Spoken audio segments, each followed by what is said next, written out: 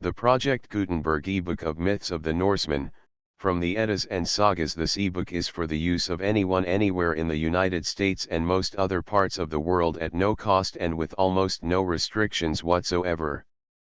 You may copy it, give it away or reuse it under the terms of the Project Gutenberg license included with this ebook or online at www.gutenberg.org. If you are not located in the United States, you will have to check the laws of the country where you are located before using this ebook. Title: Myths of the Norsemen, from the Eddas and Sagas. Author: H. A. Guerber. Release date: April 4, 2009. Ebook number 28497. Most recently updated, January 4, 2021. Language: English. Credits: produced by the online distributed proofreading team at https://www.pgdp.net. Start of the Project Gutenberg ebook. Myths of the Norsemen, from the Eddas and Sagas. Norsemen landing in Iceland. Oscar Wergeland. Myths of the Norsemen from the Eddas and Sagas by H. A. Guerber, author of the Myths of Greece and Rome, etc. London: George G. Harrap and Company, 15 York Street, Covent Garden, 1909. Printed by Ballantyne & Co. Limited, Tavistock Street, Covent Garden, London. Contents: chap page I. The Beginning 1-2. Odin 16-3. Frigga 42-4. Thor 59 v. Tyr 85-6. Bragi 95-7. Idun 103-8. Njord 111-9. Frey 117x. Freya 131-11. Euler 139-12. Forseti 142-13. Heimdall 146-14. Hermod 154-15. Vidar 158-16. Vala 162-17. The Norns 166-18. The Valkyrs 173-19. Hel 180-XX. Agir 185-XXI. Balder 197-XXII. Loki 216-XXII. The Giants 230-XXIV. The Dwarfs 239-XXV. The Elves 246-XXVI. The Sigurd Saga 251-XXVII. The Frithiof Saga 298-XXVII. The Twilight of the Gods 329-XXIX. Greek and Northern Mythologies, a comparison 342. Index to Poetical Quotations 367. Glossary and Index 369. List of illustrations. Norsemen landing in Iceland, Oscar Wergeland. Frontispiece to face page. The Giant with the Flaming Sword, J.C. Dolman. 2. The Wolves Pursuing Sol and Mani, J.C. Dolman. 8. Odin, Sir E. Burne-Jones. 16. The Chosen Slain, K. Dialitz. 18. A Viking Foray, J.C. Dolman. 20. The Pied Piper of Hamelin, H. Kahlbach. 28. Odin, B. E. Fogelberg. 36. Frigga Spinning the Clouds, J.C. Dolman. 42. Tannhauser and Frau Venus, J. Vogres. 52. Easter, Jacques Reich. 54. Huldras Nymphs, B. E. Ward. 58. Thor, B. E. Fogelberg. 60. Sif, J. C. Dolman. 64. Thor and the Mountain, J. C. Dolman. 72. A Foray, A. Malmström. 88. The Binding of Fenris, Dorothy Hardy. 92. Idun, B. E. Ward. 100. Loki and Thiasse, Dorothy Hardy. 104. Frey, Jacques Reich. 118. Freya, Anne J. O. Blommer. 132. The Rainbow Bridge, H. Hendrick. 146. Heimdall, Dorothy Hardy. 148. Jarl, Albert Edelfelt. 152. The Norns, C. Ehrenberg. 166. The Dices, Dorothy Hardy. 170 The Swan Maiden, Gertrude de Main Hammond, R.I. 174 The Ride of the Valkyrs, J.C. Dolman, 176 Brunhild and Siegmund, J. Vagres, 178 The Road to Valhalla, Severin Nilsson, 182 Agir, J. P. Molin, 186 Ran, M. E. Winch, 190 The Necken, J. P. Molin, 194 Loki and Hodder, C. Geek Varnstrom, 202 The Death of Balder, Dorothy Hardy, 206 Hermod before Hela, J. C. Dolman, 210 Loki and Svadilfari, Dorothy Hardy, 222 Loki and Sigyn, M. E. Winch, 228 Thor and the Giants, M. E. Winch, 230 Torgatten 234 The Peaks of the Trolls 244 The Elf Dance, and J. O. Blummer, 246 The White Elves, Charles P. Sainton, R.I. 248 Old Houses with Carved Posts 250 The Werewolves, J. C. Dolman, 260 A Hero's Farewell, M. E. Winch, 264 The Funeral Procession, H. Hendrick, 268 Sigurd and Fafnir, K. Dielitz, 274 Sigurd finds Brunhild, J. Vagres, 278 Odin and Brunhild, K. Dielitz, 280 Islog, Gertrude de Main Hammond, R.I. 282 Sigurd and Gunnar, J. C. Dolman, 284 The Death of Siegfried, H. Hendrick, 288 The End of Brunhild, J. Vagres, 290 Ingeborg, M. E. Winch, 304 Frithiof cleaves the shield of Helge, Canute Equal, 308 Ingeborg watches her lover depart, Canute Equal, 312 Frithiof's return to Fromnes, Canute Equal, 316 Frithiof at the shrine of Balder, Canute Equal, 318 Frithiof at the court of Ring, Canute Equal, 320 Frithiof watches the sleeping king, Canute Equal, 324 Odin and Fenris, Dorothy Hardy, 334 The Ride of the Valkyrs, H. Hendrick, 344 The Storm Ride, Gilbert Bayes, 358 Introduction The prime importance of the rude fragments of poetry preserved in early Icelandic literature will now be disputed by none, but there has been until recent times an extraordinary indifference to the wealth of religious tradition and mythical lore which they contain.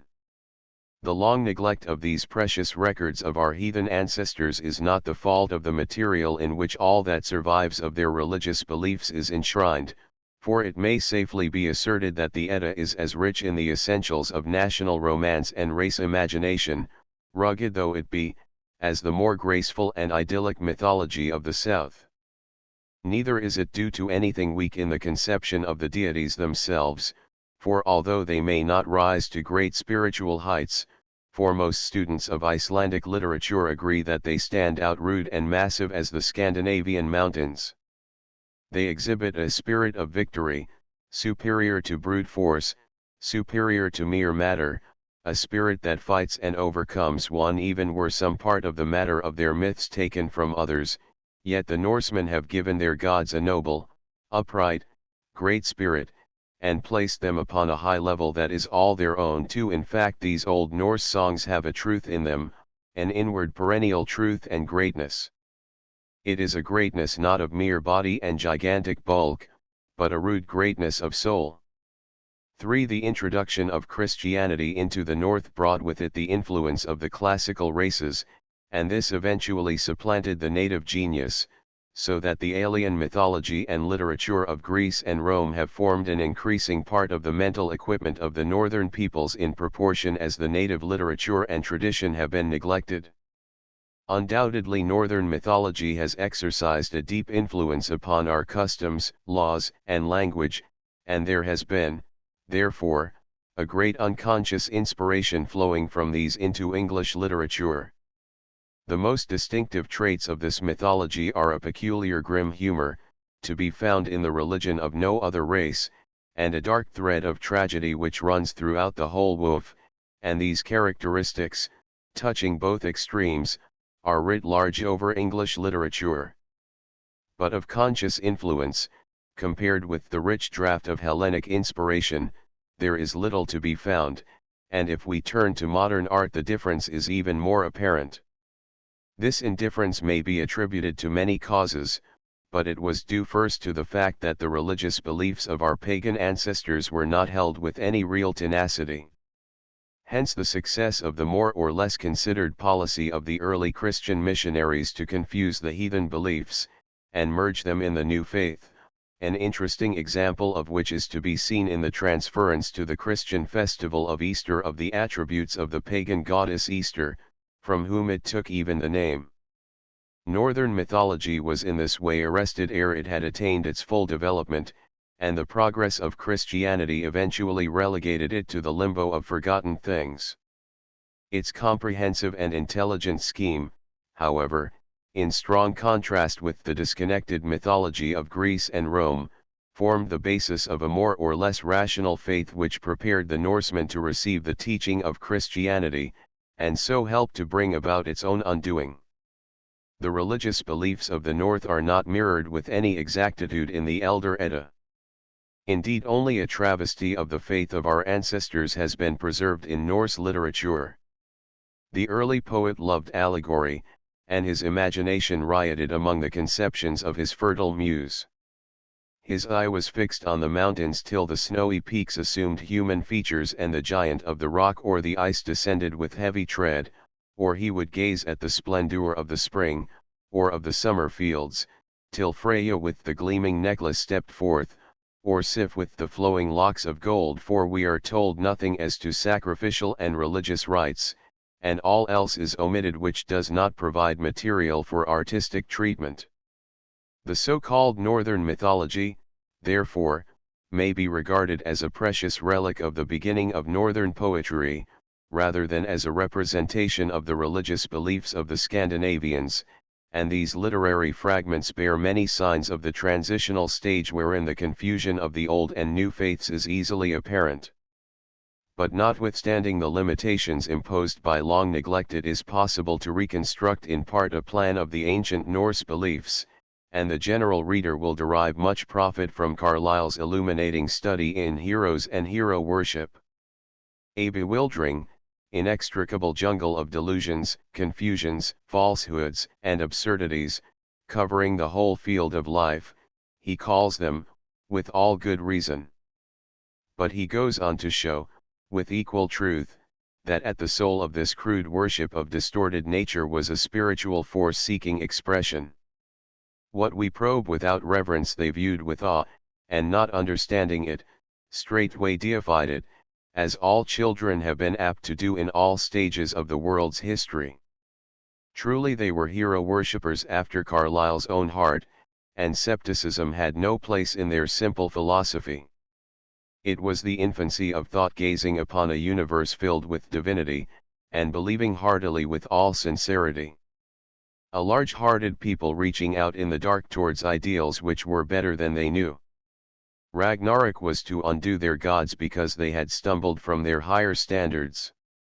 We have to thank a curious phenomenon for the preservation of so much of the old lore as we still possess. While foreign influences were corrupting the Norse language, it remained practically unaltered in Iceland, which had been colonized from the mainland by the Norsemen who had fled thither to escape the oppression of Harald Fairhair after his crushing victory of Hafrsfjord. These people brought with them the poetic genius which had already manifested itself, and it took fresh root in that barren soil. Many of the Old Norse poets were natives of Iceland, and in the early part of the Christian era, a supreme service was rendered to Norse literature by the Christian priest, Sigmund, who industriously brought together a large amount of pagan poetry in a collection known as the Elder Edda, which is the chief foundation of our present knowledge of the religion of our Norse ancestors. Icelandic literature remained a sealed book, however, until the end of the 18th century, and very slowly since that time it has been winning its way in the teeth of indifference, until there are now signs that it will eventually come into its own. To know the old faith, says Carlyle, brings us into closer and clearer relation with the past, with our own possessions in the past. For the whole past is the possession of the present. The past had always something true, and is a precious possession. The weighty words of William Morris regarding the Valsunga saga may also be fitly quoted as an introduction to the whole of this collection of myths of the Norsemen. This is the great story of the North, which should be to all our race what the tale of Troy was to the Greeks, to all our race first, and afterwards, when the change of the world has made our race nothing more than a name of what has been a story too, then should it be to those that come after us no less than the tale of Troy has been to us. 1. Northern Mythology, Kaufman. 2. Halliday Sparling. 3. Carlyle, Heroes and Hero Worship. 4. Northern Mythology, Kaufman. Chapter I, The Beginning Myths of Creation. Although the Aryan inhabitants of Northern Europe are supposed by some authorities to have come originally from the plateau of Iran, in the heart of Asia, the climate and scenery of the countries where they finally settled had great influence in shaping their early religious beliefs, as well as in ordering their mode of living.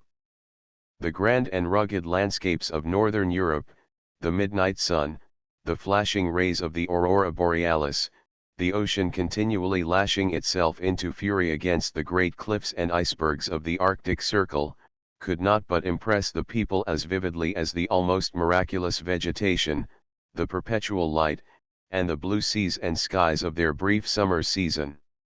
It is no great wonder, therefore, that the Icelanders, for instance, to whom we owe the most perfect records of this belief, fancied in looking about them that the world was originally created from a strange mixture of fire and ice.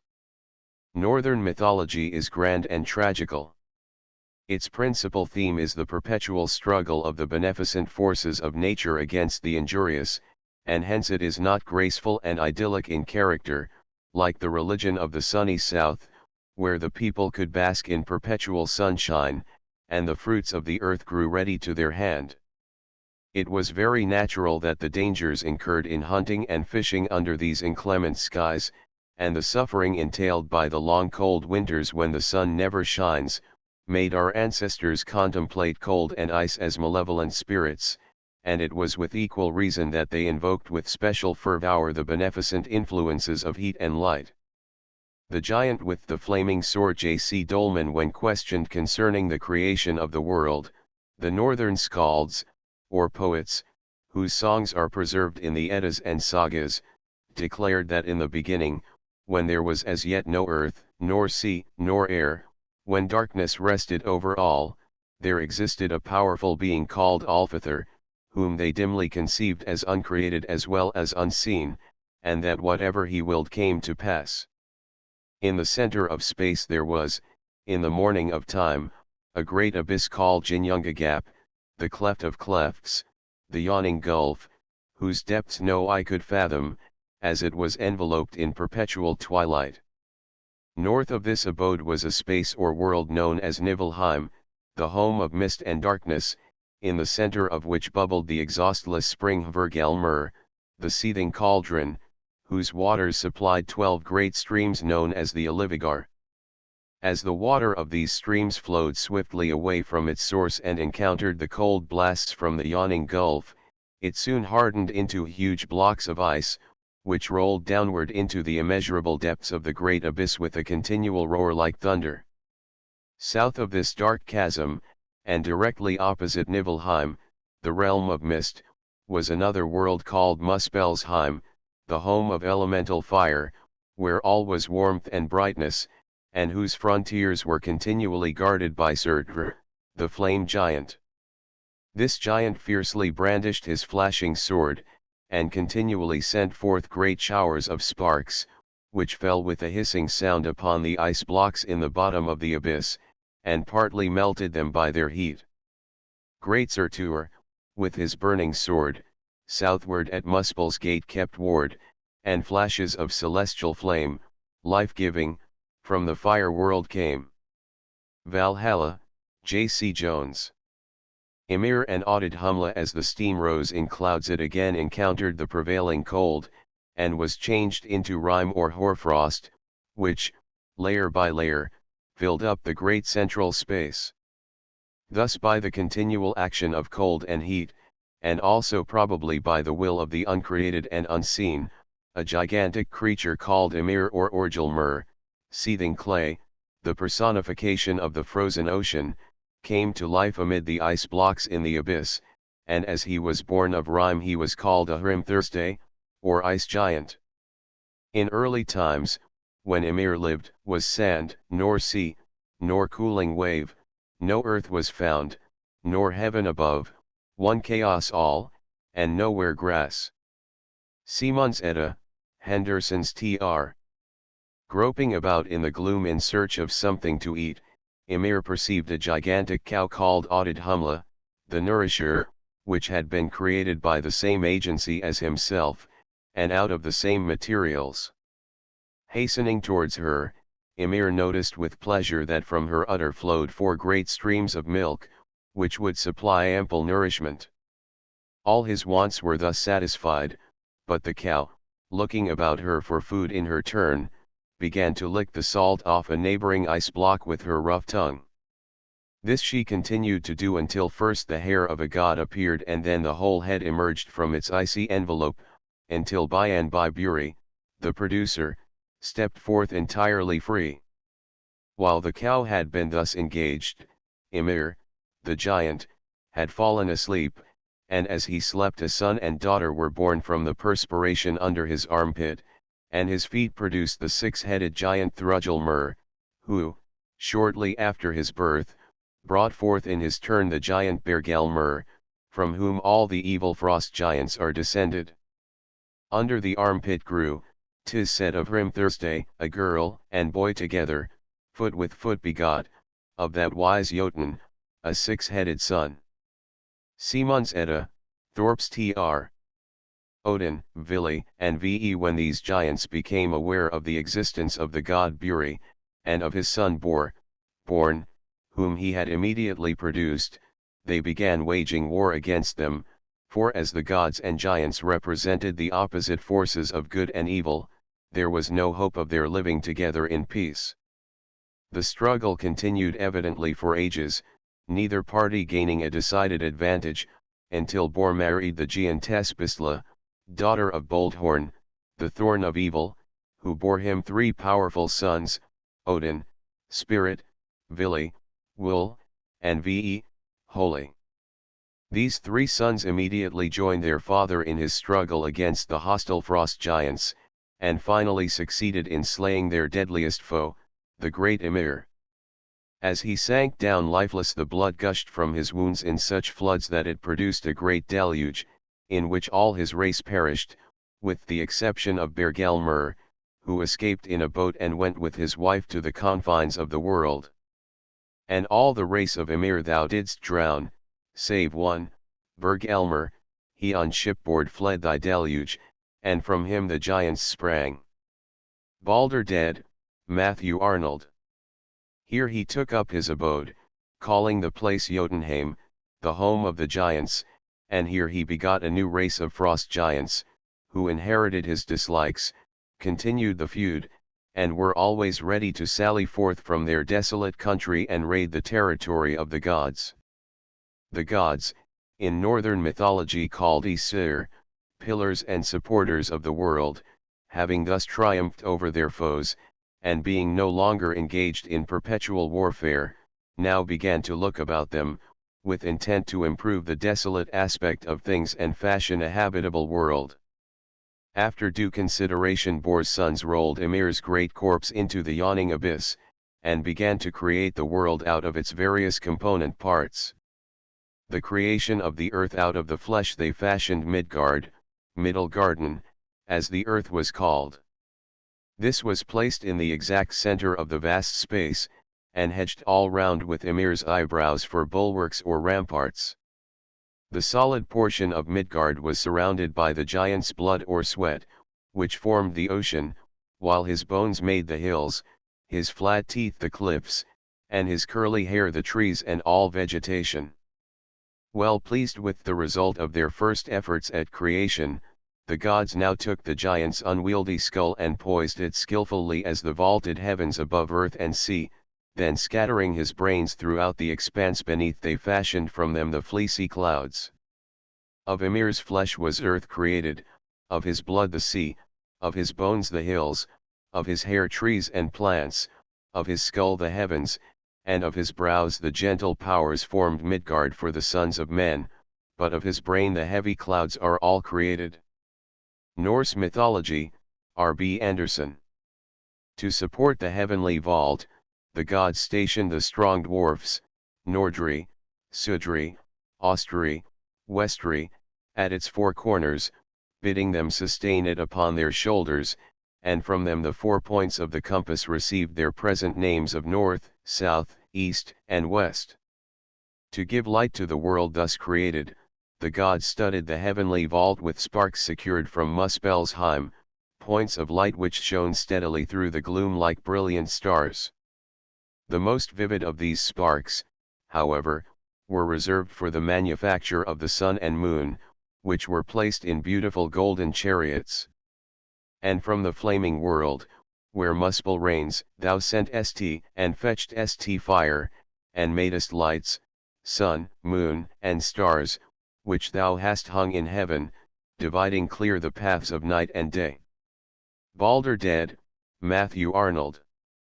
When all these preparations had been finished, and the steeds Arvakr, the early waker, and Olisvin, the rapid goer, were harnessed to the sun chariot, the gods, fearing lest the animals should suffer from their proximity to the ardent sphere, placed under their withers great skins filled with air or with some refrigerant substance.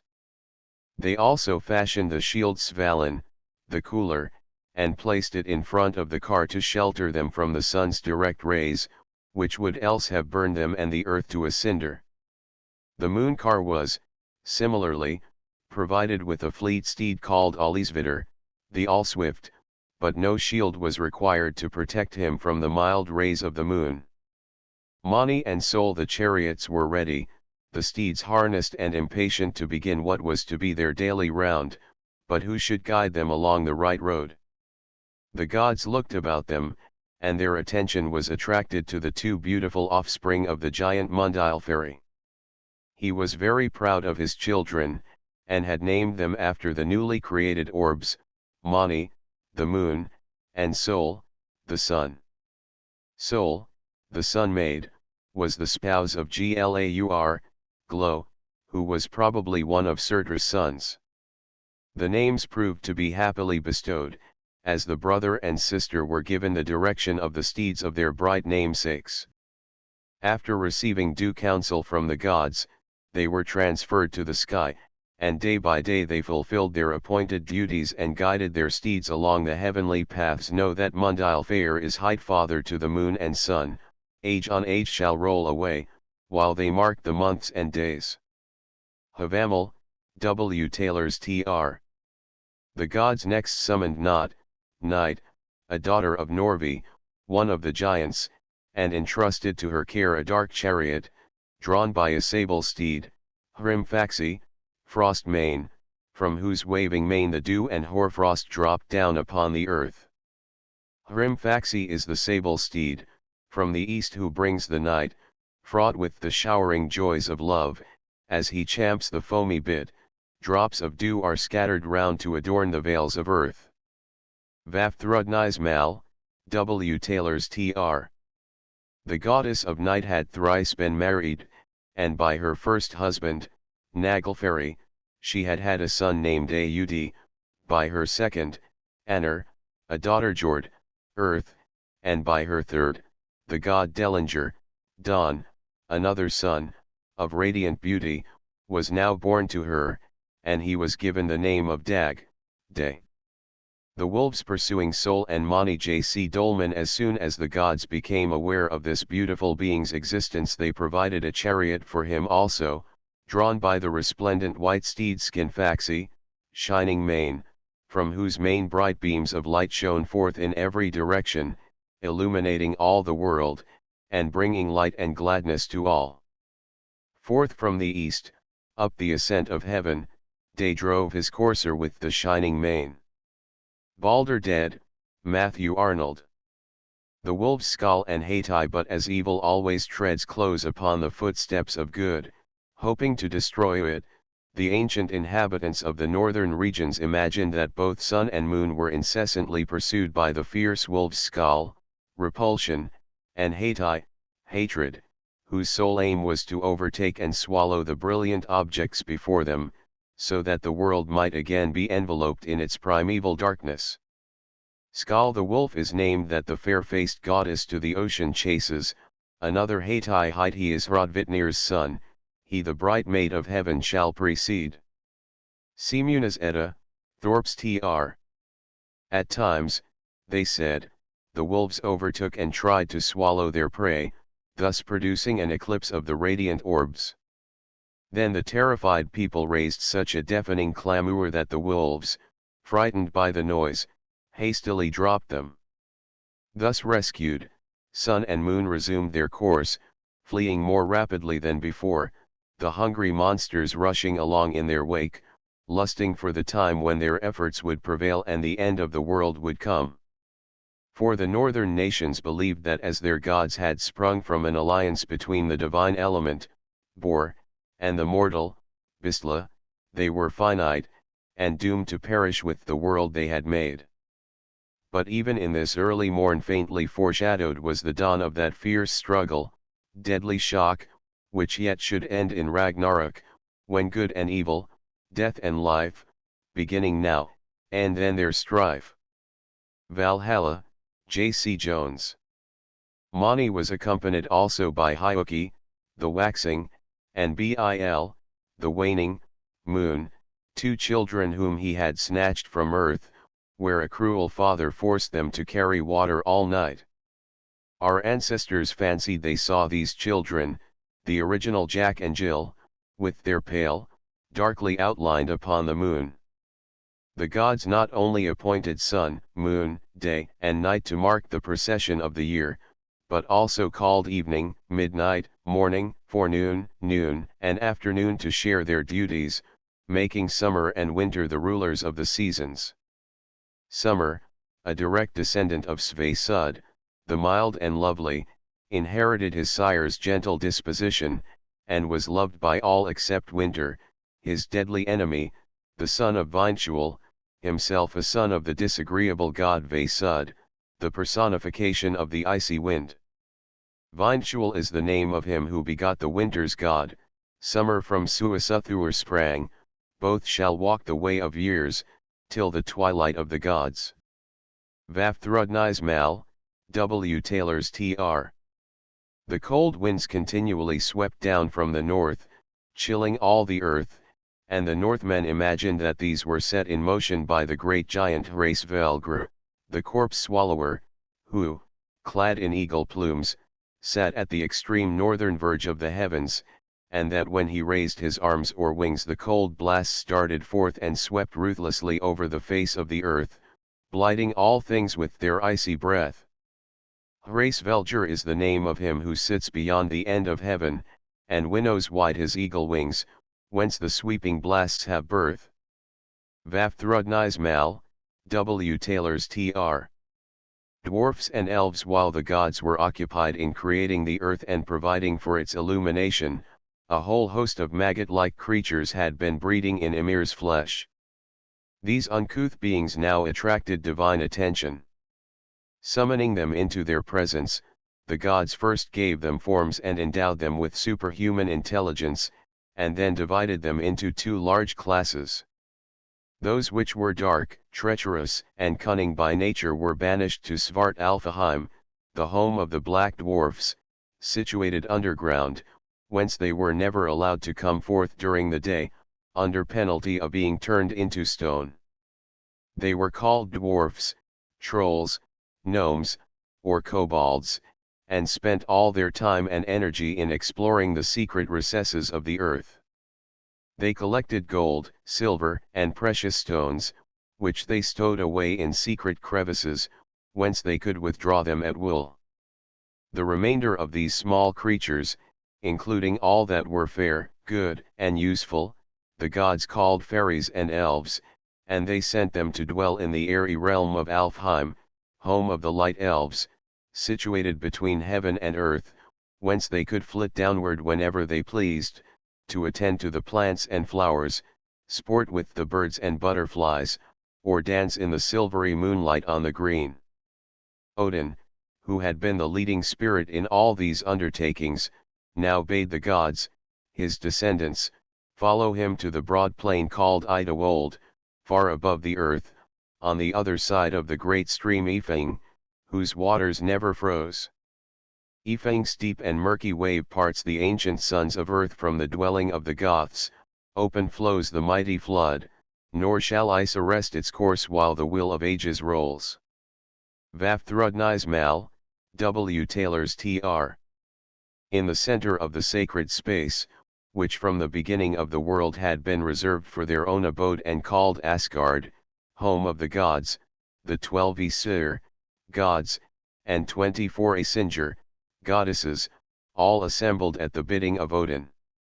Then was held a great council, at which it was decreed that no blood should be shed within the limits of their realm, or peace stead, but that harmony should reign there forever.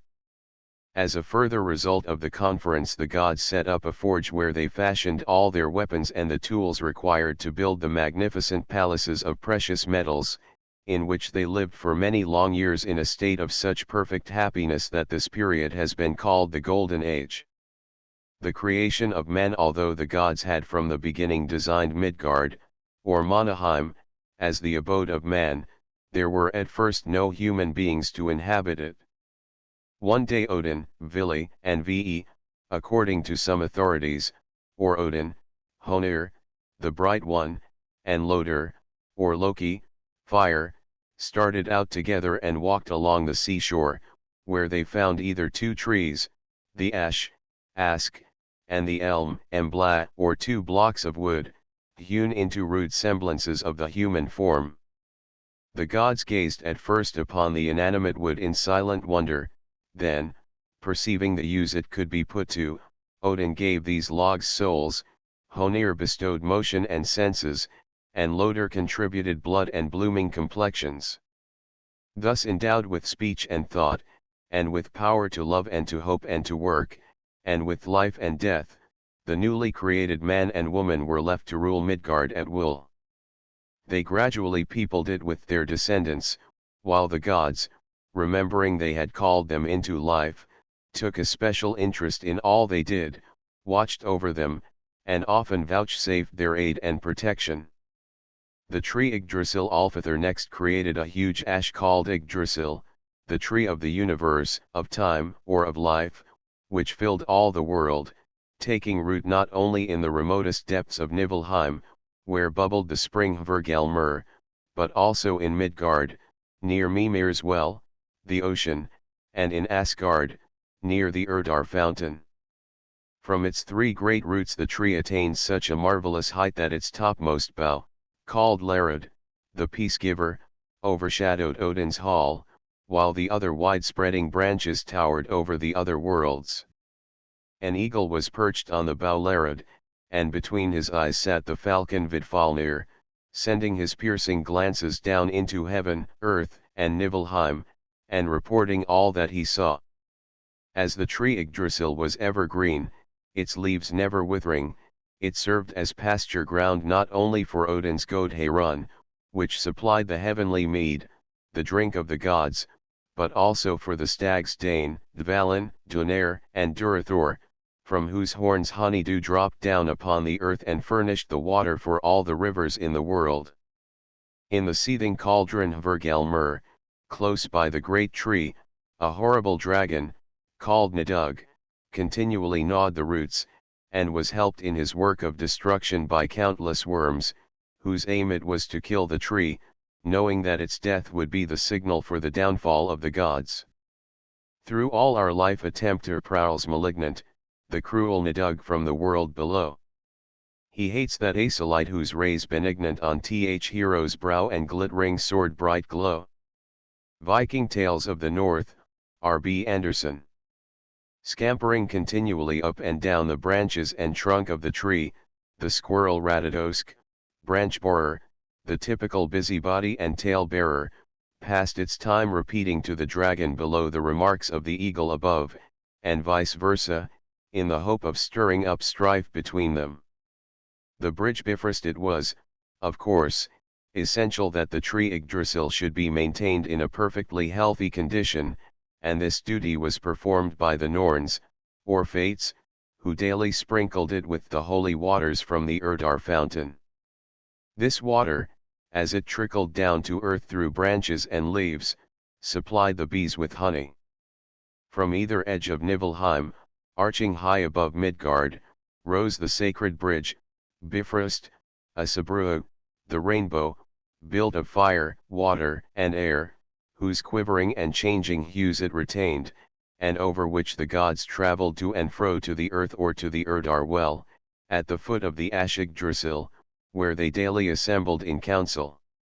The gods arose and took their horses, and set forth to ride o'er the bridge Bifrost, where is Heimdall's watch, to the Yggdrasil, and Ida's plain.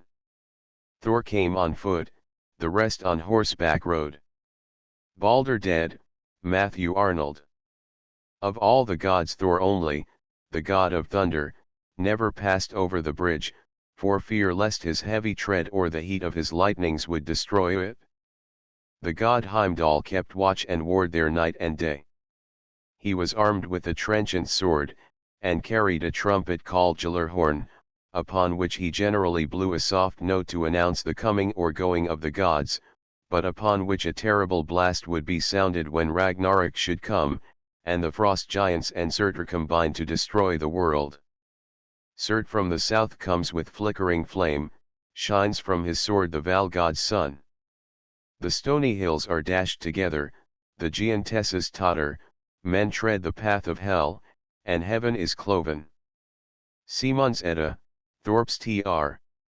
The Vannas now, although the original inhabitants of heaven were the Aesir, they were not the sole divinities of the northern races, who also recognized the power of the sea and wind gods, the Vannas, dwelling in Vanaheim and ruling their realms as they pleased. In early times, before the golden palaces in Asgard were built, a dispute arose between the Aesir and Vannas, and they resorted to arms, using rocks, mountains, and icebergs as missiles in the fray. But discovering ere long that in unity alone lay strength, they composed their differences and made peace, and to ratify the treaty they exchanged hostages. It was thus that the Van, Njord, came to dwell in Asgard with his two children, Frey and Freya, while the Asa, Honir, Odin's own brother, took up his abode in Vanaheim. Chapter 2, Odin the father of gods and men. Odin, Woden, or Woden, was the highest and holiest god of the northern races. He was the all-pervading spirit of the universe, the personification of the air, the god of universal wisdom and victory, and the leader and protector of princes and heroes. As all the gods were supposed to be descended from him, he was surnamed Alfathor, and as eldest and chief among them he occupied the highest seat in Asgard.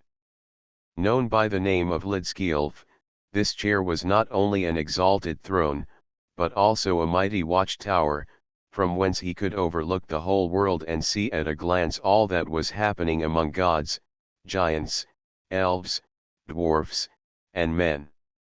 From the hall of heaven he rode away to Lidskjalf, and sate upon his throne, the mount, from whence his eye surveys the world. And far from heaven he turned his shining orbs to look on Midgard, and the earth, and men. Balder dead, Matthew Arnold. Odin Sir E. Burne-Jones. By permission of Frederick Hollier. Odin's personal appearance. None but Odin and his wife and Queen Frigga were privileged to use this seat, and when they occupied it they generally gazed towards the south and west, the goal of all the hopes and excursions of the northern nations. Odin was generally represented as a tall, vigorous man, about 50 years of age, either with dark curling hair or with a long grey beard and bald head. He was clad in a suit of grey, with a blue hood, and his muscular body was enveloped in a wide blue mantle flecked with grey, an emblem of the sky with its fleecy clouds. In his hand Odin generally carried the infallible spear Gungnir, which was so sacred that an oath sworn upon its point could never be broken, and on his finger or arm he wore the marvelous ring, Draupnir, the emblem of fruitfulness, precious beyond compare.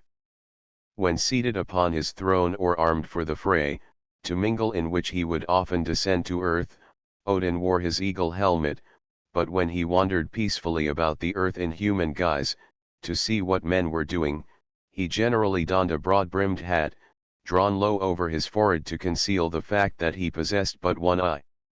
Two ravens, Hugin, thought, and Munin, memory, perched upon his shoulders as he sat upon his throne, and these he sent out into the wide world every morning, anxiously watching for their return at nightfall, when they whispered into his ears news of all they had seen and heard.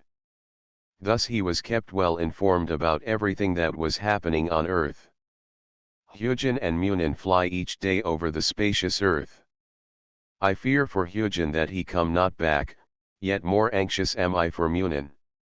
Norse Mythology, R. B. Anderson. At his feet crouched two wolves or hunting hounds, Jerry and Freaky, animals which were therefore considered sacred to him, and of good omen if met by the way. Odin always fed these wolves with his own hands from meat set before him. He required no food at all for himself, and seldom tasted anything except the sacred mead. Jerry and Freaky the war-worn sates, the triumphant sire of hosts, but on wine only the famed in arms Odin, ever lives. Lay of Grimnir, Thorp's Tr. When seated in state upon his throne, Odin rested his feet upon a footstool of gold, the work of the gods, all of whose furniture and utensils were fashioned either of that precious metal or of silver. The chosen slain K. Diolitz by permission of the Berlin Photographic Co., 133 New Bond Street W.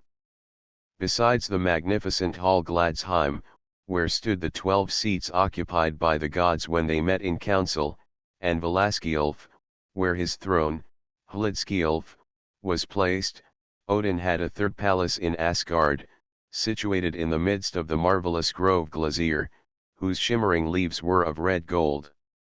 Valhalla. This palace, called Valhalla, the hall of the chosen slain, had 540 doors, wide enough to allow the passage of 800 warriors abreast, and above the principal gate were a boar's head and an eagle whose piercing glance penetrated to the far corners of the world. The walls of this marvelous building were fashioned of glittering spears, so highly polished that they illuminated the hall. The roof was of golden shields, and the benches were decorated with fine armor, the god's gifts to his guests. Here long tables afforded ample accommodation for the Einherjar, warriors fallen in battle, who were specially favored by Odin. Easily to be known is, by those who to Odin come, the mansion by its aspect.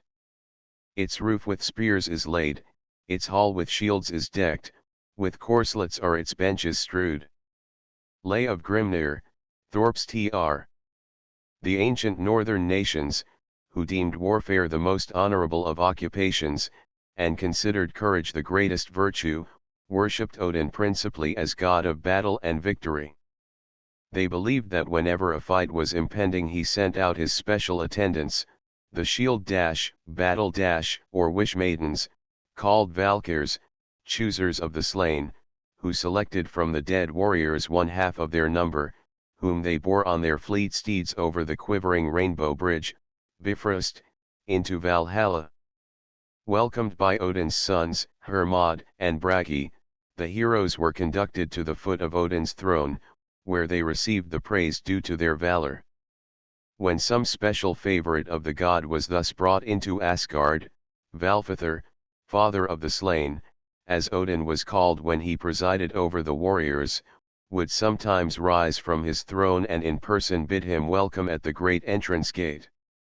The feast of the heroes. Besides the glory of such distinction, and the enjoyment of Odin's beloved presence day after day, other more material pleasures awaited the warriors in Valhalla. Generous entertainment was provided for them at the long tables, where the beautiful white-armed virgins, the Valkyrs, having laid aside their armor and clad themselves in pure white robes, waited upon them with assiduous attention.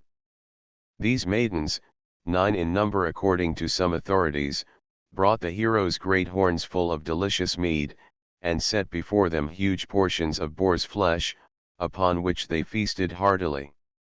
The usual northern drink was beer or ale, but our ancestors fancied this beverage too coarse for the heavenly sphere.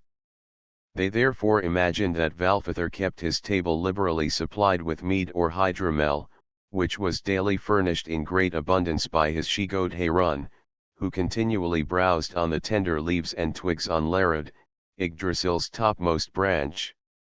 Rash war and perilous battle, their delight, and immature, and red with glorious wounds, unpeaceful death their choice, deriving thence a right to feast and drain immortal bowls, in Odin's hall, whose blazing roof resounds the genial uproar of those shades who fall in desperate fight, or by some brave attempt.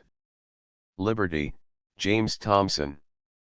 A Viking foray. J.C. Dolman. By arrangement with the artist, the meat upon which the Einherjar feasted was the flesh of the divine boar Sarimnir, a marvelous beast, daily slain by the cook Andrimnir, and boiled in the great cauldron Eldrimnir. But although Odin's guests had true northern appetites and gorged themselves to the full, there was always plenty of meat for all. Andrimnir cooks in Eldrimnir Sarimnir, 'tis the best of flesh, but few know what the Einherjas eat. Lay of Grimnir, Anderson's version. Moreover, the supply was exhaustless, for the boar always came to life again before the time of the next meal.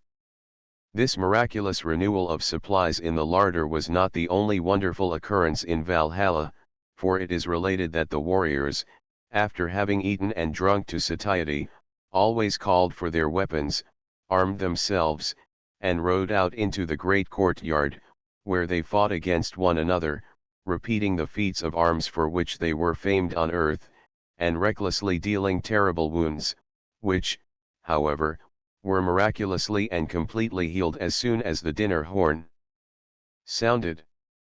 All the chosen guests of Odin daily ply the trade of war, from the fields of festal fight swift they ride in gleaming arms, and gaily, at the board of gods, quaff the cup of sparkling ale and eat Sarimni's vaunted flesh. Vafthrudni's Mal, W. Taylor's Tr. Whole and happy at the sound of the horn, and bearing one another no grudge for cruel thrusts given and received, the Einherjar would ride gaily back to Valhalla to renew their feasts in Odin's beloved presence, while the white-armed Valkyrs, with flying hair, glided gracefully about, constantly filling their horns or their favorite drinking vessels, the skulls of their enemies, while the skalds sang of war and of stirring Viking forays. And all day long they there are hacked and hewn mid dust, and groans, and limbs lopped off, and blood, but all at night return to Odin's hall woundless and fresh, such lot is theirs in heaven. Balder dead, Matthew Arnold. Fighting and feasting thus, the heroes were said to spend their days in perfect bliss, while Odin delighted in their strength and number, which, however, he foresaw would not avail to prevent his downfall when the day of the last battle should dawn. As such pleasures were the highest a northern warrior's fancy could paint, it was very natural that all fighting men should love Odin, and early in life should dedicate themselves to his service. They vowed to die arms in hand, if possible, and even wounded themselves with their own spears when death drew near, if they had been unfortunate enough to escape death on the battlefield and were threatened with straw death, as they called decease from old age or sickness. To Odin then true fast carves he fair runics, death runes cut deep on his arm and his breast. Viking Tales of the North, R.B. Anderson. In reward for this devotion Odin watched with special care over his favorites, giving them gifts, a magic sword, a spear, or a horse, and making them invincible until their last hour had come, when he himself appeared to claim or destroy the gift he had bestowed, and the Valkyrs bore the heroes to Valhalla. He gave to Hermod a helm and corslet, and from him Sigmund a sword received. Lay of Hyndla, Thorp's Tr. Sleipnir. When Odin took an active part in war, he generally rode his 8-footed grey steed, Sleipnir, and bore a white shield. His glittering spear flung over the heads of the combatants was the signal for the fray to commence, and he would dash into the midst of the ranks shouting his war cry, "Odin has you all." And Odin donned his dazzling corslet and his helm of gold, and led the way on Sleipnir. Balder dead, Matthew Arnold. At times he used his magic bow, from which he would shoot 10 arrows at once, every one invariably bringing down a foe. Odin was also supposed to inspire his favorite warriors with the renowned berserker rage, bersark or sherd, which enabled them, although naked, weaponless, and sore beset, to perform unheard of feats of valor and strength, and move about as with charmed lives.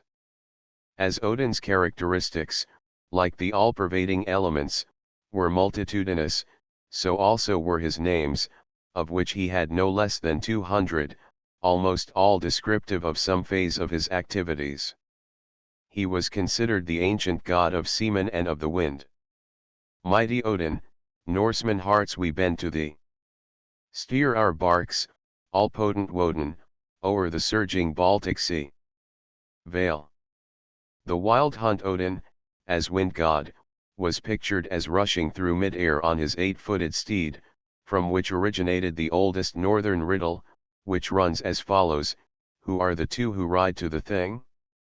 3 eyes have they together, 10 feet, and 1 tail, and thus they travel through the lands. And as the souls of the dead were supposed to be wafted away on the wings of the storm, Odin was worshipped as the leader of all disembodied spirits. In this character he was most generally known as the Wild Huntsman, and when people heard the rush and roar of the wind they cried aloud in superstitious fear, fancying they heard and saw him ride past with his train, all mounted on snorting steeds, and accompanied by baying hounds.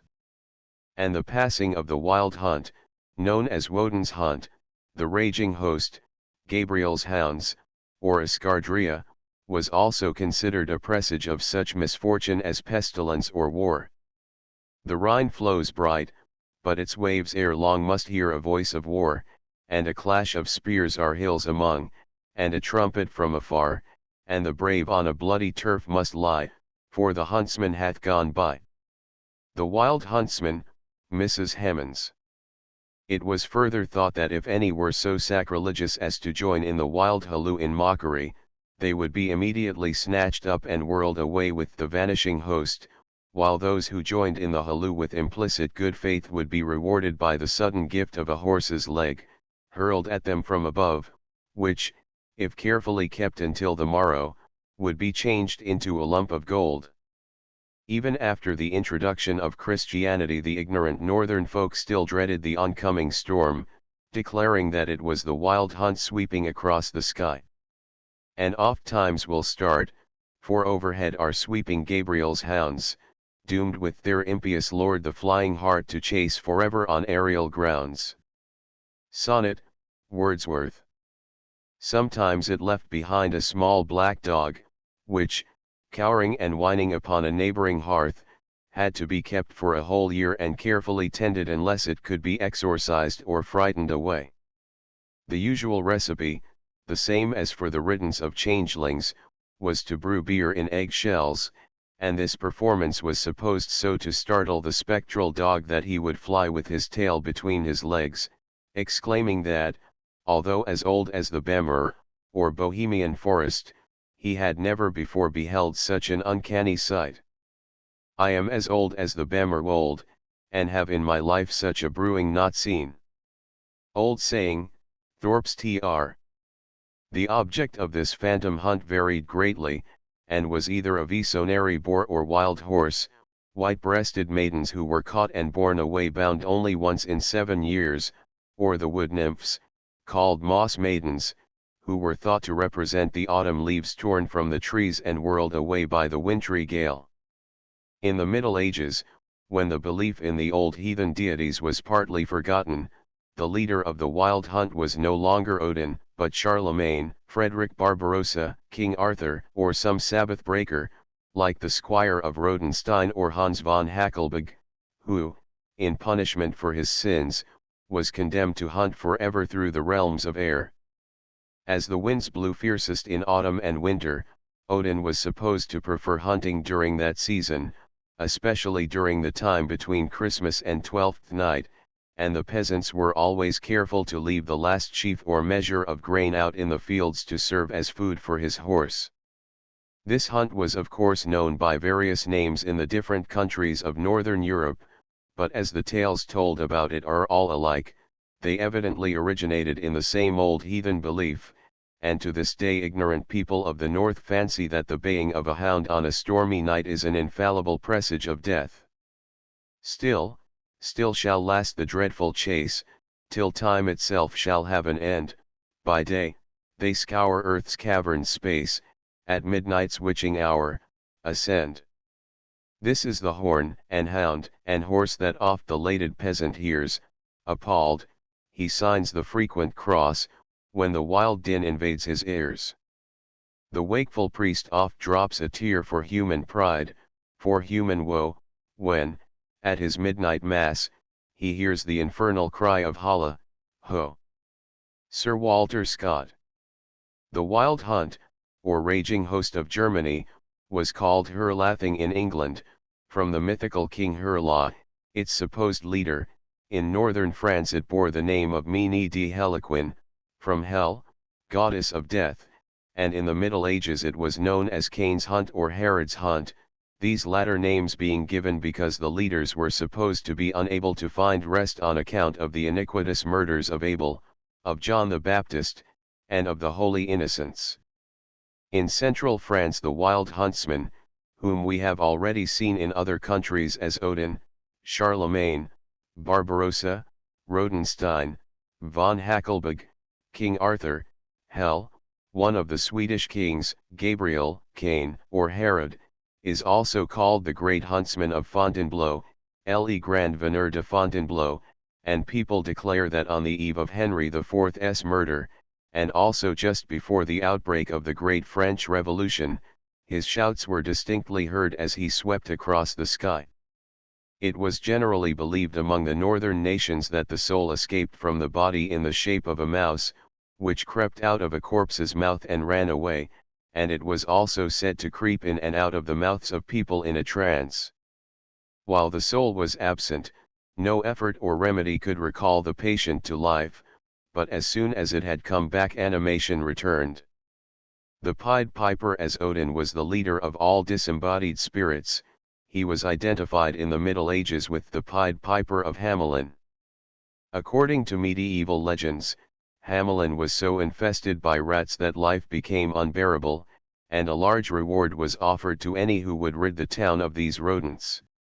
A piper, in parti-colored garments, offered to undertake the commission, and the terms being accepted, he commenced to play through the streets in such wise that, one and all, the rats were beguiled out of their holes until they formed a vast procession.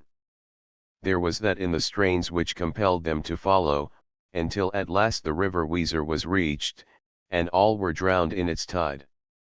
And ere 3 shrill notes the pipe uttered, you heard as if an army muttered, and the muttering grew to a grumbling, and the grumbling grew to a mighty rumbling, and out of the houses the rats came tumbling.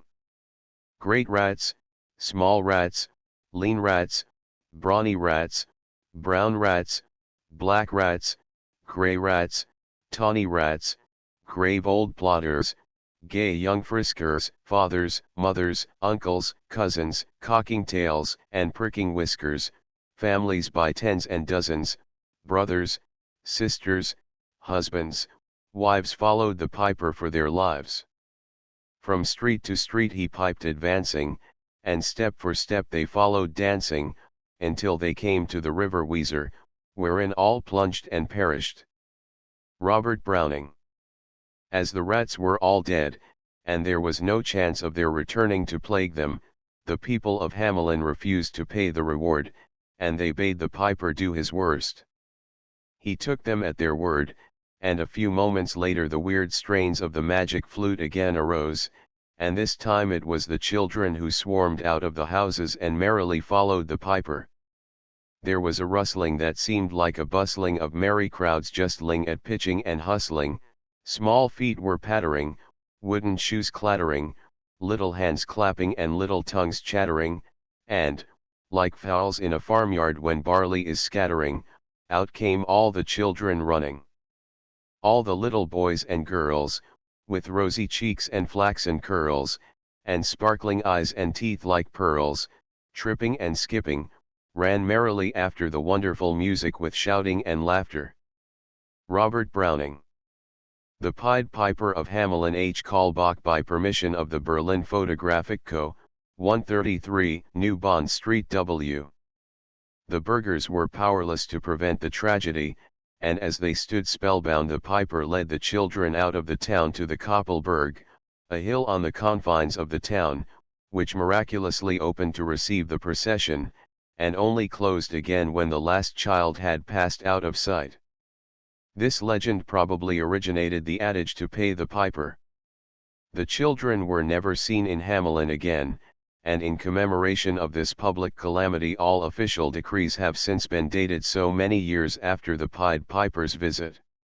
They made a decree that lawyers never should think their records dated duly if, after the day of the month and year, these words did not as well appear, and so long after what happened here on the 22nd of July, 1376 and the better in memory to fix the place of the children's last retreat, they called it the Pied Piper Street where any one playing on pipe or tabor was sure for the future to lose his labor. Robert Browning. In this myth Odin is the piper, the shrill tones of the flute are emblematic of the whistling wind, the rats represent the souls of the dead, which cheerfully follow him, and the hollow mountain into which he leads the children is typical of the grave.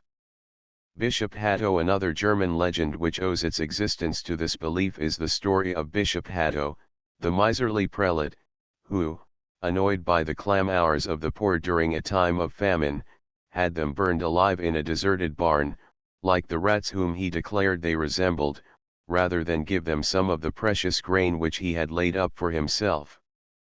"I faith, 'tis an excellent bonfire," quoth he, "and the country is greatly obliged to me for ridding it in these times forlorn of rats that only consume the corn." Robert Southey. Soon after this terrible crime had been accomplished the bishop's retainers reported the approach of a vast swarm of rats.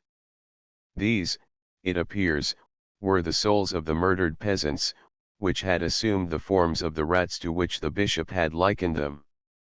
His efforts to escape were vain, and the rats pursued him even into the middle of the Rhine, to a stone tower in which he took refuge from their fangs.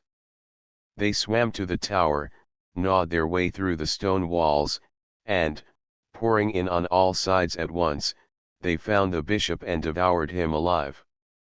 And in at the windows, and in at the door, and through the walls, helter-skelter they pour, and down from the ceiling, and up through the floor, from the right and the left, from behind and before, from within and without, from above and below, and all at once to the bishop they go.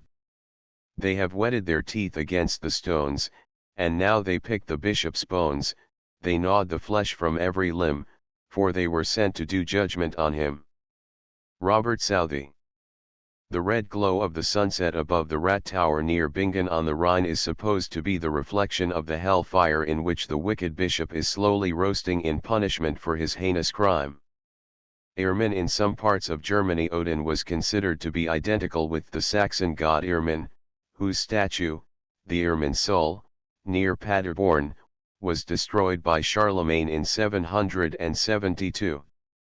Irmin was said to possess a ponderous brazen chariot, in which he rode across the sky along the path which we know as the Milky Way, but which the ancient Germans designated as Irmin's Way.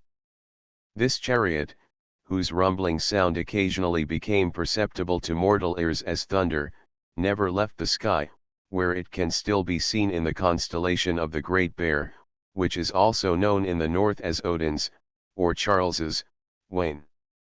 The wain, who wheels on high his circling course, and on Orion waits, sole star that never bathes in the ocean wave. Homer's Iliad, Derby's Tr. Mimir's well to obtain the great wisdom for which he is so famous, Odin, in the morn of time, visited Mimir's, Mimir, memory, spring, the fountain of all wit and wisdom, in whose liquid depths even the future was clearly mirrored, and besought the old man who guarded it to let him have a draught. But Mimir, who well knew the value of such a favor, for his spring was considered the source or headwater of memory, refused the boon unless Odin would consent to give one of his eyes in exchange.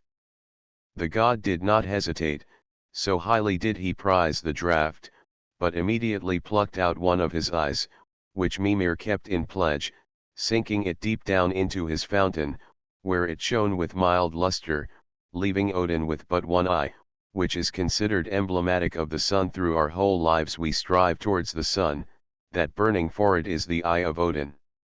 His second eye, the moon, shines not so bright, it has he placed in pledge in Mimir's fountain, that he may fetch the healing waters thence, each morning, for the strengthening of this eye. Erlanglager, how its Tr. Drinking deeply of Mimir's fount, Odin gained the knowledge he coveted, and he never regretted the sacrifice he had made, but as further memorial of that day broke off a branch of the sacred tree Yggdrasil, which overshadowed the spring, and fashioned from it his beloved spear Gungnir.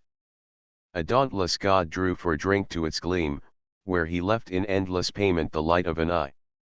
From the world Asher Votan went he broke a bough, for a spear the staff he split with strength from the stem.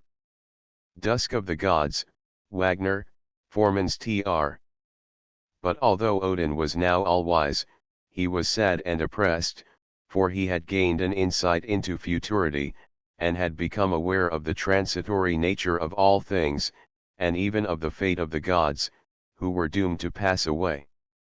This knowledge so affected his spirits that he ever after wore a melancholy and contemplative expression. To test the value of the wisdom he had thus obtained, Odin went to visit the most learned of all the giants, Vafthrudnir, and entered with him into a contest of wit, in which the stake was nothing less than the loser's head. Odin rose with speed, and went to contend in runic lore with the wise and crafty Jude. To Vafthrudni's royal hall came the mighty king of spells. Vafthrudni's Mal, W. Taylor's Tr. Odin and Vafthrudnir. On this occasion Odin had disguised himself as a wanderer, by Frigga's advice, and when asked his name declared it was Gangrad.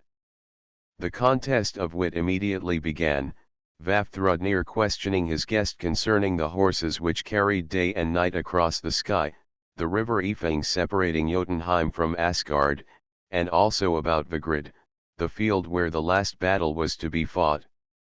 All these questions were minutely answered by Odin, who, when Vafthrudnir had ended, began the interrogatory in his turn, and received equally explicit answers about the origin of heaven and earth, the creation of the gods, their quarrel with the Vannas, the occupations of the heroes in Valhalla, the offices of the Norns, and the rulers who were to replace the Aesir when they had all perished with the world they had created.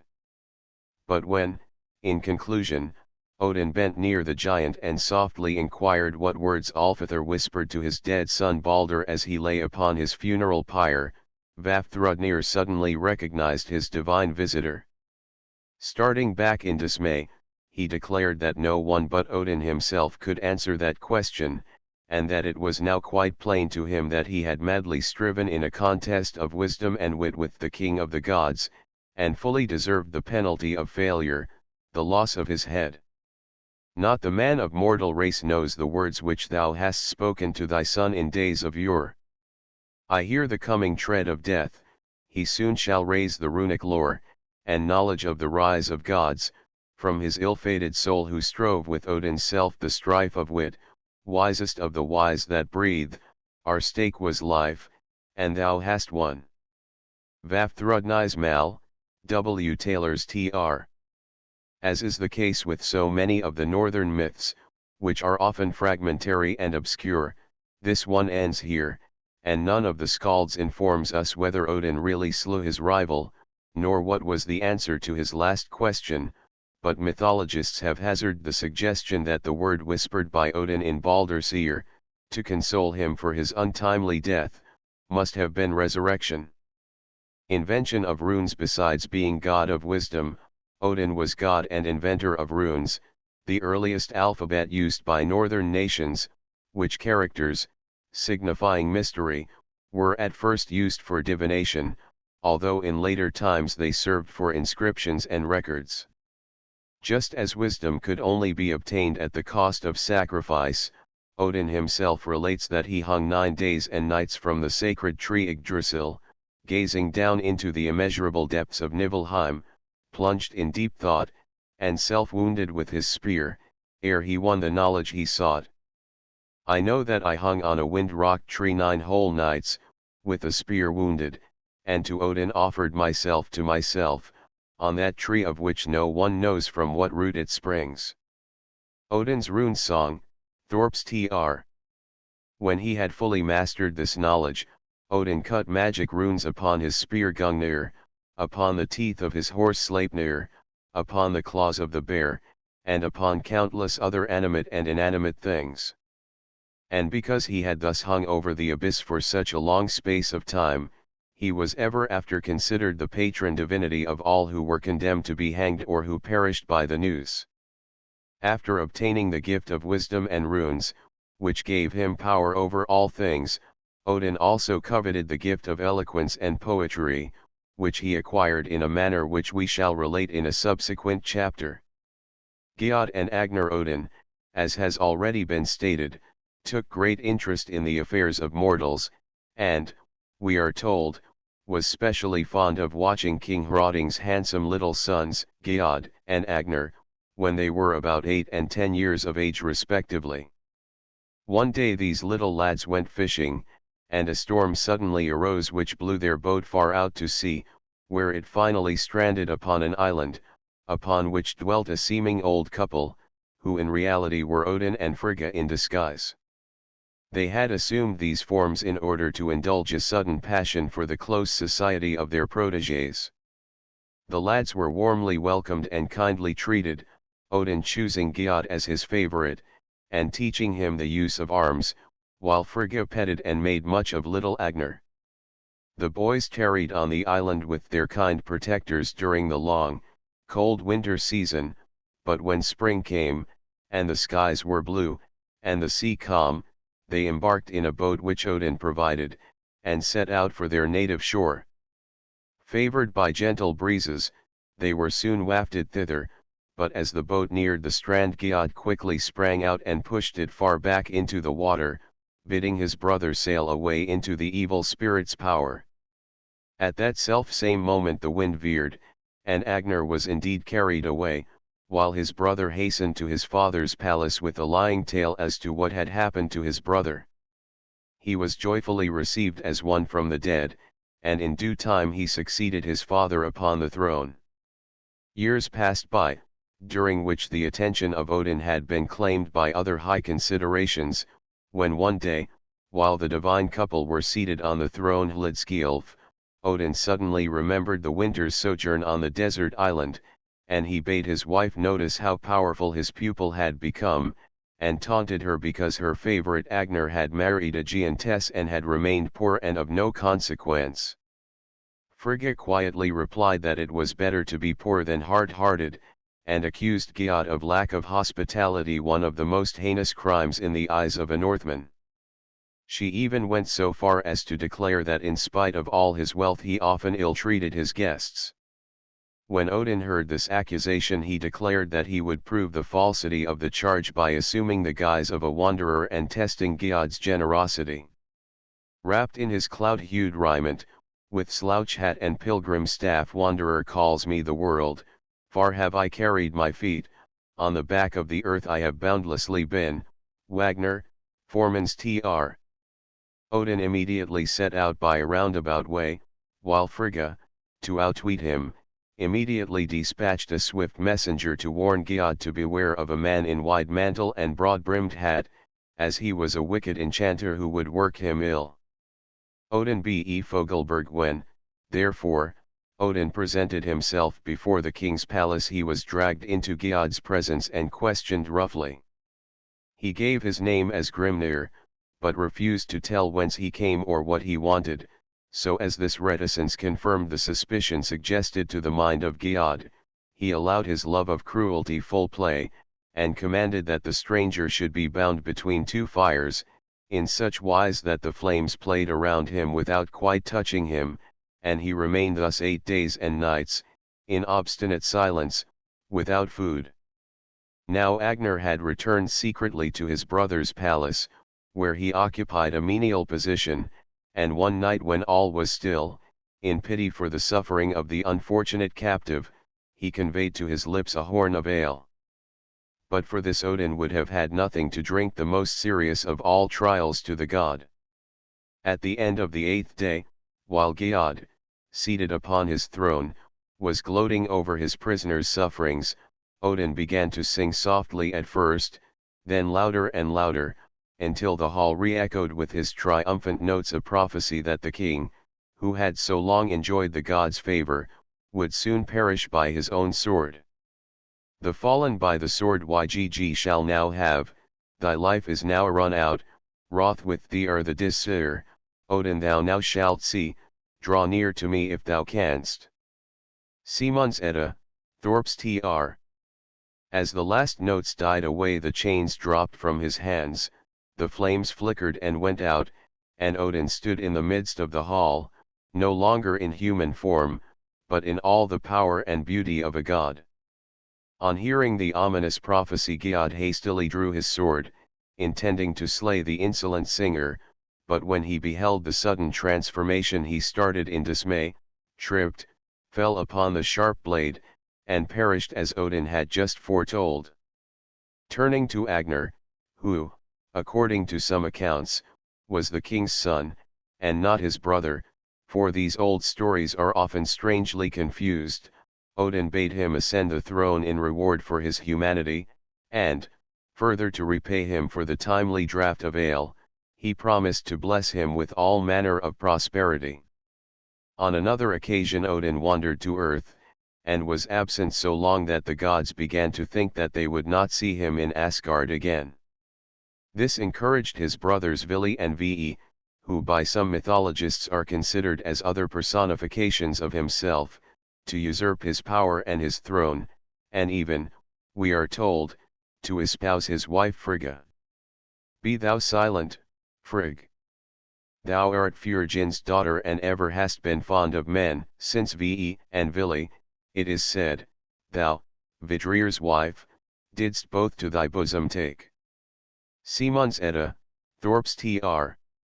May Day festivals. But upon Odin's return the usurpers vanished forever, and in commemoration of the disappearance of the false Odin, who had ruled 7 months and had brought nothing but unhappiness to the world, and of the return of the benevolent deity, the heathen Northmen formerly celebrated yearly festivals, which were long continued as May Day rejoicings.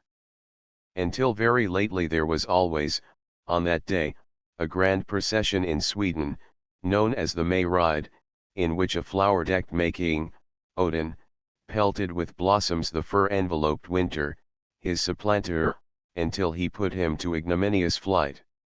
In England also the 1st of May was celebrated as a festive occasion, in which Maypole dances, May Queens, Maid Marian, and Jack in the Green played prominent parts.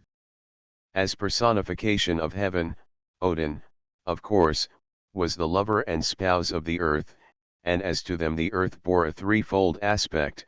The Northmen depicted him as a polygamist, and allotted to him several wives. The first among these was Jord, Erda, the primitive earth, daughter of Night or of the giantess Fjordjin. She bore him his famous son Thor, the god of thunder. The second and principal wife was Frigga, a personification of the civilized world. She gave him Balder, the gentle god of spring, Hermod, and, according to some authorities, Tyr. The third wife was Rinda, a personification of the hard and frozen earth, who reluctantly yields to his warm embrace, but finally gives birth to Vala, the emblem of vegetation. Odin is also said to have married Saga or Laga, the goddess of history, hence our verb to say, and to have daily visited her in the crystal hall of Sakvabek, beneath a cool, ever-flowing river, to drink its waters and listen to her songs about olden times and vanished races. Sakvabek hight the fourth dwelling, over it flow the cool billows, glad drink their Odin and Saga every day from golden cups. Norse mythology, R.B. Anderson. His other wives were Grid, the mother of Vidar, Gunlod, the mother of Bragi, Skadi, and the 9 giantesses who simultaneously bore Heimdall, all of whom play more or less important parts in the various myths of the North. The historical Odin. Besides this ancient Odin, there was a more modern, semi-historical personage of the same name, to whom all the virtues, powers, and adventures of his predecessor have been attributed. He was the chief of the Aesir, inhabitants of Asia Minor, who, sore pressed by the Romans, and threatened with destruction or slavery, left their native land about 70 BC, and migrated into Europe. This Odin is said to have conquered Russia, Germany, Denmark, Norway, and Sweden, leaving a son on the throne of each conquered country. He also built the town of Odense. He was welcomed in Sweden by Julfi, the king, who gave him a share of the realm, and allowed him to found the city of Sigtuna, where he built a temple and introduced a new system of worship. Tradition further relates that as his end drew near, this mythical Odin assembled his followers, publicly cut himself 9 times in the breast with his spear, a ceremony called carving Geir, and told them he was about to return to his native land Asgard, his old home, where he would await their coming, to share with him a life of feasting, drinking, and fighting. According to another account, Julfi, having heard of the power of the Aesir, the inhabitants of Asgard, and wishing to ascertain whether these reports were true, journeyed to the south. In due time he came to Odin's palace, where he was expected, and where he was deluded by the vision of Har, Eyjafnhar, and Thridi, 3 divinities, enthroned one above the other. The gatekeeper, Gangler, answered all his questions, and gave him a long explanation of northern mythology, which is recorded in the Younger Edda, and then, having finished his instructions, suddenly vanished with the palace amid a deafening noise. According to other very ancient poems, Odin's sons, Weldig, Beldig, Sigi, Skjold, Seeming, and Envy, became kings of East Saxony, West Saxony, Franconia, Denmark, Norway, and Sweden, and from them are descended the Saxons, Hengist and Horsa, and the royal families of the northern lands. Still another version relates that Odin and Frigga had 7 sons, who founded the Anglo-Saxon heptarchy.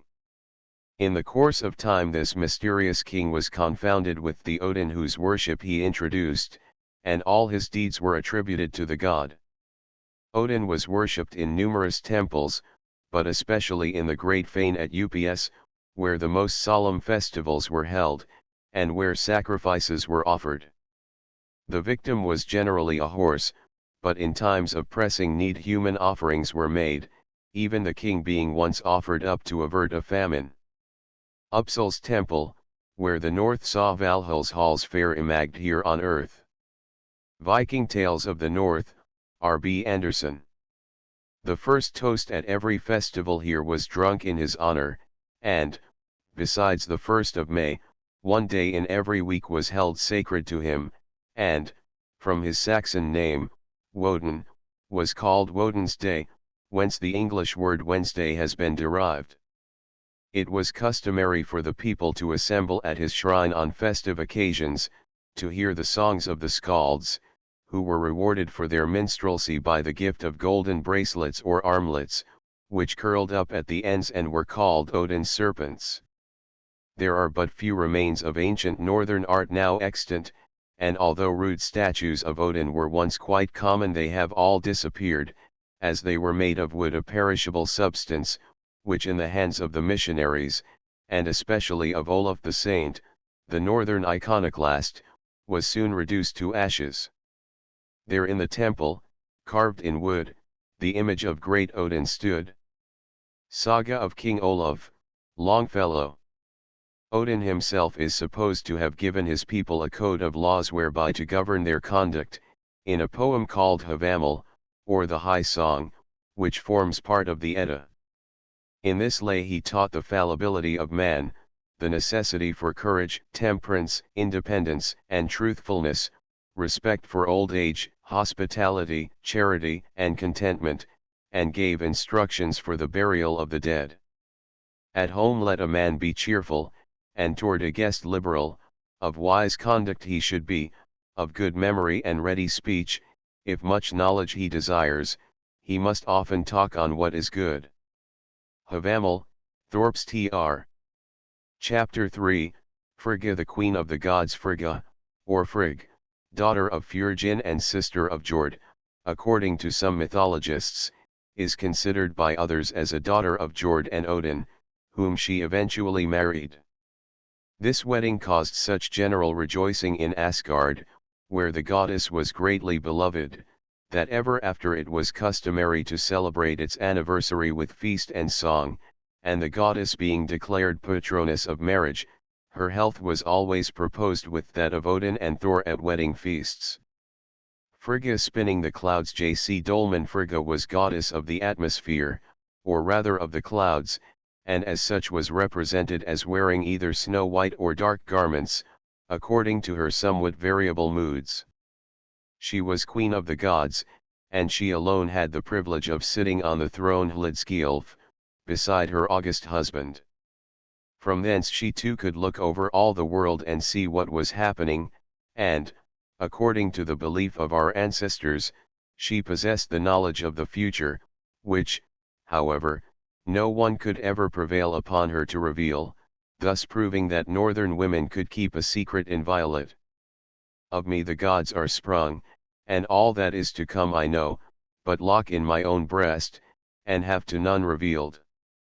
Balder dead, Matthew Arnold. She was generally represented as a tall, beautiful, and stately woman, crowned with hair and plumes, the symbol of silence or forgetfulness, and clothed in pure white robes, secured at the waist by a golden girdle, from which hung a bunch of keys, the distinctive sign of the northern housewife, whose special patroness she was said to be.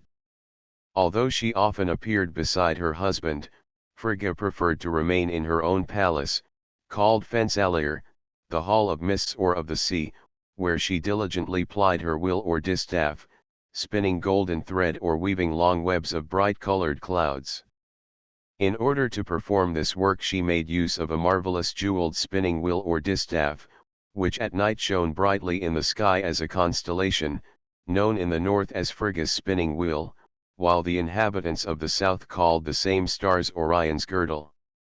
To her hall Fensalir the gracious goddess invited husbands and wives who had led virtuous lives on earth, so that they might enjoy each other's companionship even after death, and never be called upon to part again. There in the glen, Fensalir stands, the house of Freya, honored mother of the gods, and shows its lighted windows and the open doors. Balder dead, Matthew Arnold. Frigga was therefore considered the goddess of conjugal and motherly love, and was specially worshipped by married lovers and tender parents.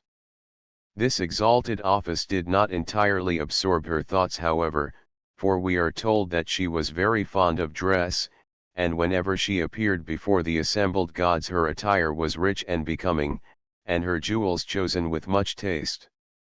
The stolen gold. Frigga's love of adornment once led her sadly astray, for, in her longing to possess some new ornament, she secretly purloined a piece of gold from a statue representing her husband, which had just been placed in his temple. The stolen metal was entrusted to the dwarfs, with instructions to fashion a marvelous necklace for her use.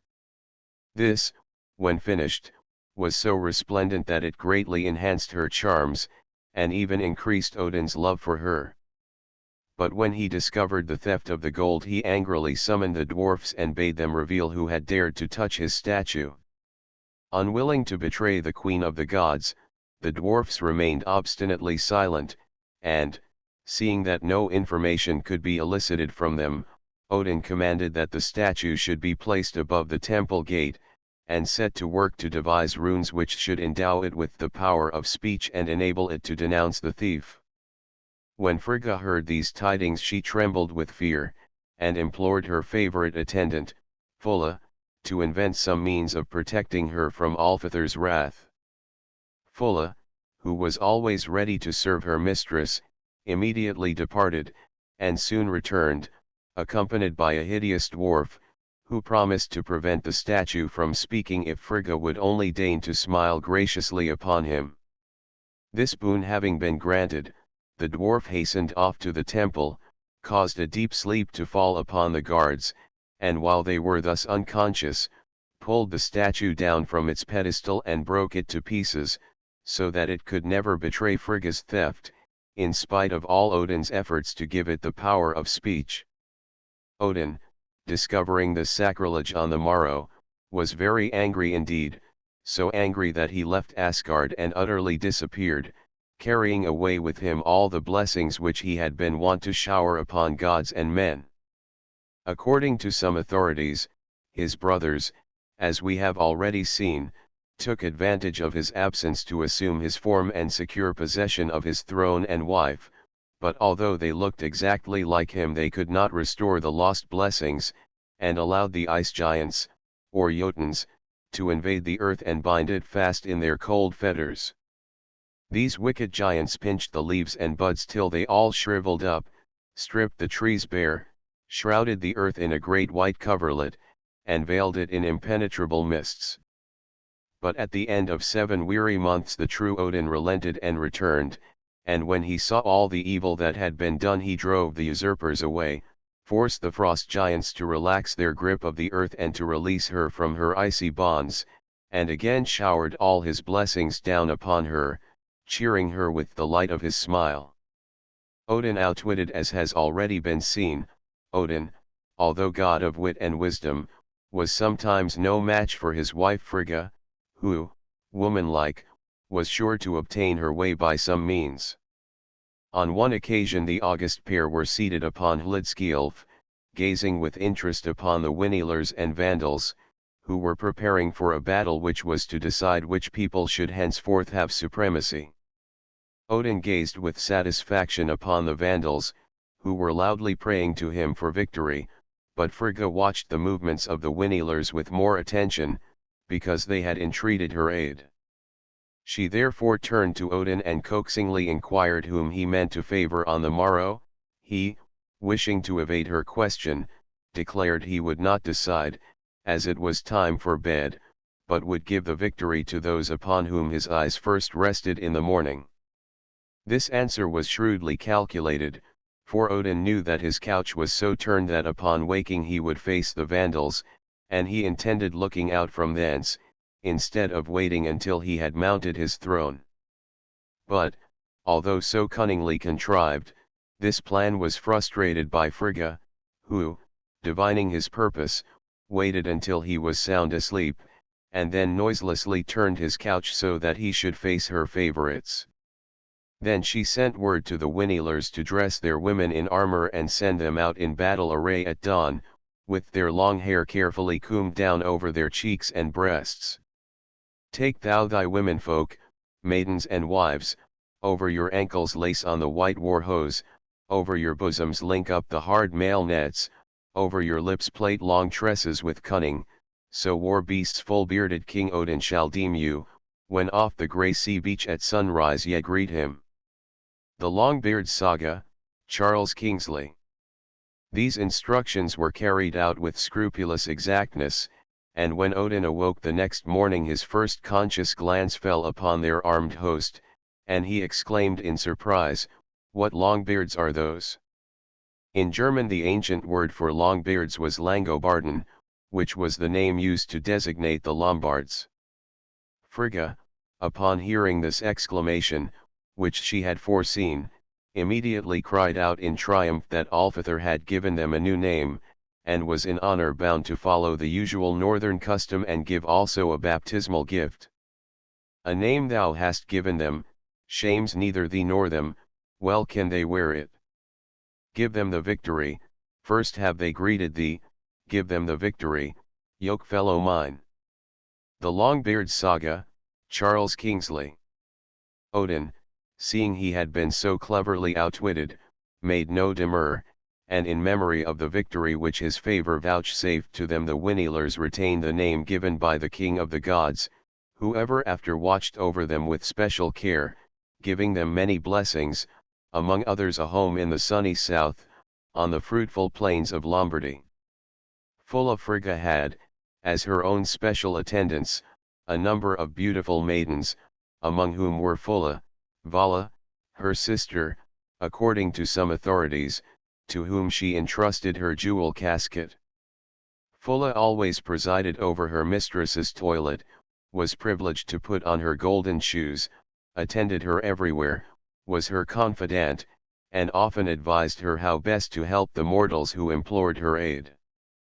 Fulla was very beautiful indeed, and had long golden hair, which she wore flowing loose over her shoulders, restrained only by a golden circlet or snood.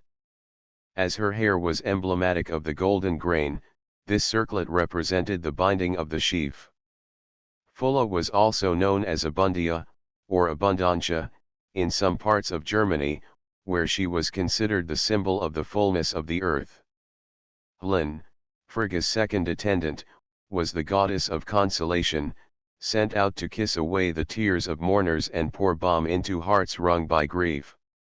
She also listened with ever open ears to the prayers of mortals, carrying them to her mistress, and advising her at times how best to answer them and give the desired relief. Gna was Frigga's swift messenger. Mounted upon her fleet steed Hofvarpnir, hoof-thrower, she would travel with marvelous rapidity through fire and air, over land and sea, and was therefore considered the personification of the refreshing breeze. Darting thus to and fro, Gna saw all that was happening upon earth, and told her mistress all she knew.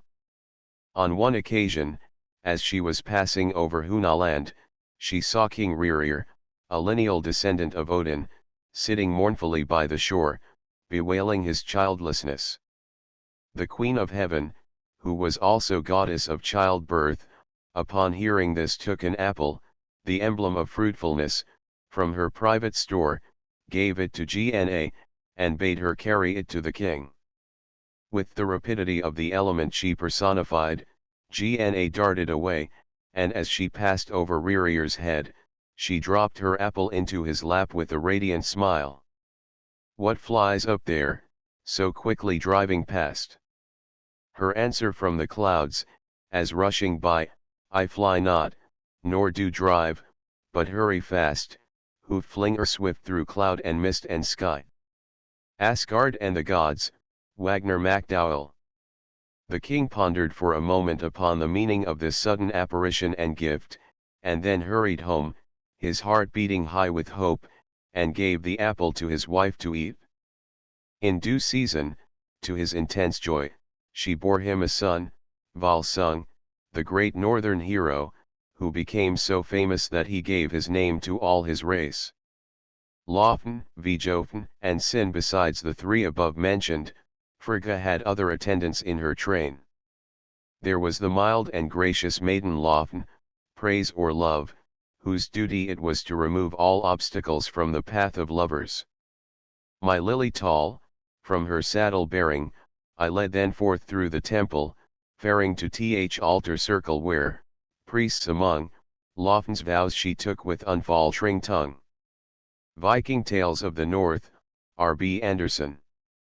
Vjofn's duty was to incline obdurate hearts to love, to maintain peace and concord among mankind, and to reconcile quarreling husbands and wives. Sin, truth, guarded the door of Frigga's palace, refusing to open it to those who were not allowed to come in. When she had once shut the door upon a would-be intruder, no appeal would avail to change her decision. She therefore presided over all tribunals and trials, and whenever a thing was to be vetoed, the usual formula was to declare that sin was against it. Gufyan was also one of the maidens in Frigga's palace, and to her were entrusted all those who died unwed, whom she received and made happy forever. According to some authorities, Gufyan did not remain a virgin herself, but married one of the giants, by whom she had 4 sons. This same tradition goes on to declare that Odin sent her before him to visit Julfi, king of Sweden, and to beg for some land which she might call her own. The king, amused at her request, promised her as much land as she could plow around in one day and night. Gufyan, nothing daunted, changed her 4 sons into oxen, harnessed them to a plow, and began to cut a furrow so wide and deep that the king and his courtiers were amazed. But Gufyan continued her work without showing any signs of fatigue, and when she had plowed all around a large piece of land, forcibly wrenched it away, and made her oxen drag it down into the sea, where she made it fast and called it Sealand. Gufyan drew from Julfi, rich in stored up treasure, the land she joined to Denmark. 4 heads and 8 eyes bearing, while hot sweat trickled down them, the oxen dragged the reft mass that formed this winsome island. Norse Mythology, R.B. Anderson. As for the hollow she left behind her, it was quickly filled with water and formed a lake, at first called Logrum, the sea, but now known as Mälur, whose every indentation corresponds with the headlands of Sealand. Gufyan then married Skjold, one of Odin's sons, and became the ancestress of the royal Danish race of Skjoldungs, dwelling in the city of Leidra or Lithra, which she founded, and which became the principal place of sacrifice for the heathen Danes. Ira, Vara, Vor, and Snotra Ira, also Frigga's attendant, was considered a most skillful physician. She gathered simples all over the earth to cure both wounds and diseases, and it was her province to teach the science to women, who were the only ones to practice medicine among the ancient nations of the north. Gaping wounds are bound by Ira. Valhalla, J.C. Jones. Vara heard all oaths and punished perjurers, while she rewarded those who faithfully kept their word. Then there were also Vor, Faith, who knew all that was to occur throughout the world, and Snotra, goddess of virtue, who had mastered all knowledge. With such a galaxy of attendants, it is little wonder that Frigga was considered a powerful deity, but in spite of the prominent place she occupied in northern religion, she had no special temple nor shrine, and was but little worshipped except in company with Odin. Holda. While Frigga was not known by this name in southern Germany, there were other goddesses worshipped there, whose attributes were so exactly like hers, that they were evidently the same, although they bore very different names in the various provinces. Among them was the fair goddess Hulda, Hulda or Frau Holly, who graciously dispensed many rich gifts. As she presided over the weather, the people were wont to declare when the snowflakes fell that Frau Holly was shaking her bed, and when it rained, that she was washing her clothes, often pointing to the white clouds as her linen which she had put out to bleach. When long grey strips of clouds drifted across the sky, they said she was weaving, for she was supposed to be also a very diligent weaver, spinner, and housekeeper. It is said she gave flax to mankind and taught them how to use it, and in the Tyrol the following story is told about the way in which she bestowed this invaluable gift.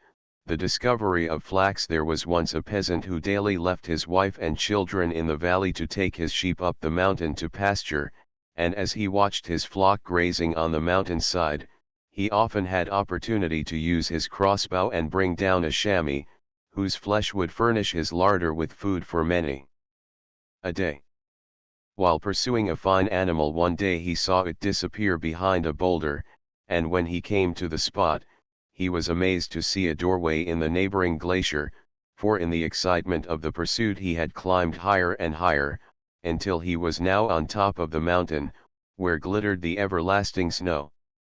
Tannhauser and Frau Venus J. Vogres photo, Braun, Clement and Co. The shepherd boldly passed through the open door, and soon found himself in a wonderful jeweled cave hung with stalactites, in the center of which stood a beautiful woman, clad in silvery robes, and attended by a host of lovely maidens crowned with alpine roses. In his surprise, the shepherd sank to his knees, and as in a dream heard the queenly central figure bid him choose anything he saw to carry away with him.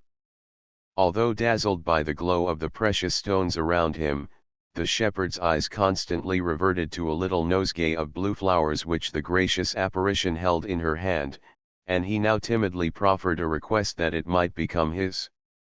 Smiling with pleasure, Hulda, for it was she, gave it to him, telling him he had chosen wisely and would live as long as the flowers did not droop and fade.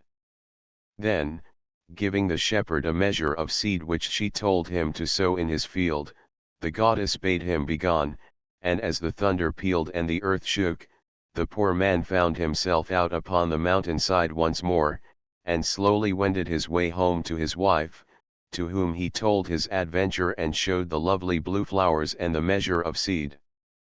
The woman reproached her husband bitterly for not having brought some of the precious stones which he so glowingly described, instead of the blossoms and seed.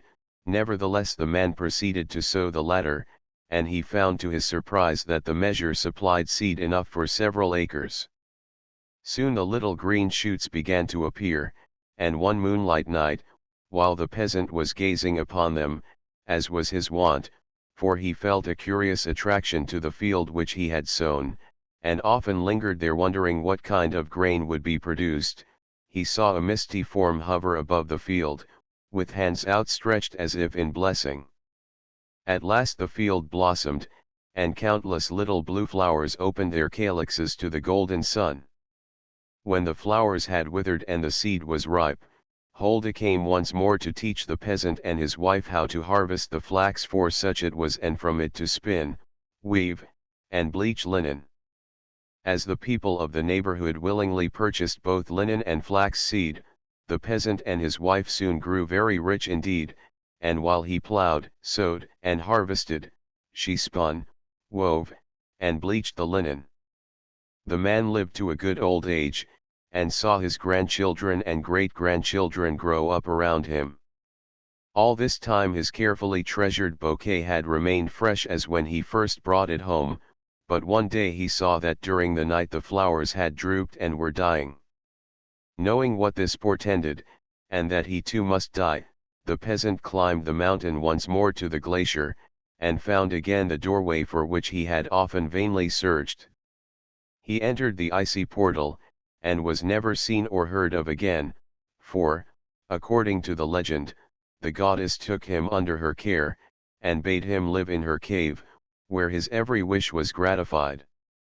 Tannhauser, according to a medieval tradition, Hulda dwelt in a cave in the Horselberg, in Thuringia, where she was known as Frau Venus, and was considered as an enchantress who lured mortals into her realm, where she detained them forever, steeping their senses in all manner of sensual pleasures. The most famous of her victims was Tannhauser, who, after he had lived under her spell for a season, experienced a revulsion of feeling which loosened her bonds over his spirit and induced anxious thoughts concerning his soul. He escaped from her power and hastened to Rome to confess his sins and seek absolution. But when the Pope heard of his association with one of the pagan goddesses whom the priests taught were nothing but demons, he declared that the knight could no more hope for pardon than to see his staff bear buds and bloom. Hast thou within the nets of Satan lain? Hast thou thy soul to her perdition pledged? Hast thou thy lip to hell's enchantress lent, to drain damnation from her reeking cup? Then know that sooner from the withered staff that in my hand I hold green leaves shall spring, than from the brand in hell fire scorched rebloom the blossoms of salvation. Tannhauser, Owen Meredith. Easter Jacques Reich, crushed with grief at this pronouncement, Tannhauser fled, and, despite the entreaties of his faithful friend, Eckhart, no great time elapsed ere he returned to the Horselberg, where he vanished within the cave. He had no sooner disappeared, however, than the Pope's messengers arrived, proclaiming that he was pardoned, for the withered staff had miraculously bloomed, thus proving to all that there was no sin too heinous to be pardoned, providing repentance were sincere. Dashed to the hip with travel, dued with haste, a flying post, and in his hand he bore a withered staff o'erflourished with green leaves, who followed by a crowd of youth and eld, that sang to stun with sound the lark in heaven, a miracle. A miracle from Rome. Glory to God that makes the bare bough green. Sprang in the midst, and, hot for answer, asked news of the knight Tannhauser. Tannhauser, Owen Meredith. Hulda was also the owner of a magic fountain called Quickborn, which rivaled the famed fountain of youth, and of a chariot in which she rode from place to place when she inspected her domain. This vehicle having once suffered damage, the goddess bade a wheelwright repair it, and when he had finished told him to keep some chips as his pay. The man was indignant at such a meager reward, and kept only a very few of the number, but to his surprise he found these on the morrow changed to gold. Fricka, thy wife this way she reins her harness of rams. Hey! How she whirls the golden whip, the luckless beasts unboundedly bleat, her wheels wildly she rattles, wrath is lit in her look. Wagner, Forman's Tr. Easter, the goddess of spring, the Saxon goddess Easter, or Ostera, goddess of spring, whose name has survived in the English word Easter, is also identical with Frigga, for she too is considered goddess of the earth, or rather of nature's resurrection after the long death of winter. This gracious goddess was so dearly loved by the old Teutons, that even after Christianity had been introduced they retained so pleasant a recollection of her, that they refused to have her degraded to the rank of a demon, like many of their other divinities, and transferred her name to their great Christian feast. It had long been customary to celebrate this day by the exchange of presents of colored eggs, for the egg is the type of the beginning of life, so the early Christians continued to observe this rule, declaring, however, that the egg is also symbolical of the resurrection. In various parts of Germany, stone altars can still be seen, which are known as Easter stones, because they were dedicated to the fair goddess Ostera. They were crowned with flowers by the young people, who danced gaily around them by the light of great bonfires, a species of popular games practiced until the middle of the present century, in spite of the priests' denunciations and of the repeatedly published edicts against them. Bertha, the White Lady in other parts of Germany, Frigga, Hulda, or Ostera is known by the name of Brecta, Bertha, or the White Lady. She is best known under this title in Thuringia, where she was supposed to dwell in a hollow mountain, keeping watch over the Heimchen, souls of unborn children, and of those who died unbaptized. Here Bertha watched over agriculture, caring for the plants, which her infant troop watered carefully, for each babe was supposed to carry a little jar for that express purpose. While the goddess was duly respected and her retreat unmolested, she remained where she was, but tradition relates that she once left the country with her infant train dragging her plough, and settled elsewhere to continue her kind ministrations. Bertha is the legendary ancestress of several noble families, and she is supposed to be the same as the industrious queen of the same name, the mythical mother of Charlemagne, whose era has become proverbial, for in speaking of the Golden Age in France and Germany it is customary to say, in the days when Bertha spun. As this Bertha is supposed to have developed a very large and flat foot, from continually pressing the treadle of her wheel, she is often represented in medieval art as a woman with a splay foot, and hence known as La Reine Padoc.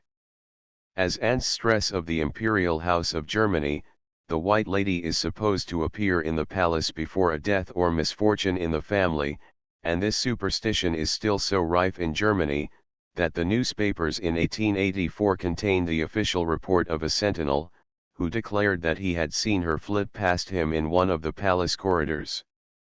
As Bertha was renowned for her spinning, she naturally was regarded as the special patroness of that branch of female industry, and was said to flit through the streets of every village, at nightfall, during the 12 nights between Christmas and January 6, peering into every window to inspect the spinning of the household. The maidens whose work had been carefully performed were rewarded by a present of one of her own golden threads or a distaff full of extra fine flax, but wherever a careless spinner was found, her will was broken, her flax soiled, and if she had failed to honor the goddess by eating plenty of the cakes baked at that period of the year, she was cruelly punished. In Mecklenburg, this same goddess is known as Frau God, or Wad, the female form of Woden or Odin, and her appearance is always considered the harbinger of great prosperity. She is also supposed to be a great huntress, and to lead the wild hunt, mounted upon a white horse, her attendants being changed into hounds and all manner of wild beasts. In Holland she was called Vrouw Eld, and from her the Milky Way is known by the Dutch as Vrouw Eldenstraat, while in parts of northern Germany she was called Nerthus, Mother Earth. Her sacred car was kept on an island, presumably Rügen, where the priests guarded it carefully until she appeared to take a yearly journey throughout her realm to bless the land. The goddess, her face completely hidden by a thick veil, then sat in this car, which was drawn by 2 cows, and she was respectfully escorted by her priests.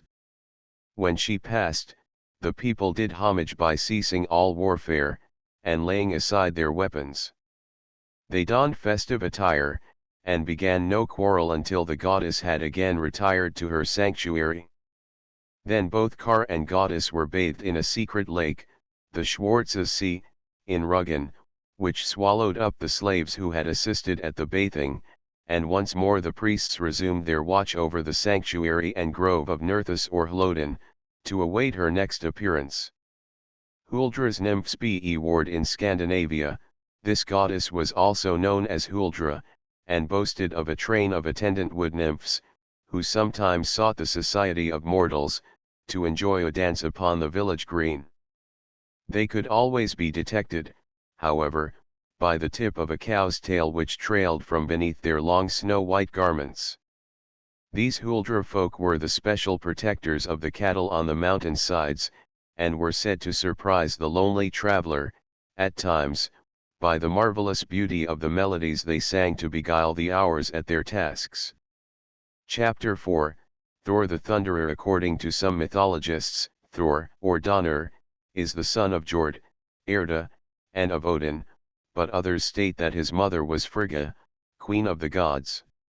This child was very remarkable for his great size and strength, and very soon after his birth amazed the assembled gods by playfully lifting and throwing about 10 great bales of bear skins. Although generally good-tempered, Thor would occasionally fly into a terrible rage, and as he was very dangerous at these times, his mother, unable to control him, sent him away from home and entrusted him to the care of Vingnir, the winged, and of Lora, Heat. These foster parents, who are also considered as the personification of sheet lightning, soon managed to control their troublesome charge, and brought him up so wisely, that the gods entertained a very grateful recollection of their kind offices. Thor himself, recognizing all he owed them, assumed the names of Vingthor and Hloridi, by which he is also known. Cry on, Vingi Thor, with the dancing of the ringmail and the smitten shields of war. Sigurd the Volsung, William Morris. Having attained his full growth and the age of reason, Thor was admitted to Asgard among the other gods, where he occupied one of the 12 seats in the great judgment hall. He was also given the realm of Thrudvang or Thrudheim, where he built a wonderful palace called Bilskirnir, Lightning, the most spacious in all Asgard. It contained 540 halls for the accommodation of the thralls, who after death were welcomed to his home, where they received equal treatment with their masters in Valhalla, for Thor was the patron god of the peasants and lower classes. 500 halls and 40 more, methinkt, hath bowed Bilskirnir. Of houses roofed there's none I know my son surpassing. Simon's Edda, Percy's tr. As he was god of thunder, Thor alone was never allowed to pass over the wonderful bridge Bifrost, lest he should set it aflame by the heat of his presence, and when he wished to join his fellow gods by the Urdar fountain, under the shade of the sacred tree Yggdrasil, he was forced to make his way thither on foot, wading through the rivers Kormt and Ormt, and the two streams Kurlag, to the trysting place.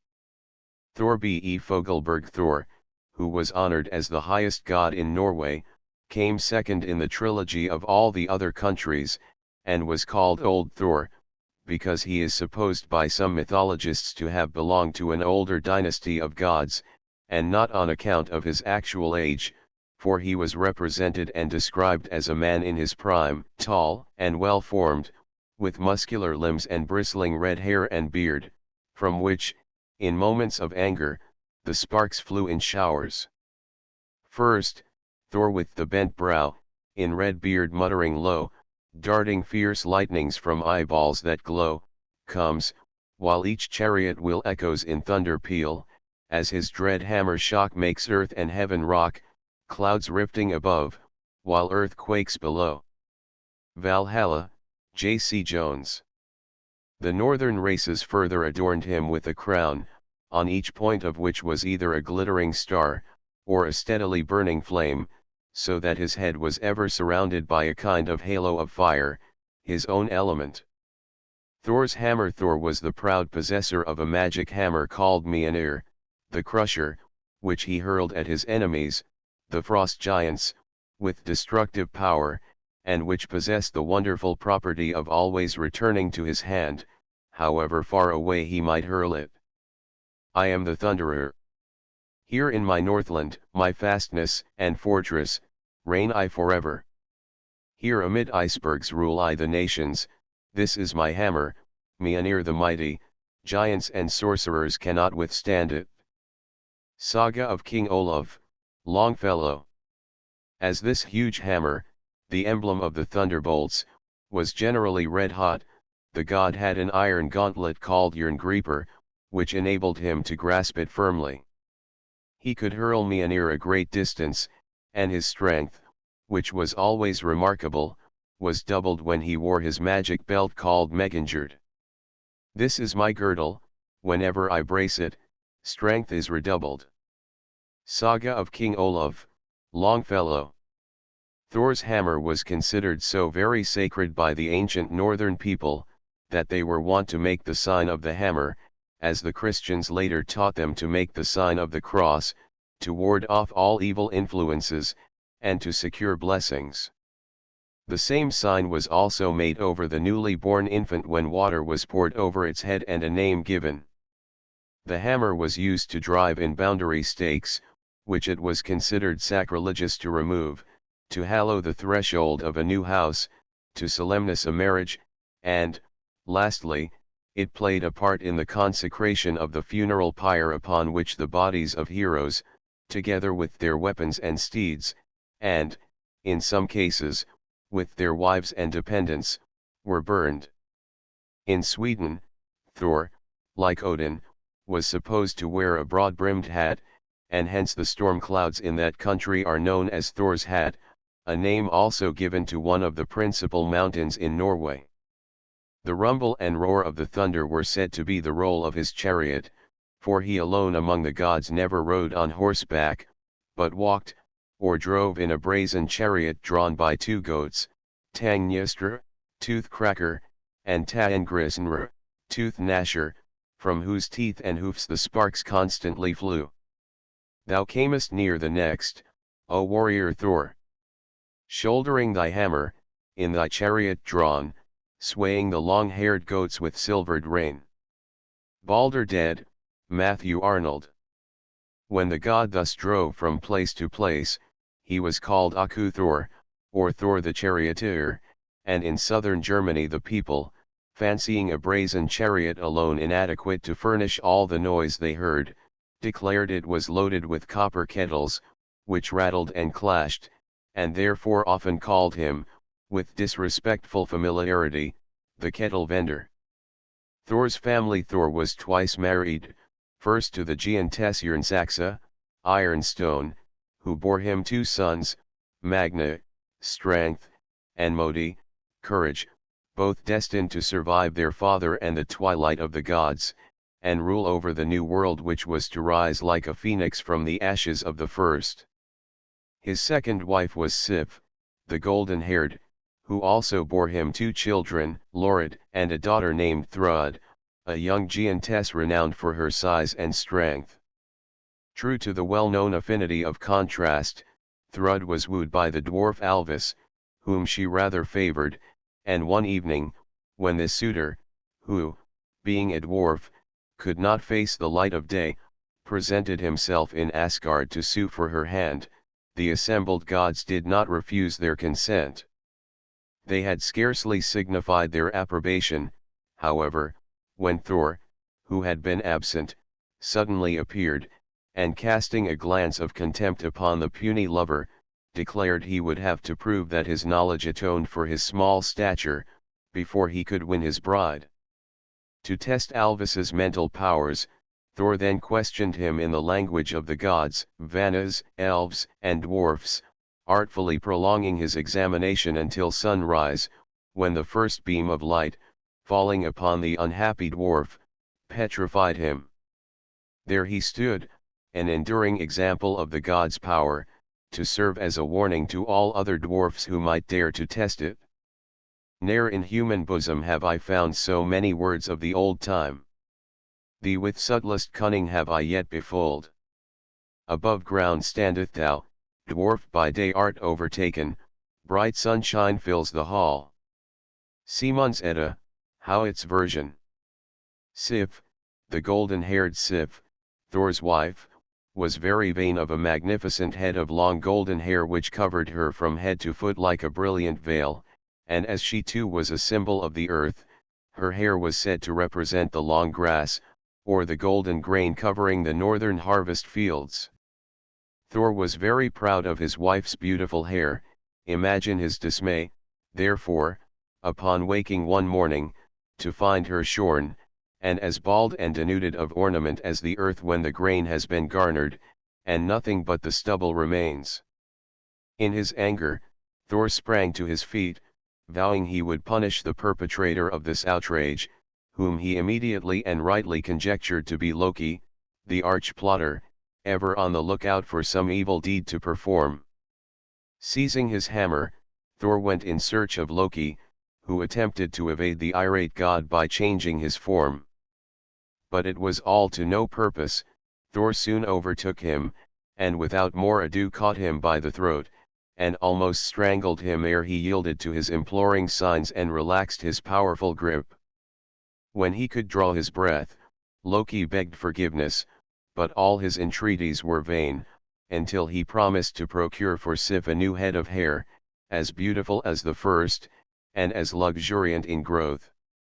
And thence for Sif new tresses I'll bring of gold, ere the daylight's gone, so that she shall liken a field in spring, with its yellow-flowered garment on. The dwarfs, Erlinglager, Pigots tr. Sif and Thor J.C. Dolman. Then Thor consented to let the traitor go, so Loki rapidly crept down into the bowels of the earth, where Svartalfaheim was situated, to beg the dwarf Dvalin to fashion not only the precious hair, but a present for Odin and Frey, whose anger he wished to disarm. His request was favorably received, and the dwarf fashioned the spear Gungnir, which never failed in its aim, and the ship Skidbladnir, which, always wafted by favorable winds, could sail through the air as well as on the water, and which had this further magic property, that although it could contain the gods and all their steeds, it could be folded up into the very smallest compass and thrust in one's pocket. Lastly, he spun the finest golden thread, from which he fashioned the hair required for Sif, declaring that as soon as it touched her head it would grow fast there and become as her own. Though they now seem dead, let them touch but her head, each hair shall the life moisture fill, nor shall malice nor spell henceforward prevail Sif's tresses to work aught of ill. The dwarfs, Erlinglager, Pigots tr.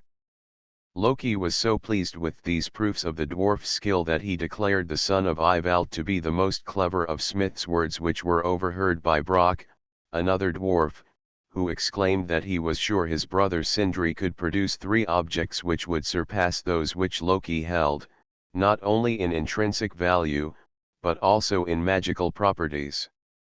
Loki immediately challenged the dwarf to show his skill, wagering his head against Brock's on the result of the undertaking. Sindri, apprised of the wager, accepted Brock's offer to blow the bellows, warning him, however, that he must work persistently and not for a moment relax his efforts if he wished him to succeed. Then he threw some gold in the fire, and went out to bespeak the favor of the hidden powers. During his absence Brock diligently plied the bellows, while Loki, hoping to make him pause, changed himself into a gadfly and cruelly stung his hand.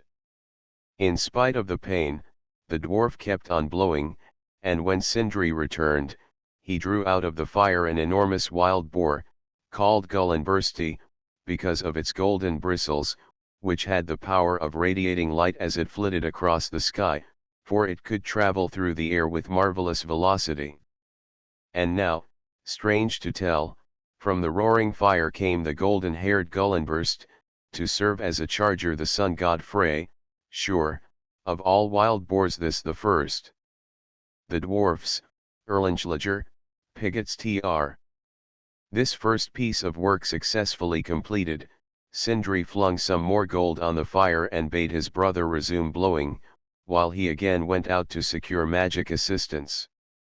This time Loki, still disguised as a gadfly, stung the dwarf on his cheek, but in spite of the pain Brock worked on, and when Sindri returned, he triumphantly drew out of the flames the magic ring Draupnir, the emblem of fertility, from which 8 similar rings dropped every 9th night. They worked it and turned it with wondrous skill, till they gave it the virtue rare, that each thrice third night from its rim there fell 8 rings, as their parent fair. The dwarfs, Erlinglager, Pigots tr. Now a lump of iron was cast in the flames, and with renewed caution not to forfeit their success by inattention, Sindri passed out, leaving Brock to ply the bellows as before. Loki was now in desperation and he prepared for a final effort. This time, still in the guise of the gadfly, he stung the dwarf above the eye until the blood began to flow in such a stream, that it prevented his seeing what he was doing.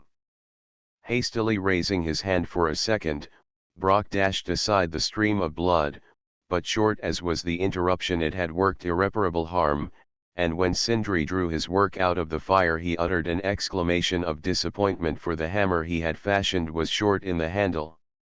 Then the dwarf raised his hand to his brow for the smart, ere the iron well out was beat, and they found that the haft by an inch was too short, but to alter it then 'twas too late.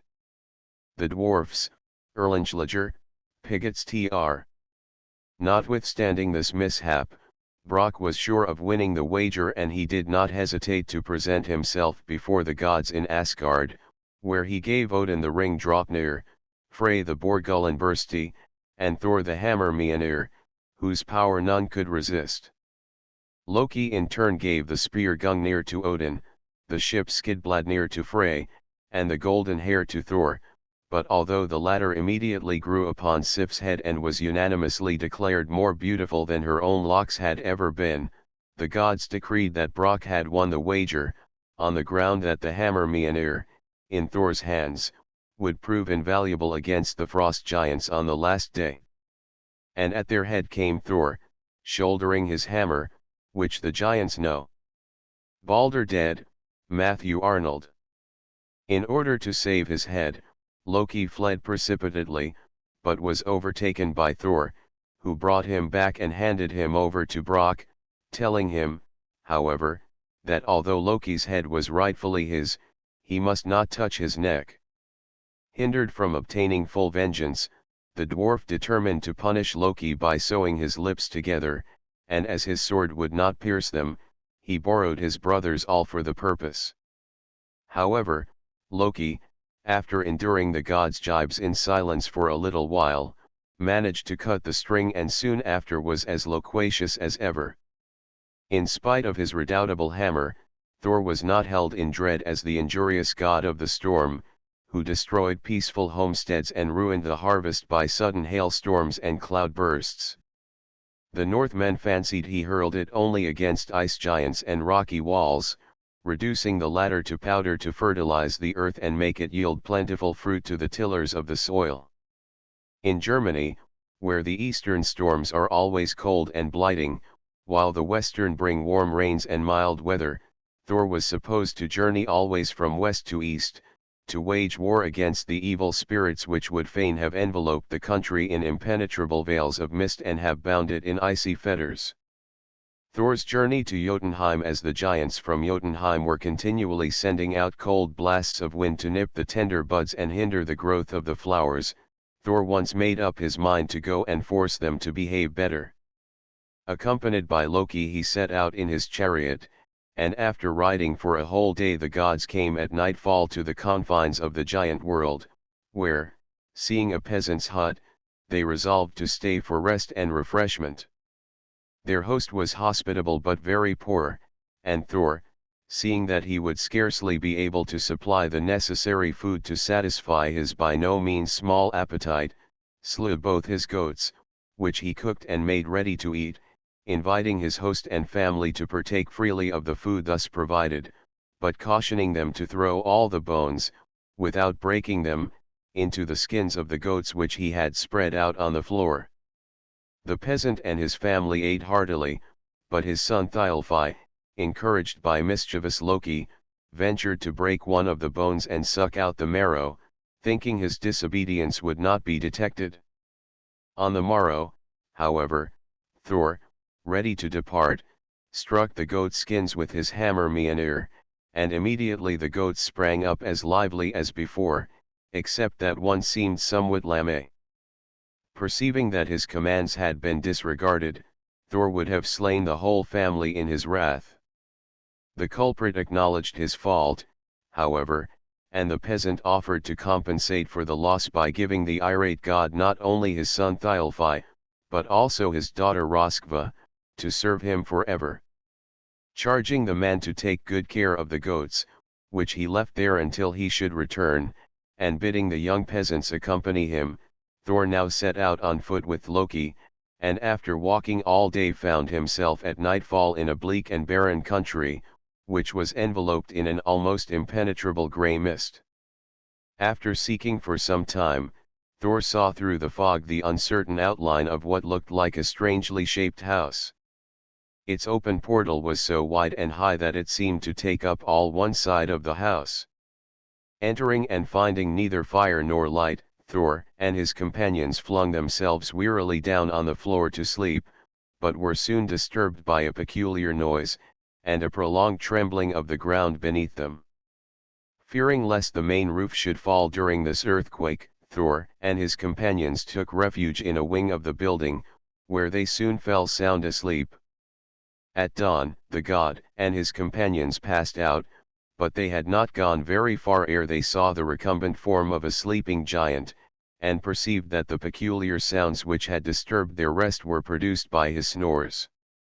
At that moment the giant awoke, arose, stretched himself, looked about him for his missing property, and a second later picked up the object which Thor and his companions had mistaken in the darkness for a house.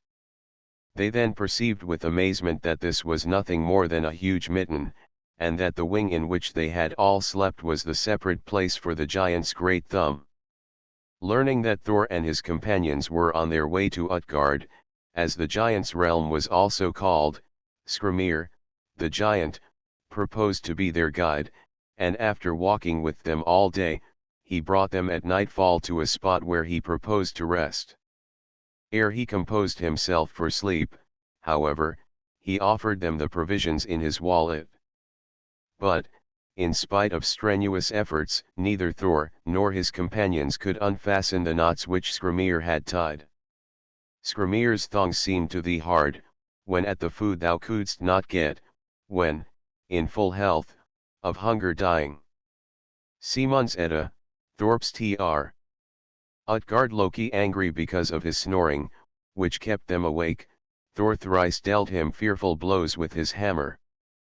These strokes, instead of annihilating the monster, merely evoked sleepy comments to the effect that a leaf, a bit of bark, or a twig from a bird's nest overhead had fallen upon his face. Early on the morrow, Skrymir left Thor and his companions, pointing out the shortest road to Utgard Loki's castle, which was built of great ice blocks, with huge glittering icicles as pillars. The gods, slipping between the bars of the great gate, presented themselves boldly before the king of the giants, Utgard Loki, who, recognizing them, immediately pretended to be greatly surprised at their small size, and expressed a wish to see for himself what they could do, as he had often heard their prowess vaunted. Loki, who had fasted longer than he wished, immediately declared he was ready to eat for a wager with anyone. So the king ordered a great wooden trough full of meat to be brought into the hall, and placing Loki at one end and his cook Loki at the other, he bade them see which would win. Although Loki did wonders, and soon reached the middle of the trough, he found that, whereas he had picked the bones clean, his opponent had devoured both them and the trough. Smiling contemptuously, Utgard Loki said that it was evident they could not do much in the eating line, and this so nettled Thor that he declared if Loki could not eat like the voracious cook, he felt confident he could drain the biggest vessel in the house, such was his unquenchable thirst. Immediately a horn was brought in, and, Utgard Loki declaring that good drinkers emptied it at one draught, moderately thirsty persons at two, and small drinkers at three, Thor applied his lips to the rim. But, although he drank so deep that he thought he would burst, the liquid still came almost up to the rim when he raised his head. A second and third attempt to empty this horn proved equally unsuccessful. Thialfi then offered to run a race, but a young fellow named Hugi, who was matched against him, soon outstripped him, although Thialfi ran remarkably fast. Thor and the mountain J.C. Dolmen Thor proposed next to show his strength by lifting weights, and was challenged to pick up the giant's cat. Seizing an opportunity to tighten his belt Megangerd, which greatly enhanced his strength, he tugged and strained but was able only to raise one of its paws from the floor. Strong is great Thor, no doubt, when Megangard he braces tightly over his rock-firm loins. Viking Tales of the North, R.B. Anderson. A last attempt on his part to wrestle with Utgard Loki's old nurse Ellie, the only opponent deemed worthy of such a puny fellow, ended just as disastrously, and the gods, acknowledging they were beaten, were hospitably entertained. On the morrow they were escorted to the confines of Utgard, where the giant politely informed them that he hoped they would never call upon him again, as he had been forced to employ magic against them. He then went on to explain that he was the giant Skrymir, and that had he not taken the precaution to interpose a mountain between his head and Thor's blows, while he seemingly lay asleep, he would have been slain, as deep clefts in the mountain's side, to which he pointed, testified to the god's strength. Next he informed them that Loki's opponent was Loki, Wildfire, that Thialfi had run a race with Hugi, Thought, than which no swifter runner exists, that Thor's drinking horn was connected with the ocean, where his deep draughts had produced a perceptible ebb, that the cat was in reality the terrible Midgard snake encircling the world, which Thor had nearly pulled out of the sea, and that Ellie, his nurse, was old age, whom none can resist. Having finished these explanations and cautioned them never to return or he would defend himself by similar delusions, Utgard Loki vanished, and although Thor angrily brandished his hammer, and would have destroyed his castle, such a mist enveloped it that it could not be seen, and the thunder god was obliged to return to Thrudvang without having administered his purposed salutary lesson to the race of giants. The strong-armed Thor full oft against Jotunheim did wend, but spite his belt celestial, spite his gauntlets, Utgard Loki still his throne retains, evil, itself a force, to force yields never. Viking Tales of the North, R.B. Anderson. Thor and Hrungnir. Odin himself was once dashing through the air on his 8-footed steed Sleipnir, when he attracted the attention of the giant Hrungnir, who proposed a race, declaring that Gulfaxi, his steed, could rival Sleipnir in speed. In the heat of the race, Hrungnir did not notice the direction in which they were going, until, in the vain hope of overtaking Odin, he urged his steed to the very gates of Valhalla. Discovering then where he was, the giant grew pale with fear, for he knew he had jeopardized his life by venturing into the stronghold of the gods, his hereditary foes. The Aesir, however, were too honorable to take even an enemy at a disadvantage, and, instead of doing him harm, they asked him into their banqueting halls, where he proceeded to indulge in liberal potations of the heavenly mead set before him. He soon grew so excited that he began to boast of his power, declaring he would come some day and take possession of Asgard, which he would destroy, together with the gods, save only Freya and Sif, upon whom he gazed with an admiring leer. The gods, knowing he was not responsible, let him talk unmolested, but Thor, coming home just then from one of his journeys, and hearing his threat to carry away the beloved Sif, flew into a terrible rage. He furiously brandished his hammer, with intent to annihilate the boaster. This the gods would not permit, however, and they quickly threw themselves between the irate thunderer and their guest, imploring Thor to respect the sacred rites of hospitality, and not to desecrate their peace stead by shedding blood. Thor was at last induced to bridle his wrath, but he demanded that Hrungnir should appoint a time and place for a holmgang, as a northern duel was generally called.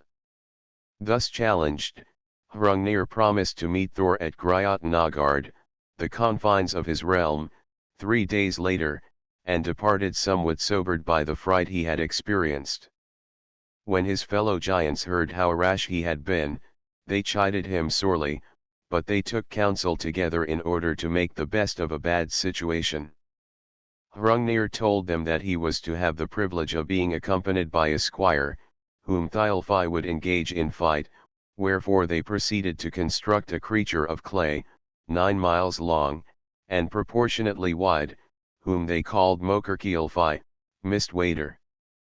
As they could find no human heart big enough to put in this monster's breast, they secured that of a mare, which, however, kept fluttering and quivering with apprehension.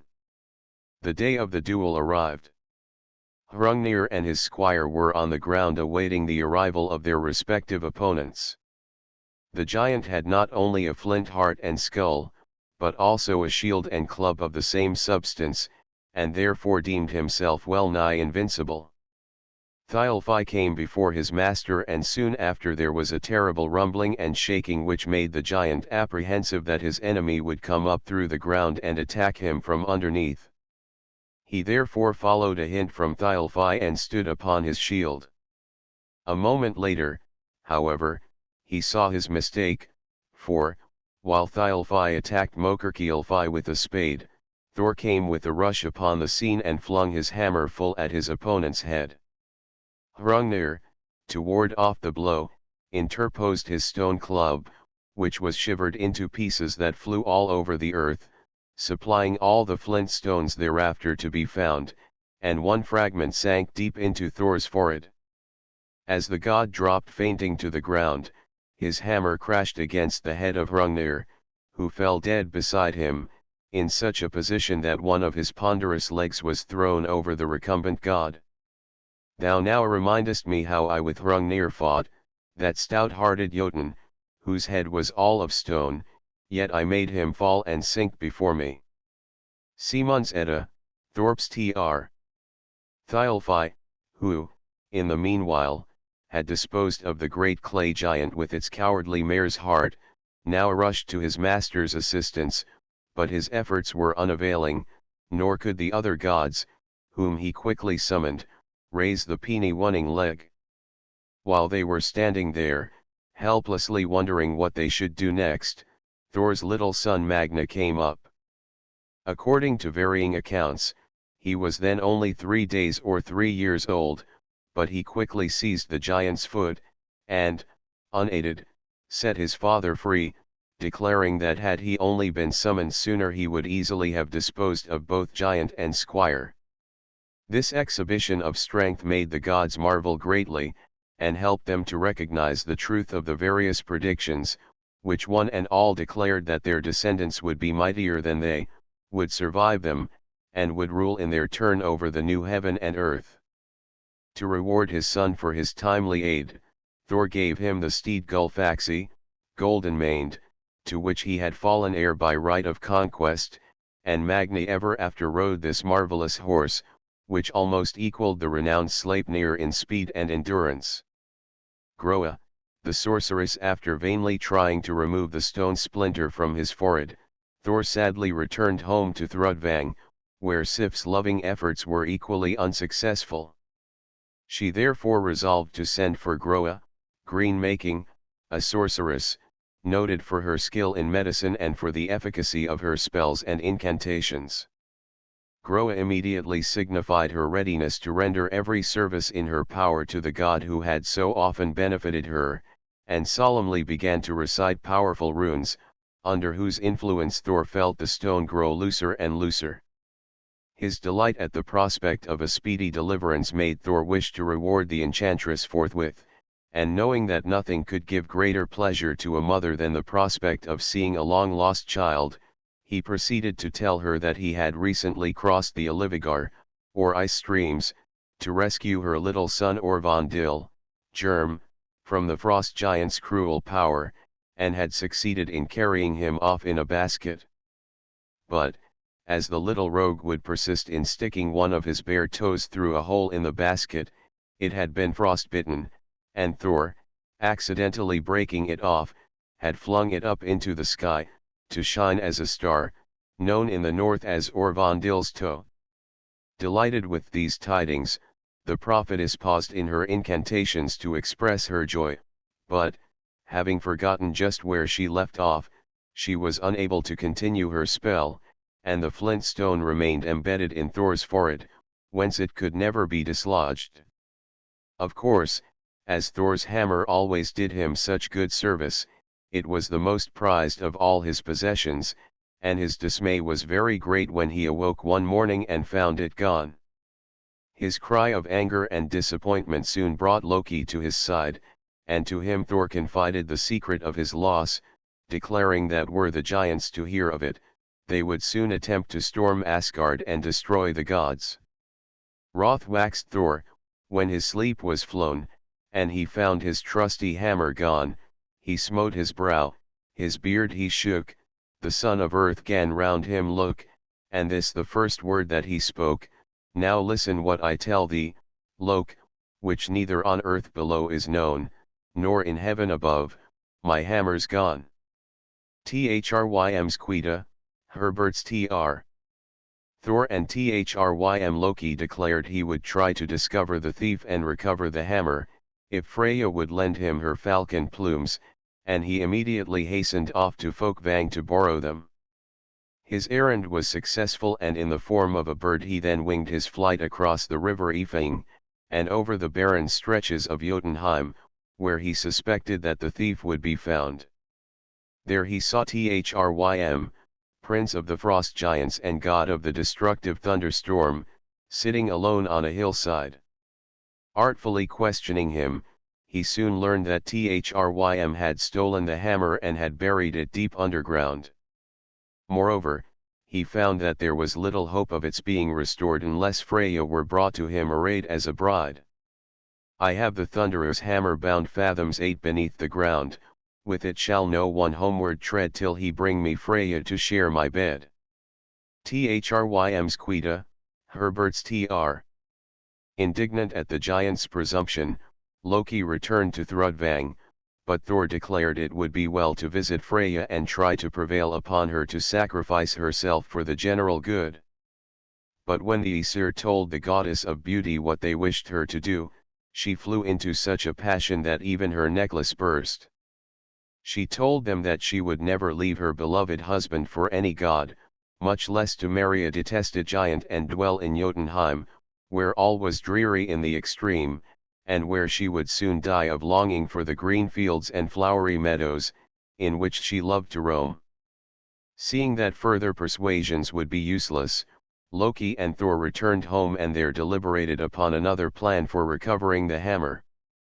By Heimdall's advice, which, however, was only accepted with extreme reluctance, Thor borrowed and put on Freya's clothes together with her necklace, and enveloped himself in a thick veil. Loki, having attired himself as handmaiden, then mounted with him in the goat-drawn chariot, and the strangely attired pair set out for Jotunheim, where they intended to play the respective parts of the goddess of beauty and her attendant. Home were driven then the goats, and hitched to the car, hasten they must. The mountains crashed, the earth stood in flames, Odin's son rode to Jotunheim. Norse Mythology, R.B. Anderson. Thrym welcomed his guests at the palace door, overjoyed at the thought that he was about to secure undisputed possession of the goddess of beauty, for whom he had long sighed in vain. He quickly led them to the banqueting hall, where Thor, the bride-elect, distinguished himself by eating an ox, 8 huge salmon, and all the cakes and sweets provided for the women, washing down these miscellaneous viands with the contents of 2 barrels of mead. The giant bridegroom watched these gastronomic feats with amazement, whereupon Loki, in order to reassure him, confidentially whispered that the bride was so deeply in love with him that she had not been able to taste a morsel of food for more than 8 days. Thrym then sought to kiss the bride, but drew back appalled at the fire of her glance, which Loki explained as a burning glance of love. The giant's sister, claiming the usual gifts, was not even noticed, wherefore Loki again whispered to the wondering Thrym that love makes people absent-minded. Intoxicated with passion and mead, which he, too, had drunk in liberal quantities, the bridegroom now bade his servants produce the sacred hammer to consecrate the marriage, and as soon as it was brought he himself laid it in the pretended Freya's lap. The next moment a powerful hand closed over the short handle, and soon the giant, his sister, and all the invited guests, were slain by the terrible Thor. Bear in the hammer to plight the maid, upon her lap the bruiser lay, and firmly plight our hands and fey. The thunderous soul smiled in his breast, when the hammer hard on his lap was placed. Thrym first, the king of the Thursai, he slew and slaughtered all the giant crew. Thrym's Quita, Herbert's Tr. Leaving a smoking heap of ruins behind them, the gods then drove rapidly back to Asgard, where the borrowed garments were given back to Freya, much to the relief of Thor, and the Aesir rejoiced at the recovery of the precious hammer. When next Odin gazed upon that part of Jotunheim from his throne Hlidskjalf, he saw the ruins covered with tender green shoots, for Thor, having conquered his enemy, had taken possession of his land, which henceforth would no longer remain barren and desolate, but would bring forth fruit in abundance. Thor and god Loki once borrowed Freya's falcon garb and flew off in search of adventures to another part of Jotunheim, where he perched on top of the gables of God's house. He soon attracted the attention of this giant, who bade one of his servants catch the bird. Amused at the fellow's clumsy attempts to secure him, Loki flitted about from place to place, only moving just as the giant was about to lay hands upon him, when, miscalculating his distance, he suddenly found himself a captive. Attracted by the bird's bright eyes, God looked closely at it and concluded that it was a god in disguise, and finding that he could not force him to speak, he locked him in a cage, where he kept him for 3 whole months without food or drink. Conquered at last by hunger and thirst, Loki revealed his identity, and obtained his release by promising that he would induce Thor to visit Giod without his hammer, belt, or magic gauntlet. Loki then flew back to Asgard, and told Thor that he had been royally entertained, and that his host had expressed a strong desire to see the powerful thunder god, of whom he had heard such wonderful tales. Flattered by this artful speech, Thor was induced to consent to a friendly journey to Jotunheim, and the two gods set out, leaving the three marvelous weapons at home. They had not gone far, however, ere they came to the house of the giantess Grid, one of Odin's many wives. Seeing Thor unarmed, she warned him to beware of treachery and lent him her own girdle, staff, and glove. Some time after leaving her, Thor and Loki came to the river Vamer, which the Thunderer, accustomed to wading, prepared to ford, bidding Loki and Thialfi cling fast to his belt. In the middle of the stream, however, a sudden cloudburst and freshet overtook them, the waters began to rise and roar, and although Thor leaned heavily upon his staff, he was almost swept away by the force of the raging current. Wax not, Vamer, since to wade I desire to the realm of the giants. No, if thou waxest, then waxes my Asamite as high as the heavens. Norse Mythology, R.B. Anderson. Thor now became aware of the presence, upstream, of Giod's daughter Julp, and rightly suspecting that she was the cause of the storm, he picked up a huge boulder and flung it at her, muttering that the best place to dam a river was at its source. The missile had the desired effect, for the giantess fled, the waters abated, and Thor, exhausted but safe, pulled himself up on the opposite bank by a little shrub, the mountain ash, or sorb. This has since been known as Thor's salvation, and occult powers have been attributed to it. After resting a while, Thor and his companions resumed their journey, but upon arriving at Giod's house the god was so exhausted that he sank wearily upon the only chair in sight. To his surprise, however, he felt it rising beneath him, and fearful lest he should be crushed against the rafters, he pushed the borrowed staff against the ceiling and forced the chair downward with all his might.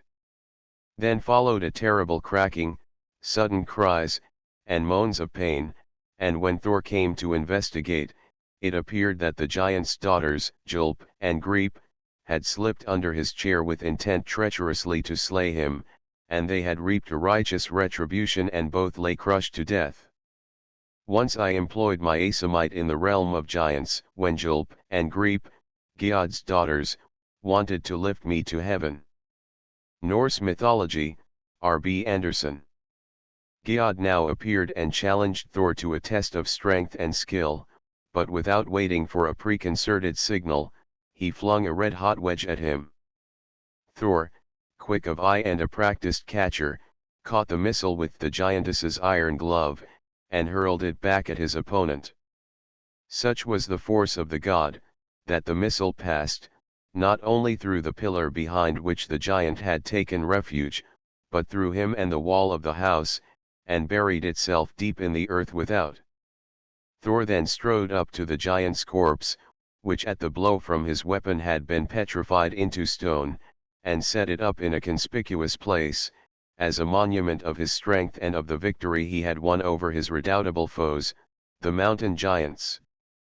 The worship of Thor's name has been given to many of the places he was wont to frequent, such as the principal harbor of the Faroe Islands, and to families which claim to be descended from him. It is still extant in such names as Thunderhill in Surrey, and in the family names of Thorburn and Thorwaldsen, but is most conspicuous in the name of one of the days of the week, Thor's Day or Thursday. Over the whole earth still is it Thor's Day. Saga of King Olaf, Longfellow.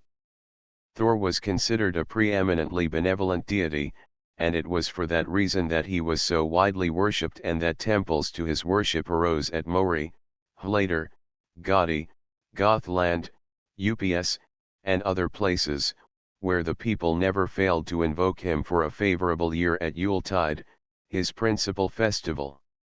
It was customary on this occasion to burn a great log of oak, his sacred tree, as an emblem of the warmth and light of summer, which would drive away the darkness and cold of winter.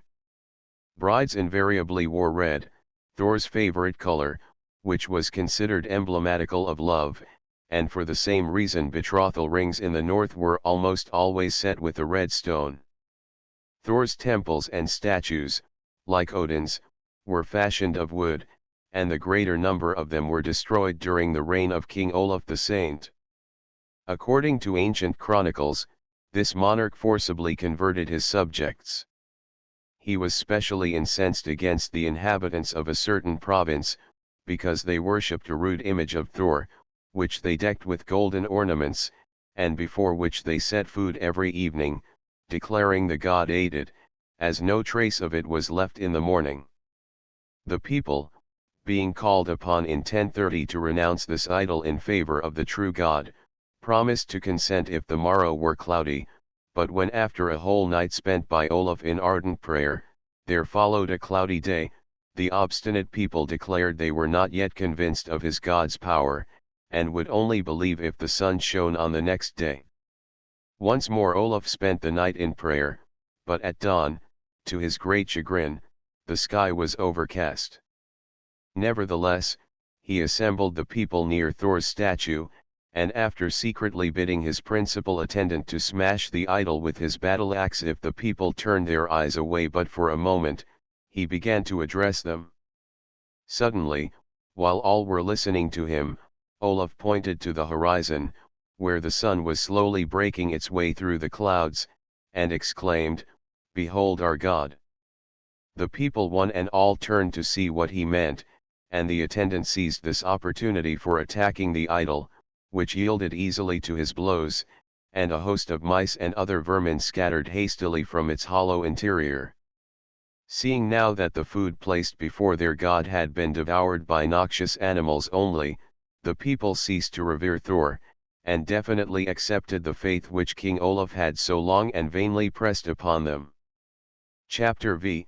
Tyr, the god of war. Tyr Tiu, or Ziu, was the son of Odin, and, according to different mythologists, his mother was Frigga, queen of the gods, or a beautiful giantess whose name is unknown, but who was a personification of the raging sea. He is the god of martial honor, and one of the 12 principal deities of Asgard. Although he appears to have had no special dwelling there, he was always welcome to Vingolf or Valhalla, and occupied one of the 12 thrones in the great council hall of Gladsheim. The hall Gladsheim, which is built of gold, where are in circle, ranged 12 golden chairs, and in the midst one higher, Odin's throne. Balder dead, Matthew Arnold. As the god of courage and of war, Tyr was frequently invoked by the various nations of the north, who cried to him, as well as to Odin, to obtain victory. That he ranked next to Odin and Thor is proved by his name, Tiu, having been given to one of the days of the week, Tuesday, which in modern English has become Tuesday. Under the name of Ziu, Tyr was the principal divinity of the Suabians, who originally called their capital, the modern Augsburg, Zeisberg. This people, venerating the god as they did, were wont to worship him under the emblem of a sword, his distinctive attribute, and in his honor held great sword dances, where various figures were performed. Sometimes the participants, forming 2 long lines, crossed their swords, point upward, and challenged the boldest among their number to take a flying leap over them. At other times the warriors joined their sword points closely together in the shape of a rose or wheel, and when this figure was complete invited their chief to stand on the navel thus formed of flat, shining steel blades, and then they bore him upon it through the camp in triumph. The sword point was further considered so sacred that it became customary to register oaths upon it. "Come hither, gentlemen, and lay your hands again upon my sword, never to speak of this that you have heard, swear by my sword." Hamlet, Shakespeare. A distinctive feature of the worship of this god among the Franks and some other northern nations was that the priests called druids or godi offered up human sacrifices upon his altars, generally cutting the bloody or spread eagle upon their victims, that is to say, making a deep incision on either side of the backbone, turning the ribs thus loosened inside out, and tearing out the viscera through the opening thus made. Of course only prisoners of war were treated thus, and it was considered a point of honor with North European races to endure this torture without a moan. These sacrifices were made upon rude stone altars called dolmens, which can still be seen in Northern Europe. As Tyr was considered the patron god of the sword, it was deemed indispensable to engrave the sign or rune representing him upon the blade of every sword, an observance which the Edda enjoined upon all those who were desirous of obtaining victory. Sig runes thou must know, if victory, Sigr, thou wilt have, and on thy sword's hilt wrist them, some on the chaps, some on the guard, and twice name the name of Tyr. Lay of Sigdrfa, Thorp's Tr. Tyr was identical with the Saxon god Saxnot, from Sax, a sword, and with Heru, or Cheru, the chief divinity of the Cherusci, who also considered him god of the sun, and deemed his shining sword blade an emblem of its rays. This very sword a ray of light snatched from the sun. Valhalla, J. C. Jones. Tyr's sword, according to an ancient legend, Cheru's sword, which had been fashioned by the same dwarfs, sons of Ivald, who had also made Odin's spear, was held very sacred by his people, to whose care he had entrusted it, declaring that those who possessed it were sure to have the victory over their foes. But although carefully guarded in the temple, where it was hung so that it reflected the first beams of the morning sun, it suddenly and mysteriously disappeared one night. Avala, druidess, or prophetess, consulted by the priests, revealed that the Norns had decreed that whoever wielded it would conquer the world and come to his death by it, but in spite of all entreaties she refused to tell who had taken it or where it might be found. Some time after this occurrence a tall and dignified stranger came to Cologne, where Vitellius, the Roman prefect, was feasting, and called him away from his beloved dainties. In the presence of the Roman soldiery he gave him the sword, telling him it would bring him glory and renown, and finally hailed him as emperor. The cry was taken up by the assembled legions, and Vitellius, without making any personal effort to secure the honor, found himself elected emperor of Rome. The new ruler, however, was so absorbed in indulging his taste for food and drink that he paid but little heed to the divine weapon. One day while leisurely making his way towards Rome he carelessly left it hanging in the antechamber to his pavilion. A German soldier seized this opportunity to substitute in its stead his own rusty blade, and the besotted emperor did not notice the exchange. When he arrived at Rome, he learned that the Eastern legions had named Vespasian emperor, and that he was even then on his way home to claim the throne. A foray Malmstrom searching for the sacred weapon to defend his rights, Vitellius now discovered the theft, and, overcome by superstitious fears, did not even attempt to fight. He crawled away into a dark corner of his palace, whence he was ignominiously dragged by the enraged populace to the foot of the Capitoline hill. There the prophecy was duly fulfilled, for the German soldier, who had joined the opposite faction, coming along at that moment, cut off Vitellius' head with the sacred sword. The German soldier now changed from one legion to another, and traveled over many lands, but wherever he and his sword were found, victory was assured.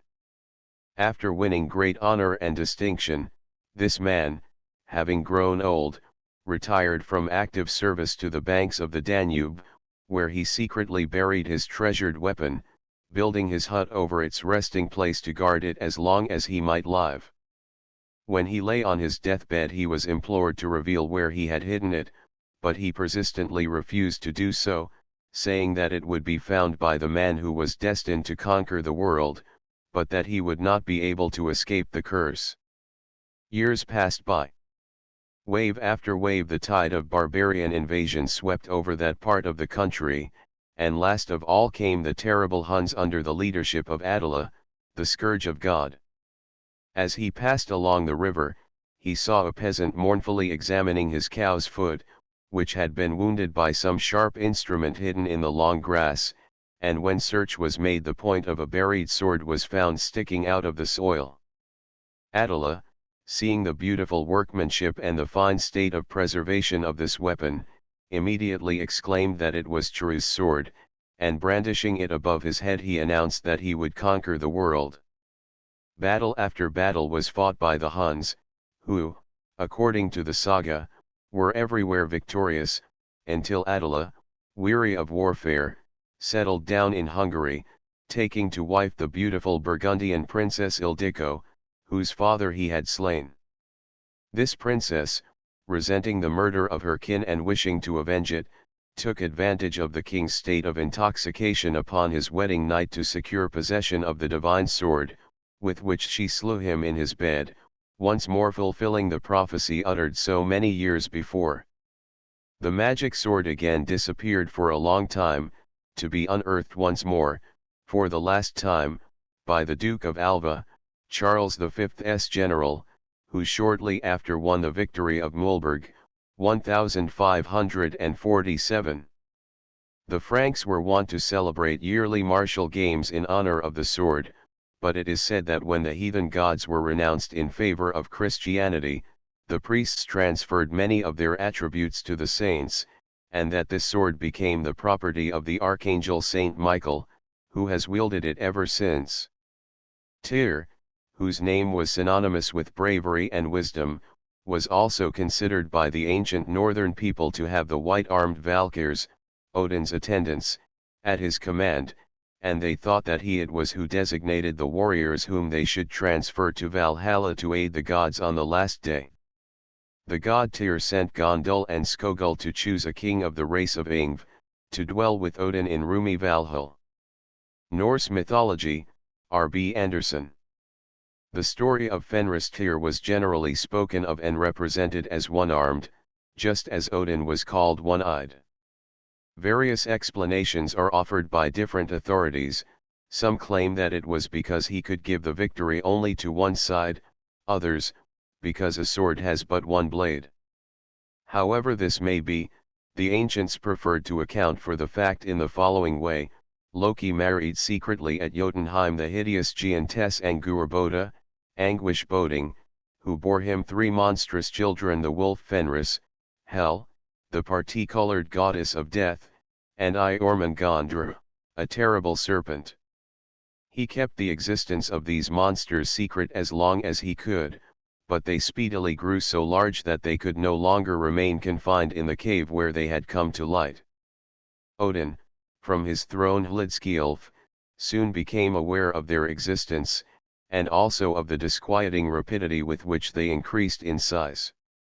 Fearful lest the monsters, when they had gained further strength, should invade Asgard and destroy the gods, Alfithor determined to get rid of them, and striding off to Jotunheim, he flung Hel into the depths of Nibelheim, telling her she could reign over the 9 dismal worlds of the dead. He then cast Jormungandr into the sea, where he attained such immense proportions that at last he encircled the earth and could bite his own tail. Into mid-ocean's dark depths hurled, grown with each day to giant size, the serpent soon enclosed the world, with tail in mouth, in circle-wise, held harmless still by Odin's will. Valhalla, J.C. Jones. None too well pleased that the serpent should attain such fearful dimensions in his new element, Odin resolved to lead Fenris to Asgard, where he hoped, by kindly treatment, to make him gentle and tractable. But the gods one and all shrank in dismay when they saw the wolf, and none dared approach to give him food except Tyr, whom nothing daunted. Seeing that Fenris daily increased in size, strength, voracity, and fierceness, the gods assembled in council to deliberate how they might best dispose of him. They unanimously decided that as it would desecrate their peace steads to slay him, they would bind him fast so that he could work them no harm. With that purpose in view, they obtained a strong chain named latting, and then playfully proposed to Fenris to bind this about him as a test of his vaunted strength. Confident in his ability to release himself, Fenris patiently allowed them to bind him fast, and when all stood aside, with a mighty effort he stretched himself and easily burst the chain asunder. Concealing their chagrin, the gods were loud in praise of his strength, but they next produced a much stronger fetter, Droma, which, after some persuasion, the wolf allowed them to fasten around him as before. Again a short, sharp struggle sufficed to burst this bond, and it is proverbial in the north to use the figurative expressions, to get loose out of latting, and to dash out of Droma, whenever great difficulties have to be surmounted. Twice did the Aesir strive to bind, twice did they fetters powerless find, iron or brass of no avail, naught, save through magic, could prevail. Valhalla, J. C. Jones. The gods, perceiving now that ordinary bonds, however strong, would never prevail against the Fenris wolf's great strength, bade Skirnir, Frey's servant, go down to Svartalfheim and bid the dwarfs fashion a bond which nothing could sever. The binding of Fenris Dorothy Hardy by magic arts. The dark elves manufactured a slender silken rope from such impalpable materials as the sound of a cat's footsteps, a woman's beard, the roots of a mountain, the longings of the bear, the voice of fishes, and the spittle of birds, and when it was finished they gave it to Skirnir, assuring him that no strength would avail to break it, and that the more it was strained the stronger it would become. Gleipnir, at last, by dark elves cast, in Svartalfheim, with strong spells wrought, to Odin was by Skirnir brought, as soft as silk, as light as air, yet still of magic power most rare. Valhalla, J. C. Jones. Armed with this bond, called Gleipnir, the gods went with Fenris to the island of Lyngvi, in the middle of Lake Amsvartnir, and again proposed to test his strength. But although Fenris had grown still stronger, he mistrusted the bond which looked so slight. He therefore refused to allow himself to be bound, unless one of the Aesir would consent to put his hand in his mouth, and leave it there, as a pledge of good faith, and that no magic arts were to be used against him. The gods heard the decision with dismay, and all drew back except Tyr, who, seeing that the others would not venture to comply with this condition, boldly stepped forward and thrust his hand between the monster's jaws. The gods now fastened Gleipnir securely around Fenris's neck and paws, and when they saw that his utmost efforts to free himself were fruitless, they shouted and laughed with glee. Tyr, however, could not share their joy, for the wolf, finding himself captive, bit off the god's hand at the wrist, which since then has been known as the wolf's joint. Loki. Be silent, Tyr. Thou couldst never settle a strife twixt two, of thy right hand also I must mention make, which Fenris from thee took. Tyr. I of a hand am wanting, but thou of honest fame, sad is the lack of either. Nor is the wolf at ease, he in bonds must abide until the god's destruction. Simon's Edda, Thorpe's Tr. Deprived of his right hand, Tyr was now forced to use the maimed arm for his shield, and to wield his sword with his left hand, but such was his dexterity that he slew his enemies as before. The gods, in spite of the wolf's struggles, drew the end of the fetter Gelgia through the rock Geel, and fastened it to the boulder Thviti, which was sunk deep in the ground. Opening wide his fearful jaws, Fenris uttered such terrible howls that the gods, to silence him, thrust a sword into his mouth, the hilt resting upon his lower jaw and the point against his palate. The blood then began to pour out in such streams that it formed a great river, called Von.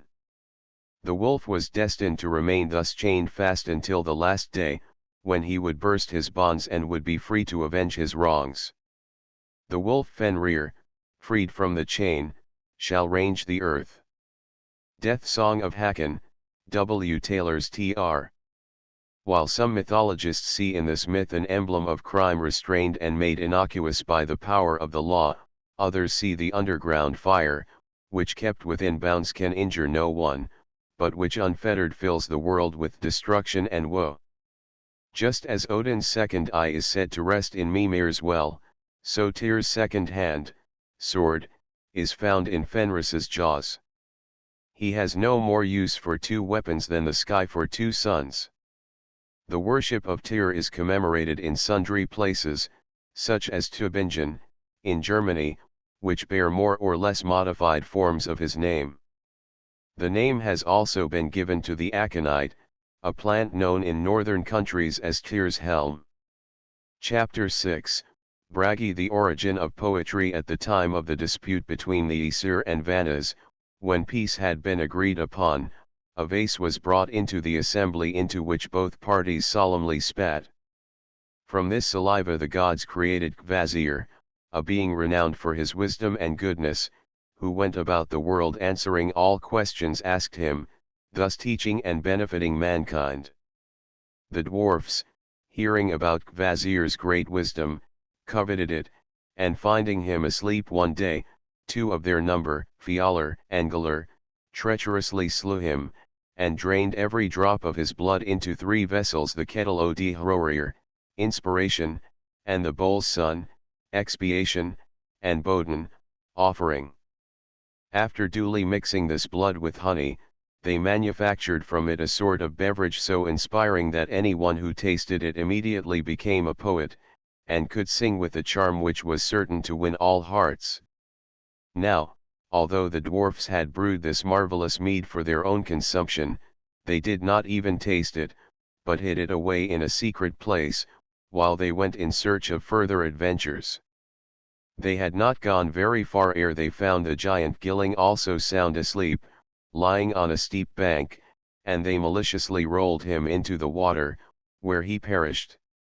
Then hastening to his dwelling, some climbed on the roof, carrying a huge millstone, while the others, entering, told the giantess that her husband was dead. This news caused the poor creature great grief, and she rushed out of the house to view Gilling's remains. As she passed through the door, the wicked dwarfs rolled the millstone down upon her head, and killed her. According to another account, the dwarfs invited the giant to go fishing with them, and succeeded in slaying him by sending him out in a leaky vessel, which sank beneath his weight. The double crime thus committed did not long remain unpunished, for Gilling's brother, Suttung, quickly went in search of the dwarfs, determined to avenge him. Seizing them in his mighty grasp, the giant conveyed them to a shoal far out at sea, where they would surely have perished at the next high tide had they not succeeded in redeeming their lives by promising to deliver to the giant their recently brewed mead. As soon as Suttung set them ashore, they therefore gave him the precious compound, which he entrusted to his daughter Gunnlod, bidding her guard it night and day, and allow neither gods nor mortals to have so much as a taste. The better to fulfill this command, Gunnlod carried the three vessels into the hollow mountain, where she kept watch over them with the most scrupulous care, nor did she suspect that Odin had discovered their place of concealment, thanks to the sharp eyes of his ever-vigilant ravens Hugin and Munin.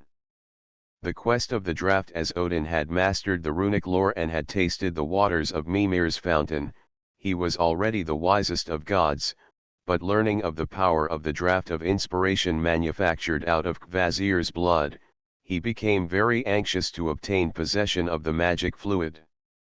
With this purpose in view he therefore donned his broad-brimmed hat, wrapped himself in his cloud-hued cloak, and journeyed off to Jotunheim. On his way to the giant's dwelling he passed by a field where 9 ugly thralls were busy making hay. Odin paused for a moment, watching them at their work, and noticing that their scythes seemed very dull indeed, he proposed to whet them, an offer which the thralls eagerly accepted. Drawing a whetstone from his bosom, Odin proceeded to sharpen the 9 scythes, skillfully giving them such a keen edge that the thralls, delighted, begged that they might have the stone.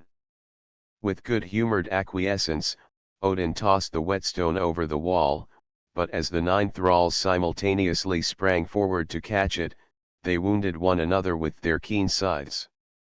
In anger at their respective carelessness, they now began to fight, and did not pause until they were all either mortally wounded or dead. Quite undismayed by this tragedy, Odin continued on his way, and shortly after came to the house of the giant Baugi, a brother of Suttung, who received him very hospitably. In the course of conversation, Baugi informed him that he was greatly embarrassed, as it was harvest time and all his workmen had just been found dead in the hayfield. Odin, who on this occasion had given his name as Bulverk, evildoer, promptly offered his services to the giant, promising to accomplish as much work as the 9 thralls, and to labor diligently all the summer in exchange for one single draught of Suttung's magic mead when the busy season was ended. This bargain was immediately concluded, and Baugi's new servant, Bulverk, worked incessantly all the summer long, more than fulfilling his contract, and safely garnering all the grain before the autumn rains began to fall. When the first days of winter came, Bulverk presented himself before his master, claiming his reward. But Baugi hesitated and demurred, saying he dared not openly ask his brother Suttung for the draught of inspiration, but would try to obtain it by guile. Together, Bulverk and Baugi then proceeded to the mountain where Gunnlod dwelt, and as they could find no other mode of entering the secret cave, Odin produced his trusty auger, called Ruthi, and bade the giant bore with all his might to make a hole through which he might crawl into the interior. Baugi silently obeyed, and after a few moments' work withdrew the tool, saying that he had pierced through the mountain, and that Odin would have no difficulty in slipping through. But the god, mistrusting this statement, merely blew into the hole, and when the dust and chips came flying into his face, he sternly bade Baugi resume his boring and not attempt to deceive him again. The giant did as he was told, and when he withdrew his tool again, Odin ascertained that the hole was really finished. Changing himself into a snake, he wriggled through with such remarkable rapidity that he managed to elude the sharp auger, which Baugi treacherously thrust into the hole after him, intending to kill him. Ruthi's mouth I caused to make a space, and to gnaw the rock, over and under me were the Jotun's ways, thus I my head did peril. Havamal, Thorpe's tr. The rape of the draught having reached the interior of the mountain, Odin reassumed his usual godlike form and starry mantle, and then presented himself in the stalactite-hung cave before the beautiful Gunnlod. He intended to win her love as a means of inducing her to grant him a sip from each of the vessels confided to her care. Won by his passionate wooing, Gunnlod consented to become his wife, and after he had spent 3 whole days with her in this retreat, she brought out the vessels from their secret hiding place, and told him he might take a sip from each. And a draught obtained of the precious mead, drawn from Odihrorir. Odin's rune song, Thorpe's tr. Odin made good use of this permission and drank so deeply that he completely drained all 3 vessels. Then, having obtained all that he wanted, he emerged from the cave and, donning his eagle plumes, rose high into the blue, and, after hovering for a moment over the mountain top, winged his flight towards Asgard. He was still far from the god's realm when he became aware of a pursuer, and, indeed, Suttung, having also assumed the form of an eagle, was coming rapidly after him with intent to compel him to surrender the stolen mead. Odin therefore flew faster and faster, straining every nerve to reach Asgard before the foe should overtake him, and as he drew near the gods anxiously watched the race. Seeing that Odin would only with difficulty be able to escape, the Aesir hastily gathered all the combustible materials they could find, and as he flew over the ramparts of their dwelling, they set fire to the mass of fuel, so that the flames, rising high, singed the wings of Suttung, as he followed the god, and he fell into the very midst of the fire, where he was burned to death. As for Odin, he flew to where the gods had prepared vessels for the stolen mead, and disgorged the draught of inspiration in such breathless haste that a few drops fell and were scattered over the earth. There they became the portion of rhymesters and poetasters, the gods reserving the main draught for their own consumption, and only occasionally vouchsafing a taste to some favored mortal, who, immediately after, would win worldwide renown by his inspired songs. Of a well-assumed form I made good use, few things fail the wise, for Odihrorir is now come up to men's earthly dwellings. Havamal, Thorpe's Tr. Edunbe ward as men and gods owed the priceless gift to Odin, they were ever ready to express to him their gratitude, and they not only called it by his name, but they worshipped him as patron of eloquence, poetry, and song, and of all skalds. The god of music, although Odin had thus won the gift of poetry, he seldom made use of it himself. It was reserved for his son Bragi, the child of Gunnlod, to become the god of poetry and music, and to charm the world with his songs. White-bearded bard, aged Bragi, his gold harp sweeps and yet softer stealeth the day. Viking Tales of the North, R.B. Anderson. As soon as Bragi was born in the stalactite hung cave where Odin had won Gunnlod's affections, the dwarfs presented him with a magical golden harp, and, setting him on one of their own vessels, they sent him out into the wide world.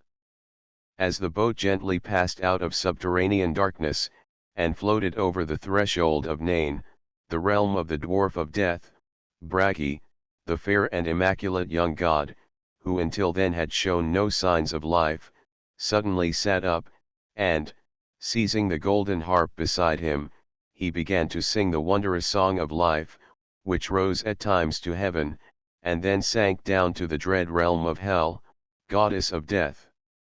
Yggdrasil's ash is of all trees most excellent, and of all ships, Skidbladnir, of the Aesir, Odin, and of horses, Sleipnir, Bifrost of bridges, and of skalds, Bragi. Lay of Grimnir, Thorpe's Tr.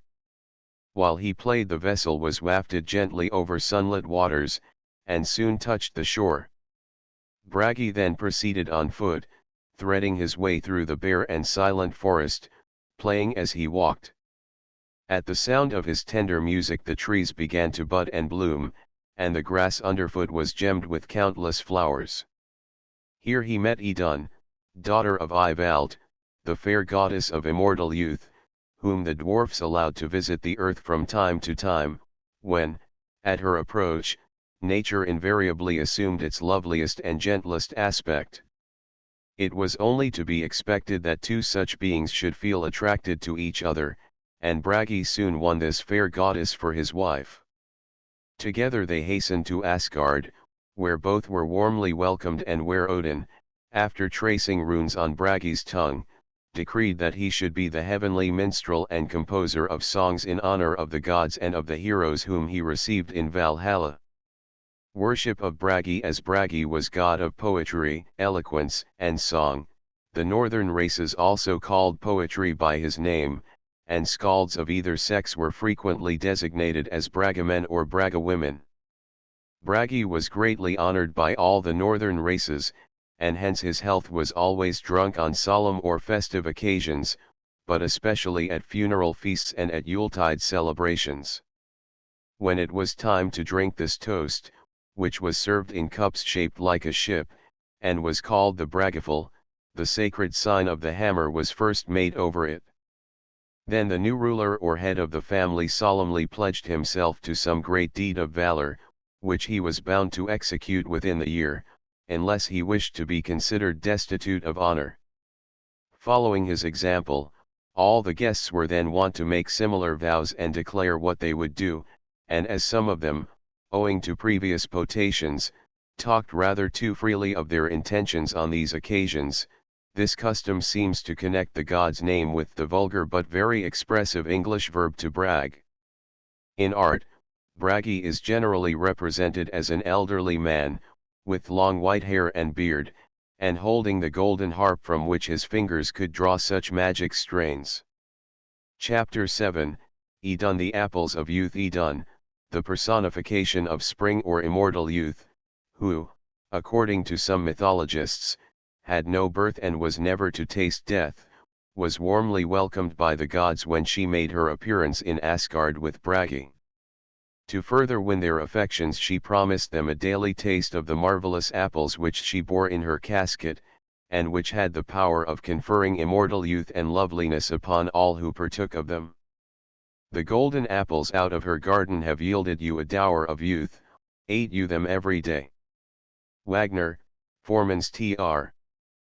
Thanks to this magic fruit, the Scandinavian gods, who, because they sprang from a mixed race, were not all immortal, warded off the approach of old age and disease, and remained vigorous, beautiful, and young through countless ages.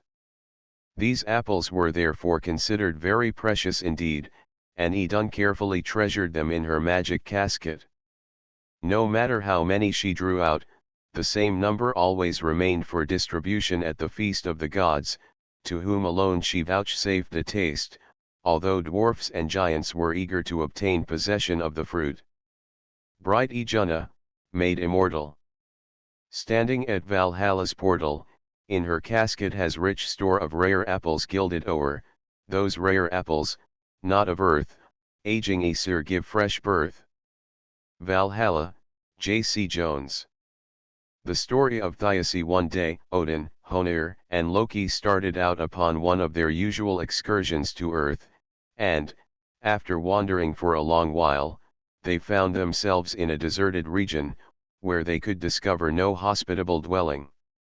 Weary and very hungry, the gods, perceiving a herd of oxen, slew one of the beasts, and, kindling a fire, they sat down beside it to rest while waiting for their meat to cook. Loki and Thiasse Dorothy, hardy to their surprise, however, in spite of the roaring flames the carcass remained quite raw. Realizing that some magic must be at work, they looked about them to discover what could hinder their cookery, when they perceived an eagle perched upon a tree above them. Seeing that he was an object of suspicion to the wayfarers, the bird addressed them and admitted that he it was who had prevented the fire from doing its accustomed work, but he offered to remove the spell if they would give him as much food as he could eat. The gods agreed to do this, whereupon the eagle, swooping downward, fanned the flames with his huge wings, and soon the meat was cooked. The eagle then made ready to carry off 3/4 of the ox as his share, but this was too much for Loki, who seized a great stake lying near at hand, and began to bellabore the voracious bird, forgetting that it was skilled in magic arts. To his great dismay, one end of the stake stuck fast to the eagle's back, the other to his hands, and he found himself dragged over stones and through briars, sometimes through the air, his arms almost torn out of their sockets. In vain he cried for mercy and implored the eagle to let him go. The bird flew on, until he promised any ransom his captor might ask in exchange for his release. The seeming eagle, who was the storm giant Thiasse, at last agreed to release Loki upon one condition. He made him promise upon the most solemn of oaths that he would lure Idun out of Asgard, so that Thiasse might obtain possession of her and of her magic fruit. Released at last, Loki returned to Odin and Honir, to whom, however, he was very careful not to confide the condition upon which he had obtained his freedom, and when they had returned to Asgard he began to plan how he might entice Idun outside of the god's abode. A few days later, Bragi being absent on one of his minstrel journeys, Loki sought Idun in the groves of Brunnakr, where she had taken up her abode, and by artfully describing some apples which grew at a short distance, and which he mendaciously declared were exactly like hers, he lured her away from Asgard with a crystal dish full of fruit, which she intended to compare with that which he extolled. No sooner had Idun left Asgard, however, than the deceiver Loki forsook her, and ere she could return to the shelter of the heavenly abode the storm giant Thiasse swept down from the north on his eagle wings, and catching her up in his cruel talons, he bore her swiftly away to his barren and desolate home of Thrymheim. Thrymheim the sixth is named, where Thiasse dwelt, that all-powerful Jotun. Lay of Grimnir, Thorp's Tr. Isolated from her beloved companions, Idun pined, grew pale and sad, but persistently refused to give Thiasse the smallest bite of her magic fruit, which, as he well knew, would make him beautiful and renew his strength and youth. All woes that fall on Odin's hall can be traced to Loki base. From out Valhalla's portal 'twas he who pure Idun allured, whose casket fair held apples rare that render gods immortal, and in Thiasse's tower immured. Valhalla, J.C. Jones. Time passed. The gods, thinking that Idun had accompanied her husband and would soon return, at first paid no heed to her departure, but little by little the beneficent effect of the last feast of apples passed away. They began to feel the approach of old age, and saw their youth and beauty disappear, so, becoming alarmed, they began to search for the missing goddess. Close investigation revealed the fact that she had last been seen in Loki's company, and when Odin sternly called him to account, he was forced to admit that he had betrayed her into the storm giant's power. By his mocking, scornful mien, soon in Valhalla it was seen 'twas the traitor Loki's art which had led Idun apart to gloomy tower and Jotun power. Valhalla, J.C. Jones. The return of Idun. The attitude of the gods now became very menacing, and it was clear to Loki that if he did not devise means to restore the goddess, and that soon, his life would be in considerable danger. He assured the indignant gods, therefore, that he would leave no stone unturned in his efforts to secure the release of Idun, and, borrowing Freya's falcon plumage, he flew off to Thrymheim, where he found Idun alone, sadly mourning her exile from Asgard and her beloved Bragi.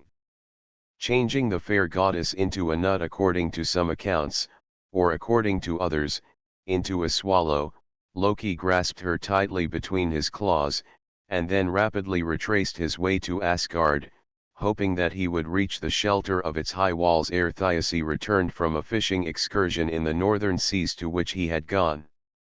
Meantime the gods had assembled on the ramparts of the heavenly city, and they were watching for the return of Loki with far more anxiety than they had felt for Odin when he went in search of Hrólfr.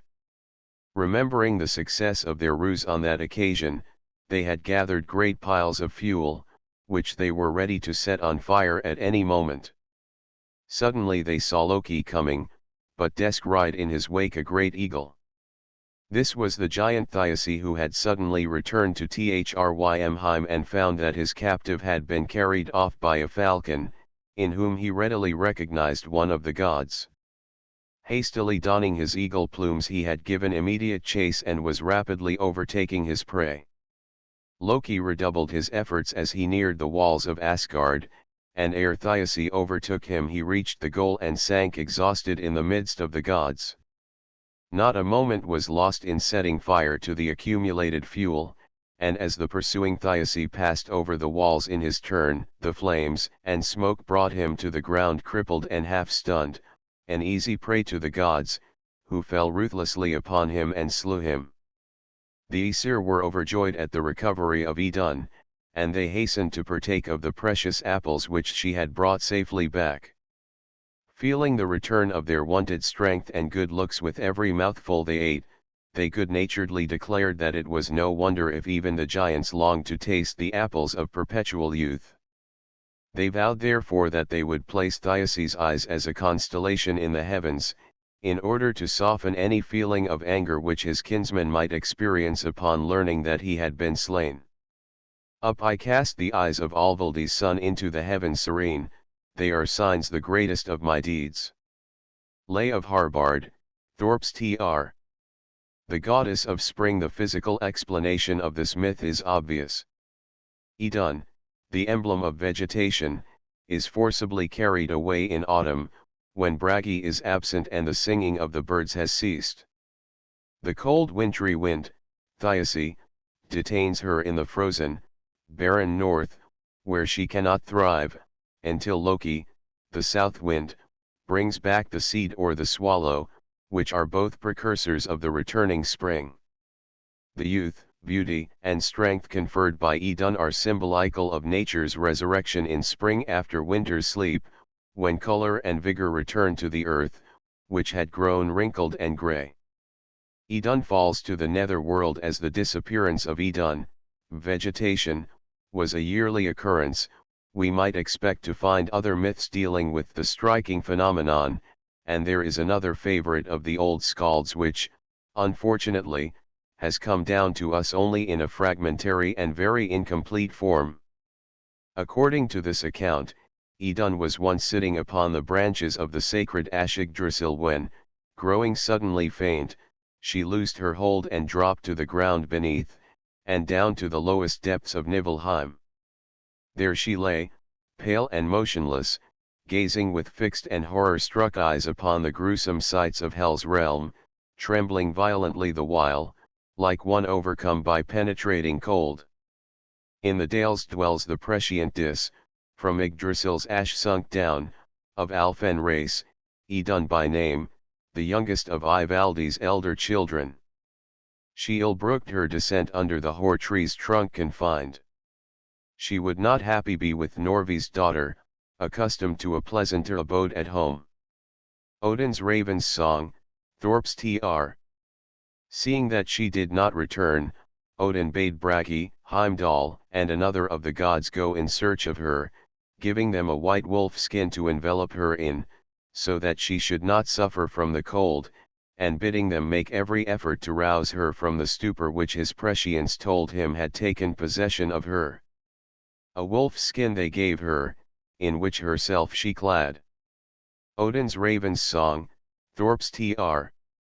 Idun passively allowed the gods to wrap her in the warm wolf skin, but she persistently refused to speak or move, and from her strange manner her husband sadly suspected that she had had a vision of great ills.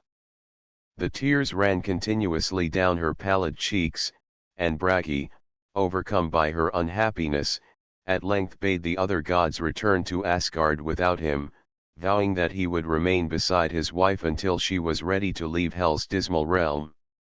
The sight of her woe oppressed him so sorely that he had no heart for his usual merry songs, and the strings of his harp were mute while he remained in the underworld.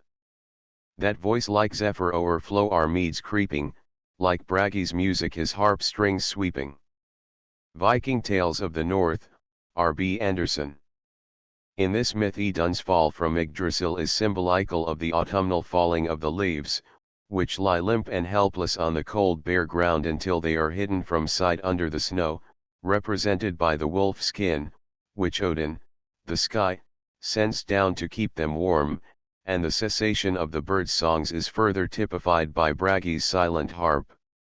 Chapter 8, Njord a hostage with the gods. We have already seen how the Aesir and Vannas exchanged hostages after the terrible war they had waged against each other, and that while Honir, Odin's brother, went to live in Vanaheim, Njord, with his two children, Frey and Freya, definitely took up his abode in Asgard.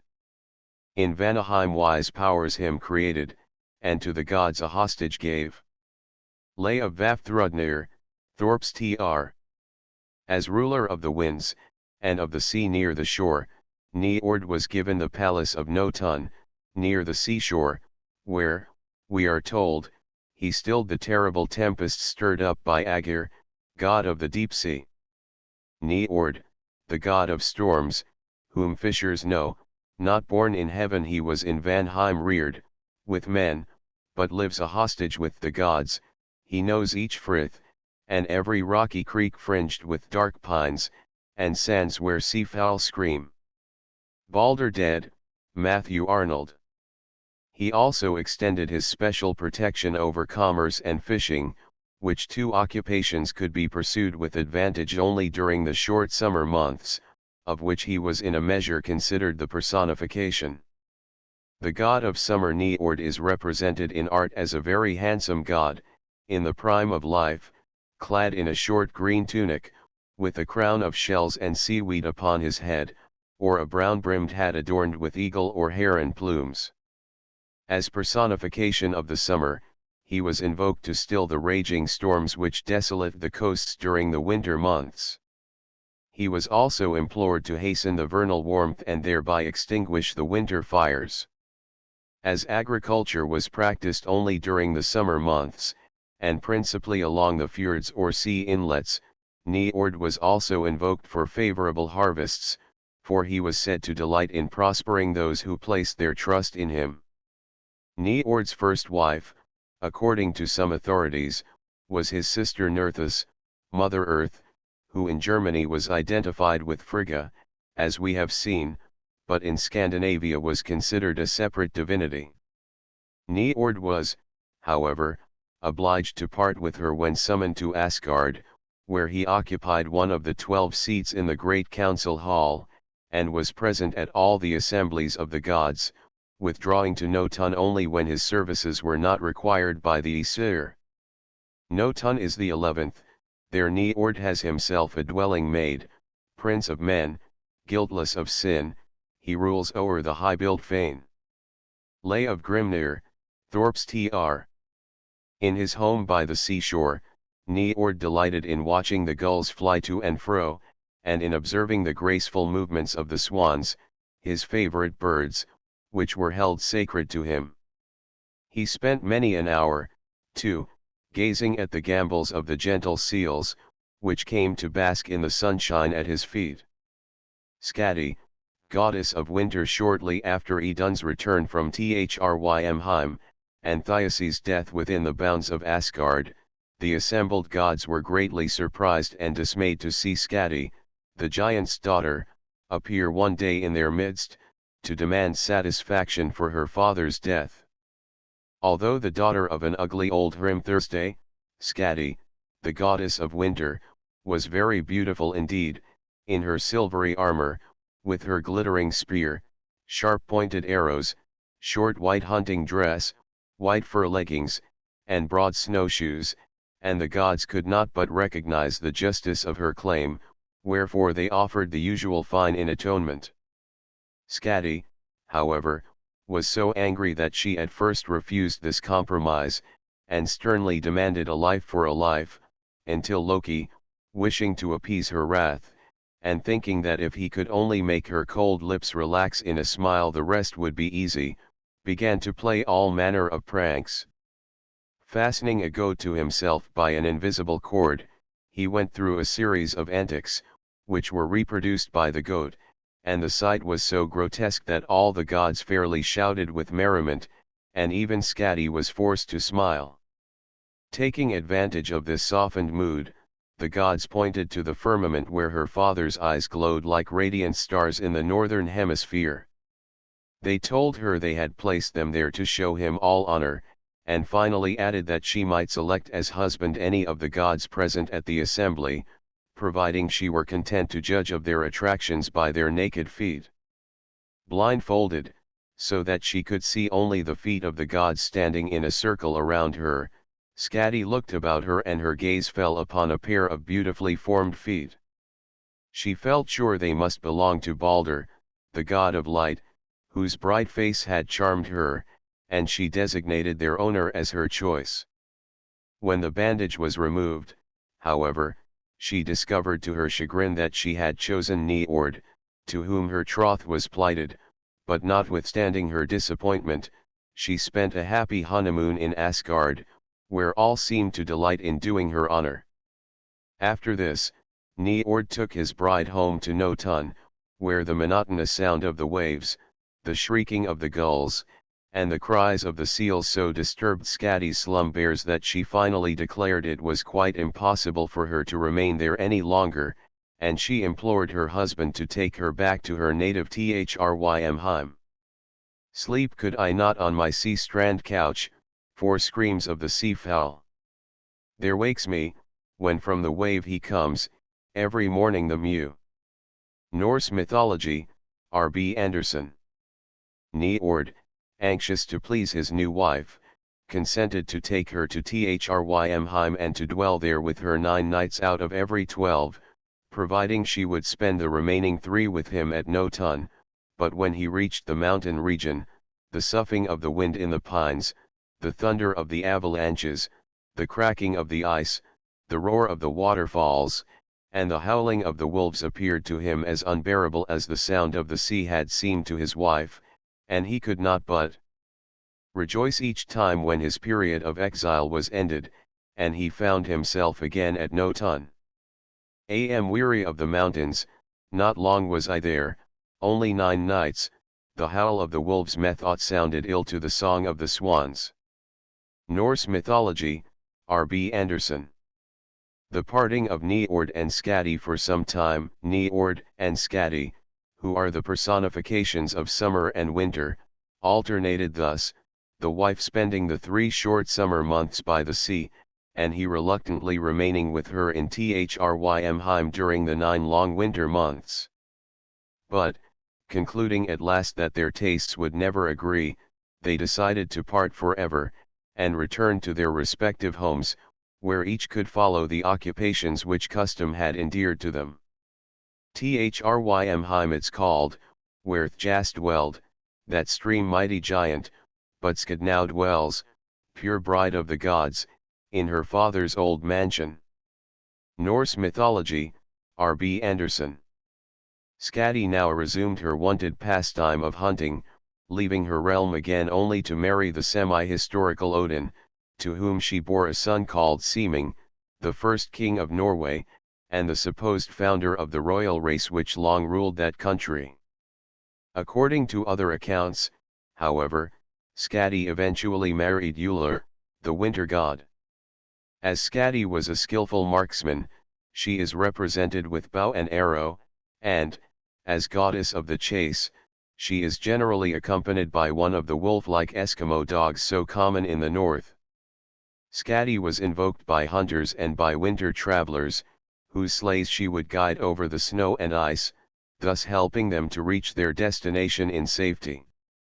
Skadi's anger against the gods, who had slain her father, the storm giant, is an emblem of the unbending rigidity of the ice-enveloped earth, which, softened at last by the frolicsome play of Loki, the heat lightning, smiles, and permits the embrace of Njord, summer. His love, however, cannot hold her for more than 3 months of the year, typified in the myth by nights, as she is always secretly longing for the wintry storms and for her wonted activities among the mountains. The worship of Njord was supposed to bless the vessels passing in and out of port, and his temples were situated by the seashore, their oaths in his name were commonly sworn, and his health was drunk at every banquet, where he was invariably named with his son Frey. As all aquatic plants were supposed to belong to him, the marine sponge was known in the north as Njord's glove, a name which was retained until lately, when the same plant has been popularly renamed the Virgin's Hand. Chapter 9, Frey, the god of fairyland. Frey, or Fro, as he was called in Germany, was the son of Njord and Nerthus, or of Njord and Skadi, and was born in Vanaheim. He therefore belonged to the race of the Vanas, the divinities of water and air, but was warmly welcomed in Asgard when he came thither as hostage with his father. As it was customary among the northern nations to bestow some valuable gift upon a child when he cut his first tooth, the Aesir gave the infant Frey the beautiful realm of Alfheim or Fairyland, the home of the light elves. Alfheim the gods to Frey gave in days of yore for a tooth gift. Simon's Edda, Thorp's Tr. Here Frey, the god of the golden sunshine and the warm summer showers, took up his abode, charmed with the society of the elves and fairies, who implicitly obeyed his every order, and at a sign from him flitted to and fro, doing all the good in their power, for they were preeminently beneficent spirits. Frey also received from the gods a marvelous sword, an emblem of the sunbeams, which had the power of fighting successfully, and of its own accord, as soon as it was drawn from its sheath.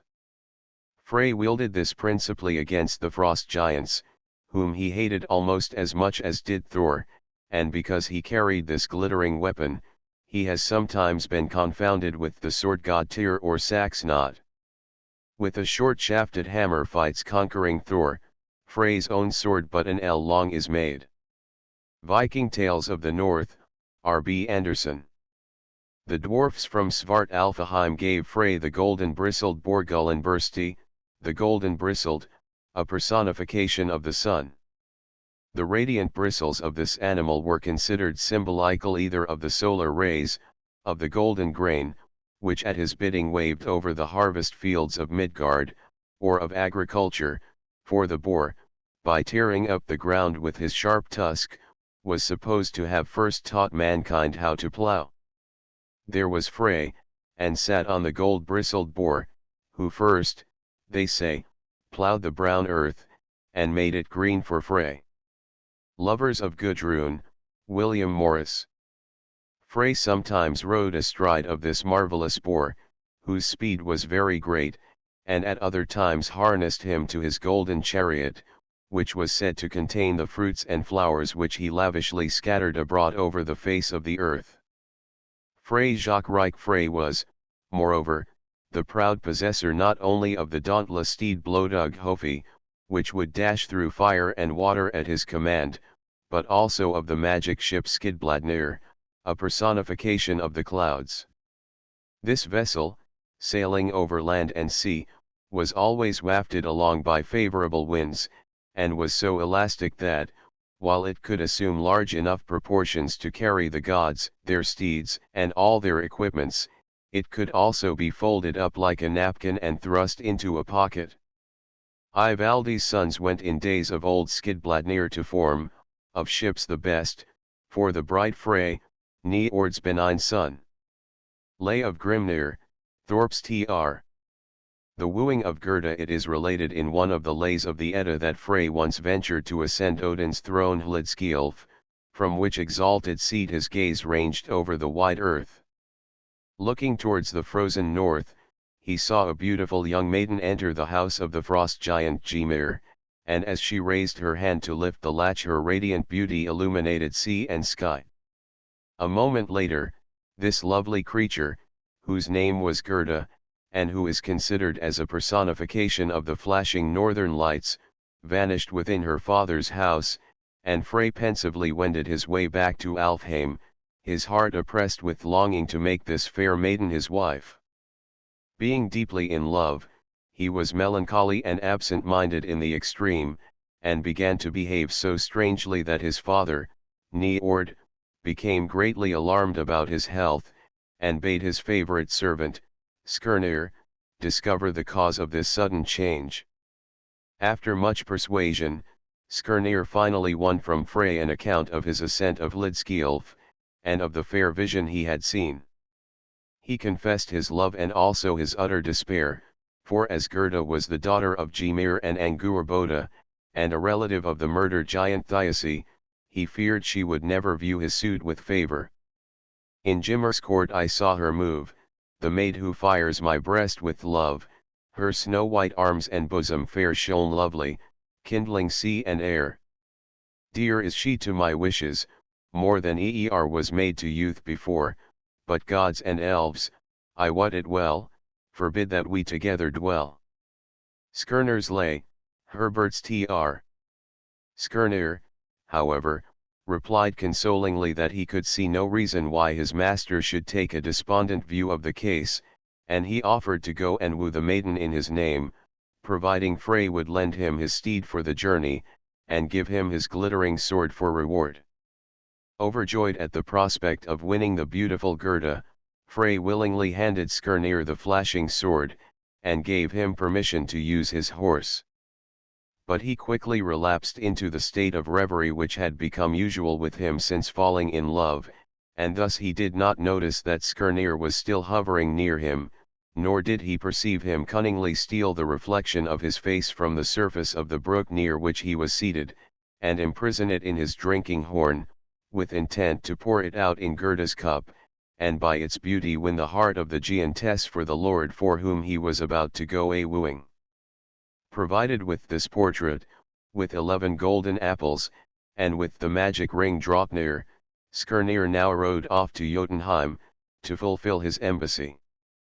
As he came near Gymir's dwelling he heard the loud and persistent howling of his watchdogs, which were personifications of the wintry winds. A shepherd, guarding his flock in the vicinity, told him, in answer to his inquiry, that it would be impossible to approach the house, on account of the flaming barrier which surrounded it, but Skirnir, knowing that Blodug Hofi would dash through any fire, merely set spurs to his steed, and, riding up unscathed to the giant's door, was soon ushered into the presence of the lovely Gerda. To induce the fair maiden to lend a favorable ear to his master's proposals, Skirnir showed her the stolen portrait, and proffered the golden apples and magic ring, which, however, she haughtily refused to accept, declaring that her father had gold enough and to spare.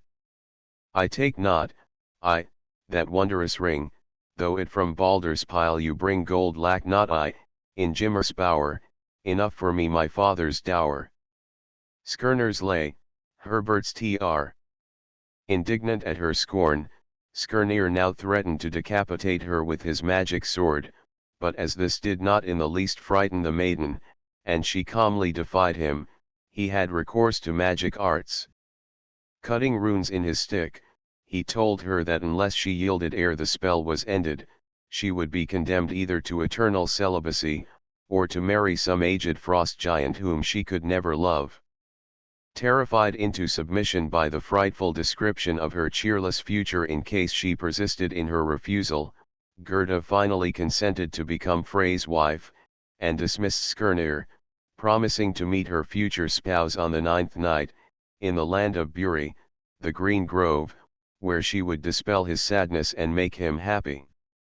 Buri is hight the seat of love.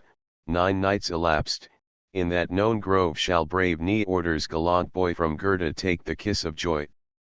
Skirnir's lay, Herbert's tr. Delighted with his success, Skirnir hurried back to Alfheim, where Frey came eagerly to learn the result of his journey. When he learned that Gerda had consented to become his wife, his face grew radiant with joy, but when Skirnir informed him that he would have to wait 9 nights ere he could behold his promised bride, he turned sadly away, declaring the time would appear interminable. "Long is one night, and longer twain, but how for 3 endure my pain? A month of rapture sooner flies than half one night of wishful sighs." Skirnir's lay, Herbert's tr. In spite of this lover-like despondency, however, the time of waiting came to an end, and Frey joyfully hastened to the Green Grove, where, true to her appointment, he found Gerda, and she became his happy wife, and proudly sat upon his throne beside him. Frey to wife had Gerd, she was Gymir's daughter, from Jotuns sprung. Simon's Edda, Thorpe's tr. According to some mythologists, Gerda is not a personification of the aurora borealis, but of the earth, which, hard, cold, and unyielding, resists the spring god's proffers of adornment and fruitfulness, the apples and ring, defies the flashing sunbeams, Frey's sword, and only consents to receive his kiss when it learns that it will else be doomed to perpetual barrenness, or given over entirely into the power of the giants, ice and snow. The 9 nights of waiting are typical of the 9 winter months, at the end of which the earth becomes the bride of the sun, in the groves where the trees are budding forth into leaf and blossom. Frey and Gerda, we are told, became the parents of a son called Fenrir, whose birth consoled Gerda for the loss of her brother Beli. The latter had attacked Frey and had been slain by him, although the sun god, deprived of his matchless sword, had been obliged to defend himself with a stag horn which he hastily snatched from the wall of his dwelling. Besides the faithful Skirnir, Frey had 2 other attendants, a married couple, Guerber and Bela, the personifications of mill refuse and manure, which 2 ingredients, being used in agriculture for fertilizing purposes, were therefore considered Frey's faithful servants, in spite of their unpleasant qualities. The historical Frey Snorroster lesson, in his Heimskringla, or Chronicle of the Ancient Kings of Norway, states that Frey was an historical personage who bore the name of Yngvi Frey, and ruled in UPS after the death of the semi-historical Odin and Njord. Under his rule the people enjoyed such prosperity and peace that they declared their king must be a god. They therefore began to invoke him as such, carrying their enthusiastic admiration to such lengths that when he died the priests, not daring to reveal the fact, laid him in a great mound instead of burning his body, as had been customary until then. They then informed the people that Frey, whose name was the northern synonym for master, had gone into the mound, an expression which eventually became the Northmen's phrase for death.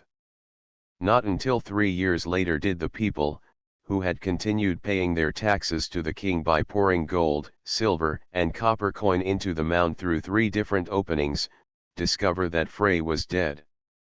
As their peace and prosperity had remained undisturbed, they decreed that his corpse should never be burned, and they thus inaugurated the custom of mound burial, which in due time supplanted the funeral pyre in many places.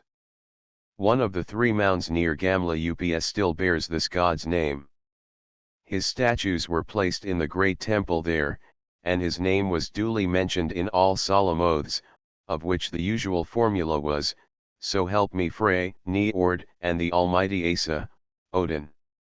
Worship of Frey. No weapons were ever admitted in Frey's temples, the most celebrated of which were at Trondheim in Norway, and at Tvora in Iceland. In these temples oxen or horses were offered in sacrifice to him, a heavy gold ring being dipped in the victim's blood ere the above-mentioned oath was solemnly taken upon it. Frey's statues, like those of all the other northern divinities, were roughly hewn blocks of wood, and the last of these sacred images seems to have been destroyed by Olaf the Saint, who, as we have seen, forcibly converted many of his subjects. Besides being god of sunshine, fruitfulness, peace, and prosperity, Frey was considered the patron of horses and horsemen, and the deliverer of all captives. Frey is the best of all the chiefs among the gods. He causes not tears to maids or mothers, his desire is to loosen the fetters of those enchained. Norse Mythology, R.B. Anderson. The Yule feast 1 month of every year, the Yule month, or Thor's month, was considered sacred to Frey as well as to Thor, and began on the longest night of the year, which bore the name of Mother Night. This month was a time of feasting and rejoicing, for it heralded the return of the sun. The festival was called Yule, Will, because the sun was supposed to resemble a wheel rapidly revolving across the sky. This resemblance gave rise to a singular custom in England, Germany, and along the banks of the Moselle. Until within late years, the people were wont to assemble yearly upon a mountain, to set fire to a huge wooden wheel, twined with straw, which, all ablaze, was then sent rolling down the hill, to plunge with a hiss into the water. Some others get a rotten wheelie, all worn and cast aside, which, covered round about with straw and tow, they closely hide, and carried to some mountain's top, being all with firelight, they hurl it down with violence, when dark appears the night, resembling much the sun, that from the heavens down should fall, a strange and monstrous sight it seems, and fearful to them all, but they suppose their mischiefs are all likewise thrown to hell, and that, from harms and dangers now, in safety here they dwell. Neogergus. All the northern races considered the Yule feast the greatest of the year, and were wont to celebrate it with dancing, feasting, and drinking, each god being pledged by name. The first Christian missionaries, perceiving the extreme popularity of this feast, thought it best to encourage drinking to the health of the Lord and his 12 apostles when they first began to convert the northern heathens. In honor of Frey, boar's flesh was eaten on this occasion. Crowned with laurel and rosemary, the animal's head was brought into the banqueting hall with much ceremony, a custom long after observed, as the following lines will show: Caput Apri defero reddens lauds domino. The boar's head in hand bring I, with garlands gay and rosemary, I pray you all sing merrily, qui estis in convivio. Queen's College Carol, Oxford. The father of the family laid his hand on the sacred dish, which was called the boar of atonement, swearing he would be faithful to his family, and would fulfill all his obligations, an example which was followed by all present, from the highest to the lowest. This dish could be carved only by a man of unblemished reputation and tried courage, for the boar's head was a sacred emblem which was supposed to inspire every one with fear. For that reason a boar's head was frequently used as ornament for the helmets of northern kings and heroes whose bravery was unquestioned. As phrase name of Fro is phonetically the same as the word used in German for gladness, he was considered the patron of every joy, and was invariably invoked by married couples who wished to live in harmony. Those who succeeded in doing so for a certain length of time were publicly rewarded by the gift of a piece of boar's flesh, for which in later times, the English and Viennese substituted a flitch of bacon or a ham. You shall swear, by custom of confession, if ever you made nuptial transgression, be you either married man or wife, if you have brawls or contentious strife, or otherwise, at bed or at board, offended each other in deed or word, or, since the parish clerk said Amen, you wished yourselves unmarried again, or, in a 12-month and a day repented not in thought any way, but continued true in thought and desire, as when you joined hands in the choir. If to these conditions, with all fear, of your own accord you will freely swear, a whole gammon of bacon you shall receive, and bear it hence with love and good leave, for this our custom at Dunmow well known, though the pleasure be ours, the bacon's your own. Brand's Popular Antiquities.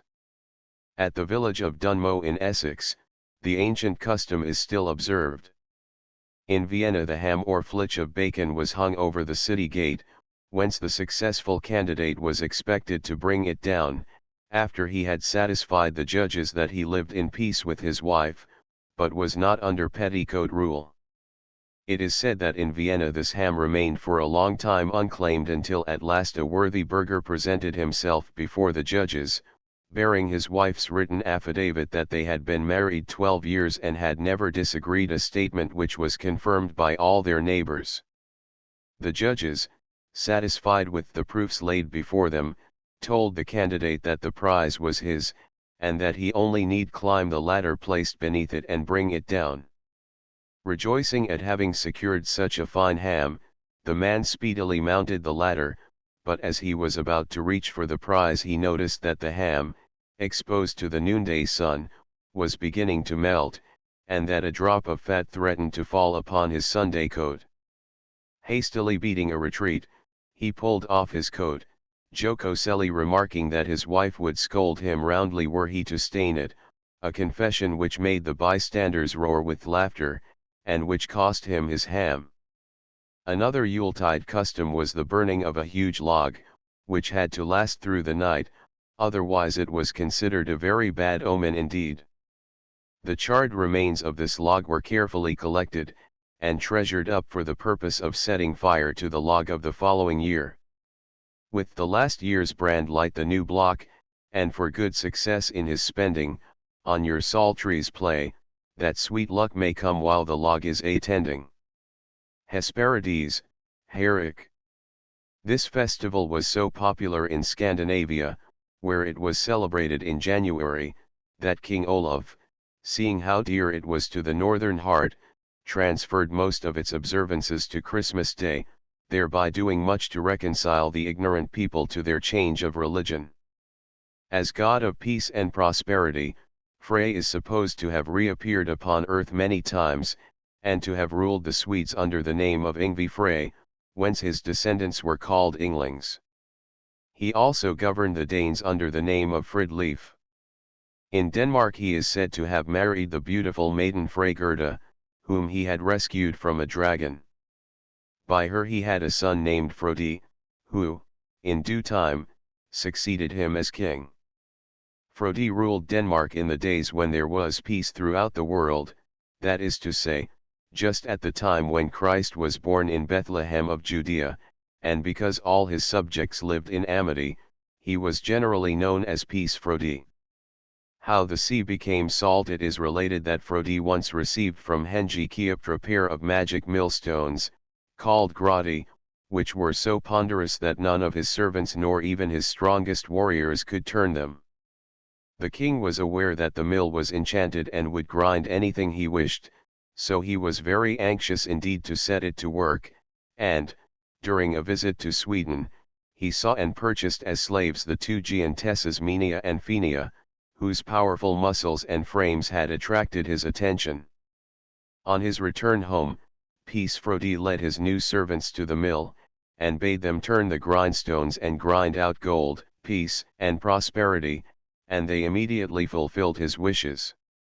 Cheerfully the women worked on, hour after hour, until the king's coffers were overflowing with gold, and prosperity and peace were rife throughout his land. Let us grind riches to Frotha. Let us grind him, happy in plenty of substance, on our gladdening quern. Grata Savangr, Longfellows tr. But when Minia and Phenia would fain have rested a while, the king, whose greed had been excited, bade them work on. In spite of their entreaties he forced them to labor hour after hour, allowing them only as much time to rest as was required for the singing of a verse in a song, until exasperated by his cruelty, the giantesses resolved at length to have revenge. One night while Frodi slept they changed their song, and, instead of prosperity and peace, they grimly began to grind an armed host, whereby they induced the Viking Mysinger to land with a large body of troops. While the spell was working the Danes continued in slumber, and thus they were completely surprised by the Viking host, who slew them all. An army must come hither forthwith, and burn the town for the prince. Grata Savangr, Longfellows tr. Mysinger took the magic millstones Grati and the two slaves and put them on board his vessel, bidding the women grind salt, which was a very valuable staple of commerce at that time. The women obeyed, and their millstones went round, grinding salt in abundance, but the Viking, as cruel as Frodi, would give the poor women no rest, wherefore a heavy punishment overtook him and his followers. Such an immense quantity of salt was ground by the magic millstones that in the end its weight sunk the ship and all on board. The ponderous stones sank into the sea in the Pentland Firth, or off the northwestern coast of Norway, making a deep round hole, and the waters, rushing into the vortex and gurgling in the holes in the center of the stones, produced the great whirlpool which is known as the Maelstrom. As for the salt it soon melted, but such was the immense quantity ground by the giantesses that it permeated all the waters of the sea, which have ever since been very salt. Chapter X, Freya the goddess of love. Freya, the fair northern goddess of beauty and love, was the sister of Frey and the daughter of Niord and Nerthus, or Skadi. She was the most beautiful and best beloved of all the goddesses, and while in Germany she was identified with Frigga, in Norway, Sweden, Denmark, and Iceland she was considered a separate divinity. Freya, having been born in Vanaheim, was also known as Vanadis, the goddess of the Vanas, or as Vanabride. When she reached Asgard, the gods were so charmed by her beauty and grace that they bestowed upon her the realm of Folkvang and the great hall Sesrimnir, the roomy seated, where they assured her she could easily accommodate all her guests. Folkvang 'tis called, where Freyja has right to dispose of the hall seats. Every day of the slain she chooses the half, and leaves half to Odin. Norse Mythology, R.B. Anderson. Queen of the Valkyrs. Although goddess of love, Freya was not soft and pleasure-loving only, for the ancient northern races believed that she had very martial tastes, and that as Vafrya she often led the Valkyrs down to the battlefields, choosing and claiming one half the heroes slain. She was therefore often represented with corselet and helmet, shield, and spear, the lower part of her body only being clad in the usual flowing feminine garb. Freya transported the chosen slain to Folkvang, where they were duly entertained. There also she welcomed all pure maidens and faithful wives, that they might enjoy the company of their lovers and husbands after death. The joys of her abode were so enticing to the heroic northern women that they often rushed into battle when their loved ones were slain, hoping to meet with the same fate, or they fell upon their swords, or were voluntarily burned on the same funeral pyre as the remains of their beloved. Freya and Jo Blommer. As Freya was believed to lend a favorable ear to lovers' prayers, she was often invoked by them, and it was customary to compose in her honor love songs, which were sung on all festive occasions, her very name in Germany being used as the verb to woo. Freya and Oder. Freya, the golden-haired and blue-eyed goddess, was also, at times, considered as a personification of the earth. As such she married Oder, a symbol of the summer sun, whom she dearly loved, and by whom she had two daughters, Hnas and Gersemi. These maidens were so beautiful that all things lovely and precious were called by their names. While Oder lingered contentedly at her side, Freya was smiling and perfectly happy, but, alas! The god was a rover at heart, and, wearying of his wife's company, he suddenly left home and wandered far out into the wide world. Freya, sad and forsaken, wept abundantly, and her tears fell upon the hard rocks, which softened at their contact. We are told even that they trickled down to the very center of the stones, where they were transformed to gold.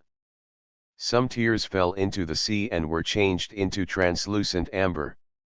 Weary of her widowed condition, and longing to clasp her beloved in her arms once more, Freya finally started out in search of him, passing through many lands, where she became known by different names, such as Mardel, Horn, Gothen, Seer, Skilf, and Thrung, inquiring of all she met whether her husband had passed that way, and shedding everywhere so many tears that gold is to be found in all parts of the earth. And Freya next came nigh, with golden tears, the loveliest goddess she in heaven, by all most honored after Freya, Odin's wife. Her long ago the wandering Oder took to mate, but left her to roam distant lands, since then she seeks him, and weeps tears of gold. Names hath she many, Vanadis on earth they call her, Freya is her name in heaven. Balder dead, Matthew Arnold. Far away in the sunny south, under the flowering myrtle trees, Freya found Oder at last, and her love being restored to her, she was happy and smiling once again, and as radiant as a bride. It is perhaps because Freya found her husband beneath the flowering myrtle, that northern brides, to this day, wear myrtle in preference to the conventional orange wreath of other climes. Hand in hand, Oder and Freya now gently wended their way home once more, and in the light of their happiness the grass grew green, the flowers bloomed, and the birds sang, for all nature sympathized as heartily with Freya's joy as it had mourned with her when she was in sorrow. Out of the morning land, over the snowdrifts, beautiful Freya came tripping to Scoring. White were the moorlands, and frozen before her, green were the moorlands, and blooming behind her. Out of her gold locks shaking the spring flowers, out of her garments shaking the south wind, around in the birches awaking the throstles, and making chaste housewives all long for their hero's home, loving and love-giving, came she to Scoring. The Longbeard Saga, Charles Kingsley. The prettiest plants and flowers in the north were called Freya's hair or Freya's eye-dew, while the butterfly was called Freya's hen. This goddess was also supposed to have a special affection for the fairies, whom she loved to watch dancing in the moonbeams, and for whom she reserved her daintiest flowers and sweetest honey. Oder, Freya's husband, besides being considered a personification of the sun, was also regarded as an emblem of passion, or of the intoxicating pleasures of love, so the ancients declared that it was no wonder his wife could not be happy without him. Freya's necklace being goddess of beauty, Freya, naturally, was very fond of the toilet, of glittering adornments, and of precious jewels.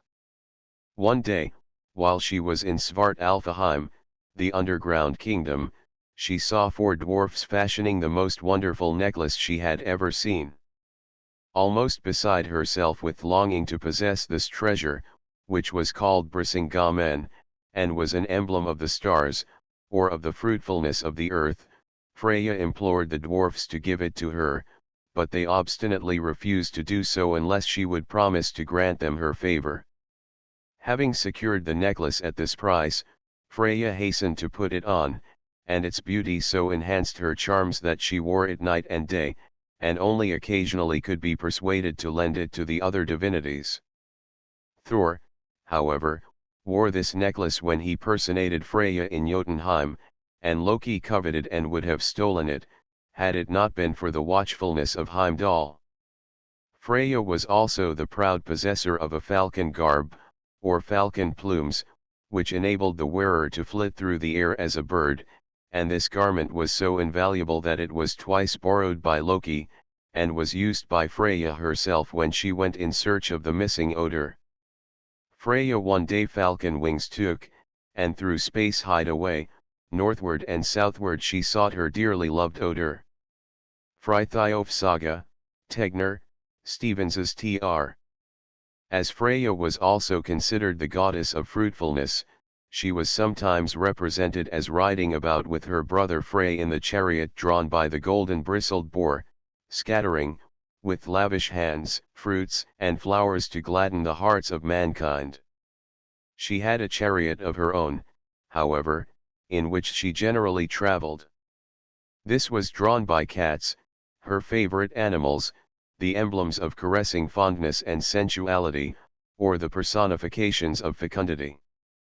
Then came dark-bearded Njord, and after him Freya, thin-robed, about her ankles slim the grey cats playing. Lovers of Gudrun, William Morris. Frey and Freya were held in such high honor throughout the north that their names, in modified forms, are still used for master and mistress, and one day of the week is called Freya's Day, or Friday, by the English-speaking race. Freya's temples were very numerous indeed, and were long maintained by her votaries, the last, in Magdeburg, Germany, being destroyed by order of Charlemagne. Story of Otter and Angantyr. The northern people were wont to invoke Freya not only for success in love, prosperity and increase, but also, at times, for aid and protection. This she vouchsafed to all who served her truly, as appeared in the story of Otter and Angantyr, 2 men who, after disputing for some time concerning their rights to a certain piece of property, laid their quarrel before the thing. That popular assembly decreed that the man who could prove that he had the longest line of noble ancestors should be declared the winner, and a special day was appointed to investigate the genealogy of each claimant. Otter, unable to remember the names of more than a few of his progenitors, offered sacrifices to Freya, entreating her aid. The goddess graciously heard his prayer, and appearing before him, she changed him into a boar, and rode off upon his back to the dwelling of the sorceress Hyndla, a most renowned witch. By threats and entreaties, Freya compelled the old woman to trace Otter's genealogy back to Odin, and to name every individual in turn, with a synopsis of his achievements. Then, fearing lest her votary's memory should be unable to retain so many details, Freya further compelled Hyndla to brew a potion of remembrance, which she gave him to drink. He shall drink delicious draughts. All the gods I pray to favor Otter. Simon's Edda, Thorpe's Tr. Thus prepared, Otter presented himself before the thing on the appointed day, and glibly reciting his pedigree, he named so many more ancestors than Angantyr could recollect, that he was easily awarded possession of the property he coveted. A duty 'tis to act so that the young prince his paternal heritage may have after his kindred. Simon's Edda, Thorpe's Tr. the husbands of Freya. Freya was so beautiful that all the gods, giants, and dwarfs longed for her love and in turn tried to secure her as wife. But Freya scorned the ugly giants and refused even Thrym, when urged to accept him by Loki and Thor. She was not so obdurate where the gods themselves were concerned, if the various mythologists are to be believed, for as the personification of the earth she is said to have wedded Odin, the sky, Frey, the fruitful rain, Odr, the sunshine, and sea, until it seems as if she deserved the accusation hurled against her by the archfiend Loki, of having loved and wedded all the gods in turn. Worship of Freya. It was customary on solemn occasions to drink Freya's health with that of the other gods, and when Christianity was introduced in the north this toast was transferred to the Virgin or to Saint Gertrude. Freya herself, like all the heathen divinities, was declared a demon or witch, and banished to the mountain peaks of Norway, Sweden, or Germany, where the Brocken is pointed out as her special abode, and the general trysting place of her demon train on Valpurgis Nacht. Chorus of Witches. Onto the Brocken the witches are flocking, merry meet merry part, how they gallop and drive, yellow stubble and stalk are rocking, and young green corn is merry alive, with the shapes and shadows swimming by. To the highest heights they fly, where Sir Urien sits on high throughout and about, with clamour and shout, drives the maddening rout, over stock, over stone, shriek, laughter, and moan, before them are blown. Goethe's Faust, Ansters tr. As the swallow, cuckoo, and cat were held sacred to Freya in heathen times, these creatures were supposed to have demoniacal attributes, and to this day witches are always depicted with coal-black cats beside them. Chapter 11, Uller. The god of winter. Uller, the winter god, was the son of Sif, and the stepson of Thor. His father, who is never mentioned in the northern sagas, must have been one of the dreaded frost giants, for Uller loved the cold and delighted in traveling over the country on his broad snowshoes or glittering skates. This god also delighted in the chase, and pursued his game through the northern forests, caring but little for ice and snow, against which he was well protected by the thick furs in which he was always clad. As god of hunting and archery, he is represented with a quiver full of arrows and a huge bow, and as the yew furnishes the best wood for the manufacture of these weapons, it is said to have been his favorite tree. To have a supply of suitable wood ever at hand ready for use, Uller took up his abode at Idalir, the Vale of Yews, where it was always very damp. Idalir it is called, where Uller has himself a dwelling made. Simon's Edda, Thorp's tr. As winter god, Uller or Uller, as he was also called, was considered second only to Odin, whose place he usurped during his absence in the winter months of the year. During this period he exercised full sway over Asgard and Midgard, and even, according to some authorities, took possession of Frigga, Odin's wife, as related in the myth of Vili and Ve. But as Uller was very parsimonious, and never bestowed any gifts upon mankind, they gladly hailed the return of Odin, who drove his supplanter away, forcing him to take refuge either in the frozen north or on the tops of the Alps. Here, if we are to believe the poets, he had built a summer house into which he retreated until, knowing Odin had departed once more, he again dared appear in the valleys. Uller was also considered god of death, and was supposed to ride in the wild hunt, and at times even to lead it. He is specially noted for his rapidity of motion, and as the snowshoes used in northern regions are sometimes made of bone, and turned up in front like the prow of a ship, it was commonly reported that Uller had spoken magic runes over a piece of bone, changing it into a vessel, which bore him over land or sea at will. As snowshoes are shaped like a shield, and as the ice with which he yearly enveloped the earth acts as a shield to protect it from harm during the winter, Uller was surnamed the Shield God, and he was specially invoked by all persons about to engage in a duel or in a desperate fight. In Christian times, his place in popular worship was taken by Saint Hubert, the hunter, who, also, was made patron of the first month of the year, which began on November 22nd, and was dedicated to him as the sun passed through the constellation of Sagittarius, the bowman. In Anglo-Saxon, Euler was known as Vulder, but in some parts of Germany he was called Haller and considered to be the husband of the fair goddess Holda, whose fields he covered with a thick mantle of snow, to make them more fruitful when the spring came. By the Scandinavians, Euler was said to have married Skadi, Njord's divorced wife, the female personification of winter and cold, and their tastes were so congenial that they lived in perfect harmony together.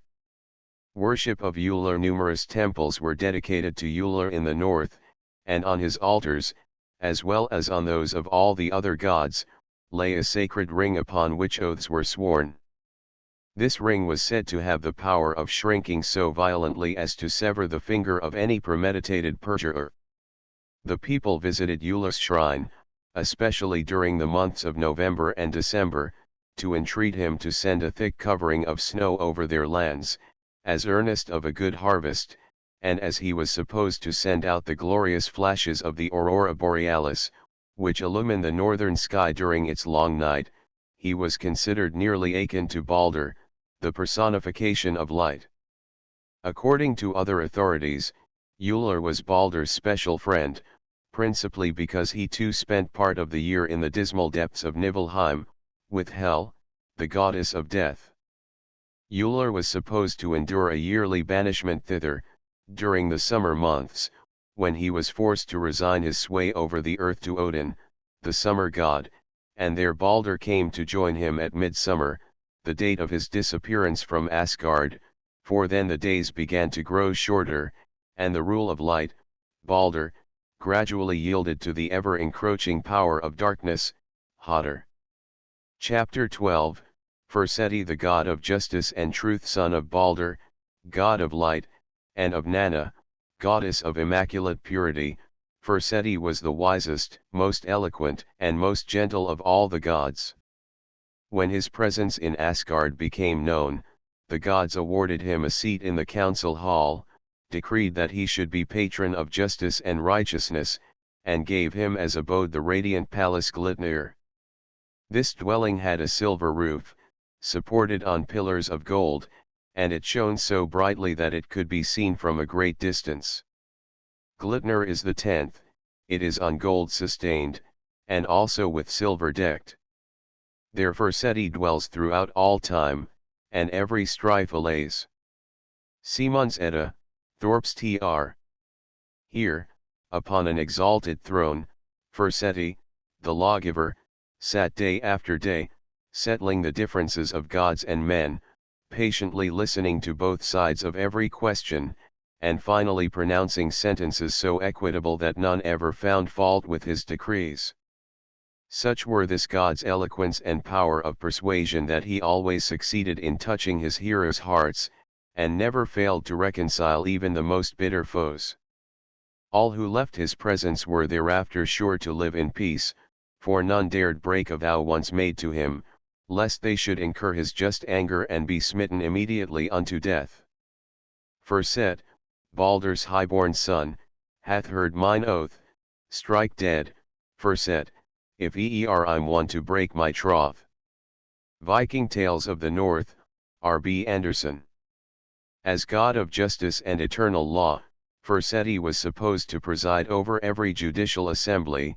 He was invariably appealed to by all who were about to undergo a trial, and it was said that he rarely failed to help the deserving.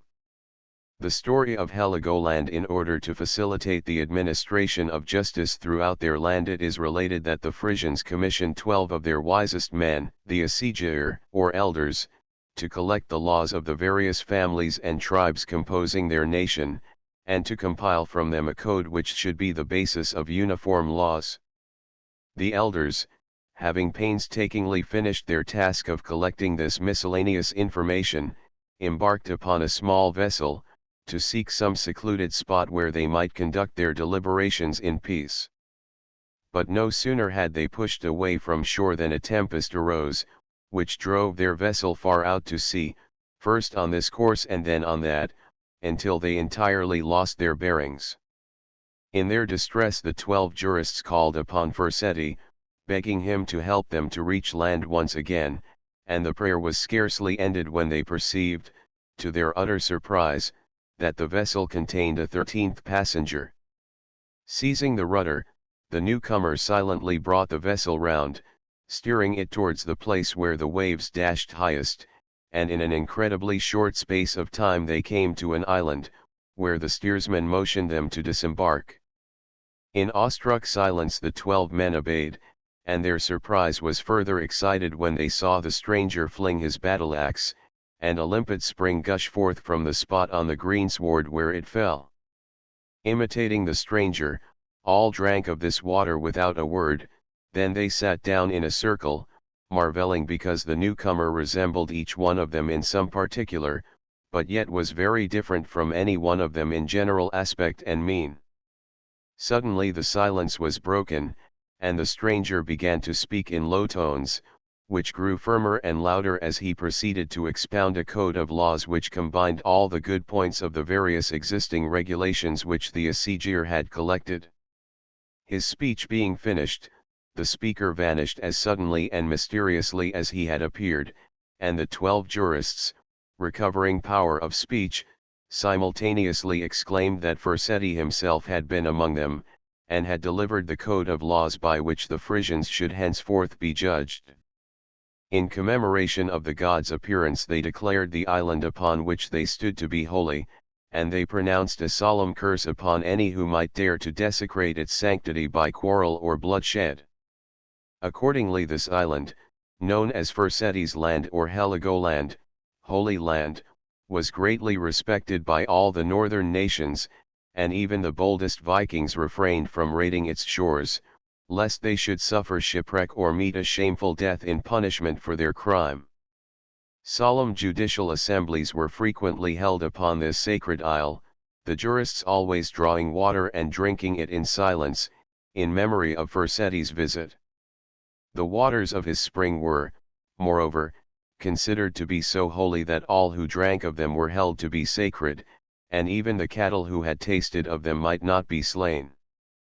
As Forseti was said to hold his assizes in spring, summer, and autumn, but never in winter, it became customary, in all the northern countries, to dispense justice in those seasons, the people declaring that it was only when the light shone clearly in the heavens that right could become apparent to all, and that it would be utterly impossible to render an equitable verdict during the dark winter season. Forseti is seldom mentioned except in connection with Balder. He apparently had no share in the closing battle in which all the other gods played such prominent parts. Chapter 13, Heimdall. The watchman of the gods. In the course of a walk along the seashore Odin once beheld 9 beautiful giantesses, the wave maidens, Julp, Greep, Aegea, Augeia, Ulfrun, Orgiafa, Cinder, Atla, and Jernsaxa, sound asleep on the white sand. The god of the sky was so charmed with these beautiful creatures that, as the Eddas relate, he wedded all 9 of them, and they combined, at the same moment, to bring forth a son, who received the name of Heimdall. Born was I of mothers 9, son I am of sisters 9. Simons Edda, Thorpes Tr. The Rainbow Bridge. H. Hendrick. By permission of the Illustrator Zeitung, J. J. Weber, Leipzig, the 9 mothers proceeded to nourish their babe on the strength of the earth, the moisture of the sea, and the heat of the sun, which singular diet proved so strengthening that the new god acquired his full growth in a remarkably short space of time, and hastened to join his father in Asgard. He found the gods proudly contemplating the rainbow bridge Bifrost, which they had just constructed out of fire, air, and water, the 3 materials which can still plainly be seen in its long arch, where glow the 3 primary colors, the red representing the fire, the blue the air, and the green the cool depths of the sea. The guardian of the rainbow. This bridge connected heaven and earth, and ended under the shade of the mighty world tree Yggdrasil, close beside the fountain where Mimir kept guard, and the only drawback to prevent the complete enjoyment of the glorious spectacle, was the fear lest the frost giants should make their way over it and so gain entrance into Asgard. The gods had been debating the advisability of appointing a trustworthy guardian, and they hailed the new recruit as one well fitted to fulfill the onerous duties of the office. Heimdall gladly undertook the responsibility, and henceforth, night and day, he kept vigilant watch over the rainbow highway into Asgard. Bifrost ith east shone forth in brightest green, on its top, in snow-white sheen, Heimdall at his post was seen. Erlanglager, pickets tr. To enable their watchmen to detect the approach of any enemy from afar, the assembled gods bestowed upon him senses so keen that he is said to have been able to hear the grass grow on the hillside, and the wool on the sheep's back, to see 100 miles off as plainly by night as by day, and with all this he required less sleep than a bird. 'Mongst shivering giants wider known than him who sits unmoved on high, the guard of heaven, with sleepless eye. Lay of Skirnir, Herbert's tr. Heimdall was provided further with a flashing sword and a marvelous trumpet, called Gjallarhorn, which the gods bade him blow whenever he saw their enemies approach, declaring that its sound would rouse all creatures in heaven, earth, and Niflheim. Its last dread blast would announce the arrival of that day when the final battle would be fought. To battle the gods are called by the ancient Gjallarhorn. Loud blows Heimdall, his sound is in the air. Simon's Edda, Thorpe's tr. To keep this instrument, which was a symbol of the crescent moon, ever at hand, Heimdall either hung it on a branch of Yggdrasil above his head or sank it in the waters of Mimir's well. In the latter it lay side by side with Odin's eye, which was an emblem of the moon at its full. Heimdall Dorothy Hardy Heimdall's palace, called Heimenbjorg, was situated on the highest point of the bridge, and here the gods often visited him to quaff the delicious mead which he set before them. 'Tis Himinbjorg called where Heimdall, they say, hath dwelling and rule. There the gods' warder drinks, in peaceful old halls, gladsome the good mead. Norse Mythology, R.B. Anderson. Heimdall was always depicted in resplendent white armor, and he was therefore called the bright god. He was also known as the light, innocent, and graceful god, all of which names he fully deserved, for he was as good as he was beautiful, and all the gods loved him. Connected on his mother's side with the sea, he was sometimes included with the Vanas, and as the ancient Northmen, especially the Icelanders, to whom the surrounding sea appeared the most important element, fancied that all things had risen out of it, they attributed to him an all-embracing knowledge and imagined him particularly wise. Of Aesir the brightest he well foresaw like other Vanir. Simon's Edda, Thorpe's tr. Heimdall was further distinguished by his golden teeth, which flashed when he smiled, and won for him the surname of Gullintani, golden-toothed. He was also the proud possessor of a swift, golden-maned steed called Gulltop, which bore him to and fro over the quivering rainbow bridge. This he crossed many times a day, but particularly in the early morn, at which time, as herald of the day, he bore the name of Heimdallinger. Early up Bifrost ran Ulfrun's son, the mighty hornblower of Heimenbjorg. Simon's Edda, Thorpe's tr. Loki and Freyja. His extreme acuteness of hearing caused Heimdall to be disturbed one night by the sound of soft, cat-like footsteps in the direction of Freyja's palace, Folkvang. Projecting his eagle gaze through the darkness, Heimdall perceived that the sound was produced by Loki, who, having stealthily entered the palace as a fly, had approached Freyja's bedside, and was trying to steal her shining golden necklace, Brisingamen, the emblem of the fruitfulness of the earth. Heimdall saw that the goddess was resting in her sleep in such a way that no one could possibly unclasp the necklace without awaking her. Loki stood hesitatingly by the bedside for a few moments, and then began rapidly to mutter the runes which enabled the gods to change their form at will. As he did this, Heimdall saw him shrivel up until he was changed to the size and form of a flea, when he crept under the bedclothes and bit Freya's side, thus causing her to change her position without being roused from sleep. The clasp was now in view, and Loki, cautiously unfastening it, secured the coveted treasure, and forthwith proceeded to steal away with it. Heimdall immediately started out in pursuit of the midnight thief, and quickly overtaking him, he drew his sword from its scabbard, with intent to cut off his head, when the god transformed himself into a flickering blue flame. Quick as thought, Heimdall changed himself into a cloud and sent down a deluge of rain to quench the fire, but Loki as promptly altered his form to that of a huge polar bear, and opened wide his jaws to swallow the water.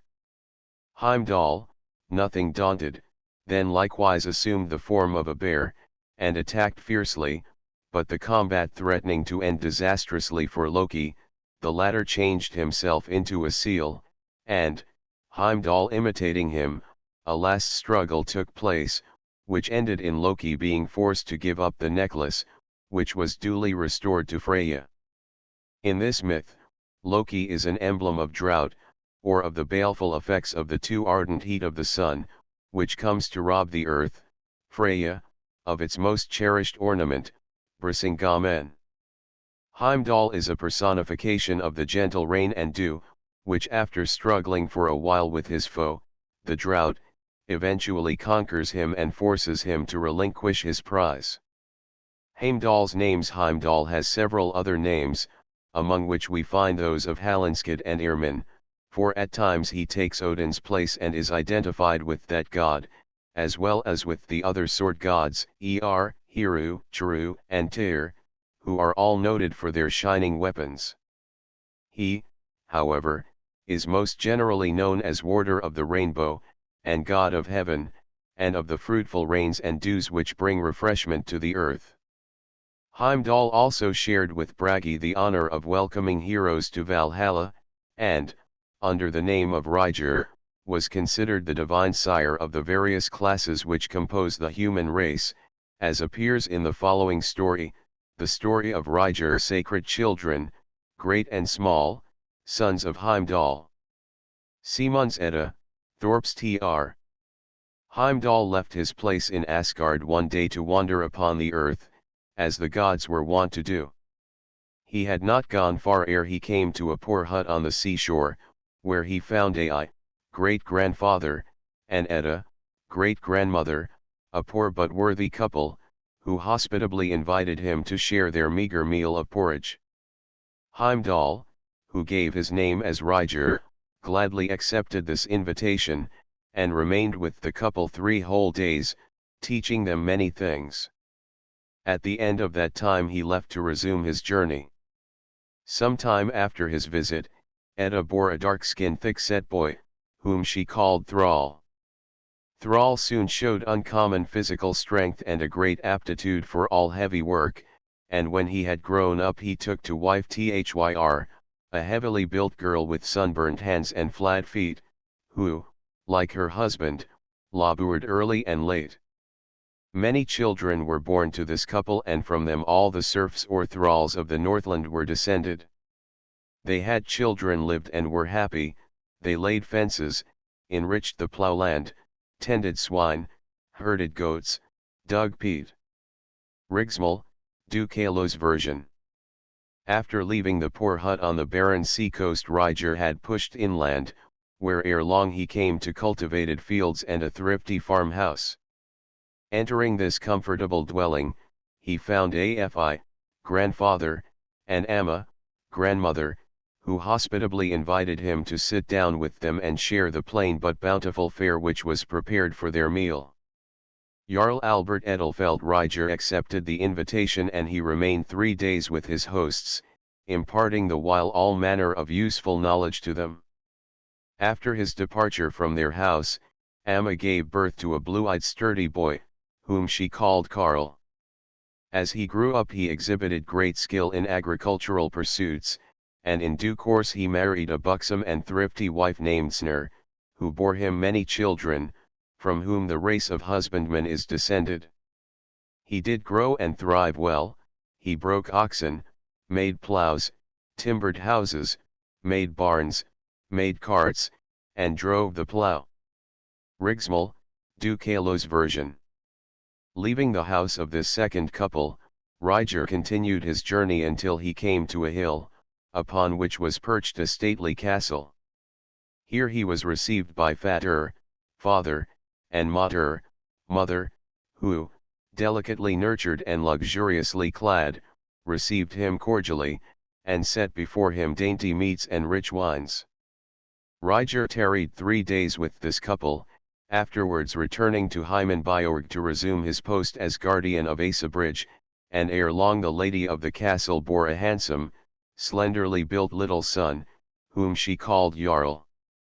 This child early showed a great taste for the hunt and all manner of martial exercises, learned to understand runes, and lived to do great deeds of valor which made his name distinguished and added glory to his race. Having attained manhood, Jarl married Erna, an aristocratic, slender-waisted maiden, who ruled his household wisely and bore him many children, all destined to rule, the youngest of whom, Konar, became the first king of Denmark.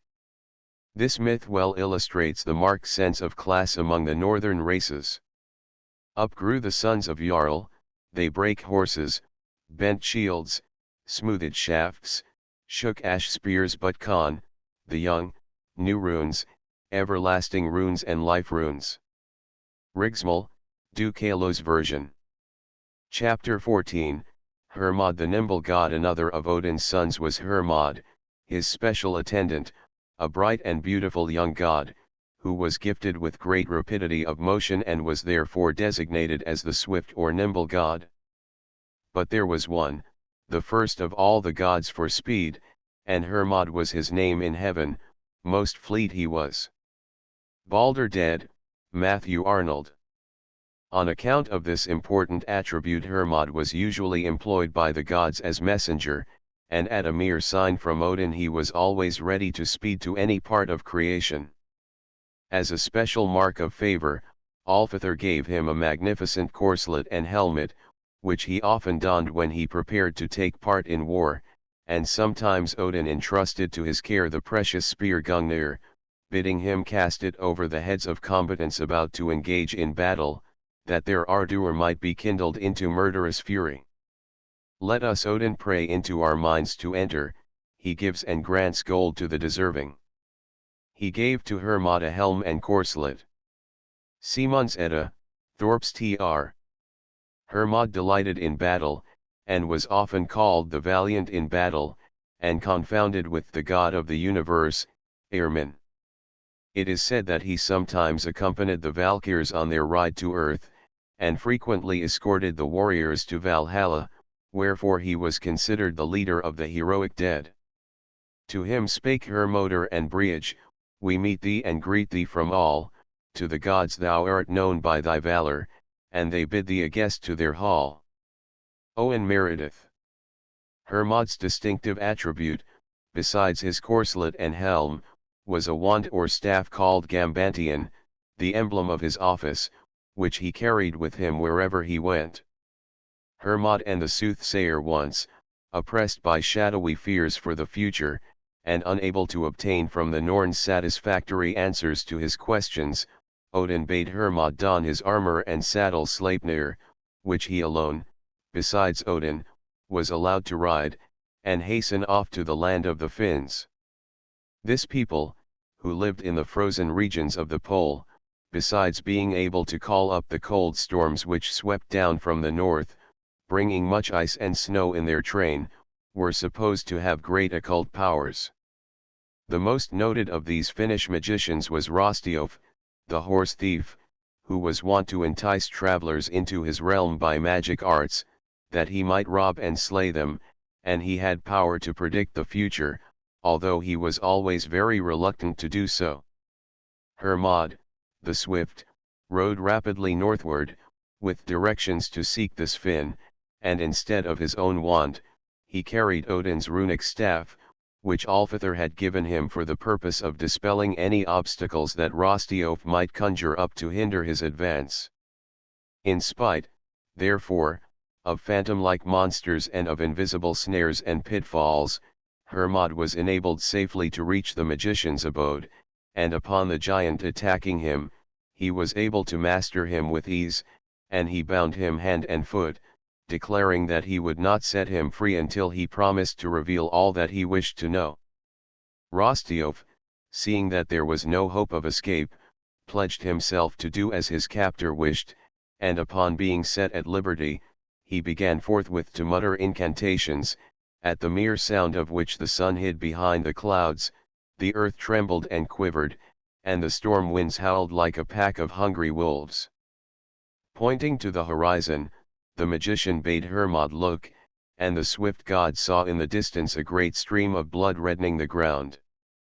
While he gazed wonderingly at this stream, a beautiful woman suddenly appeared, and a moment later a little boy stood beside her.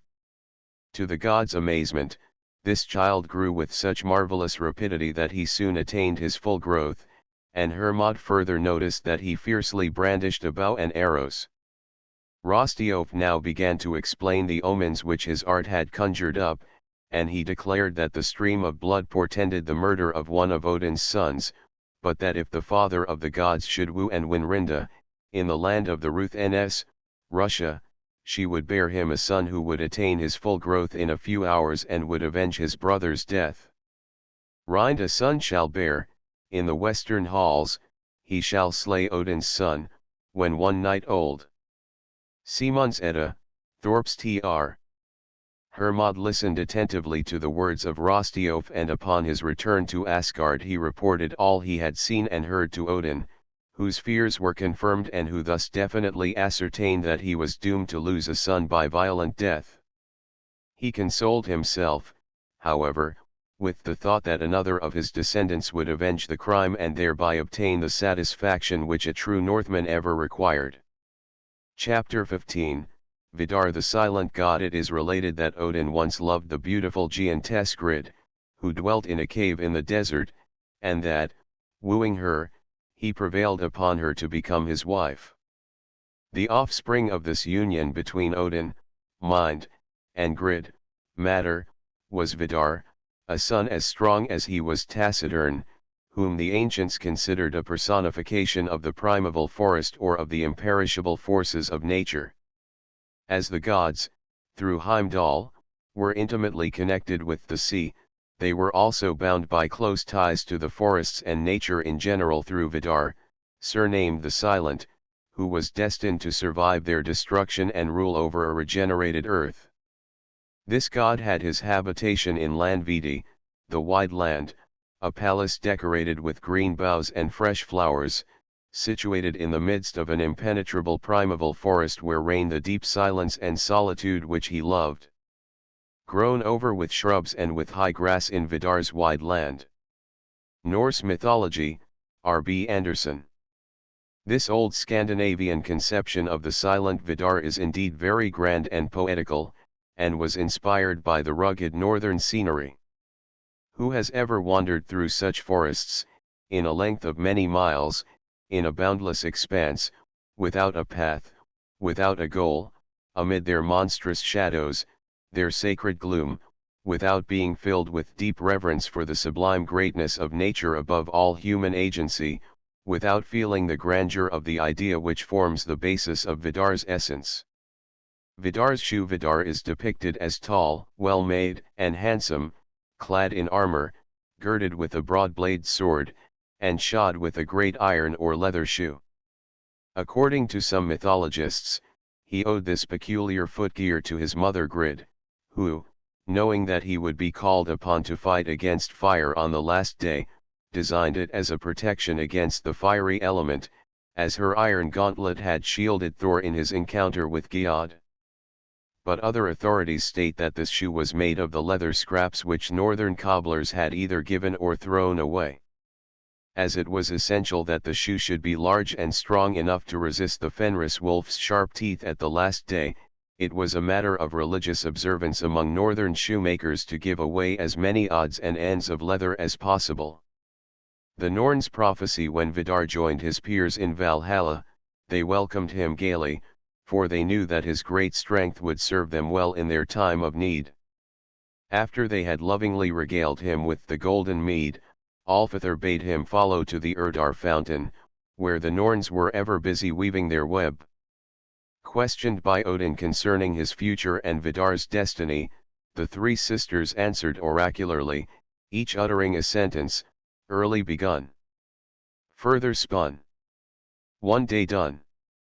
To these their mother, Wyrd, the primitive goddess of fate, added, with joy once more one.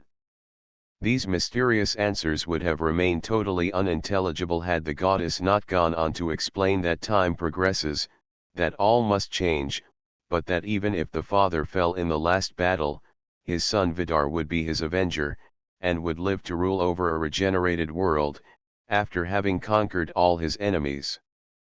There sits Odin's son on the horse's back, he will avenge his father. Norse Mythology, R.B. Anderson. As Wyrd spoke, the leaves of the world tree fluttered as if agitated by a breeze, the eagle on its topmost bough flapped its wings, and the serpent Nidug for a moment suspended its work of destruction at the roots of the tree. Grid, joining the father and son, rejoiced with Odin when she heard that their son was destined to survive the older gods and to rule over the new heaven and earth. There dwell Vidar and Vale in the gods' holy seats, when the fire of Surt is slaked. Norse Mythology, R.B. Anderson. Vidar, however, uttered not a word, but slowly wended his way back to his palace Landvidi, in the heart of the primeval forest, and there, sitting upon his throne, he pondered long about eternity, futurity, and infinity. If he fathomed their secrets he never revealed them, for the ancients averred that he was as silent as the grave, a silence which indicated that no man knows what awaits him in the life to come. Vidar was not only a personification of the imperishability of nature, but he was also a symbol of resurrection and renewal, exhibiting the eternal truth that new shoots and blossoms will spring forth to replace those which have fallen into decay. The shoe he wore was to be his defense against the wolf Fenris, who, having destroyed Odin, would direct his wrath against him, and open wide his terrible jaws to devour him. But the old Northmen declared that Vidar would brace the foot thus protected against the monster's lower jaw, and, seizing the upper, would struggle with him until he had rent him in twain. As one shoe only is mentioned in the Vidar myths, some mythologists suppose that he had but one leg, and was the personification of a waterspout, which would rise suddenly on the last day to quench the wildfire personified by the terrible wolf Fenris. Chapter 16, Vala. The wooing of Rinda Billing, king of the Ruth-Ns, was sorely dismayed when he heard that a great force was about to invade his kingdom, for he was too old to fight as of yore, and his only child, a daughter named Rinda, although she was of marriageable age, obstinately refused to choose a husband from among her many suitors, and thus give her father the help which he so sadly needed. While Billing was musing disconsolately in his hall, a stranger suddenly entered his palace. Looking up, the king beheld a middle-aged man wrapped in a wide cloak, with a broad-brimmed hat drawn down over his forehead to conceal the fact that he had but one eye. The stranger courteously inquired the cause of his evident depression, and as there was that in his bearing that compelled confidence, the king told him all, and at the end of the relation he volunteered to command the army of the Ruth-Ns against their foe. His services being joyfully accepted, it was not long ere Odin, for it was he, won a signal victory, and, returning in triumph, he asked permission to woo the king's daughter Rinda for his wife. Despite the suitor's advancing years, Billing hoped that his daughter would lend a favorable ear to a wooer who appeared to be very distinguished, and he immediately signified his consent.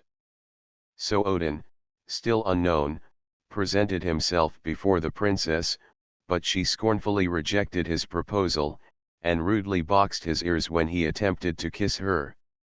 Forced to withdraw, Odin nevertheless did not relinquish his purpose to make Rinda his wife, for he knew, thanks to Rostiof's prophecy, that none but she could bring forth the destined avenger of his murdered son. His next step, therefore, was to assume the form of a smith, in which guise he came back to Billings Hall, and fashioning costly ornaments of silver and gold, he so artfully multiplied these precious trinkets that the king joyfully acquiesced when he inquired whether he might pay his addresses to the princess. The smith, Rosturus as he announced himself, was, however, as unceremoniously dismissed by Rinda as the successful general had been, but although his ear once again tingled with the force of her blow, he was more determined than ever to make her his wife. The next time Odin presented himself before the capricious damsel, he was disguised as a dashing warrior, for, thought he, a young soldier might perchance touch the maiden's heart, but when he again attempted to kiss her, she pushed him back so suddenly that he stumbled and fell upon one knee. Many a fair maiden when rightly known, towards men is fickle, that I experienced, when that discreet maiden I strove to win, contumely of every kind that wily girl heaped upon me, nor of that damsel gained I aught. So Emun's Edda, Thorp's tr. This third insult so enraged Odin that he drew his magic rune stick out of his breast, pointed it at Rinda, and uttered such a terrible spell that she fell back into the arms of her attendants rigid and apparently lifeless. When the princess came to life again, her suitor had disappeared, but the king discovered with great dismay that she had entirely lost her senses and was melancholy mad.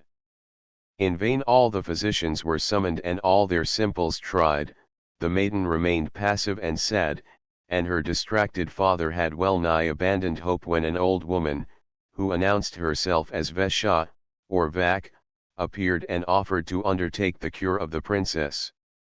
The seeming old woman, who was Odin in disguise, first prescribed a foot bath for the patient, but as this did not appear to have any very marked effect, she proposed to try a more drastic treatment.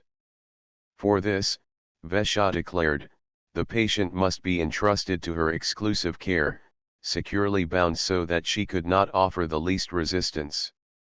Billing, anxious to save his child, was ready to assent to anything, and having thus gained full power over Rinda, Odin compelled her to wed him, releasing her from bonds and spell only when she had faithfully promised to be his wife.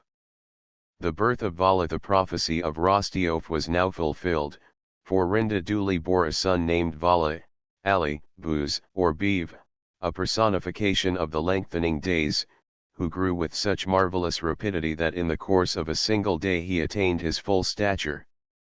Without waiting even to wash his face or comb his hair, this young god hastened to Asgard, bow and arrow in hand, to avenge the death of Balder upon his murderer, Hodder, the blind god of darkness.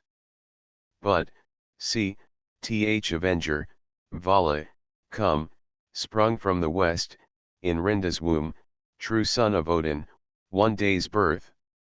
He shall not stop nor stay on earth his locks to comb, his hands to lave, his frame to rest, should rest it crave, until his mission be complete, and Balder's death find vengeance meet.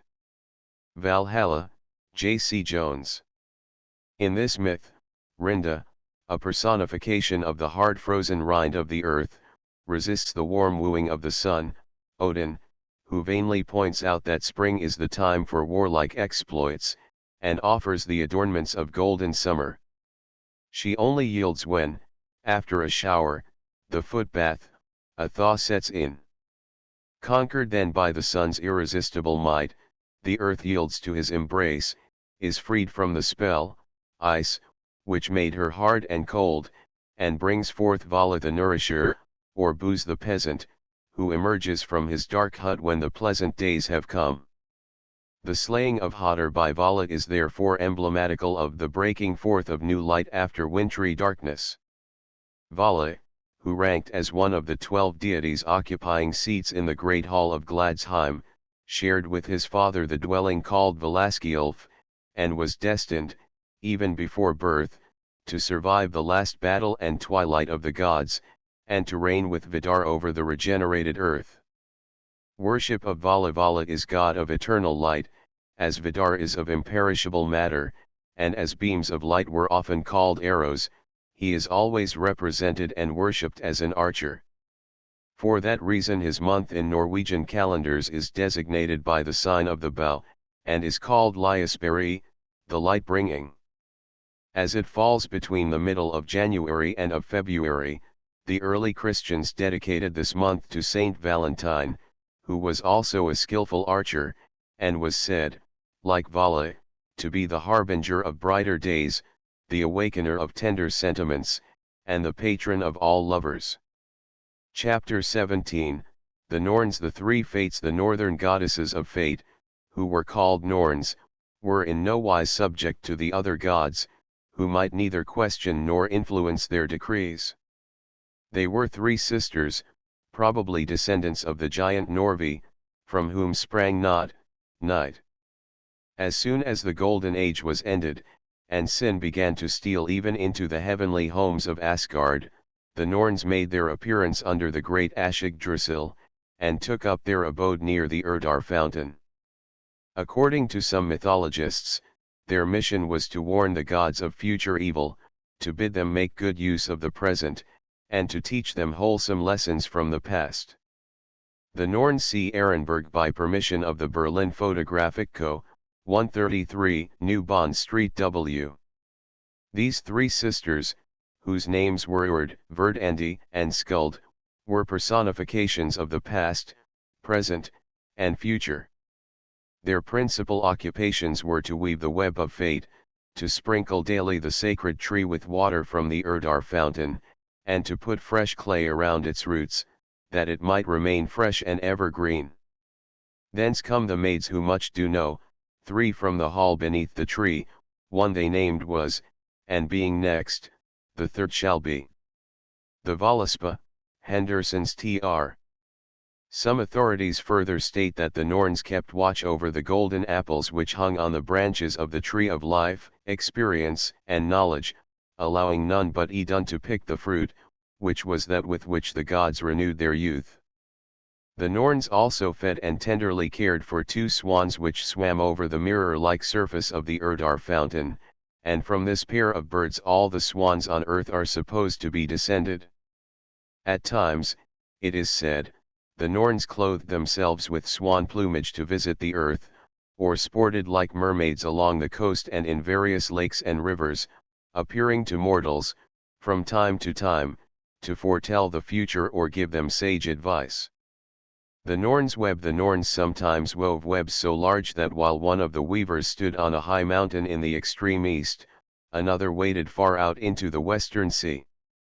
The threads of their woof resembled cords, and varied greatly in hue, according to the nature of the events about to occur, and a black thread, tending from north to south, was invariably considered an omen of death. As these sisters flashed the shuttle to and fro, they chanted a solemn song. They did not seem to weave according to their own wishes, but blindly, as if reluctantly executing the wishes of Orlog, the eternal law of the universe, an older and superior power, who apparently had neither beginning nor end.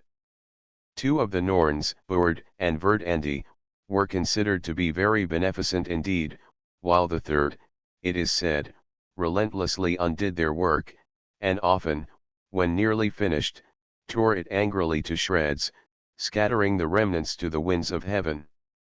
As personifications of time, the Norns were represented as sisters of different ages and characters, Urd, Word, Weird, appearing very old and decrepit, continually looking backward, as if absorbed in contemplating past events and people, Verdandi, the second sister, young, active, and fearless, looked straight before her, while Skuld, the type of the future, was generally represented as closely veiled, with head turned in the direction opposite to where Urd was gazing, and holding a book or scroll which had not yet been opened or unrolled. These Norns were visited daily by the gods, who loved to consult them, and even Odin himself frequently rode down to the Urdar fountain to bespeak their aid, for they generally answered his questions, maintaining silence only about his own fate and that of his fellow gods. Rode he long and rode he fast. First beneath the great life tree, at the sacred spring sought he Urdar, Norna of the past, but her backward seeing eye could no knowledge now supply. Across Verdandé's page there fell dark shades that ever woes foretell, the shadows which round Asgard hung their baleful darkness o'er it flung, the secret was not written there might save Valhall, the pure and fair. Last youngest of the sisters three, Skuld, Norna of futurity, implored to speak, stood silent by averted was her tearful eye. Valhalla, J.C. Jones. Other guardian spirits besides the three principal Norns there were many others, far less important, who seemed to have been the guardian spirits of mankind, to whom they frequently appeared, lavishing all manner of gifts upon their favorites, and seldom failing to be present at births, marriages, and deaths. Oh, manifold is their kindred, and who shall tell them all? There are they that rule o'er menfolk, and the stars that rise and fall. Sigurd the Volsung, William Morris. The story of Nornagesta. On one occasion the three sisters visited Denmark, and entered the dwelling of a nobleman as his first child came into the world. Entering the apartment where the mother lay, the first Norn promised that the child should be handsome and brave, and the second that he should be prosperous and a great skald, predictions which filled the parents' hearts with joy. Meantime news of what was taking place had gone abroad, and the neighbors came thronging the apartment to such a degree that the pressure of the curious crowd caused the third Norn to be pushed rudely from her chair. Angry at this insult, Skuld proudly rose and declared that her sister's gifts should be of no avail, since she would decree that the child should live only as long as the taper then burning near the bedside. These ominous words filled the mother's heart with terror, and she tremblingly clasped her babe closer to her breast, for the taper was nearly burned out and its extinction could not be very long delayed. The eldest Norn, however, had no intention of seeing her prediction thus set at naught, but as she could not force her sister to retract her words, she quickly seized the taper, put out the light, and giving the smoking stump to the child's mother, bade her carefully treasure it, and never light it again until her son was weary of life. In the mansion it was night, the Norns came, who should the prince's life determine. Simon's Edda, Thorp's Tr. The boy was named Nornagesta, in honor of the Norns, and grew up to be as beautiful, brave, and talented as any mother could wish. When he was old enough to comprehend the gravity of the trust, his mother told him the story of the Norns' visit, and placed in his hands the candle end, which he treasured for many a year, placing it for safekeeping inside the frame of his harp. When his parents were dead, Nornagesta wandered from place to place, taking part and distinguishing himself in every battle, singing his heroic lays wherever he went. As he was of an enthusiastic and poetic temperament, he did not soon weary of life, and while other heroes grew wrinkled and old, he remained young at heart and vigorous in frame. He therefore witnessed the stirring deeds of the heroic ages, was the boon companion of the ancient warriors, and after living 300 years, saw the belief in the old heathen gods gradually supplanted by the teachings of Christian missionaries. Finally Nornagesta came to the court of King Olaf Tryggvason, who, according to his usual custom, converted him almost by force, and compelled him to receive baptism. Then, wishing to convince his people that the time for superstition was past, the king forced the aged skald to produce and light the taper which he had so carefully guarded for more than 3 centuries. The Dice's Dorothy Hardy. In spite of his recent conversion, Nornagesta anxiously watched the flame as it flickered, and when, finally, it went out, he sank lifeless to the ground, thus proving that in spite of the baptism just received, he still believed in the prediction of the Norns. In the Middle Ages, and even later, the Norns figure in many a story or myth, appearing as fairies or witches, as, for instance, in the tale of the Sleeping Beauty, and Shakespeare's tragedy of Macbeth. 1 St. Witch. When shall we three meet again, in thunder, lightning, or in rain? 2nd Witch. When the hurly-burly's done, when the battle's lost and won. 3rd Witch. That will be ere the set of Sunday. Macbeth, Shakespeare. The Vala. Sometimes the Norns bore the name of Vala, or prophetesses, for they had the power of divination, a power which was held in great honor by all the northern races, who believed that it was restricted to the female sex. The predictions of the Vala were never questioned, and it is said that the Roman general Drusus was so terrified by the appearance of Velida, one of these prophetesses, who warned him not to cross the Elbe, that he actually beat a retreat.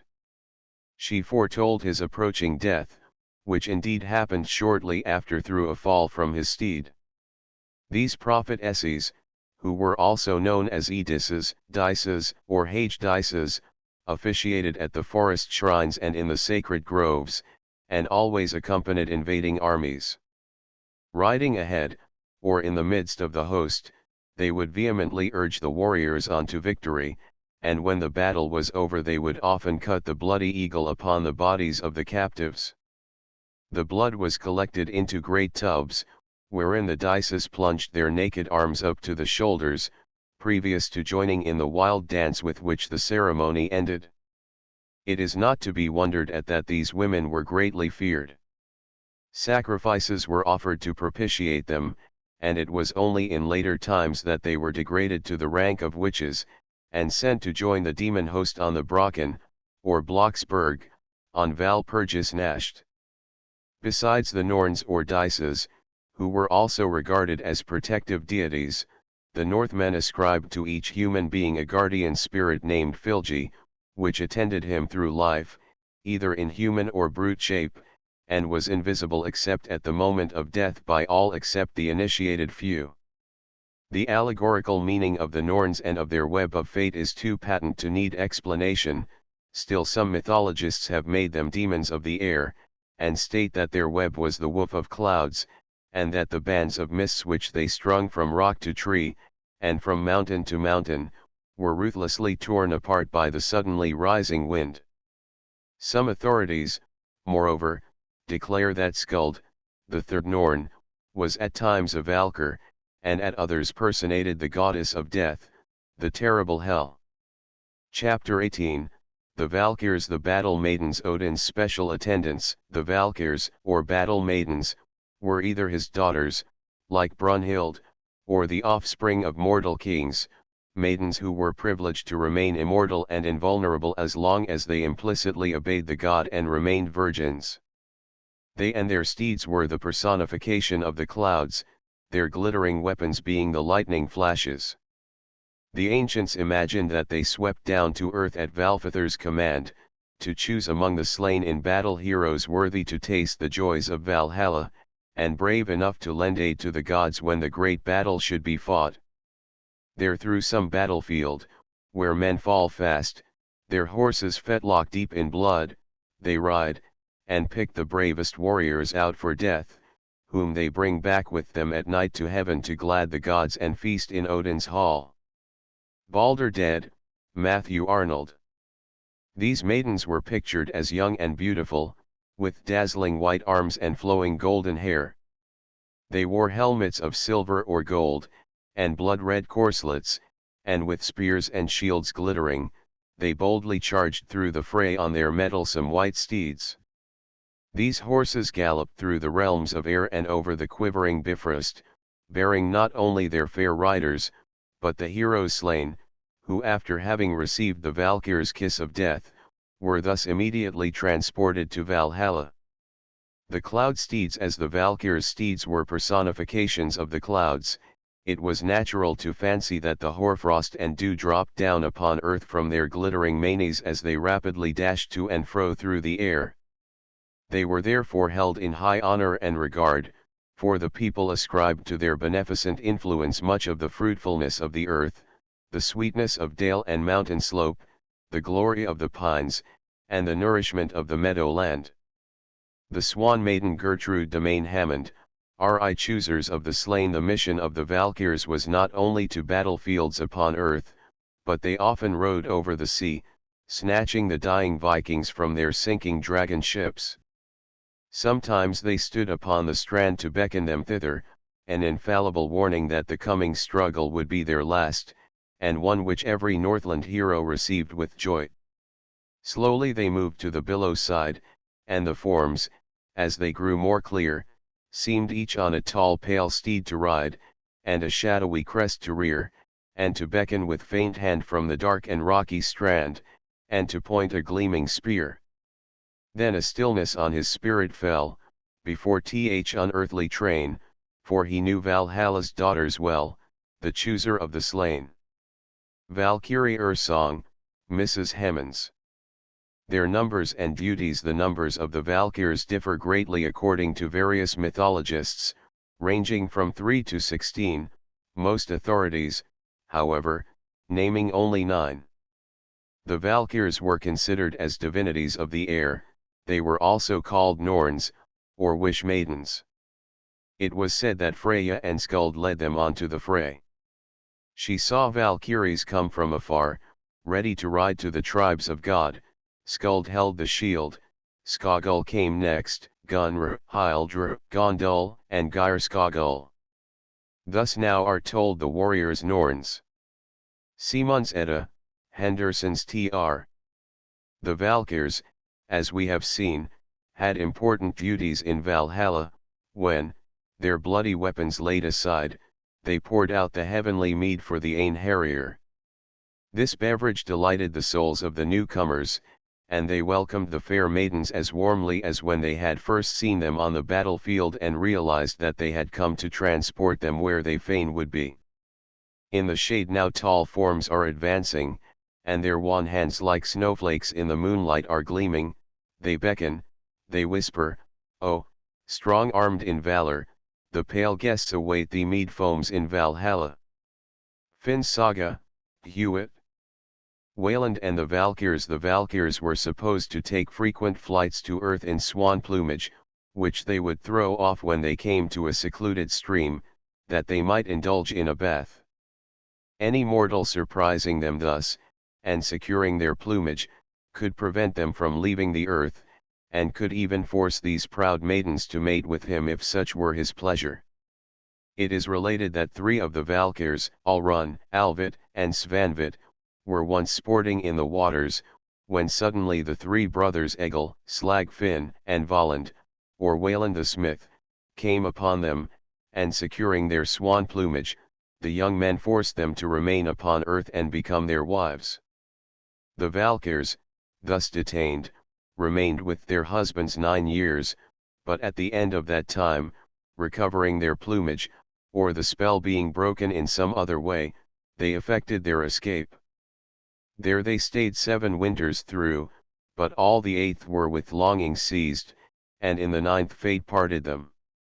The maidens yearned for the murky wood, the young Alvit, fate to fulfill. Lay of Valand, Thorpe's Tr.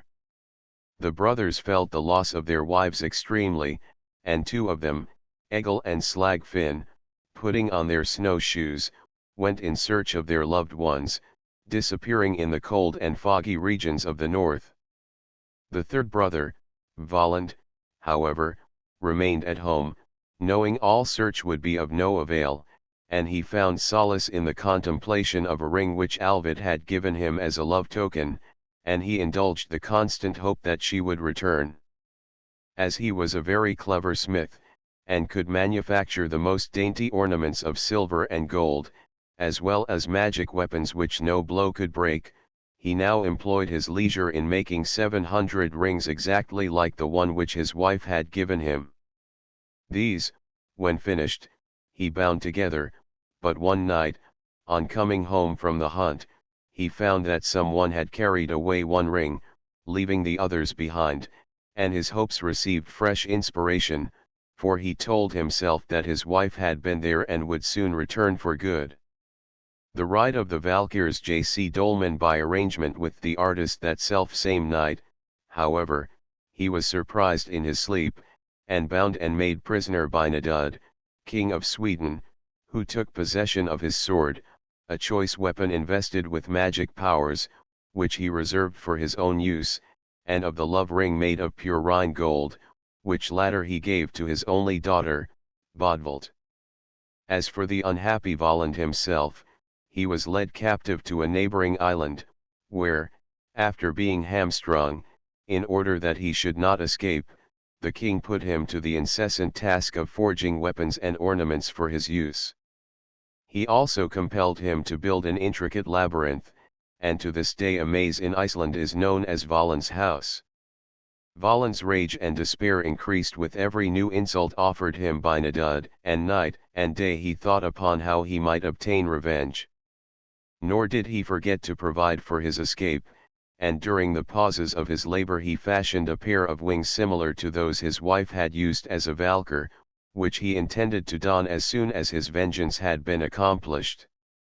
One day the king came to visit his captive, and brought him the stolen sword that he might repair it, but Volund cleverly substituted another weapon so exactly like the magic sword as to deceive the king when he came again to claim it. A few days later, Volund enticed the king's sons into his smithy and slew them, after which he cunningly fashioned drinking vessels out of their skulls, and jewels out of their eyes and teeth, bestowing these upon their parents and sister. But their skulls beneath the hair he in silver set, and to Nedud gave, and of their eyes precious stones he formed, which to Nedud's wily wife he sent. But of the teeth of the two breast ornaments he made, and to Bodvold sent. Lay of Volund, Thorp's Tr.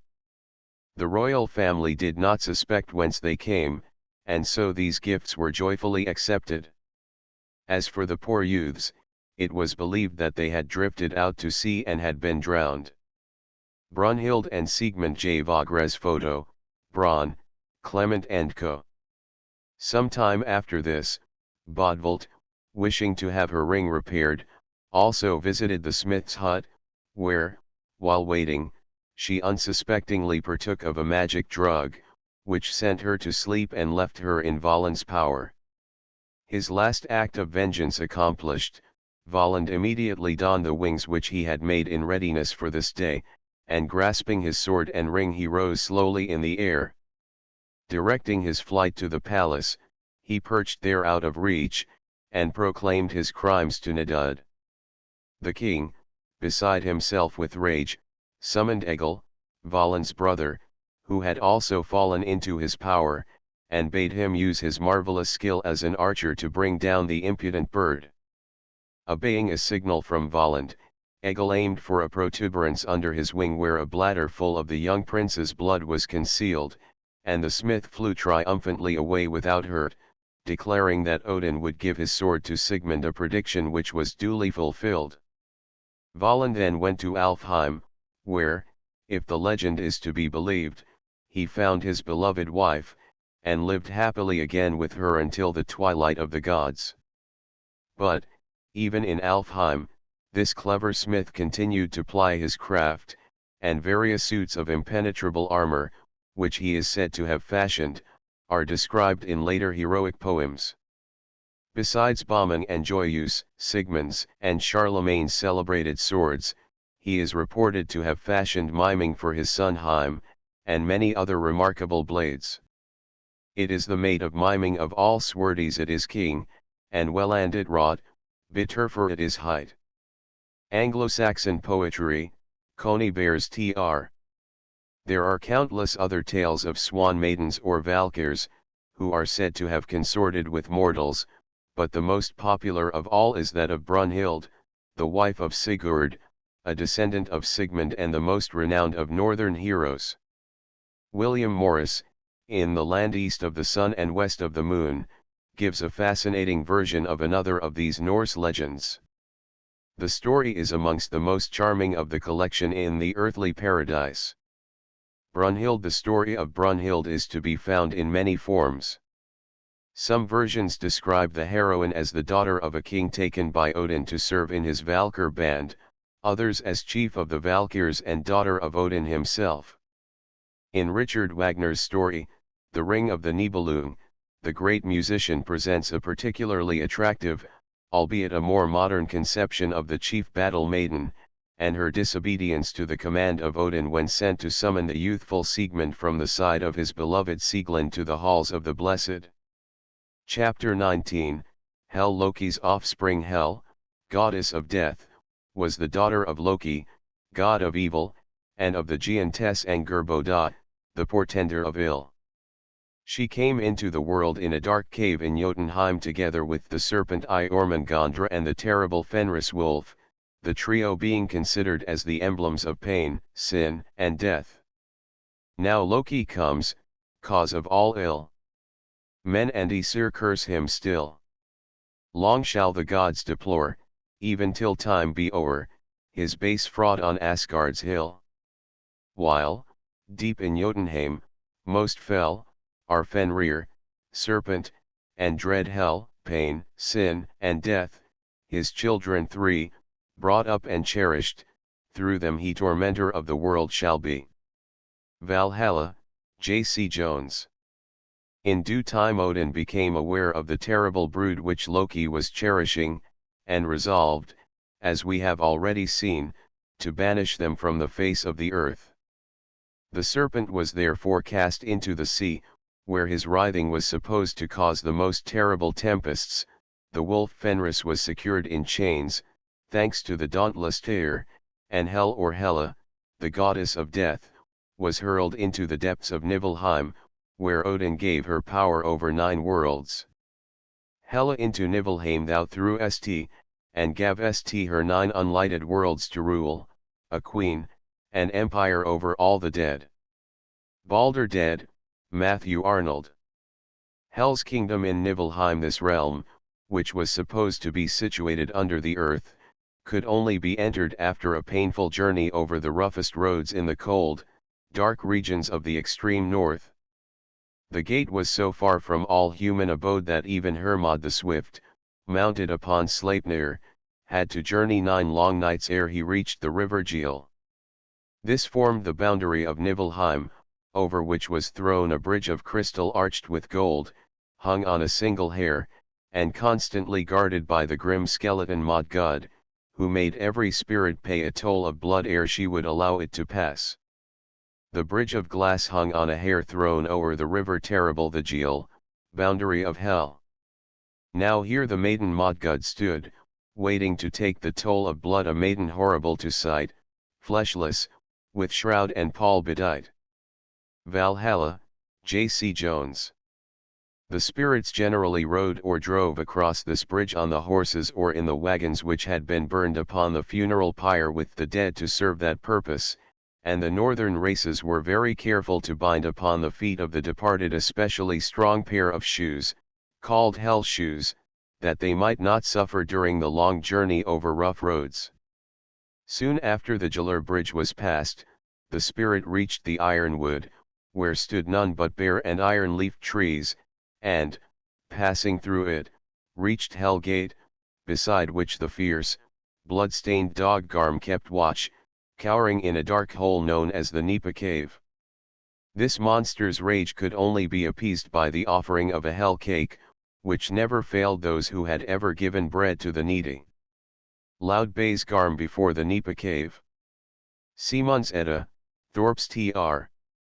Within the gate, amid the intense cold and impenetrable darkness, was heard the seething of the great cauldron Hvergelmur, the rolling of the glaciers in the Ilivigar and other streams of Hel, among which were the Leipter, by which solemn oaths were sworn, and the Slid, in whose turbid waters naked swords continually rolled.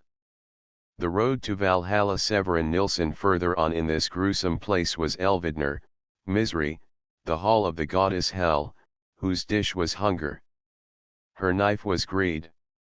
Idleness was the name of her man, sloth of her maid, ruin of her threshold, sorrow of her bed, and conflagration of her curtains. Elvidnir was Hela's hall. Iron barred, with massive wall, horrible that palace tall. Hunger was her table bare, waste, her knife, her bed, sharp care, burning anguish spread her feast, bleached bones arrayed each guest, plague and famine sang their runes, mingled with despair's harsh tunes. Misery and agony in hell's abode shall be. Valhalla, J.C. Jones. This goddess had many different abodes for the guests who daily came to her, for she received not only perjurers and criminals of all kinds, but also those who were unfortunate enough to die without shedding blood.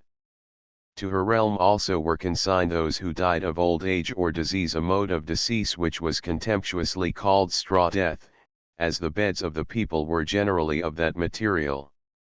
Tempered hard by frost, tempest, and toil their nerves, the sons of those whose only terror was a bloodless death. Thomson. Ideas of the future life. Although the innocent were treated kindly by hell, and enjoyed a state of negative bliss, it is no wonder that the inhabitants of the north shrank from the thought of visiting her cheerless abode. And while the men preferred to mark themselves with the spear point, to hurl themselves down from a precipice, or to be burned ere life was quite extinct, the women did not shrink from equally heroic measures. In the extremity of their sorrow, they did not hesitate to fling themselves down a mountainside, or fall upon the swords which were given them at their marriage, so that their bodies might be burned with those whom they loved, and their spirits released to join them in the bright home of the gods. Further horrors, however, awaited those whose lives had been criminal or impure, these spirits being banished to Nastrond, the strand of corpses, where they waded in ice-cold streams of venom, through a cave made of wattled serpents, whose poisonous fangs were turned towards them. After suffering untold agonies there, they were washed down into the cauldron Hvergelmer, where the serpent Nidug ceased for a moment gnawing the root of the tree Yggdrasil to feed upon their bones. A hall standing far from the sun in Nastrond, its doors are northward turned, venom drops fall in through its apertures, entwined is that hall with serpents' backs. She there saw wading the sluggish streams bloodthirsty men and perjurers, and him who the ear beguiles of another's wife. There Nidhogg sucks the corpses of the dead. Simon's Edda, Thorpe's Tr. Pestilence and famine. Hell herself was supposed occasionally to leave her dismal abode to range the earth upon her three-legged white horse, and in times of pestilence or famine, if a part of the inhabitants of a district escaped, she was said to use a rake, and when whole villages and provinces were depopulated, as in the case of the historical epidemic of the Black Death, it was said that she had ridden with a broom. The northern races further fancied that the spirits of the dead were sometimes allowed to revisit the earth and appear to their relatives, whose sorrow or joy affected them even after death, as is related in the Danish ballad of Guerber and Else, where a dead lover bids his sweetheart smile, so that his coffin may be filled with roses instead of the clotted blood drops produced by her tears. Listen now, my good Sir Guerber. Dearest bridegroom, all I crave is to know how it goes with thee in that lonely place, the grave. Every time that thou rejoicest, and art happy in thy mind, are my lonely grave's recesses all with leaves of roses lined. Every time that, love, thou grievest, and dost shed the briny flood, are my lonely grave's recesses filled with black and loathsome blood. Ballad of Guerber and Else, Longfellow's Tr. Chapter XX, Aegir, the god of the sea. Besides Njord and Mimir, who were both ocean divinities, the one representing the sea near the coast and the other the primeval ocean whence all things were supposed to have sprung, the northern races recognized another sea ruler, called Aegir or Hlur, who dwelt either in the cool depths of his liquid realm or had his abode on the island of Lesso, in the Kattegat, or Hlisi. Beneath the watery dome, with crystalline splendor, in radiant grandeur, upreared the sea god's home. More dazzling than foam of the waves glimmered and gleamed through deep caves the glistening sands of its floor, like some placid lake rippled o'er. Valhalla, J.C. Jones. Aegir, the sea, like his brothers Kari, the air, and Loki, fire, is supposed to have belonged to an older dynasty of the gods, for he ranked neither with the Aesir, the Vannas, the giants, dwarfs, or elves, but was considered omnipotent within his realm. He was supposed to occasion and quiet the great tempests which swept over the deep, and was generally represented as a gaunt old man, with long white beard and hair, and claw-like fingers ever clutching convulsively, as though he longed to have all things within his grasp. Whenever he appeared above the waves, it was only to pursue and overturn vessels, and to greedily drag them to the bottom of the sea, a vocation in which he was thought to take fiendish delight. The goddess Ran Aegir was mated with his sister, the goddess Ran, whose name means robber, and who was as cruel, greedy, and insatiable as her husband. Her favorite pastime was to lurk near dangerous rocks, whither she enticed mariners, and there spread her net, her most prized possession, when, having entangled the men in its meshes and broken their vessels on the jagged cliffs, she would calmly draw them down into her cheerless realm. In the deep sea caves by the sounding shore, in the dashing waves when the wild storms roar, in her cold green bowers in the northern fjords, she lurks and she glowers, she grasps and she hoards, and she spreads her strong net for her prey. Story of Siegfried, Baldwin. Aegir J.P. Molen Ran was considered the goddess of death for all who perished at sea, and the northern nations fancied that she entertained the drowned in her coral caves, where her couches were spread to receive them, and where the mead flowed freely as in Valhalla. The goddess was further supposed to have a great affection for gold, which was called the flame of the sea, and was used to illuminate her halls. This belief originated with the sailors, and sprang from the striking phosphorescent gleam of the waves. To win Ran's good graces, the Northmen were careful to hide some gold about them whenever any special danger threatened them on the sea. Gold, on sweetheart ramblings, powerful is, and pleasant, who goes empty-handed down to see blue Ran, cold her kisses strike, and fleeting her embrace is but we ocean's bride betrothed with purest gold. Viking Tales of the North, R.B. Anderson. The waves Aegir and Ran had 9 beautiful daughters, the waves, or billow maidens, whose snowy arms and bosoms, long golden hair, deep blue eyes, and willowy, sensuous forms were fascinating in the extreme. These maidens delighted in sporting over the surface of their father's vast domain, clad lightly in transparent blue, white, or green veils. They were very moody and capricious, however, varying from playful to sullen and apathetic moods, and at times exciting one another almost to madness, tearing their hair and veils, flinging themselves recklessly upon their hard beds, the rocks, chasing one another with frantic haste, and shrieking aloud with joy or despair. But they seldom came out to play unless their brother, the wind, were abroad, and according to his mood they were gentle and playful, or rough and boisterous.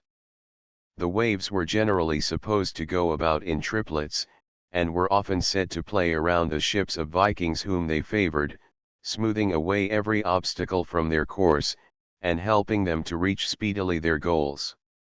And Aegir's daughters, in blue veils dight, the helm leap round, and urge it on its flight. Viking Tales of the North, R.B. Anderson. Aegir's brewing kettle. To the Anglo-Saxons the sea god Aegir was known by the name of Eager, and whenever an unusually large wave came thundering towards the shore, the sailors were wont to cry, as the Trent boatmen still do, "Look out, Eager is coming." He was also known by the name of Hlur, the shelterer, among the northern nations, and of Gymir, the concealer, because he was always ready to hide things in the depths of his realm, and could be depended upon not to reveal the secrets entrusted to his care. And, because the waters of the sea were frequently said to seethe and hiss, the ocean was often called Aegir's brewing kettle or vat. The god's 2 principal servants were Eld and Funfin, emblems of the phosphorescence of the sea, They were noted for their quickness, and they invariably waited upon the guests whom he invited to his banquets in the depths of the sea.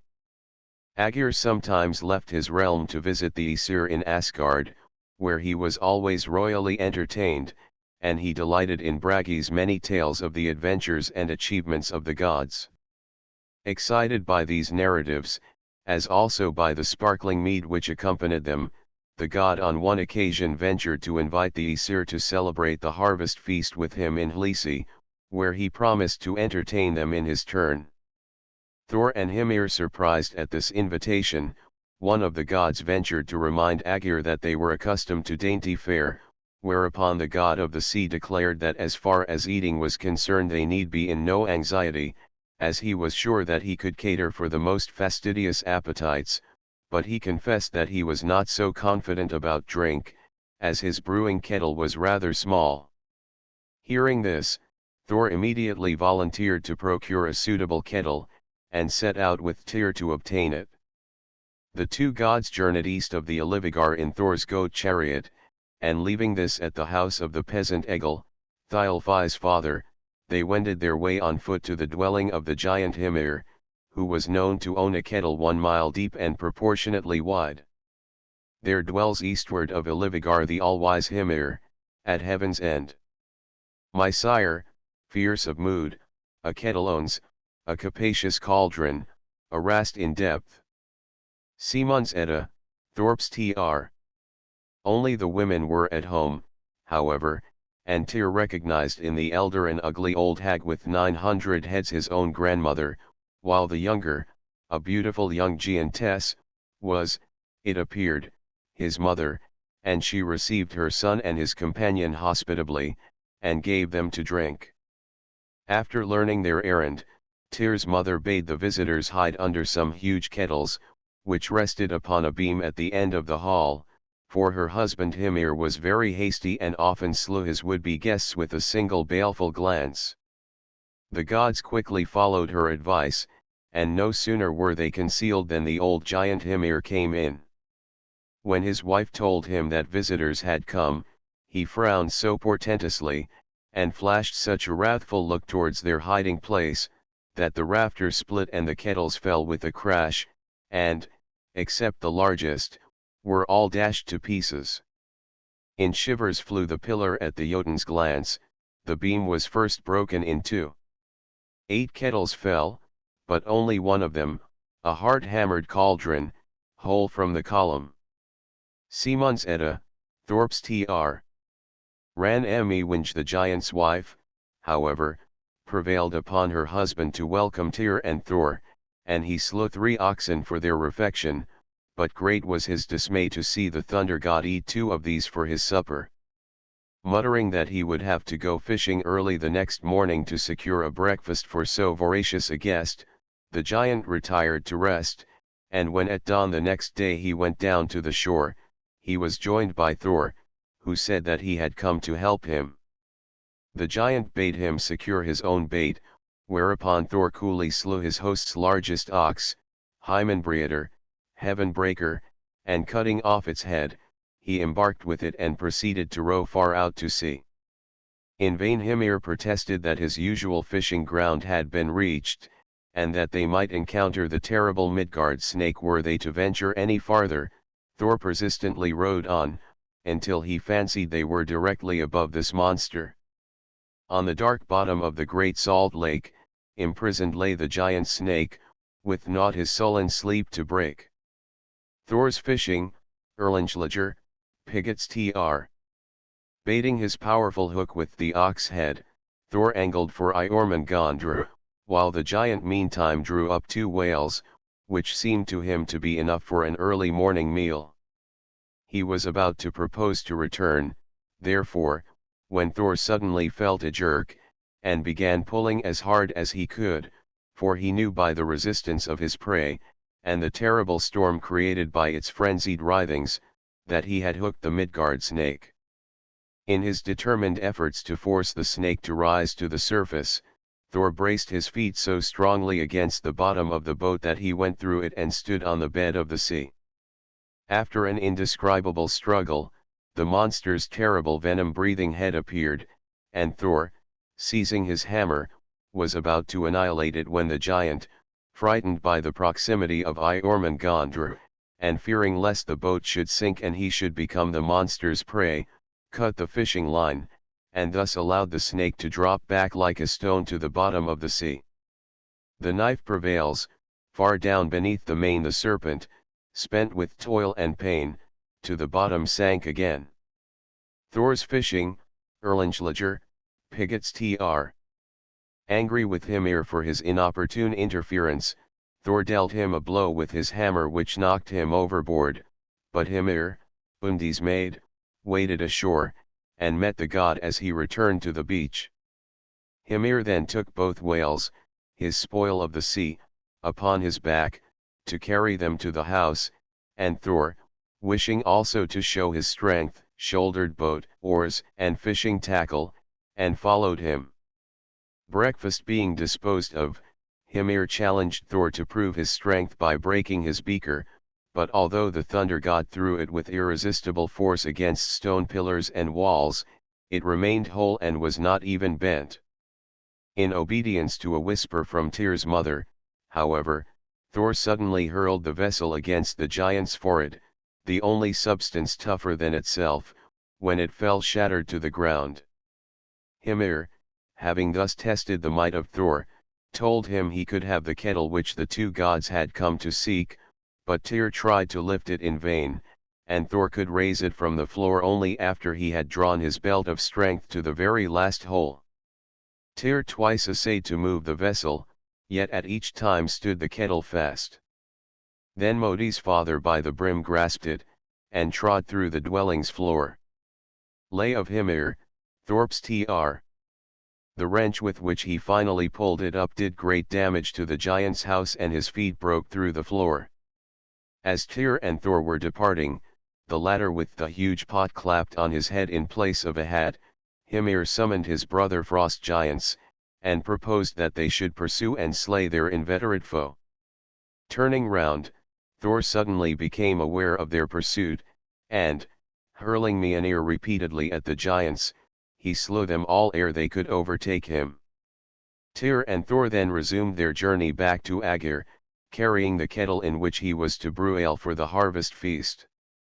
The physical explanation of this myth is, of course, a thunderstorm, Thor, in conflict with the raging sea, the Midgard snake, and the breaking up of the polar ice, Hymir's goblet and floor, in the heat of summer.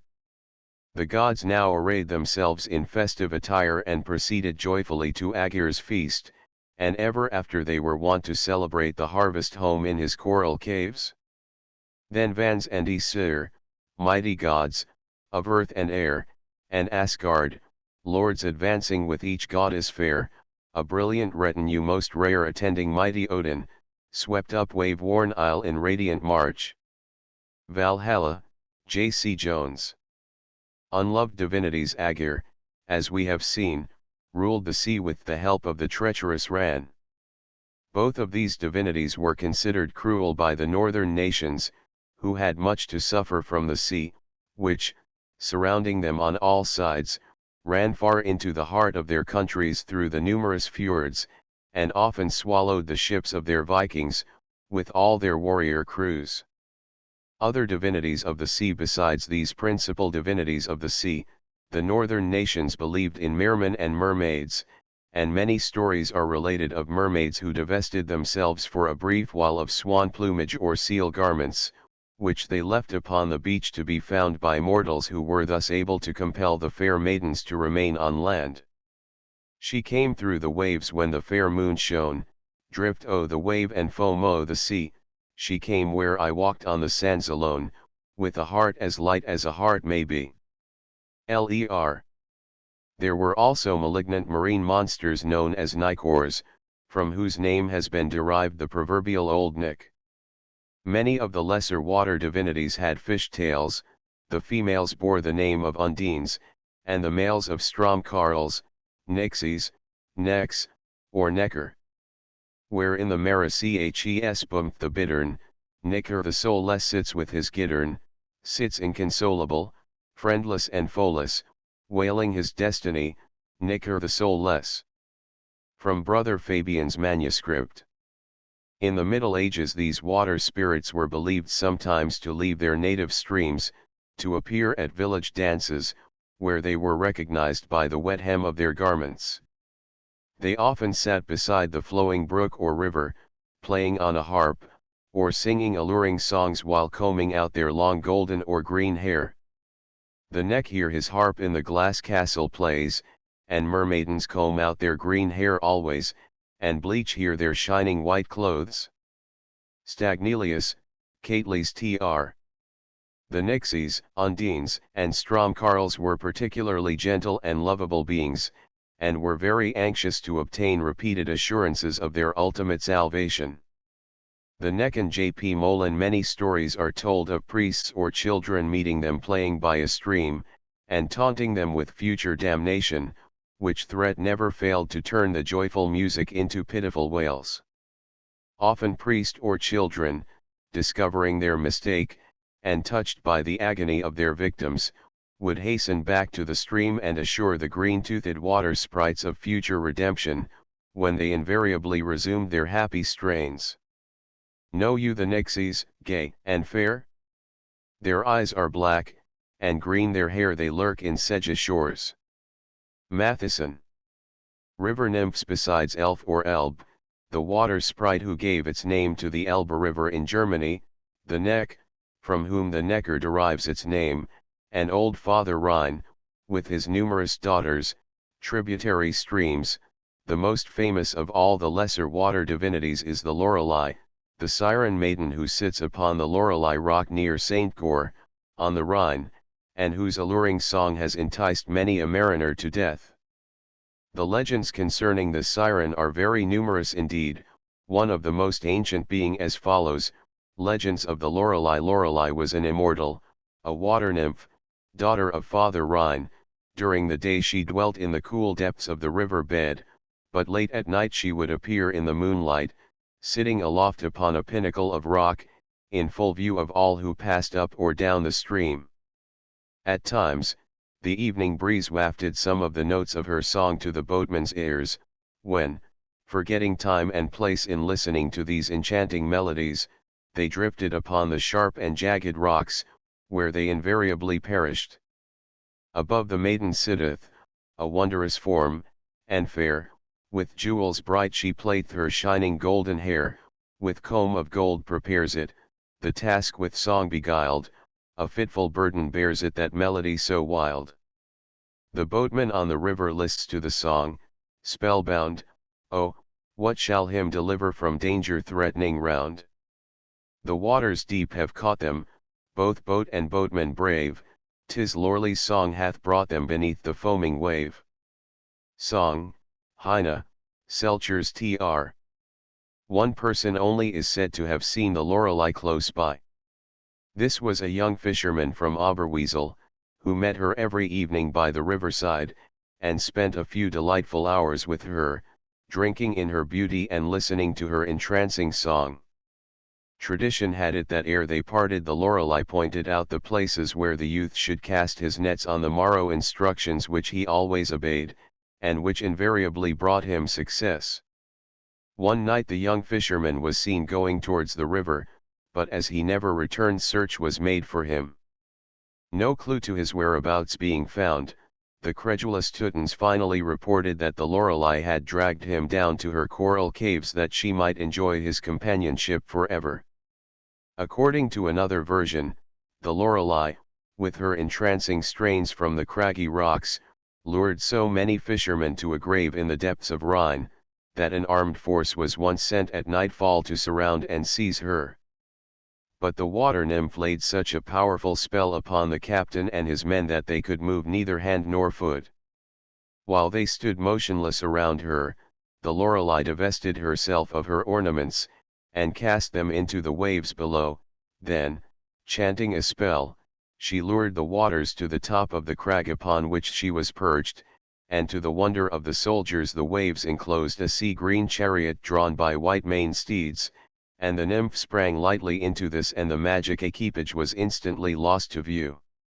A few moments later the Rhine subsided to its usual level, the spell was broken, and the men recovered power of motion, and retreated to tell how their efforts had been baffled. Since then, however, the Lorelei has not been seen, and the peasants declare that she still resents the insult offered her and will never again leave her coral caves.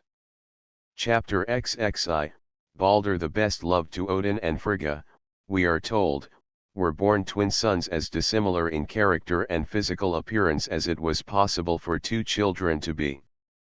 Hodr, god of darkness, was somber, taciturn, and blind, like the obscurity of sin, which he was supposed to symbolize, while his brother Balder, the beautiful, was worshipped as the pure and radiant god of innocence and light.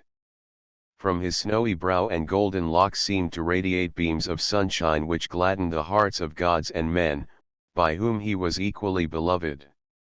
Of all the 12 round Odin's throne, Balder, the beautiful, alone, the sun god, good, and pure, and bright, was loved by all, as all love light. Valhalla, J.C. Jones. The youthful Balder attained his full growth with marvelous rapidity, and was early admitted to the council of the gods.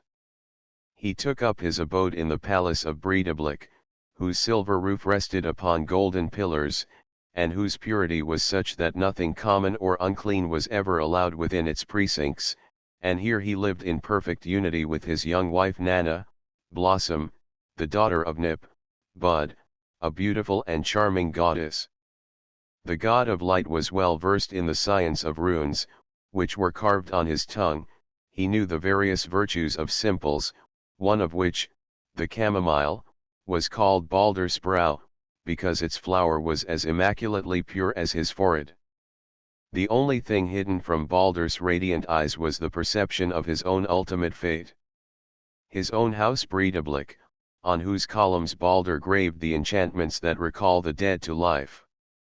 For wise he was, and many curious arts, postures of runes, and healing herbs he knew, unhappy. But that art he did not know, to keep his own life safe, and see the sun. Balder dead, Matthew Arnold. Balder's dream, as it was so natural for Balder the beautiful to be smiling and happy, the gods were greatly troubled when on a day they began to notice a change in his bearing.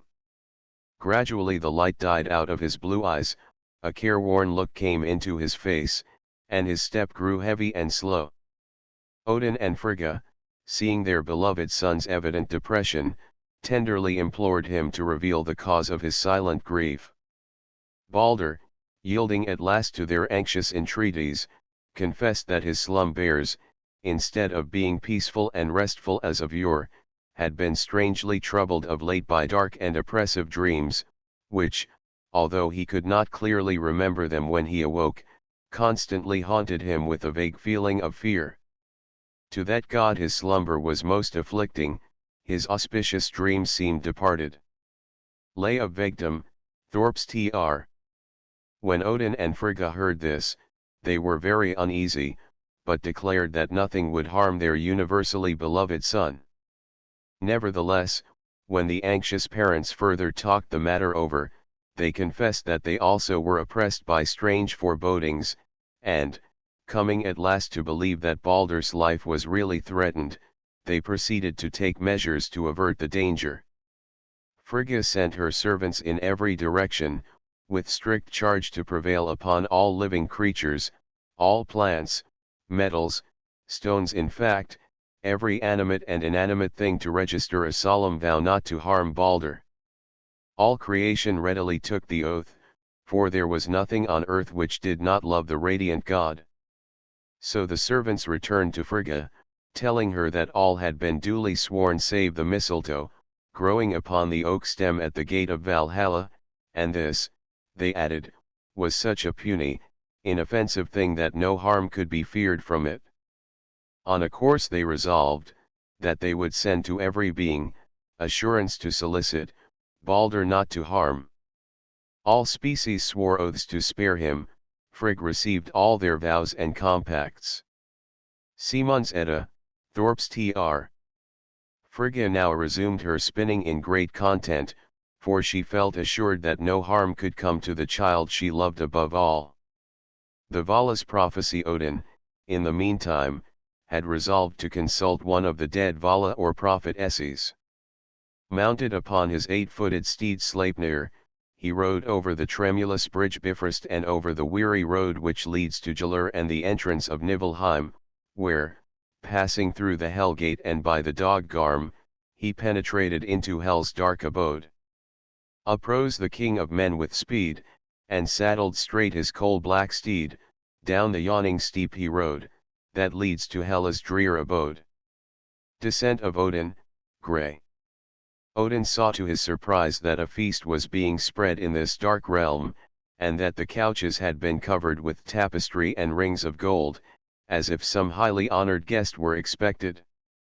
But he hurried on without pausing, until he reached the spot where the Vala had rested undisturbed for many a year, when he began solemnly to chant a magic spell and to trace the runes which had the power of raising the dead.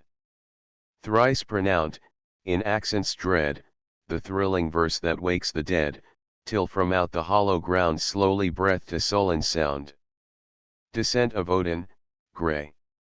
Suddenly the tomb opened, and the prophetess slowly rose, inquiring who had dared thus to trouble her long rest. Odin, not wishing her to know that he was the mighty father of gods and men, replied that he was Vegtam, son of Valdum, and that he had awakened her to inquire for whom Hel was spreading her couches and preparing a festive meal. In hollow tones, the prophetess confirmed all his fears by telling him that the expected guest was Balder, who was destined to be slain by Hodr, his brother, the blind god of darkness. Hodr will hither his glorious brother send, he of Balder will the slayer be, and Odin son of life bereave. By compulsion I have spoken, now I will be silent.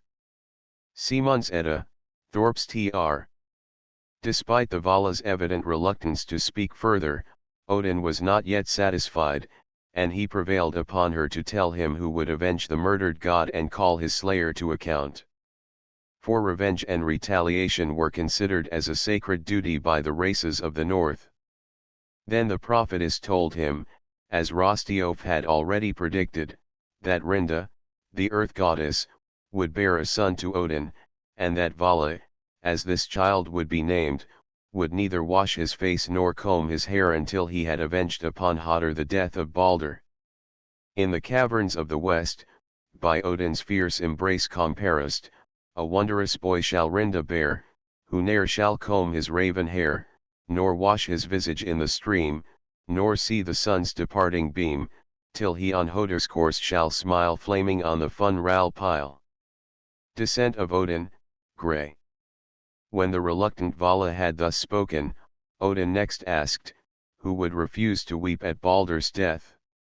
This incautious question showed a knowledge of the future which no mortal could possess, and immediately revealed to the Vala the identity of her visitor.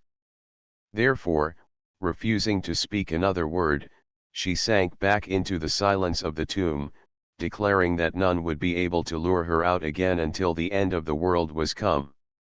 Hie thee hence, and boast at home, that never shall inquirer come to break my iron sleep again, till Lok has burst his tenfold chain, never, till substantial night has reassumed her ancient right, till wrapped in flames, in ruin hurled, sinks the fabric of the world. Descent of Odin, Grey. Odin, having learned the decrees of Orlog, fate, which he knew could not be set aside, now remounted his steed, and sadly wended his way back to Asgard, thinking of the time, not far distant, when his beloved son would no more be seen in the heavenly abodes, and when the light of his presence would have vanished forever.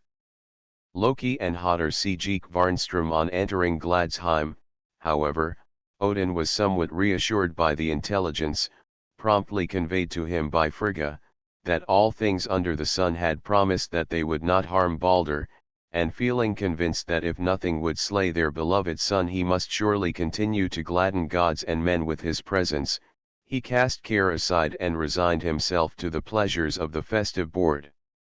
The gods at play. The playground of the gods was situated on the green plain of Ida, and was called Ida Volt.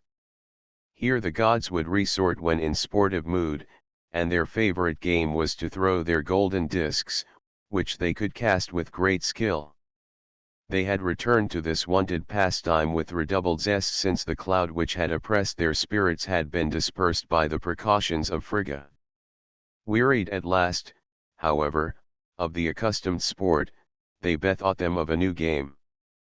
They had learned that Balder could not be harmed by any missile, and so they amused themselves by casting all manner of weapons, stones, etc., at him, certain that no matter how cleverly they tried, and how accurately they aimed, the objects, having sworn not to injure him, would either glance aside or fall short. This new amusement proved to be so fascinating that soon all the gods gathered around Balder, greeting each new failure to hurt him with prolonged shouts of laughter. The death of Balder. These bursts of merriment excited the curiosity of Frigga, who sat spinning in Fensalir, and seeing an old woman pass by her dwelling, she bade her pause and tell what the gods were doing to provoke such great hilarity. The old woman was none other than Loki in disguise, and he answered Frigga that the gods were throwing stones and other missiles, blunt and sharp, at Balder, who stood smiling and unharmed in their midst, challenging them to touch him. The goddess smiled, and resumed her work, saying that it was quite natural that nothing should harm Balder, as all things loved the light, of which he was the emblem, and had solemnly sworn not to injure him. Loki, the personification of fire, was greatly chagrined upon hearing this, for he was jealous of Balder, the sun, who so entirely eclipsed him and who was generally beloved, while he was feared and avoided as much as possible, but he cleverly concealed his vexation, and inquired of Frigga whether she were quite sure that all objects had joined the league.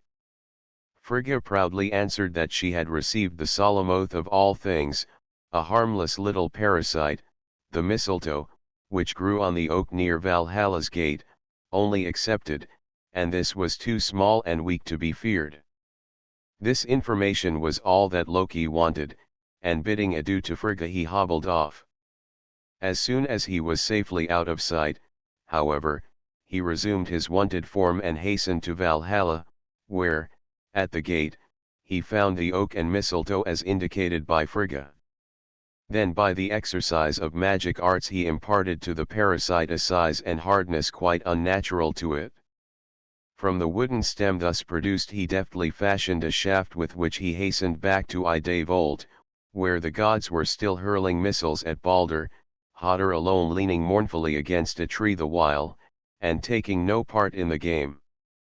Carelessly Loki approached the blind god, and assuming an appearance of interest, he inquired the cause of his melancholy, at the same time artfully insinuating that pride and indifference prevented him from participating in the sport.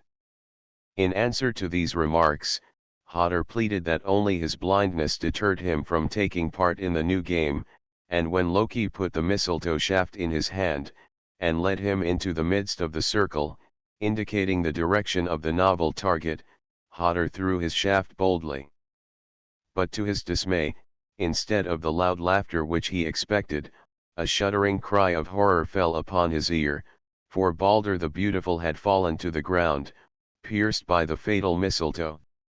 So on the floor lay Balder dead, and round lay thickly strewn swords, axes, darts, and spears, which all the gods in sport had idly thrown at Balder, whom no weapon pierced or clove, but in his breast stood fixed the fatal bough of mistletoe, which Lok, the accuser, gave to Hoder, and unwitting Hoder threw gainst that alone had Balder's life no charm.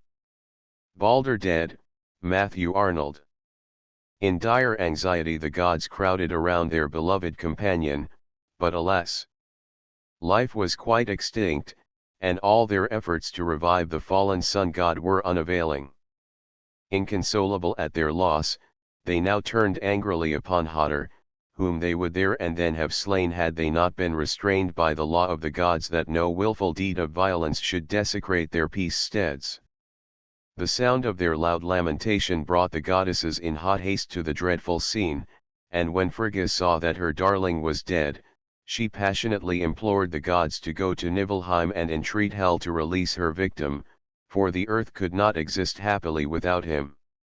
Hermod's errand, as the road was rough and painful in the extreme, none of the gods would volunteer at first to go, but when Frigga promised that she and Odin would reward the messenger by loving him above all the Aesir, Hermod signified his readiness to execute the commission. To enable him to do so, Odin lent him Sleipnir, and the noble steed, who was not wont to allow any but Odin upon his back, set off without demur upon the dark road which his hoofs had beaten twice before. Meantime, Odin caused the body of Balder to be removed to Breidablik, and he directed the gods to go to the forest and cut down huge pines wherewith to build a worthy pyre. But when the gods were to the forest gone, Hermod led Sleipnir from Valhalla forth and saddled him. Before that, Sleipnir brooked no meaner hand than Odin's on his mane, on his broad back no lesser rider bore, yet docile now he stood at Hermod's side, arching his neck, and glad to be best rode, knowing the god they went to seek, how dear. But Hermod mounted him, and sadly fared in silence up the dark untravelled road which branches from the north of heaven, and went all day, and daylight waned, and night came on. And all that night he rode, and journeyed so, 9 days, 9 nights, toward the northern ice, through valleys deep engulfed by roaring streams. And on the 10th morn he beheld the bridge which spans with golden arches Gil's stream, and on the bridge a damsel watching, armed, in the straight passage, at the further end, where the road issues between walling rocks. Balder dead, Matthew Arnold. The death of Balder Dorothy Hardy. The funeral pyre. While Hermod was speeding along the cheerless road which led to Niflheim, the gods hewed and carried down to the shore a vast amount of fuel, which they piled upon the deck of Balder's dragon ship, Ringhorn, constructing an elaborate funeral pyre. According to custom, this was decorated with tapestry hangings, garlands of flowers, vessels and weapons of all kinds, golden rings, and countless objects of value, ere the immaculate corpse, richly attired, was brought and laid upon it. One by one, the gods now drew near to take a last farewell of their beloved companion, and as Nanna bent over him, her loving heart broke, and she fell lifeless by his side.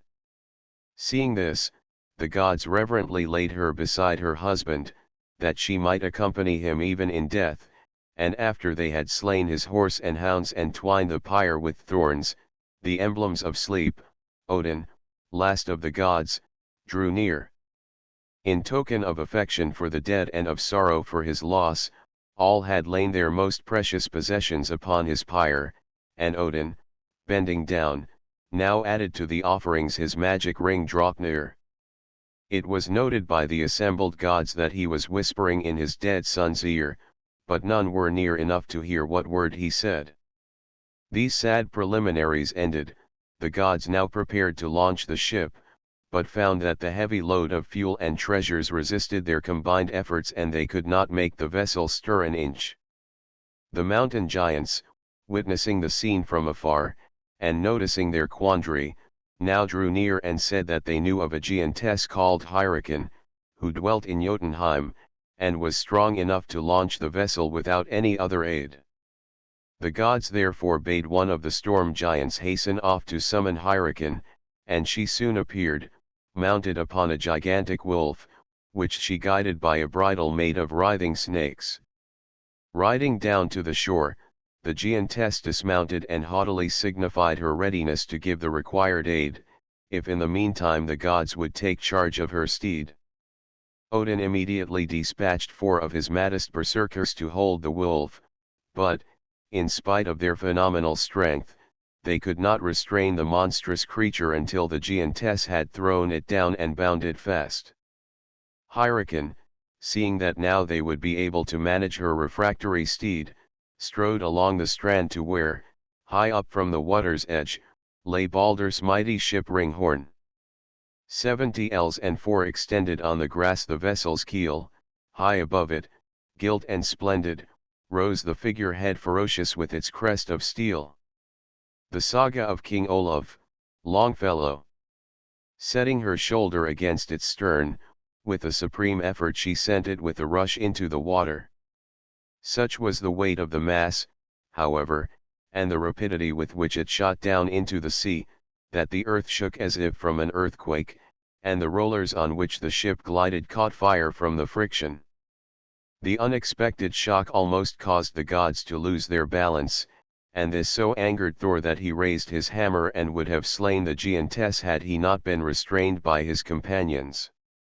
Easily appeased, as usual for Thor's temper, although quickly roused, was evanescent, he now boarded the vessel once more to consecrate the funeral pyre with his sacred hammer. As he was performing this ceremony, the dwarflet provokingly stumbled into his way, whereupon Thor, who had not entirely recovered his equanimity, kicked him into the fire, which he had just kindled with a thorn, and the dwarf was burned to ashes with the bodies of the divine pair. The great ship now drifted out to sea, and the flames from the pyre presented a magnificent spectacle, which assumed a greater glory with every passing moment, until, when the vessel neared the western horizon, it seemed as if sea and sky were on fire.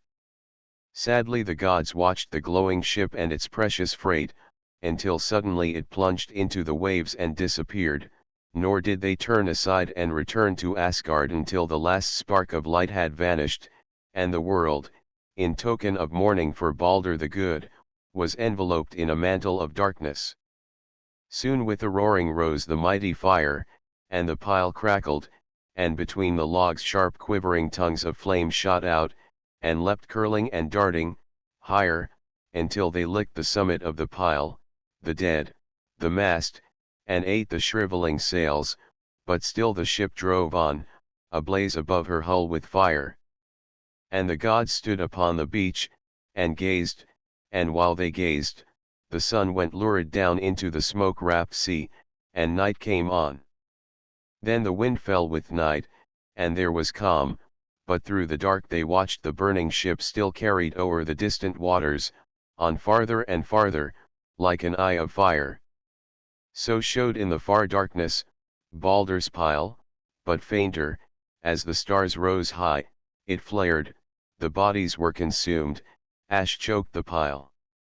And as, in a decaying winter fire, a charred log, falling, makes a shower of sparks, so, with a shower of sparks, the pile fell in, reddening the sea around, and all was dark. Balder dead, Matthew Arnold. Hermod's quest. Sadly the gods entered Asgard, where no sounds of merriment or feasting greeted the ear, for all hearts were filled with anxious concern for the end of all things which was felt to be imminent. And truly the thought of the terrible Fimbulwinter, which was to herald their death, was one well calculated to disquiet the gods. Frigga alone cherished hope, and she watched anxiously for the return of her messenger, Hermod the Swift, who, meanwhile, had ridden over the tremulous bridge, and along the dark hellway, until, on the 10th night, he had crossed the rushing tide of the river Gil. Here he was challenged by Modgud, who inquired why the Gjallar bridge trembled more beneath his horse's tread than when a whole army passed, and asked why he, a living rider, was attempting to penetrate into the dreaded realm of hell. Who art thou on thy black and fiery horse, under whose hoofs the bridge o'er Gil's stream rumbles and shakes? Tell me thy race and home. But yester morn 5 troops of dead passed by, bound on their way below to Hela's realm, nor shook the bridge so much as thou alone. And thou hast flesh and color on thy cheeks, like men who live, and draw the vital air, nor look'st thou pale and wan, like man deceased, souls bound below, my daily passers here. Balder dead, Matthew Arnold. Hermod explained to Modgud the reason of his coming, and, having ascertained that Balder and Nanna had ridden over the bridge before him, he hastened on, until he came to the gate, which rose forbiddingly before him.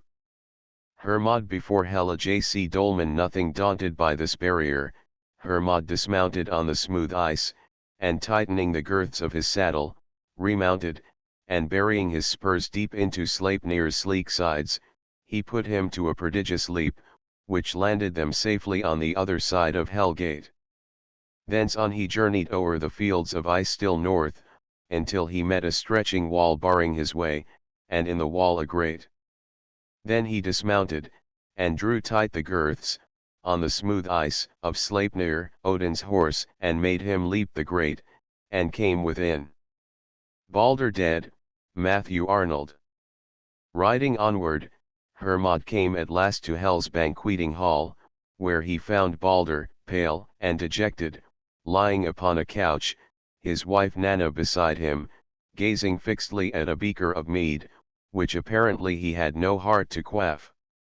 The condition of Balder's release in vain Hermod informed his brother that he had come to redeem him.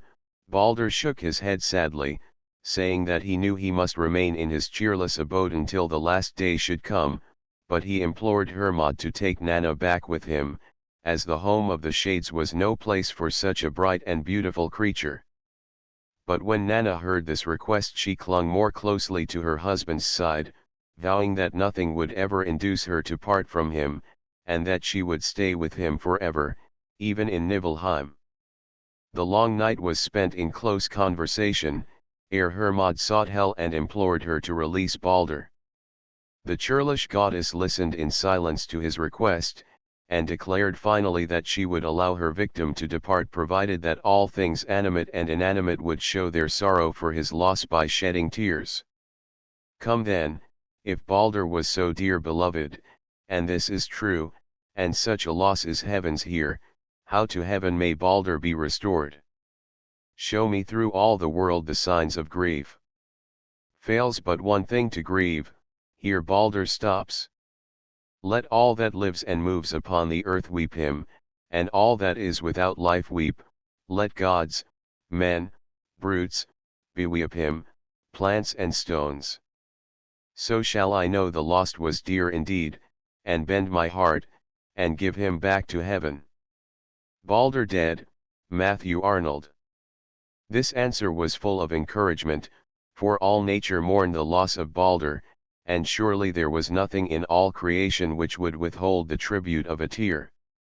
So Hermod cheerfully made his way out of Hel's dark realm, carrying with him the ring Draupnir, which Balder sent back to Odin, an embroidered carpet from Nanna for Frigga, and a ring for Fulla. The return of Hermod. The assembled gods crowded anxiously round Hermod as soon as he returned, and when he had delivered his messages and gifts, the Aesir sent heralds to every part of the world to bid all things animate and inanimate weep for Balder. Go quickly forth through all the world, and pray all living and unliving things to weep Balder, if haply he may thus be won. Balder dead, Matthew Arnold. North, south, east, and west rode the heralds, and as they passed tears fell from every plant and tree, so that the ground was saturated with moisture, and metals and stones, despite their hard hearts, wept too. The way at last led back to Asgard, and by the roadside was a dark cave, in which the messengers saw, crouching, the form of a giantess named Dok, whom some mythologists suppose to have been Loki in disguise. When she was called upon to shed a tear, she mocked the heralds, and fleeing into the dark recesses of her cave, she declared that no tear should fall from her eyes, and that, for all she cared, Hel might retain her prey forever. Dok she weepeth with dry tears for Balder's death, neither in life, nor yet in death, gave he me gladness. Let Hel keep her prey. Elder Edda, Howit's version. As soon as the returning messengers arrived in Asgard, the gods crowded round them to learn the result of their mission, but their faces, all aglow with the joy of anticipation, grew dark with despair when they heard that one creature had refused the tribute of tears, wherefore they would behold Balder in Asgard no more. Balder, the beautiful, shall ne'er from Hel return to upper air.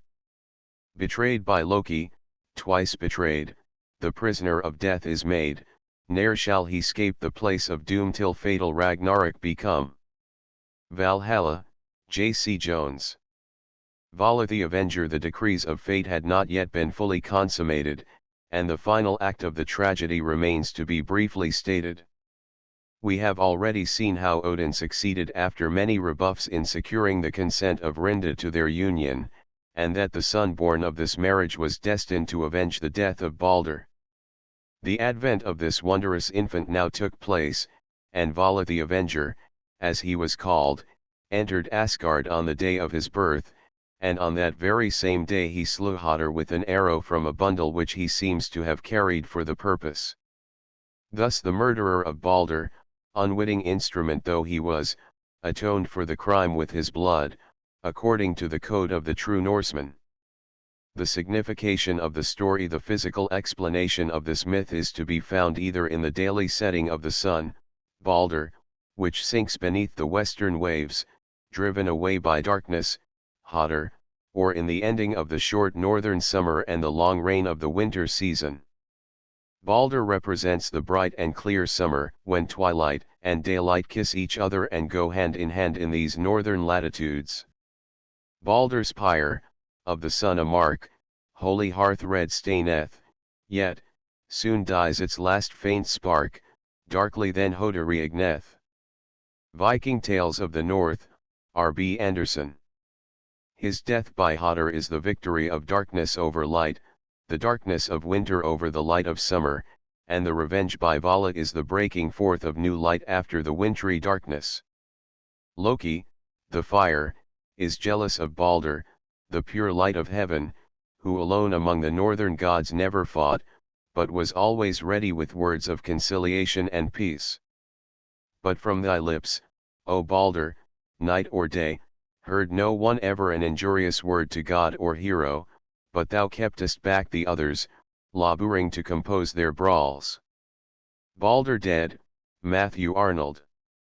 The tears shed by all things for the beloved god are symbolical of the spring thaw, setting in after the hardness and cold of winter, when every tree and twig, and even the stones drip with moisture. Dock, Cole, alone shows no sign of tenderness, as she is buried deep within the dark earth and needs not the light of the sun. And as in winter, when the frost breaks up, at winter's end, before the spring begins, and a warm west wind blows, and thaw sets in after an hour, a dripping sound is heard in all the forests, and the soft strewn snow under the trees is dibbled thick with holes, and from the boughs the snow loads shuffle down, and, in fields sloping to the south, dark plots of grass peep out amid surrounding snow, and widen, and the peasant's heart is glad. So through the world was heard a dripping noise of all things weeping to bring Balder back, and there fell joy upon the gods to hear. Balder dead, Matthew Arnold. From the depths of their underground prison, the sun, Balder, and vegetation, Nanna, try to cheer heaven, Odin, and earth, Frigga, by sending them the ring Draupnir, the emblem of fertility, and the flowery tapestry, symbolical of the carpet of verdure which will again deck the earth and enhance her charms with its beauty. The ethical signification of the myth is no less beautiful, for Balder and Hodder are symbols of the conflicting forces of good and evil, while Loki impersonates the tempter. But in each human soul we find that night's dark Hodder, Balder's brother blind, is born and waxed strong as he, for blind is every evil born, as bear cubs be. Night is the cloak of evil, but all good hath ever clad in shining garments stood. The busy Lok, tempter from of old, still forward treads incessant, and doth hold the blind one's murder hand, whose quick-launched spear pierceth young Balder's breast, that son of Valhall's sphere. Viking Tales of the North, R.B. Anderson.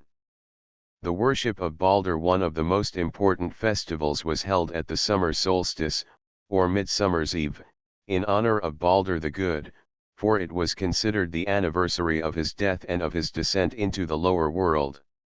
On that day, the longest in the year, the people congregated out of doors, made great bonfires, and watched the sun, which in extreme northern latitudes barely dips beneath the horizon ere it rises upon a new day.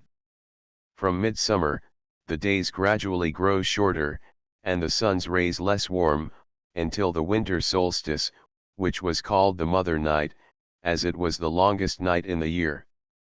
Midsummer's Eve, once celebrated in honor of Balder, is now called St. John's Day, that saint having entirely supplanted Balder the Good. Chapter XXII, Loki, the spirit of evil. Besides the hideous giant Utgard Loki, the personification of mischief and evil, whom Thor and his companions visited in Jotunheim, the ancient northern nations had another type of sin, whom they called Loki also, and whom we have already seen under many different aspects. In the beginning, Loki was merely the personification of the hearth fire and of the spirit of life. At first a god, he gradually becomes god and devil combined, and ends in being held in general detestation as an exact counterpart of the medieval Lucifer, the prince of lies, the originator of deceit, and the backbiter of the Aesir.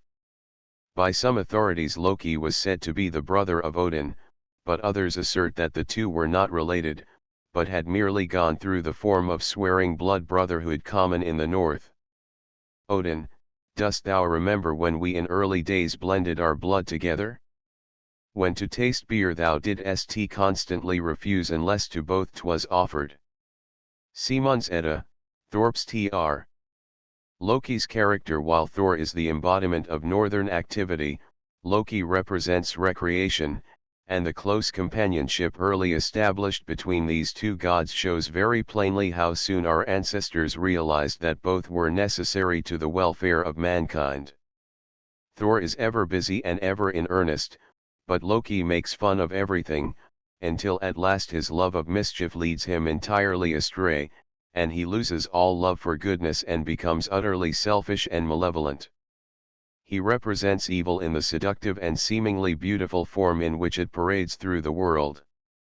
Because of this deceptive appearance the gods did not at first avoid him, but treated him as one of themselves in all good fellowship, taking him with them wherever they went, and admitting him not only to their merrymakings, but also to their council hall, where, unfortunately, they too often listened to his advice. As we have already seen, Loki played a prominent part in the creation of man, endowing him with the power of motion, and causing the blood to circulate freely through his veins, whereby he was inspired with passions. As personification of fire as well as of mischief, Loki, lightning, is often seen with Thor, thunder, whom he accompanies to Jotunheim to recover his hammer, to Utgard Loki's castle, and to Geod's house. It is he who steals Freya's necklace and Sif's hair, and betrays Idun into the power of Thiasse, and although he sometimes gives the gods good advice and affords them real help, it is only to extricate them from some predicament into which he has rashly inveigled them.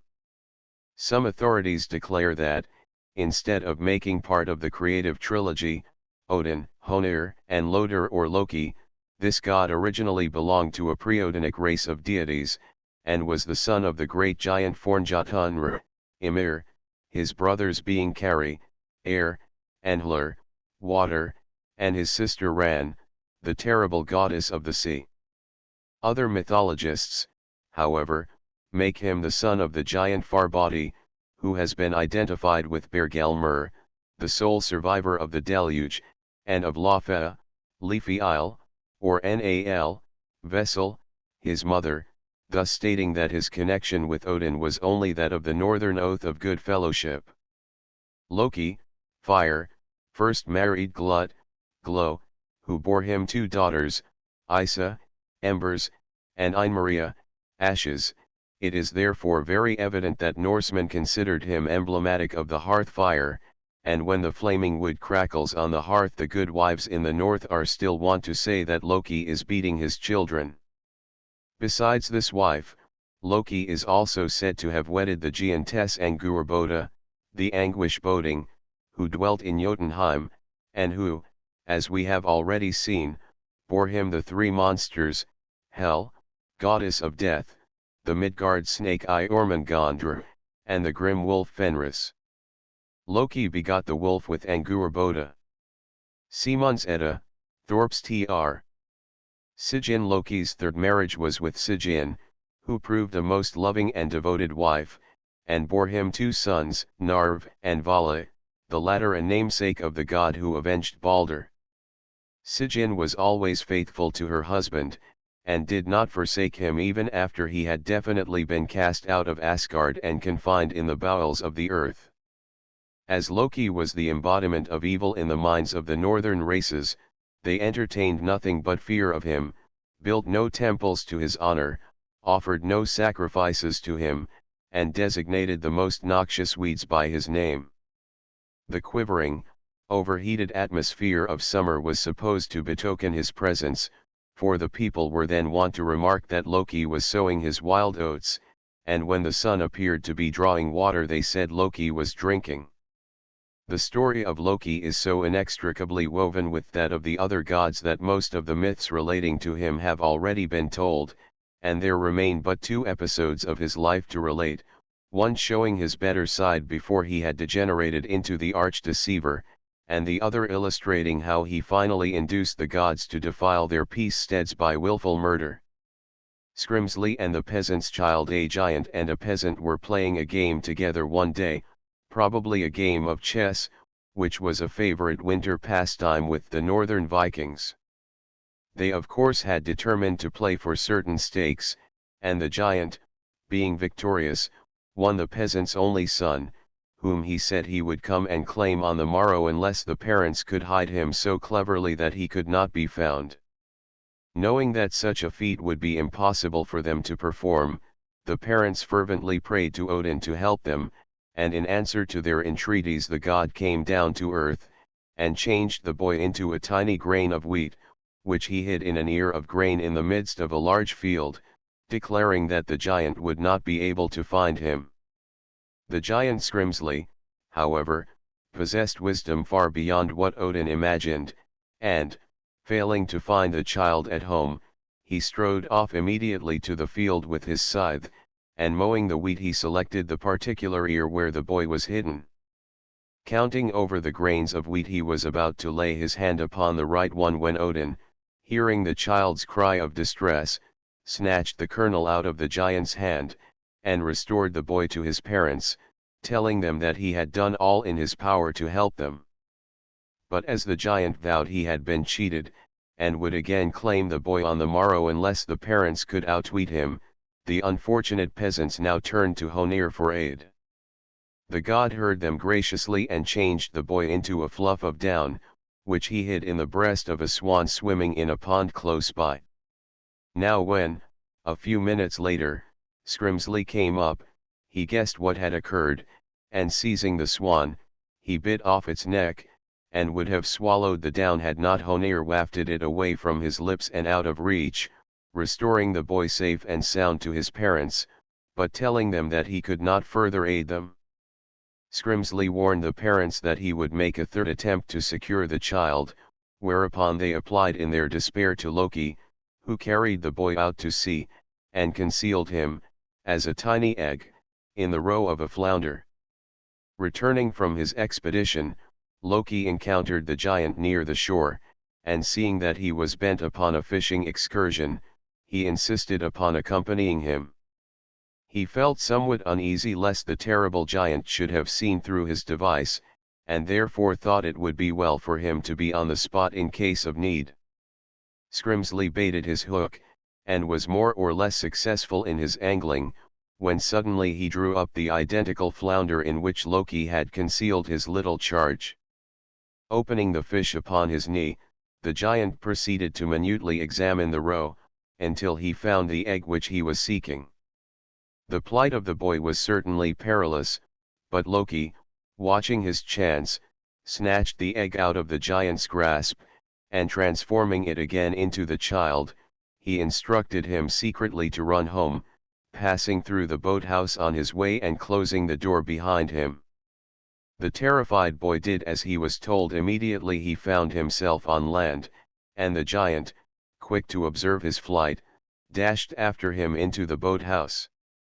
Now Loki had cunningly placed a sharp spike in such a position that the great head of the giant ran full tilt against it, and he sank to the ground with a groan, whereupon Loki, seeing him helpless, cut off one of his legs. Imagine the god's dismay, however, when he saw the pieces join and immediately knit together. But Loki was a master of guile, and recognizing this as the work of magic, he cut off the other leg, promptly throwing flint and steel between the severed limb and trunk, and thereby hindering any further sorcery.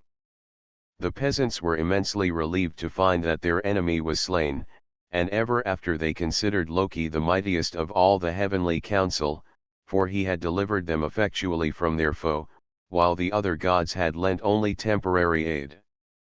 The giant architect, notwithstanding their wonderful bridge Bifrost, the tremulous way, and the watchfulness of Heimdall, the gods could not feel entirely secure in Asgard, and were often fearful lest the frost giants should make their way into Asgard. To obviate this possibility, they finally decided to build an impregnable fortress, and while they were planning how this could be done, an unknown architect came with an offer to undertake the construction, provided the gods would give him sun, moon, and Freya, goddess of youth and beauty, as reward. The gods were wroth at so presumptuous an offer, but when they would have indignantly driven the stranger from their presence, Loki urged them to make a bargain which it would be impossible for the stranger to keep, and so they finally told the architect that the guerdon should be his, provided the fortress were finished in the course of a single winter, and that he accomplished the work with no other assistance than that of his horse Svadilfare. To Asgard came an architect, and Castle offered to erect a castle high which should defy deep Jotunheim and giant raid, and this most wily compact made, fair Freya, with the moon and sun, as price the fortress being done. Valhalla, J.C. Jones. Loki and Svadilfari Dorothy Hardy. The unknown architect agreed to these seemingly impossible conditions, and immediately set to work, hauling ponderous blocks of stone by night, building during the day, and progressing so rapidly that the gods began to feel somewhat anxious. Ere long they noticed that more than half the labor was accomplished by the wonderful steed Svadilfare, and when they saw, near the end of winter, that the work was finished save only one portal, which they knew the architect could easily erect during the night, horror and fear the gods beset, finished almost the castle stood. In 3 days more the work be o'er, then must they make their contract good, and pay the awful debt. Valhalla, J.C. Jones. Terrified lest they should be called upon to part, not only with the sun and moon, but also with Freya, the personification of the youth and beauty of the world, the gods turned upon Loki, and threatened to kill him unless he devised some means of hindering the architect from finishing the work within the specified time. Loki's cunning proved once more equal to the situation. He waited until nightfall of the final day, when, as Svadilfare passed the fringe of a forest, painfully dragging one of the great blocks of stone required for the termination of the work, he rushed out from a dark glade in the guise of a mare, and neighed so invitingly that, in a trice, the horse kicked himself free of his harness and ran after the mare, closely pursued by his angry master. The mare galloped swiftly on, artfully luring horse and master deeper and deeper into the forest shades, until the night was nearly gone, and it was no longer possible to finish the work. The architect was none other than a redoubtable Hrimthursday in disguise, and he now returned to Asgard in a towering rage at the fraud which had been practiced upon him. Assuming his wonted proportions, he would have annihilated the gods had not Thor suddenly returned from a journey and slain him with his magic hammer Mjolnir, which he hurled with terrific force full in his face. The gods had saved themselves on this occasion only by fraud and by the violent deed of Thor, and these were destined to bring great sorrow upon them, and eventually to secure their downfall, and to hasten the coming of Ragnarok. Loki, however, felt no remorse for his part, and in due time, it is said, he became the parent of an 8-footed steed called Sleipnir, which, as we have seen, was Odin's favorite mount. But Sleipnir he begot with Svadilfari. Lay of Hyndla, Thorpe's Tr. Loki performed so many evil deeds during his career that he richly deserved the title of arch-deceiver which was given him. He was generally hated for his subtle malicious ways, and for an inveterate habit of prevarication which won for him also the title of Prince of Lies. Loki's last crime, and the one which filled his measure of iniquity, was to induce Hodder to throw the fatal mistletoe at Balder, whom he hated merely on account of his immaculate purity. Perhaps even this crime might have been condoned had it not been for his obduracy when, in the disguise of the old woman Dok, he was called upon to shed a tear for Balder. His action on this occasion convinced the gods that nothing but evil remained within him, and they pronounced unanimously upon him the sentence of perpetual banishment from Asgard. Aegir's banquet to divert the gods' sadness and make them, for a short time, forget the treachery of Loki and the loss of Balder. Aegir, god of the sea, invited them to partake of a banquet in his coral caves at the bottom of the sea. Now, to assuage the high god's grief and bring their mourning some relief, from coral caves 'neath ocean waves, mighty King Aegir invited the Aesir to festival in Hlise's hall, that, though for Baldur every guest was grieving yet, he might forget a while his woe in friendly feast. Valhalla, J.C. Jones. The gods gladly accepted the invitation, and clad in their richest garb, and with festive smiles, they appeared in the coral caves at the appointed time. None were absent save the radiant Balder, for whom many a regretful sigh was heaved, and the evil Loki, whom none could regret. In the course of the feast, however, this last named god appeared in their midst like a dark shadow, and when bidden to depart, he gave vent to his evil passions in a torrent of invective against the gods. Of the Aesir and the Alfar that are here within not one has a friendly word for thee. Aegir's computation, or Loki's altercation, Thorpe's Tr. Then, jealous of the praises which Funfan, Aegir's servant, had won for the dexterity with which he waited upon his master's guests, Loki suddenly turned upon him and slew him. At this wanton crime, the gods in fierce wrath drove Loki away once more, threatening him with dire punishment should he ever appear before them again. Scarcely had the Aesir recovered from this disagreeable interruption to their feast, and resumed their places at the board, when Loki came creeping in once more, resuming his slanders with venomous tongue, and taunting the gods with their weaknesses or shortcomings, dwelling maliciously upon their physical imperfections, and deriding them for their mistakes. In vain the gods tried to stem his abuse, his voice rose louder and louder, and he was just giving utterance to some base slander about Sif, when he was suddenly cut short by the sight of Thor's hammer, angrily brandished by an arm whose power he knew full well, and he fled incontinently. Silence, thou impure being! My mighty hammer, Mjolnir, shall stop thy prating. I will thy head from thy neck strike, then will thy life be ended. Aegir's computation, or Loki's altercation, Thorpe's Tr. The pursuit of Loki, knowing that he could now have no hope of being admitted into Asgard again, and that sooner or later the gods, seeing the effect of his evil deeds, would regret having permitted him to roam the world, and would try either to bind or slay him, Loki withdrew to the mountains, where he built himself a hut, with 4 doors which he always left wide open to permit of a hasty escape. Carefully laying his plans, he decided that if the gods should come in search of him he would rush down to the neighboring cataract, according to tradition the Franangr force or stream, and, changing himself into a salmon, would thus evade his pursuers.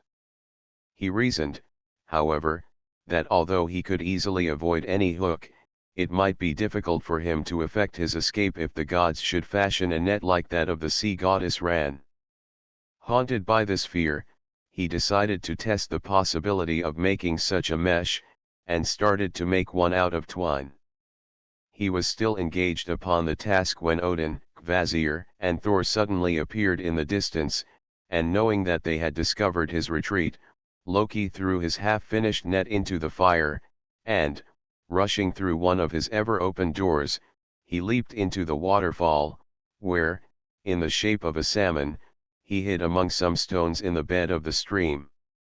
The gods, finding the hut empty, were about to depart, when Kvasir perceived the remains of the burnt net on the hearth. After some thought an inspiration came to him, and he advised the gods to weave a similar implement and use it in searching for their foe in the neighboring stream, since it would be like Loki to choose such a method of baffling their pursuit. This advice seemed good and was immediately followed, and, the net finished, the gods proceeded to drag the stream. Loki eluded the net at its first cast by hiding at the bottom of the river between two stones, and when the gods weighted the mesh and tried a second time, he effected his escape by jumping upstream.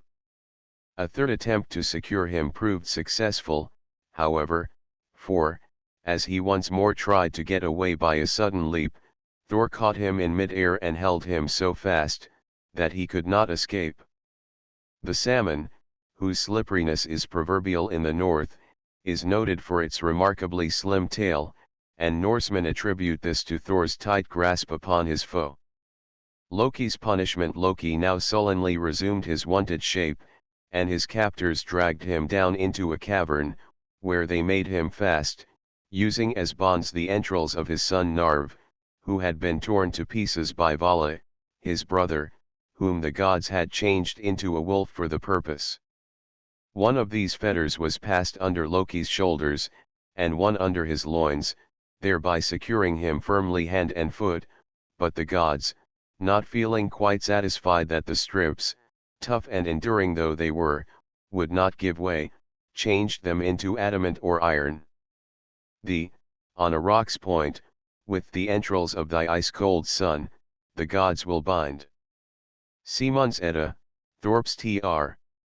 Skadi, the giantess, a personification of the cold mountain stream, who had joyfully watched the fettering of her foe, subterranean fire, now fastened a serpent directly over his head, so that its venom would fall, drop by drop, upon his upturned face.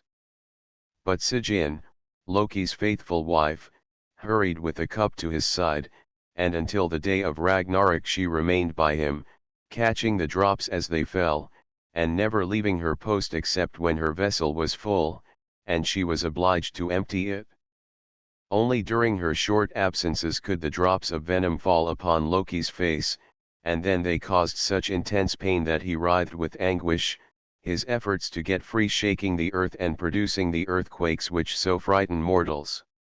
Ere they left him in his anguish, o'er his treacherous brow, ungrateful, Skadi hung a serpent hateful, venom drops for eye distilling, every nerve with torment filling, thus shall he in horror languish. By him, still unwearied kneeling, Sigyn at his tortured side faithful wife. With beaker stealing drops of venom as they fall agonizing poison all. Sleepless, changeless, ever dealing comfort, will she still abide, only when the cups o'erflowing must fresh pain and smarting cause, swift, to void the beaker going, shall she in her watching pause. Then doth Loki loudly cry, shrieks of terror, groans of horror, breaking forth in thunder peals with his writhing scared earth reels. Trembling and quaking, e'en high heaven shaking. So wears he out his awful doom, until dread Ragnarok be come. Valhalla, J.C. Jones. In this painful position Loki was destined to remain until the twilight of the gods, when his bonds would be loosed, and he would take part in the fatal conflict on the battlefield of Vigrid, falling at last by the hand of Heimdall, who would be slain at the same time. Loki and Sigyn Amewinge. As we have seen, the venom-dropping snake in this myth is the cold mountain stream, whose waters, falling from time to time upon subterranean fire, evaporate in steam, which escapes through fissures, and causes earthquakes and geysers, phenomena with which the inhabitants of Iceland, for instance, were very familiar.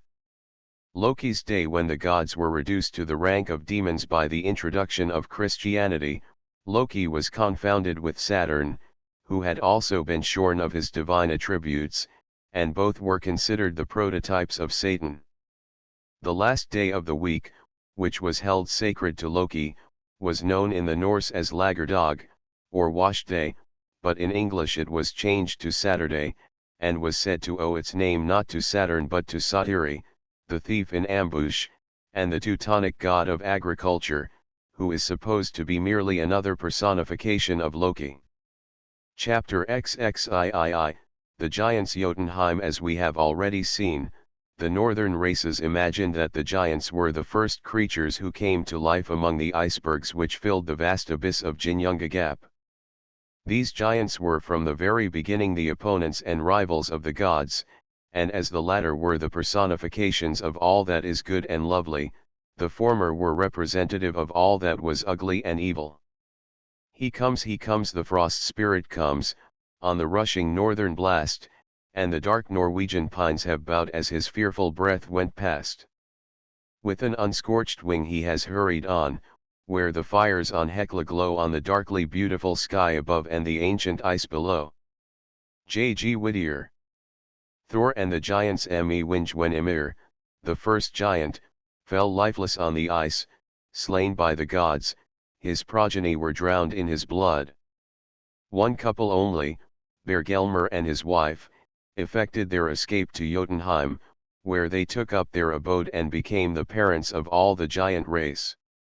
In the north the giants were called by various names, each having a particular meaning. Jotun, for instance, meant the great eater, for the giants were noted for their enormous appetites as well as for their uncommon size. They were fond of drinking as well as of eating, wherefore they were also called Thursdays, a word which some writers claim had the same meaning as thirst, but others think they owed this name to the high towers, Tursis, which they were supposed to have built. As the giants were antagonistic to the gods, the latter always strove to force them to remain in Jotunheim, which was situated in the cold regions of the pole. The giants were almost invariably worst in their encounters with the gods, for they were heavy and slow-witted, and had nothing but stone weapons to oppose to the Aesir's bronze. In spite of this inequality, however, they were sometimes greatly envied by the gods, for they were thoroughly conversant with all knowledge relating to the past. Even Odin was envious of this attribute, and no sooner had he secured it by a draught from Mimir's spring than he hastened to Jotunheim to measure himself against Vafthrudnir, the most learned of the giant brood. But he might never have succeeded in defeating his antagonist in this strange encounter had he not ceased inquiring about the past and propounded a question relating to the future.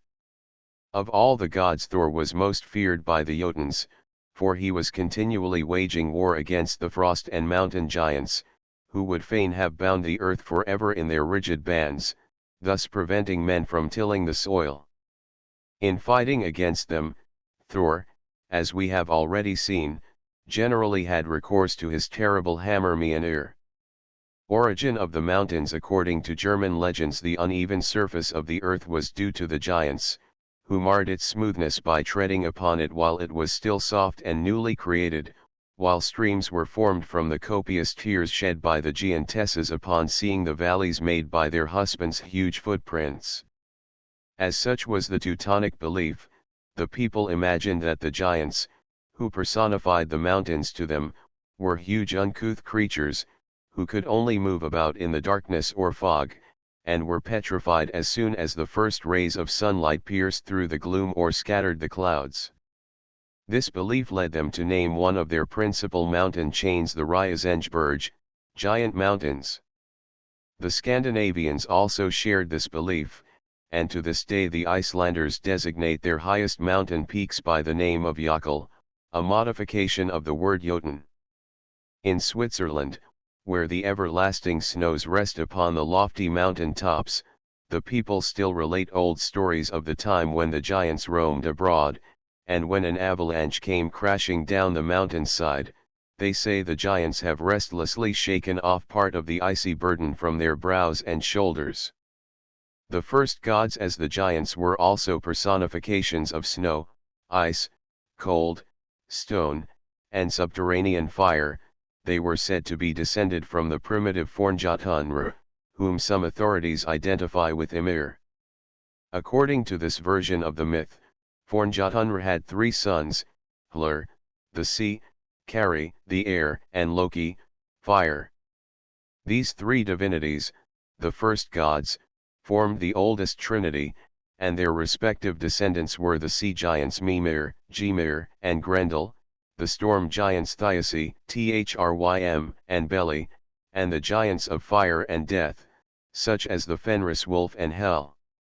As all the royal dynasties claimed descent from some mythical being, the Merovingians asserted that their first progenitor was a sea giant, who rose out of the waves in the form of an ox, and surprised the queen while she was walking alone on the seashore, compelling her to become his wife.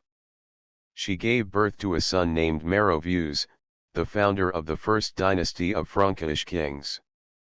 Many stories have already been told about the most important giants.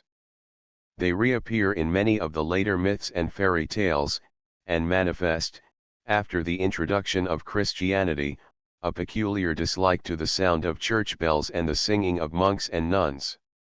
The giant in love. The Scandinavians relate, in this connection, that in the days of Olaf the Saint a giant called Senjmund, dwelt on the island of Senjan, and he was greatly incensed because a nun on the island of Grypto daily sang her mourning hymn. This giant fell in love with a beautiful maiden called Jaturnagesta, and it was long ere he could find courage to propose to her. When at last he made his halting request, the fair damsel scornfully rejected him, declaring that he was far too old and ugly for her taste. Miserable Senjmund, ugly and grey! Thou win the maid of Kvidfjord. No a churl thou art and shalt ever remain. Ballad, Braces tr. In his anger at being thus scornfully refused, the giant swore vengeance, and soon after he shot a great flint arrow from his bow at the maiden, who dwelt 80 miles away. Another lover, Torj, also a giant, seeing her peril and wishing to protect her, flung his hat at the speeding arrow. This hat was 1,000 feet high and proportionately broad and thick, nevertheless the arrow pierced the headgear, falling short, however, of its aim. Senjmund, seeing that he had failed, and fearing the wrath of Torj, mounted his steed and prepared to ride off as quickly as possible, but the sun, rising just then above the horizon, turned him into stone, together with the arrow and Torj's hat, the huge pile being known as the Torgatan Mountain. The people still point to an obelisk which they say is the stone arrow, to a hole in the mountain, 289 feet high and 88 feet wide, which they say is the aperture made by the arrow in its flight through the hat, and to the horseman on Senjan Island, apparently riding a colossal steed and drawing the folds of his wide cavalry cloak closely about him. As for the nun whose singing had so disturbed Senjmund, she was petrified too, and never troubled anyone with her psalmody again.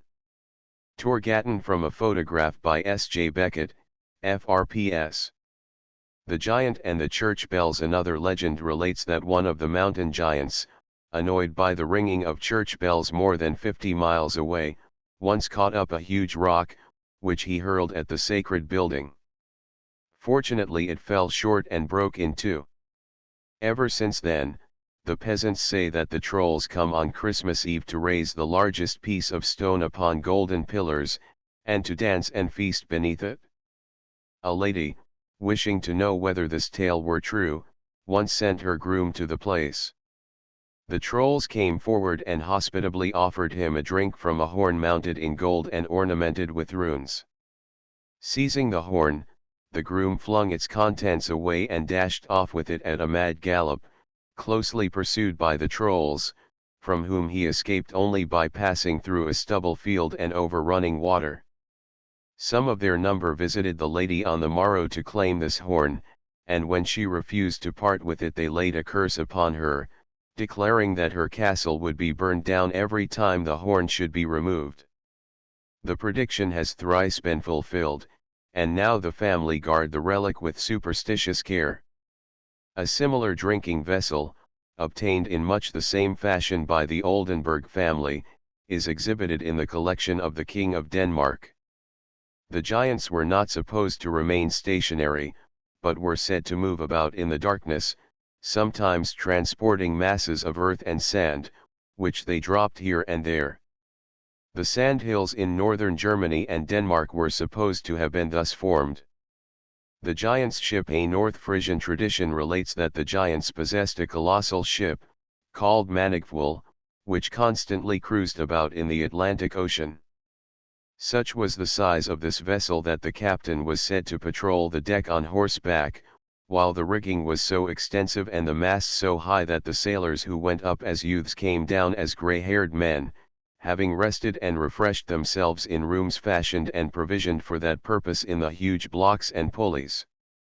By some mischance it happened that the pilot once directed the immense vessel into the North Sea, and wishing to return to the Atlantic as soon as possible, yet not daring to turn in such a small space, he steered into the English Channel. Imagine the dismay of all on board when they saw the passage growing narrower and narrower the farther they advanced. When they came to the narrowest spot, between Calais and Dover, it seemed barely possible that the vessel, drifting along with the current, could force its way through. The captain, with laudable presence of mind, promptly bade his men soap the sides of the ship, and to lay an extra thick layer on the starboard, where the rugged cliffs of Dover rose threateningly. These orders were no sooner carried out than the vessel entered the narrow space, and, thanks to the captain's precaution, it slipped safely through. The rocks of Dover scraped off so much soap, however, that ever since they have been particularly white, and the waves dashing against them still have an unusually foamy appearance.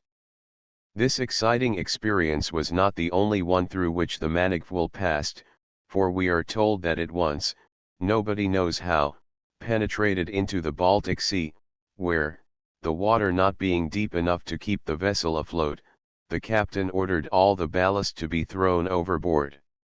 The material thus cast on either side of the vessel into the sea formed the two islands of Bornholm and Christiansø. Princess Ilse. In Thuringia and in the Black Forest the stories of the giants are legion, and one of the favorites with the peasants is that about Ilse, the lovely daughter of the giant of the Ilsenstein. She was so charming that far and wide she was known as the beautiful Princess Ilse, and was wooed by many knights, of whom she preferred the Lord of Westerberg. But her father did not at all approve of her consorting with a mere mortal, and forbade her to see her lover. Princess Ilse was wilful, however, and in spite of her sire's prohibition she daily visited her lover. The giant, exasperated by her persistency and disobedience, finally stretched out his huge hands and, seizing the rocks, tore a great gap between the height where he dwelt and the castle of Westerberg. Upon this, Princess Ilse, going to the cleft which parted her from her lover, recklessly flung herself over the precipice into the raging flood beneath, and was there changed into a bewitching Undine. She dwelt in the limpid waters for many a year, appearing from time to exercise her fascinations upon mortals, and even, it is said, captivating the affections of the Emperor Henry, who paid frequent visits to her cascade. Her last appearance, according to popular belief, was at Pentecost, 100 years ago, and the natives have not yet ceased to look for the beautiful princess, who is said still to haunt the stream and to wave her white arms to entice travelers into the cool spray of the waterfall. I am the Princess Ilse, and I dwell at the Ilsenstein. Come with me to my castle, and bliss shall be mine and thine. With the cool of my glass-clear waters thy brow and thy locks I'll lave, and thou lt think of thy sorrows no longer, for all that thou look'st so grave. With my white arms twined around thee, and lapped on my breast so white, thou shalt lie, and dream of Elfland its loves and wild delight. Heine, Martins Tr. The giantess's plaything. The giants inhabited all the earth before it was given to mankind, and it was only with reluctance that they made way for the human race, and retreated into the waste and barren parts of the country, where they brought up their families in strict seclusion. Such was the ignorance of their offspring, that a young giantess, straying from home, once came to an inhabited valley, where for the first time in her life she saw a farmer ploughing on the hillside. Deeming him a pretty plaything, she caught him up with his team, and thrusting them into her apron, she gleefully carried them home to exhibit to her father. But the giant immediately bade her carry peasant and horses back to the place where she had found them, and when she had done so he sadly explained that the creatures whom she took for mere playthings, would eventually drive the giant folk away, and become masters of the earth. Chapter XXIV, The Dwarfs. Little men. In the first chapter we saw how the black elves, dwarfs, or Svartalfar, were bred like maggots in the flesh of the slain giant Ymir. The gods, perceiving these tiny, unformed creatures creeping in and out, gave them form and features, and they became known as dark elves, on account of their swarthy complexions. These small beings were so homely, with their dark skin, green eyes, large heads, short legs, and crow's feet, that they were enjoined to hide underground, being commanded never to show themselves during the daytime lest they should be turned into stone. Although less powerful than the gods, they were far more intelligent than men, and as their knowledge was boundless and extended even to the future, gods and men were equally anxious to question them. The dwarfs were also known as trolls, kobolds, brownies, goblins, pucks, or huldra folk, according to the country where they dwelt. You are the grey troll, with the great green eyes, but I love you, grey troll, you are so wise. Tell me this sweet morn, tell me all you know, tell me, was I born? Tell me, did I grow? The Legend of the Little Fae, Buchanan. The Tarn-Cap. These little beings could transport themselves with marvelous celerity from one place to another, and they loved to conceal themselves behind rocks, when they would mischievously repeat the last words of conversations overheard from such hiding places. Owing to this well-known trick, the echoes were called dwarf's talk, and people fancied that the reason why the makers of such sounds were never seen was because each dwarf was the proud possessor of a tiny red cap which made the wearer invisible. This cap was called Tarn-Cap, and without it the dwarfs dared not appear above the surface of the earth after sunrise for fear of being petrified. When wearing it they were safe from this peril. Away, let not the sun view me, I dare no longer stay, an elfin child, thou wouldst me see, to stone turn at his ray. Lamot Fook. The legend of Kalundborg Helva, daughter of the Lord of Nesvek, was loved by Esbern, whose suit, however, was rejected by the proud father with the scornful words, when thou shalt build at Kalundborg a stately church, then will I give thee Helva to wife. Now Esbern, although of low estate, was proud of heart, even as the Lord, and he determined, come what might, to find a way to win his coveted bride. So off he strode to a troll in Ulshoy Hill, and effected a bargain whereby the troll undertook to build a fine church, on completion of which Esbern was to tell the builder's name or forfeit his eyes and heart. Night and day the troll wrought on, and as the building took shape, sadder grew Esbern's snare. He listened at the crevices of the hill by night, he watched during the day, he wore himself to a shadow by anxious thought, he besought the elves to aid him. All to no purpose. Not a sound did he hear, not a thing did he see, to suggest the name of the builder. Meantime, rumor was busy, and the fair Helva, hearing of the evil compact, prayed for the soul of the unhappy man. Time passed until one day the church lacked only one pillar, and worn out by black despair, Esbern sank exhausted upon a bank, whence he heard the troll hammering the last stone in the quarry underground. "Fool that I am," he said bitterly, "I have builded my tomb." Just then he heard a light footstep, and looking up, he beheld his beloved. "Would that I might die in thy stead," said she, through her tears, and with that Esbern confessed how that for love of her he had imperiled eyes and heart and soul.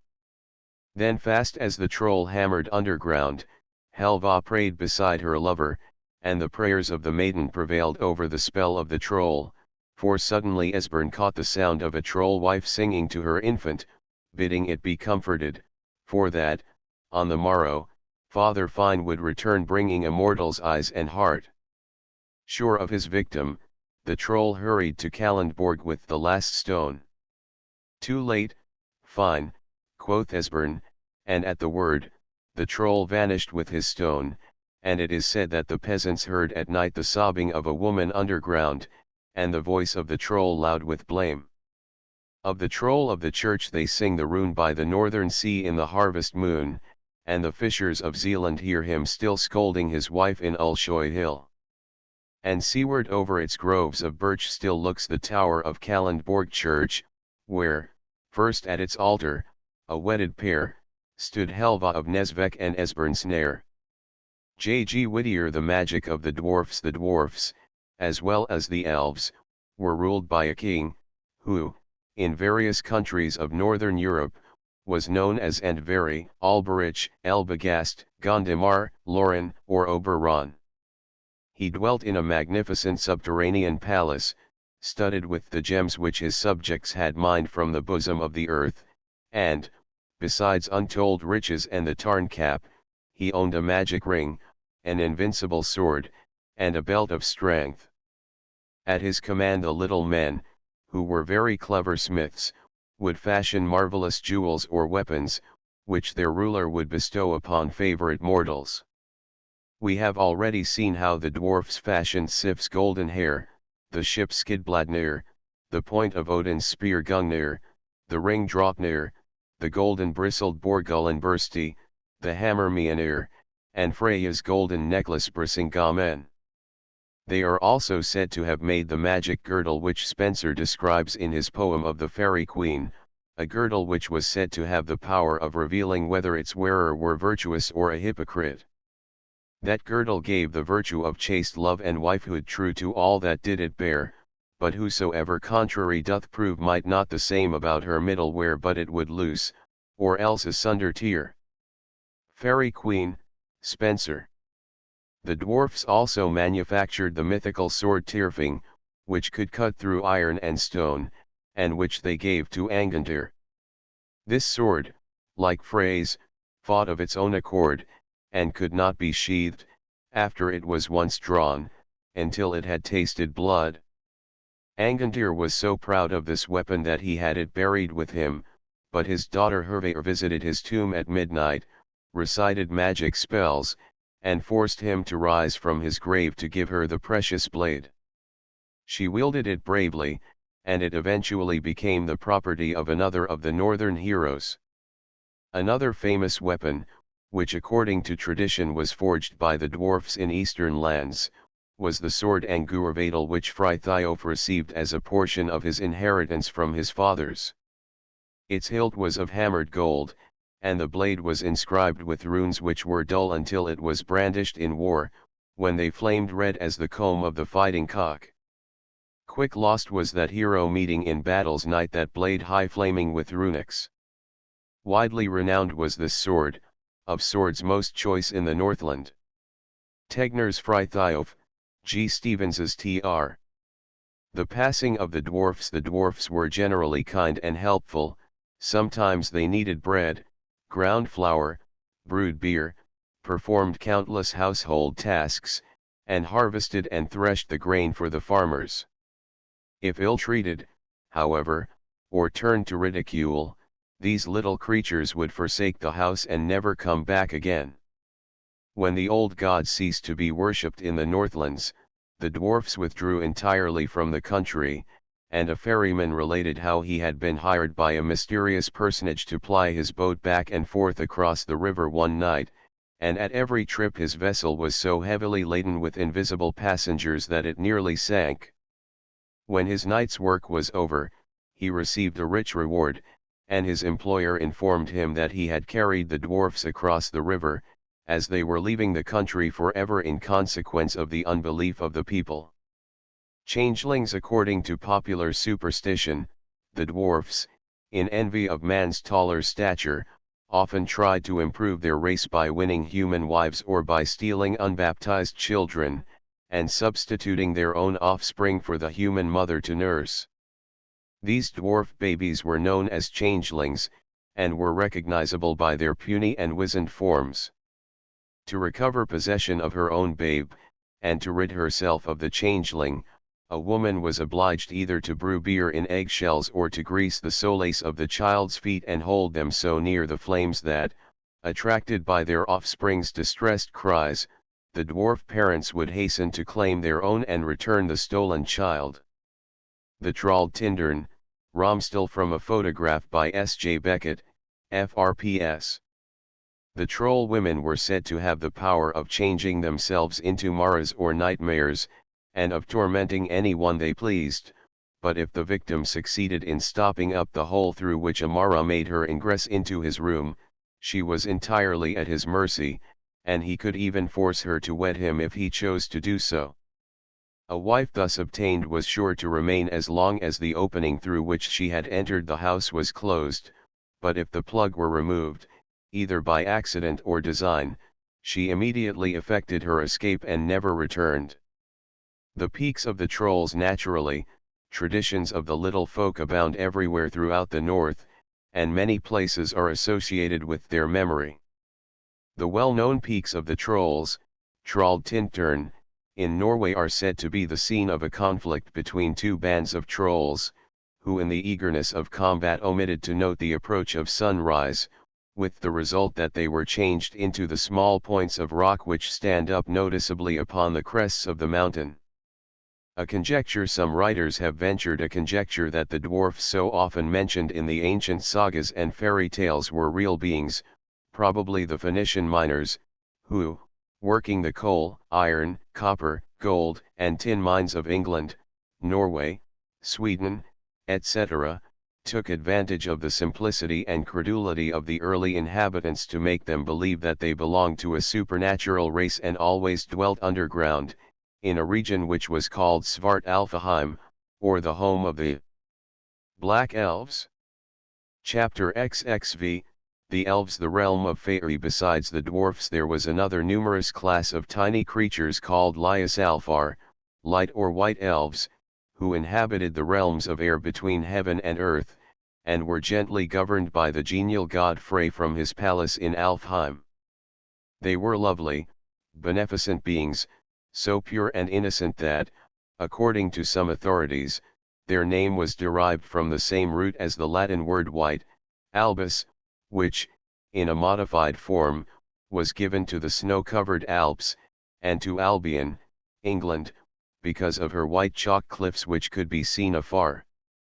The elf dance Njo Blommer. The elves were so small that they could flit about unseen while they tended the flowers, birds, and butterflies, and as they were passionately fond of dancing, they often glided down to earth on a moonbeam, to dance on the green. Holding one another by the hand, they would dance in circles, thereby making the fairy rings, which were to be discerned by the deeper green and greater luxuriance of the grass which their little feet had pressed.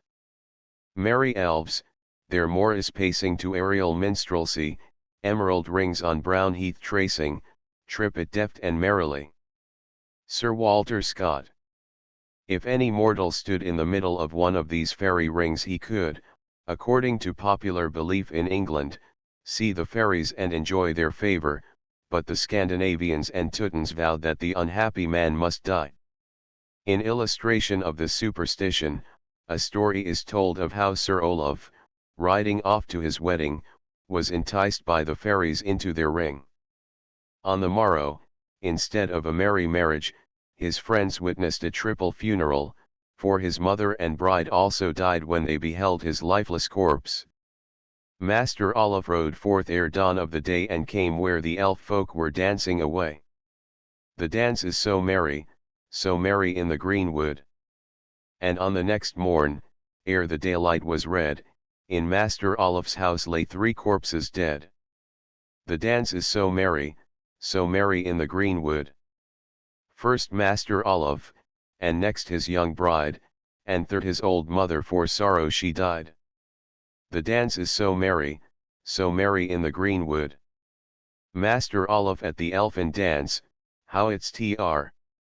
The elf dance. These elves, who in England were called fairies or fays, were also enthusiastic musicians, and delighted especially in a certain air known as the elf dance, which was so irresistible that no one who heard it could refrain from dancing.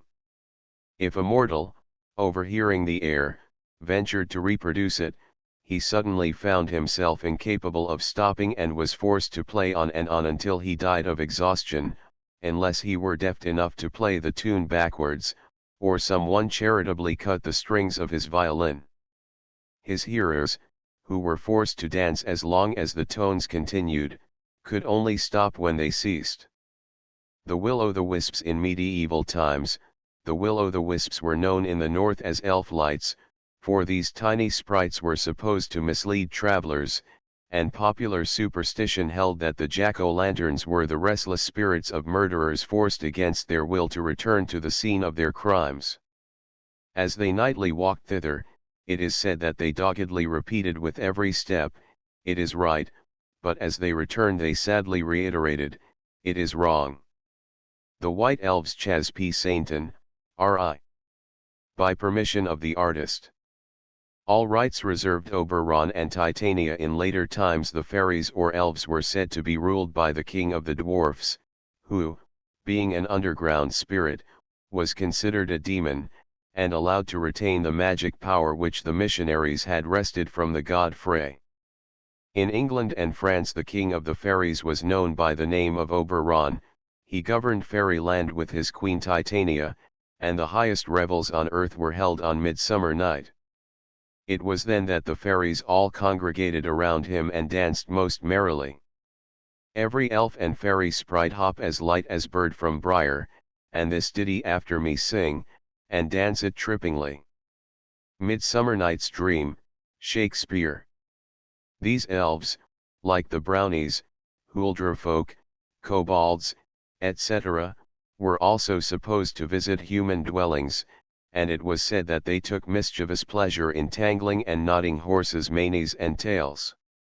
These tangles were known as elf-locks, and whenever a farmer descried them he declared that his steeds had been elf-ridden during the night.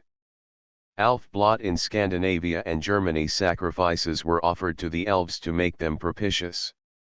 These sacrifices consisted of some small animal, or of a bowl of honey and milk, and were known as alf-blot. They were quite common until the missionaries taught the people that the elves were mere demons, when they were transferred to the angels, who were long entreated to befriend mortals, and propitiated by the same gifts. Many of the elves were supposed to live and die with the trees and plants which they tended, but these moss, wood, or tree maidens, while remarkably beautiful when seen in front, were hollow like a trough when viewed from behind. They appear in many of the popular tales, but almost always as benevolent and helpful spirits, for they were anxious to do good to mortals and to cultivate friendly relations with them. Images on doorposts. In Scandinavia the elves, both light and dark, were worshipped as household divinities, and their images were carved on the doorposts. The Norsemen, who were driven from home by the tyranny of Harald Harfager in 874, took their carved doorposts with them upon their ships.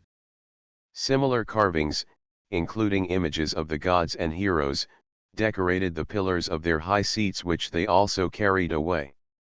The exiles showed their trust in their gods by throwing these wooden images overboard when they neared the Icelandic shores and settling where the waves carried the posts, even if the spot scarcely seemed the most desirable. Thus they carried with them the religion, the poetry, and the laws of their race, and on this desolate volcanic island they kept these records unchanged for hundreds of years, while other Teutonic nations gradually became affected by their intercourse with Roman and Byzantine Christianity. These records, carefully collected by Simon the Learned, form the Elder Edda, the most precious relic of ancient northern literature, without which we should know comparatively little of the religion of our forefathers. Old houses with carved posts. The sagas relate that the first settlements in Greenland and Vinland were made in the same way, the Norsemen piously landing wherever their household gods drifted ashore. Chapter XXVI, the Sigurd Saga, the beginning of the story. While the first part of the Elder Edda consists of a collection of alliterative poems describing the creation of the world, the adventures of the gods, their eventual downfall, and gives a complete exposition of the Northern Code of Ethics, the second part comprises a series of heroic lays describing the exploits of the Volsung family, and especially of their chief representative, Sigurd, the favorite hero of the North.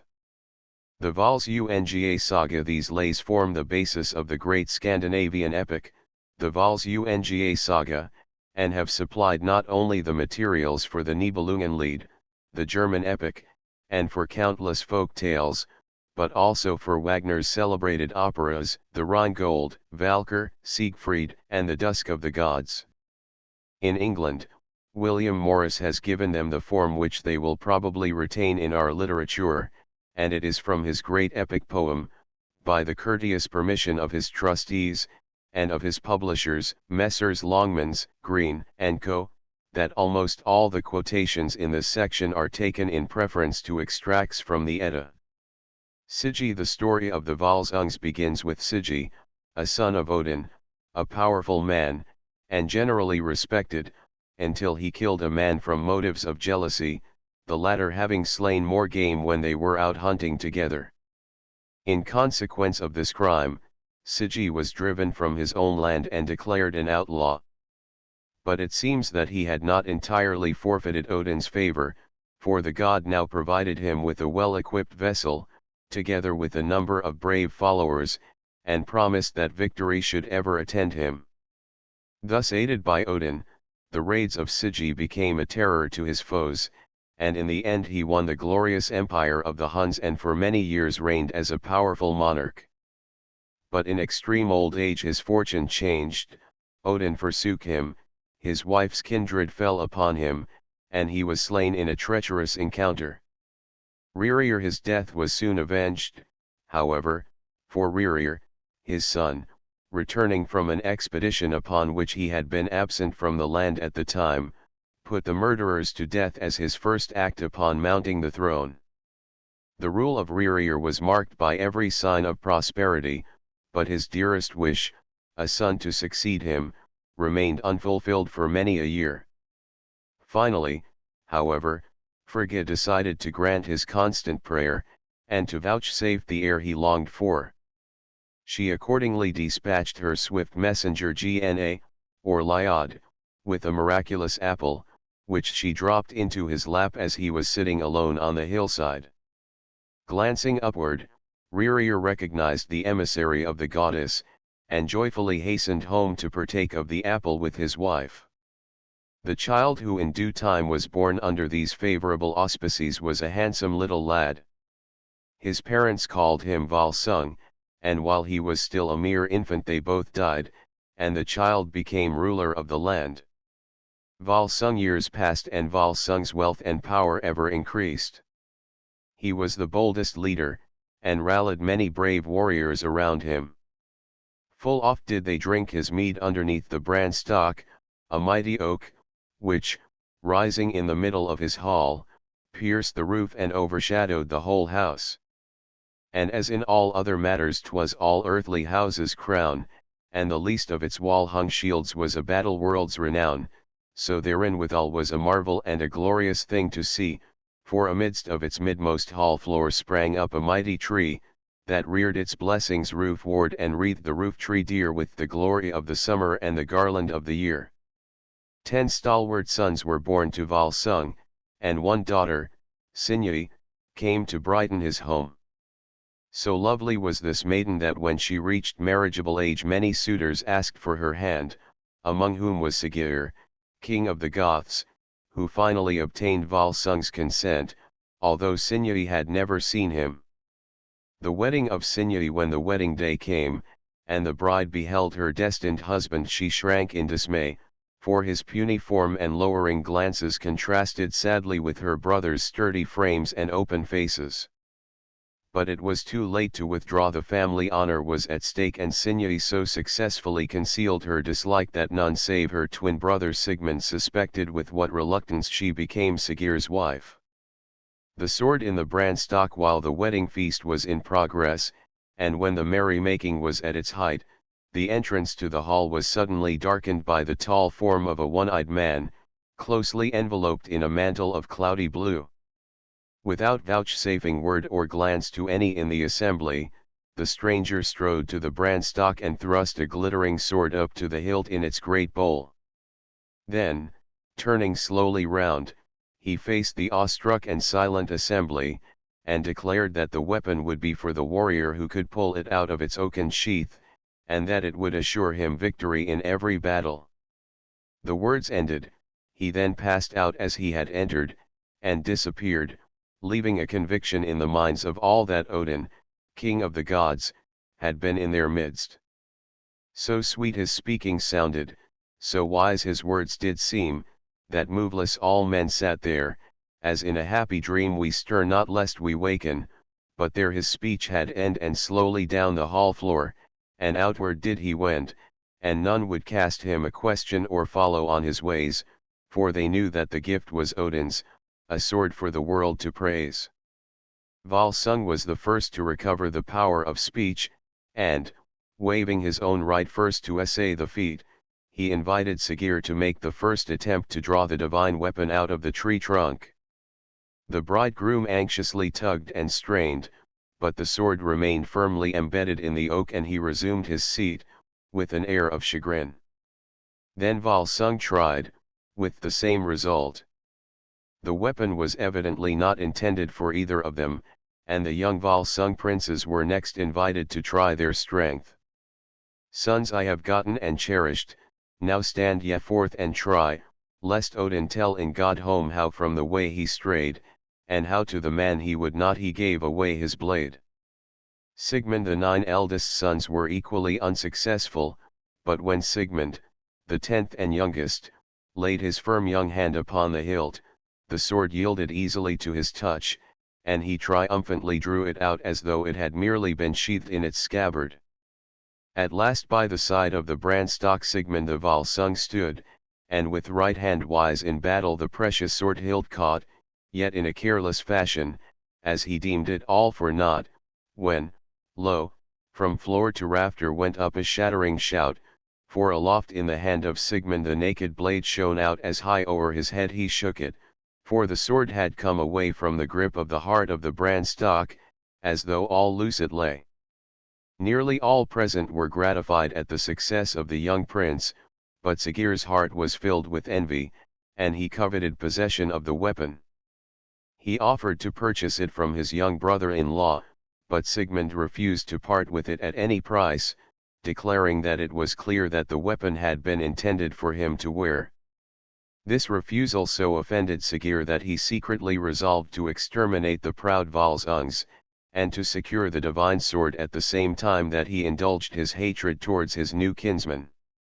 Concealing his chagrin, however, he turned to Volsung and cordially invited him to visit his court a month later, together with his sons and kinsmen. The invitation was immediately accepted, and although Sinjei, suspecting evil, secretly sought her father while her husband slept, and implored him to retract his promise and stay at home, he would not consent to withdraw his plighted word and so exhibit fear. Sigurd's treachery. A few weeks after the return of the bridal couple, therefore, Volsung's well-manned vessels arrived within sight of Sigurd's shores. Sinjei had been keeping anxious watch, and when she perceived them she hastened down to the beach to implore her kinsmen not to land, warning them that her husband had treacherously planned an ambush, whence they could not escape alive.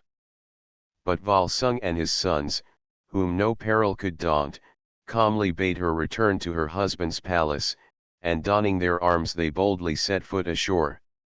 Then sweetly Volsung kissed her, "Woe am I for thy sake, but earth the word hath here kenned, that yet unborn I spake, how I ne'er would turn me backward from the sword or fire of bale, I have held that word till today, and today shall I change the tale? And look on these thy brethren, how goodly and great are they, wouldst thou have the maidens mock them, when this pain hath passed away and they sit at the feast hereafter, that they feared the deadly stroke? Let us do our day's work deftly for the praise and glory of folk, and if the Norns will have it that the Volsunkin shall fail, yet I know of the deed that dies not, and the name that shall ever avail." It befell as Sinjei had said, for on their way to the palace the brave little troop fell into Sigur's ambush, and, although they fought with heroic courage, they were so borne down by the superior number of their foes that Volsung was slain and all his sons were made captive. The young men were led bound into the presence of the cowardly Sigurd, who had taken no part in the fight, and Sigmund was forced to relinquish his precious sword, after which he and his brothers were condemned to death. Sinjei, hearing the cruel sentence, vainly interceded for her brothers. All she could obtain by her prayers and entreaties was that they should be chained to a fallen oak in the forest, to perish of hunger and thirst if the wild beasts should spare them.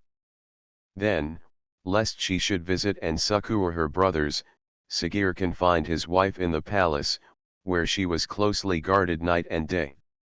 Every morning early Sigurd himself sent a messenger into the forest to see whether the Volsungs were still living, and every morning the men returned saying a monster had come during the night and had devoured one of the princes, leaving nothing but his bones. At last, when none but Sigmund remained alive, Sinjei thought of a plan, and she prevailed on one of her servants to carry some honey into the forest and smear it over her brother's face and mouth. When the wild beast came that night, attracted by the smell of the honey, it licked Sigmund's face, and even thrust its tongue into his mouth. Clenching his teeth upon it, Sigmund, weak and wounded as he was, held on to the animal, and in its frantic struggles his bonds gave way, and he succeeded in slaying the prowling beast who had devoured his brothers. Then he vanished into the forest, where he remained concealed until the king's messenger had come as usual, and until Sinjei, released from captivity, came speeding to the forest to weep over her kinsman's remains. Seeing her intense grief, and knowing that she had not participated in Sigurd's cruelty, Sigmund stole out of his place of concealment and comforted her as best he could. Together they then buried the whitening bones, and Sigmund registered a solemn oath to avenge his family's wrongs. This vow was fully approved by Sinjei, who, however, bade her brother bide a favorable time, promising to send him aid. Then the brother and sister sadly parted, she to return to her distasteful palace home, and he to a remote part of the forest, where he built a tiny hut and plied the craft of a smith. And men say that Sinjei wept when she left that last of her kindred, yet wept she never more amid the earls of Sigurd, and as lovely as before was her face to all men's deeming, nor aught it changed for ruth, nor for fear nor any longing, and no man said forsooth that she ever laughed thereafter till the day of her death was come.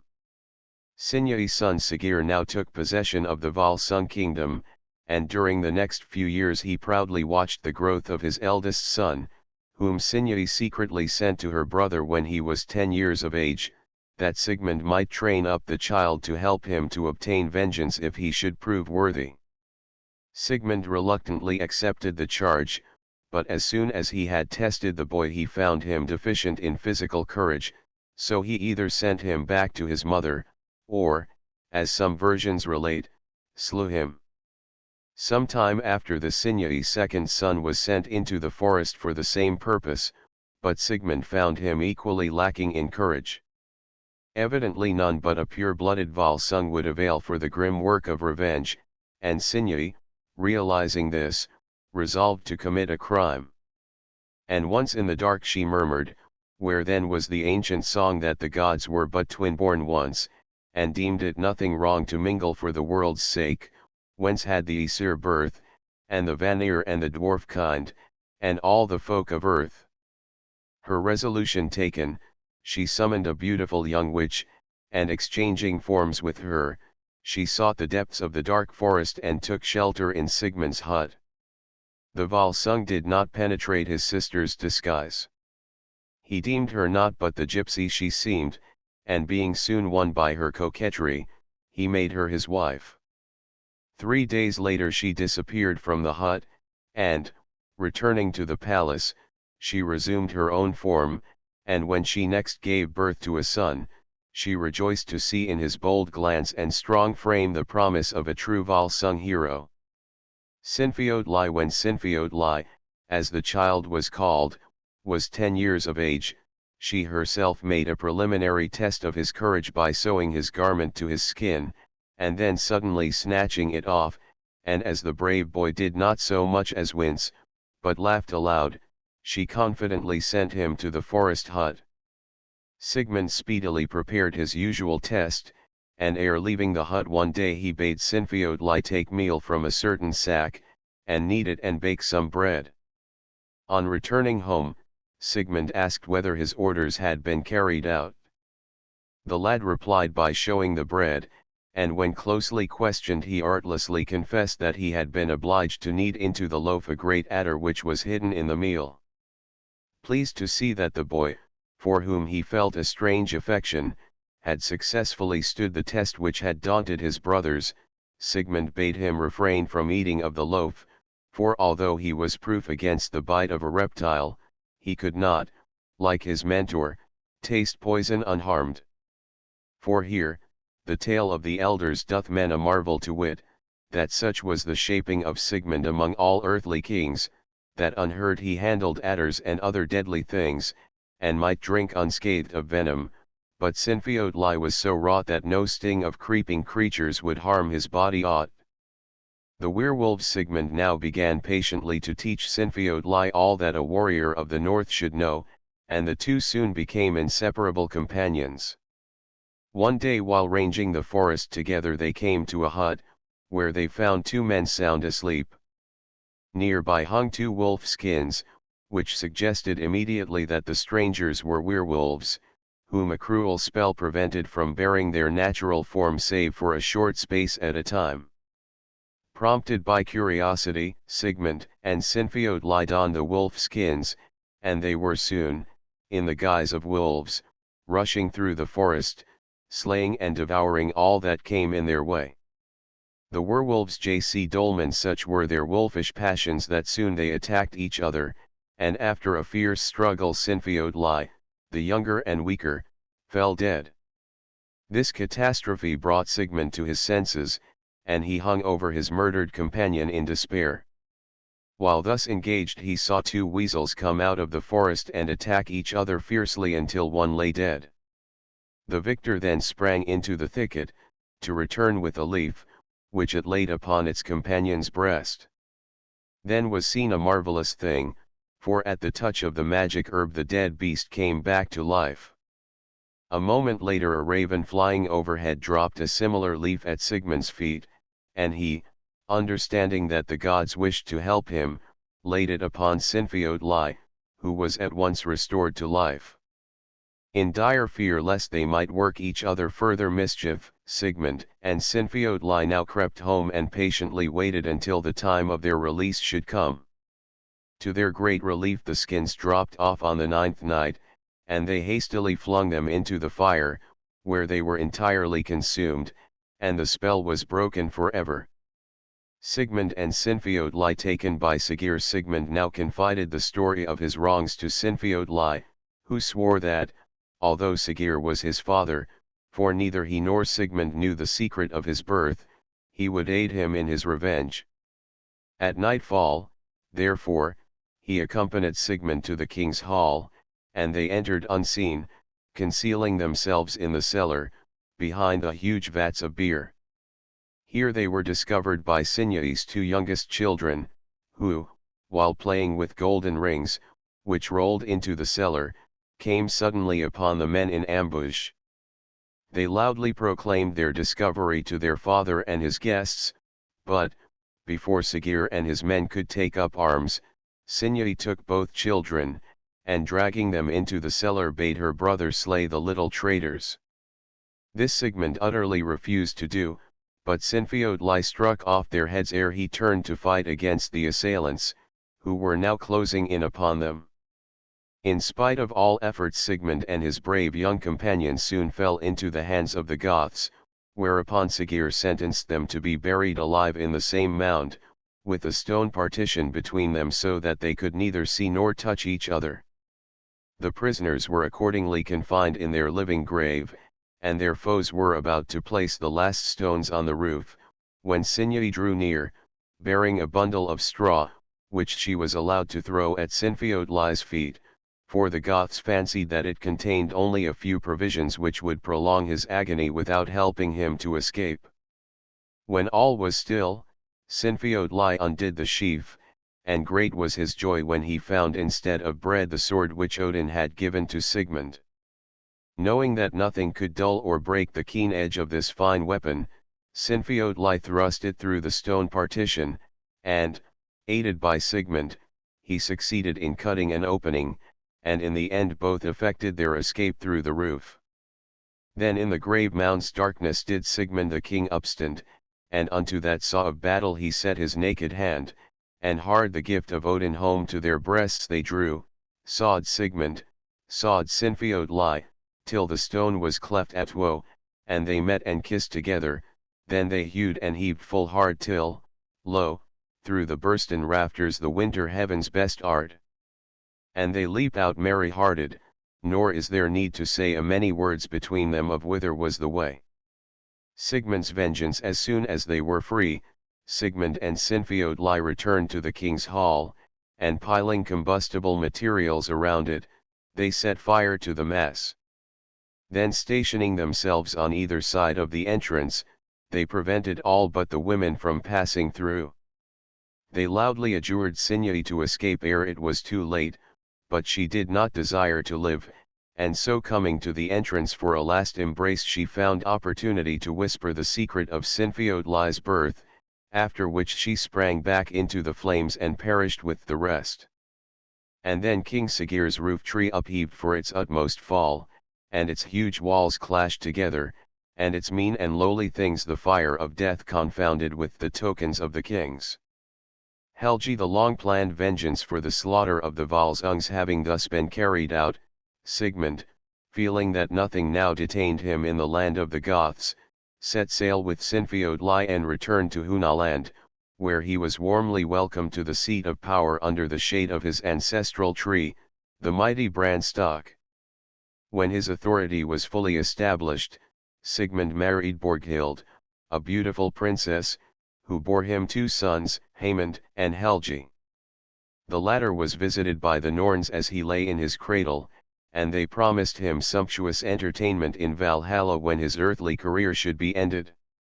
And the woman was fair and lovely and bore him sons of fame.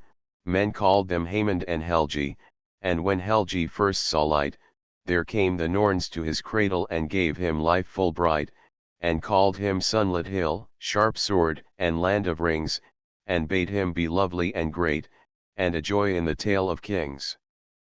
Northern kings generally entrusted their sons' upbringing to a stranger, for they thought that so they would be treated with less indulgence than at home. Accordingly Helgi was fostered by Hagel, and under his care the young prince became so fearless that at the age of 15 he ventured alone into the hall of Hunding, with whose race his family was at feud. Passing through the hall unmolested and unrecognized, he left an insolent message, which so angered Hunding that he immediately set out in pursuit of the bold young prince, whom he followed to the dwelling of Hagel. Helgi would then have been secured but that meanwhile he had disguised himself as a servant maid, and was busy grinding corn as if this were his wonted occupation. The invaders marveled somewhat at the maid's tall stature and brawny arms, nevertheless they departed without suspecting that they had been so near the hero whom they sought. Having thus cleverly escaped, Helgi joined Sinfiotli, and collecting an army, the two young men marched boldly against the Hundings, with whom they fought a great battle, over which the Valkyrs hovered, waiting to convey the slain to Valhalla. Gudrun, one of the battle maidens, was so struck by the courage which Helgi displayed, that she openly sought him and promised to be his wife. Only one of the Hunding race, Dag, remained alive, and he was allowed to go free after promising not to endeavor to avenge his kinsman's death. This promise was not kept, however, and Dag, having obtained possession of Odin's spear Gungnir, treacherously slew Helgi with it. Gudrun, who in the meantime had fulfilled her promise to become his wife, wept many tears at his death, and laid a solemn curse upon his murderer. Then, hearing from one of her maids that her slain husband kept calling for her from the depths of the tomb, she fearlessly entered the mound at night and tenderly inquired why he called and why his wounds continued to bleed after death. Helgi answered that he could not rest happy because of her grief, and declared that for every tear she shed a drop of his blood must flow.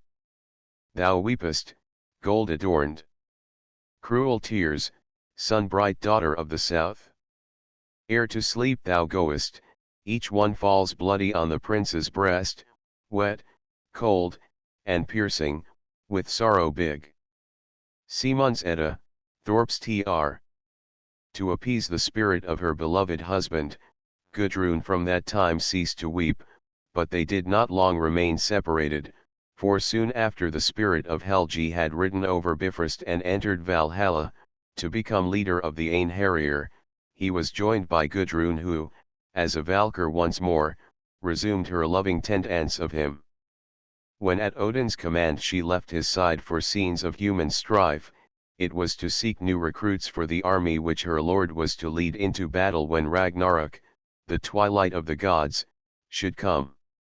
A hero's farewell Winge the death of Sinfiotli, Sigmund's eldest son, also met an early death, for, having slain in a quarrel the brother of Borghild, she determined to poison him. Twice Sinfiotli detected the attempt and told his father that there was poison in his cup. Twice Sigmund, whom no venom could injure, drained the bowl, and when Borghild made a third attempt, he bade Sinfiotli let the wine flow through his beard.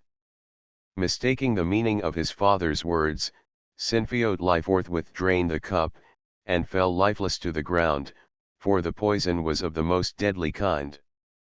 He drank as he spake the word, and forthwith the venom ran in a chill flood over his heart and down fell the mighty man with never an uttered death word and never a death-changed look, and the floor of the hall of the Volsungs beneath his falling shook.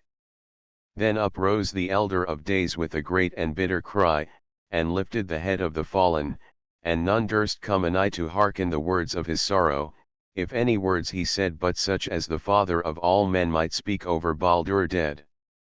And again, as before the death stroke, waxed the hall of the Volsungs dim, and once more he seemed in the forest, where he spake with naught but him.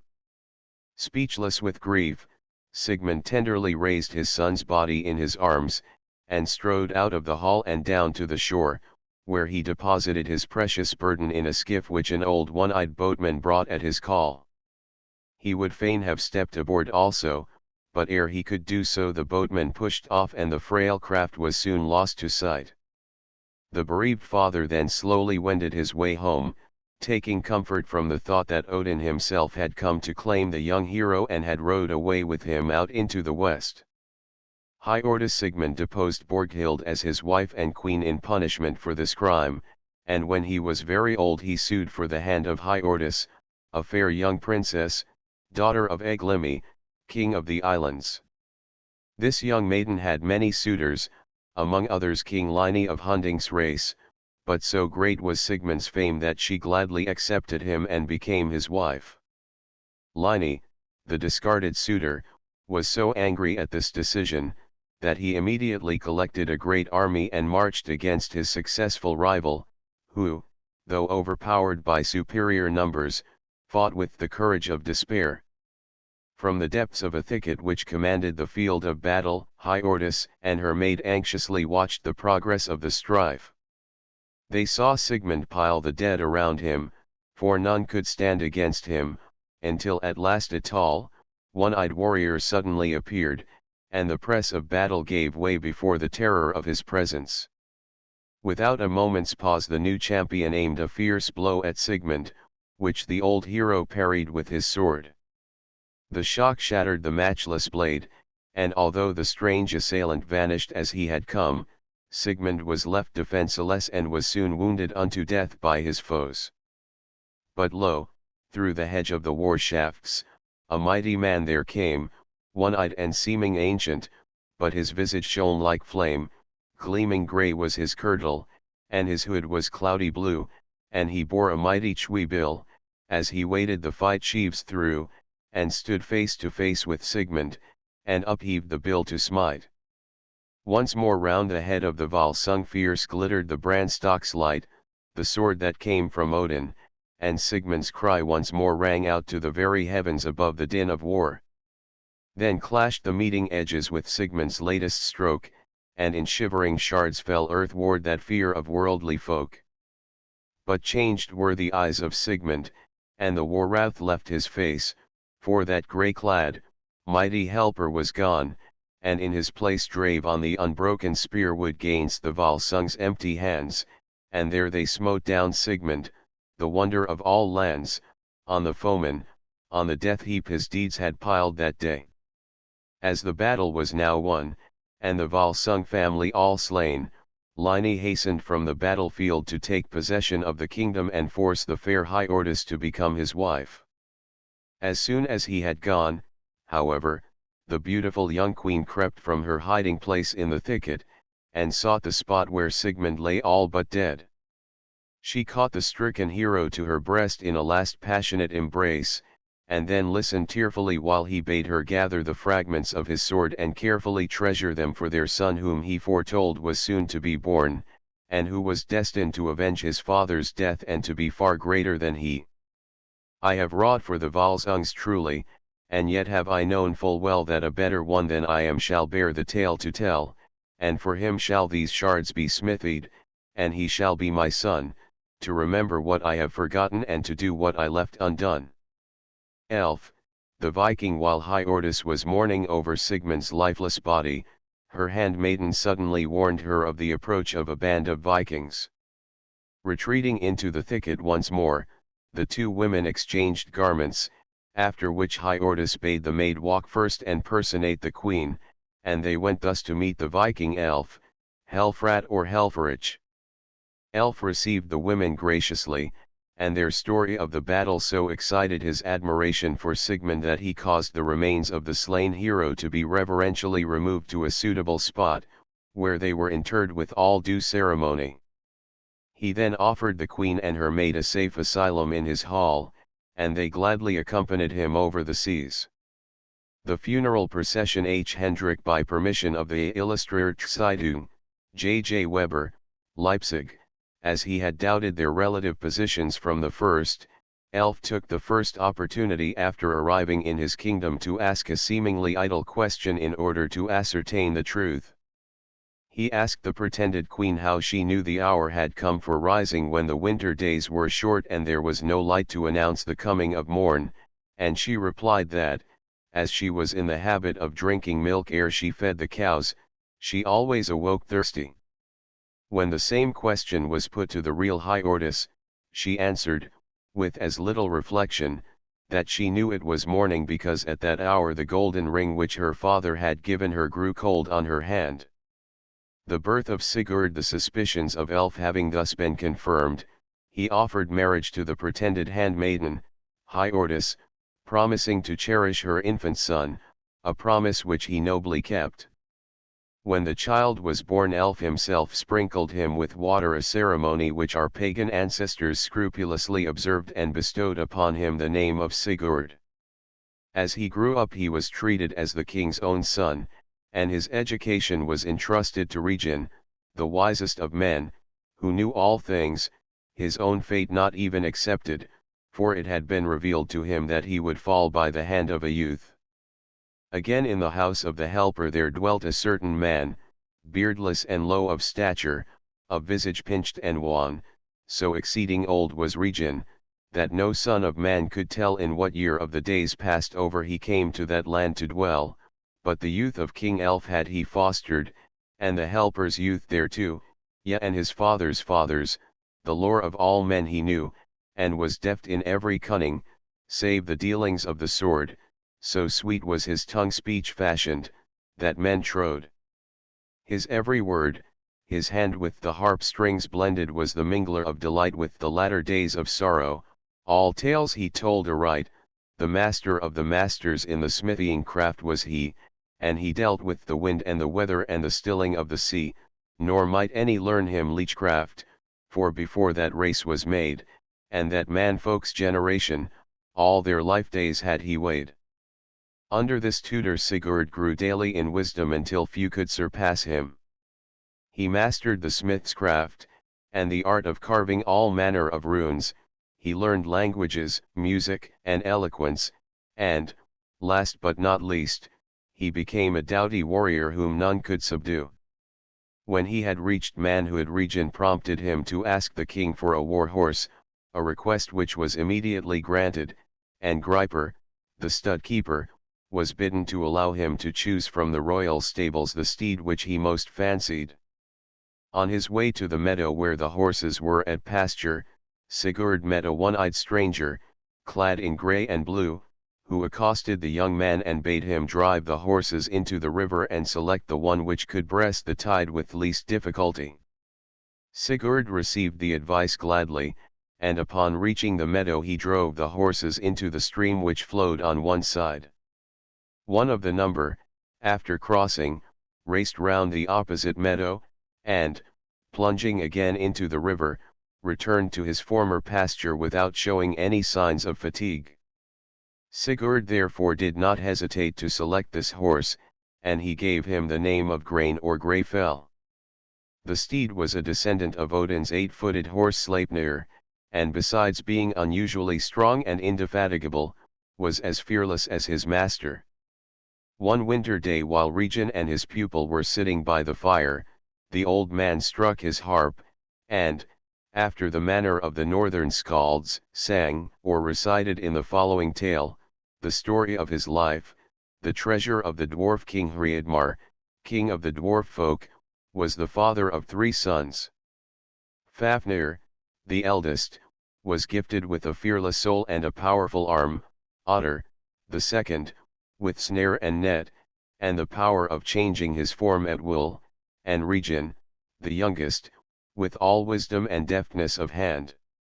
To please the avaricious Hreidmar, this youngest son fashioned for him a house lined with glittering gold and flashing gems, and this was guarded by Fafnir, whose fierce glances and aegis helmet none dared encounter.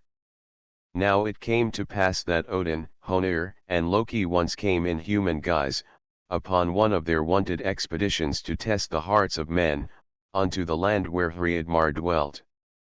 And the 3 were the heart-wise Odin, the father of the slain, and Loki, the world's begrudger, who maketh all labor vain, and Henir, the utter blameless, who wrought the hope of man, and his heart and inmost yearnings, when first the work began, the god that was aforetime, and hereafter yet shall be when the new light yet undreamed of shall shine o'er earth and sea.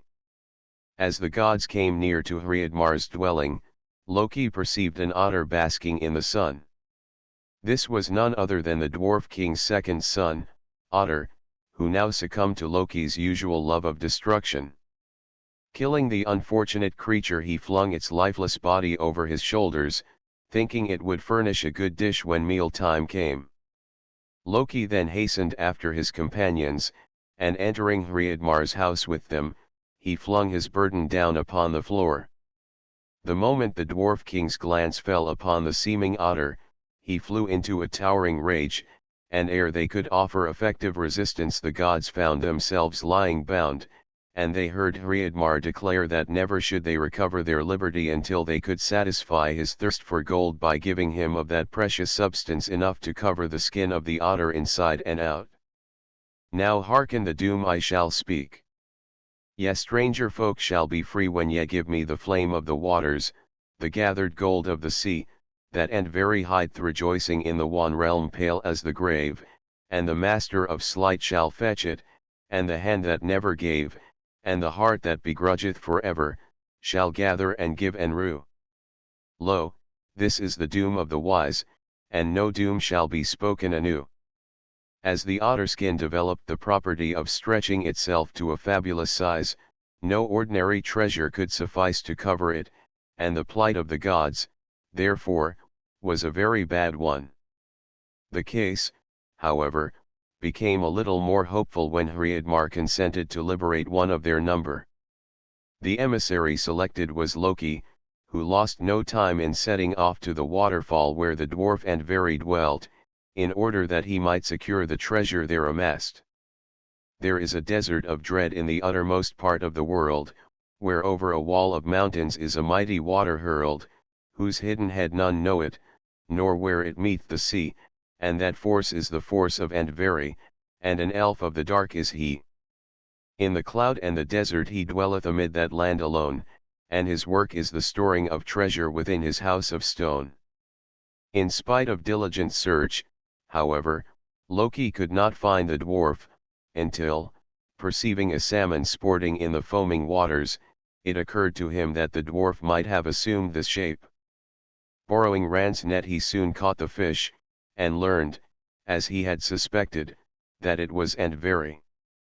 Finding that there was nothing else for it, the dwarf now reluctantly brought forth his mighty treasure and surrendered it all, including the helmet of dread and a hauberk of gold, reserving only a ring which was gifted with miraculous powers, and which, like a magnet, attracted the precious ore. But the greedy Loki, catching sight of it, wrenched it from off the dwarf's finger and departed laughing, while his victim hurled angry curses after him, declaring that the ring would ever prove its possessor's bane and would cause the death of many. That gold which the dwarf possessed shall to 2 brothers be cause of death, and to 8 princes, of dissension. From my wealth no one shall good derive. Simon's Edda, Thorp's Tr. On arriving at Hreidmar's house, Loki found the mighty treasure none too great, for the skin became larger with every object placed upon it, and he was forced to throw in the ring and Varanot, and Vari's loom, which he had intended to retain, in order to secure the release of himself and his companions. And Vari's curse of the gold soon began to operate. Fafnir and Regin both coveted a share, while Hreidmar gloated over his treasure night and day, and would not part with an item of it. Fafnir the Invincible, seeing at last that he could not otherwise gratify his lust, slew his father, and seized the whole of the treasure. Then, when Regin came to claim a share he drove him scornfully away and bade him earn his own living. Thus exiled, Regin took refuge among men, to whom he taught the arts of sowing and reaping. He showed them how to work metals, sail the seas, tame horses, yoke beasts of burden, build houses, spin, weave, and so in short, all the industries of civilized life, which had hitherto been unknown. Years elapsed, and Regin patiently bided his time, hoping that some day he would find a hero strong enough to avenge his wrongs upon Fafnir, whom years of gloating over his treasure had changed into a horrible dragon, the terror of Nighthate, Glittering Heath, where he had taken up his abode. His story finished, Regin turned suddenly to the attentive Sigurd, saying he knew that the young man could slay the dragon if he wished, and inquiring whether he were ready to aid him to avenge his wrongs. And he spake, Hast thou hearkened, Sigurd? Wilt thou help a man that is old to avenge him for his father? Wilt thou win that treasure of gold and be more than the kings of the earth? Wilt thou rid the earth of a wrong and heal the woe and the sorrow my heart hath endured o'er long? Sigurd's sword Sigurd immediately assented, on the condition, however, that the curse should be assumed by Regin, who, also, in order to fitly equip the young man for the coming fight, should forge him a sword, which no blow could break. Twice Regin fashioned a marvelous weapon, but twice Sigurd broke it to pieces on the anvil.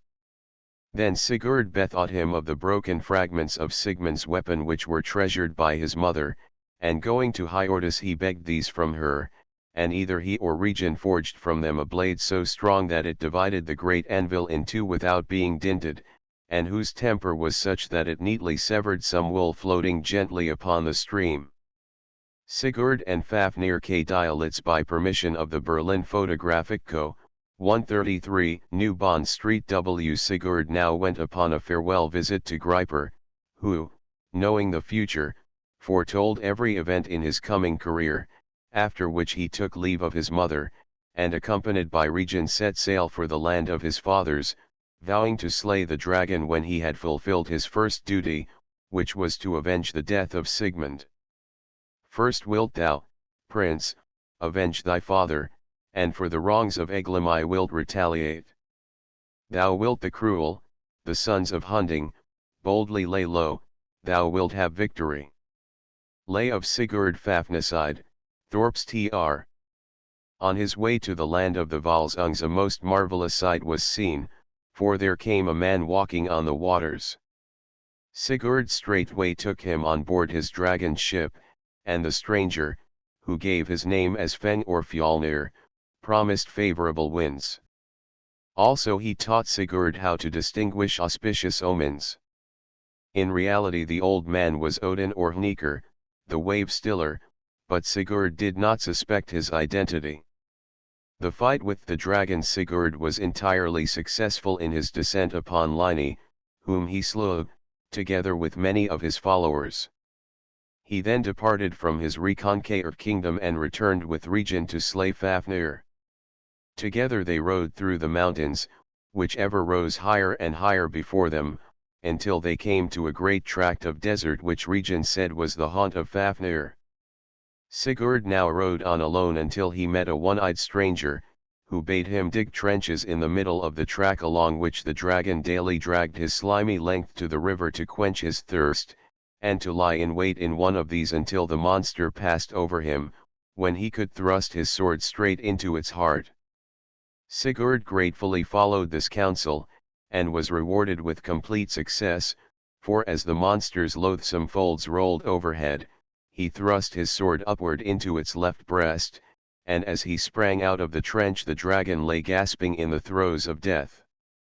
Then all sank into silence, and the son of Sigmund stood on the torn and furrowed desert by the pool of Fafnir's blood, and the serpent lay before him, dead, chilly, dull, and grey, and over the glittering heath fair shone the sun and the day, and a light wind followed the sun and breathed o'er the fateful place, as fresh as it furrows the sea-plain, or bows the acre's face. Regin had prudently remained at a distance until all danger was past, but seeing that his foe was slain, he now came up. He was fearful lest the young hero should claim a reward, so he began to accuse him of having murdered his kin, but, with feigned magnanimity, he declared that instead of requiring life for life, in accordance with the custom of the North, he would consider it sufficient atonement if Sigurd would cut out the monster's heart and roast it for him on a spit. Then Regin spake to Sigurd, "Of this slaying wilt thou be free? Then gather thou fire together and roast the heart for me, that I may eat it and live, and be thy master and more, for therein was might and wisdom, and the grudged and hoarded lore, or, else depart on thy ways afraid from the glittering heath." Sigurd was aware that a true warrior never refused satisfaction of some kind to the kindred of the slain, so he agreed to the seemingly small proposal, and immediately prepared to act as cook, while Regin dozed until the meat was ready. After an interval Sigurd touched the roast to ascertain whether it were tender, but burning his fingers severely, he instinctively thrust them into his mouth to allay the smart. No sooner had Fafnir's blood thus touched his lips than he discovered, to his utter surprise, that he could understand the songs of the birds, many of which were already gathering round the carrion. Listening attentively, he found that they were telling how Regin meditated mischief against him, and how he ought to slay the old man and take the gold, which was his by right of conquest, after which he ought to partake of the heart and blood of the dragon.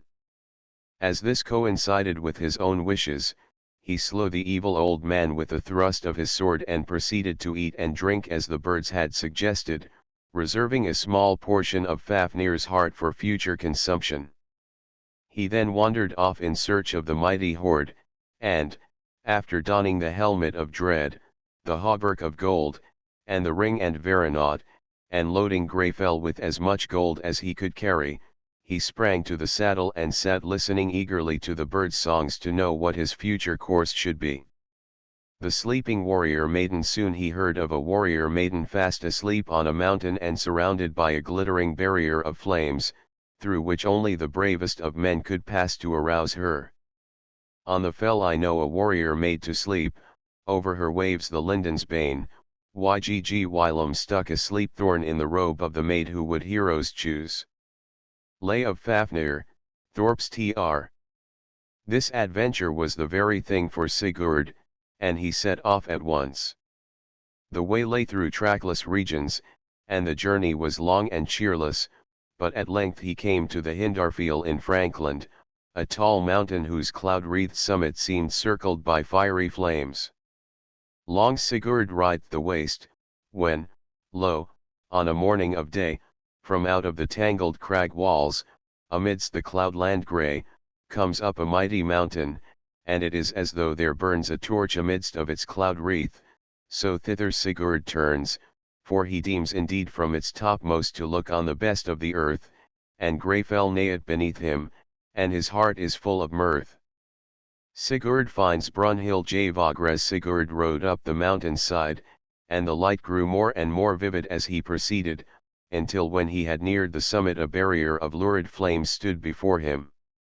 The fire burned with a roar which would have daunted the heart of any other, but Sigurd remembered the words of the birds, and without a moment's hesitation he plunged bravely into its very midst.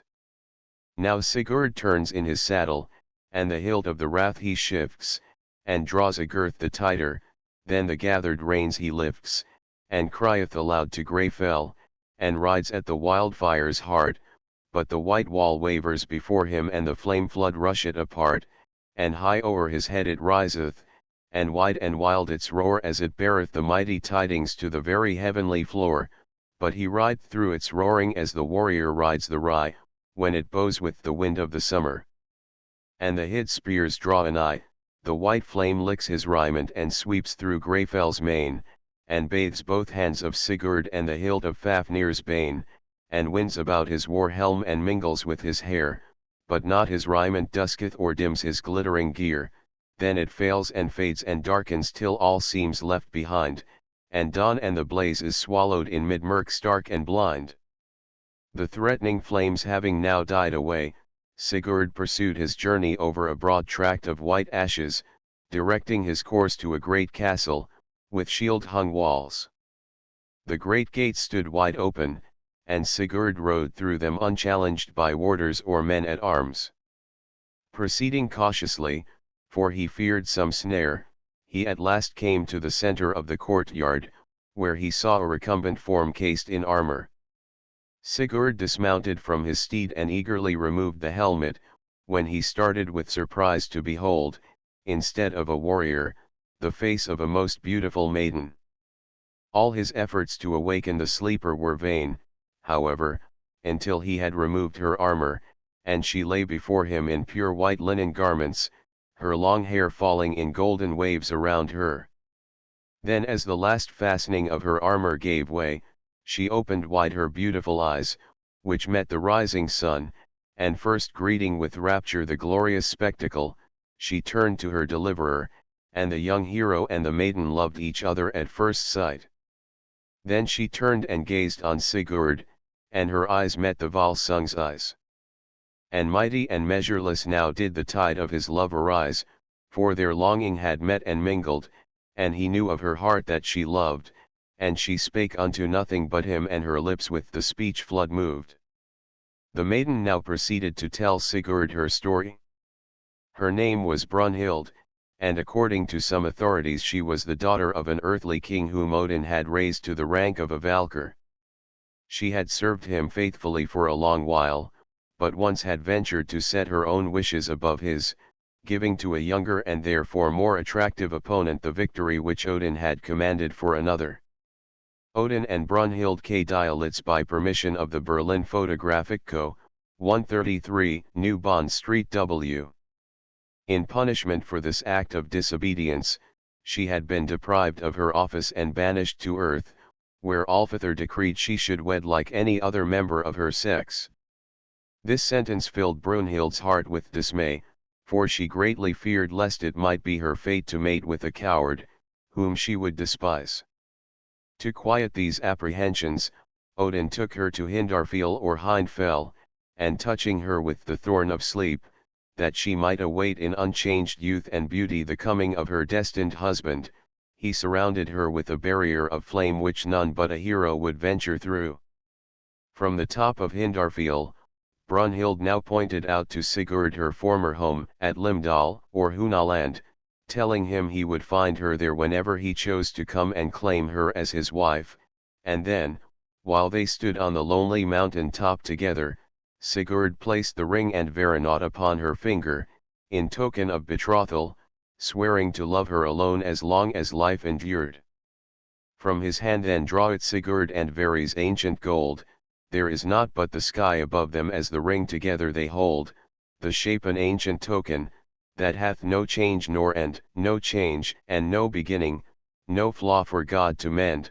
Then Sigurd cried, O Brynhild, now hearken while I swear, that the sun shall die in the heavens and the day no more be fair, if I seek not love in Limdal and the house that fostered thee, and the land where thou awakedst twixt the woodland and the sea. And she cried, O Sigurd, Sigurd, now hearken while I swear that the day shall die for ever and the sun to blackness wear, ere I forget thee, Sigurd, as I lie twixt wood and sea in the little land of Limdal and the house that fostered me.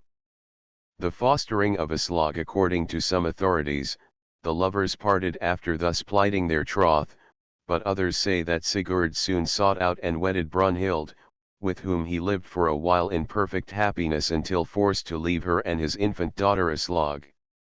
This child, left orphaned at 3 years of age, was fostered by Brunhild's father, who, driven away from home, concealed her in a cunningly fashioned harp, until reaching a distant land he was murdered by a peasant couple for the sake of the gold they supposed it to contain. Their surprise and disappointment were great indeed when, on breaking the instrument open, they found a beautiful little girl, whom they deemed mute, as she would not speak a word. Time passed, and the child, whom they had trained as a drudge, grew to be a beautiful maiden, and she won the affection of a passing Viking, Ragnar Lodbrog, king of the Danes, to whom she told her tale. The Viking sailed away to other lands to fulfill the purposes of his voyage, but when a year had passed, during which time he won much glory, he came back and carried away Aslog as his bride. She heard a voice she deemed well known, long waited through dull hours bygone, and round her mighty arms were cast, but when her trembling red lips passed from out the heaven of that dear kiss, and eyes met eyes, she saw in his fresh pride, fresh hope, fresh love, and saw the long sweet days still onward draw, themselves still going hand in hand, as now they went adown the strand. The fostering of Aslog, William Morris. Aslog Gertrude Domain Hammond, R.I. In continuation of the story of Sigurd and Brunhild, however, we are told that the young man went to seek adventures in the great world, where he had vowed, as a true hero, to right the wrong and defend the fatherless and oppressed. The Nibelungs. In the course of his wanderings, Sigurd came to the land of the Nibelungs, the land of continual mist, where Geuki and Grimhild were king and queen. The latter was specially to be feared, as she was well versed in magic lore, and could weave spells and concoct marvelous potions which had power to steep the drinker in temporary forgetfulness and compel him to yield to her will. The king and queen had 3 sons, Gunnar, Hogne, and Guttorm, who were brave young men, and 1 daughter, Gudrun, the gentlest as well as the most beautiful of maidens. All welcomed Sigurd most warmly, and Geiuki invited him to tarry a while. The invitation was very agreeable after his long wanderings, and Sigurd was glad to stay and share the pleasures and occupations of the Nibelungs. He accompanied them to war, and so distinguished himself by his valor, that he won the admiration of Grimhild, and she resolved to secure him as her daughter's husband.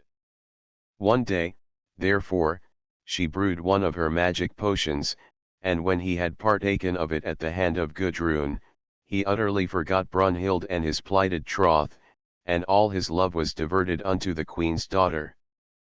But the heart was changed in Sigurd, as though it ne'er had been. His love of Brynhild perished as he gazed on the Nibelung queen. Brynhild's beloved body was e'en as a wasted hearth, no more for bale or blessing, for plenty or for dearth.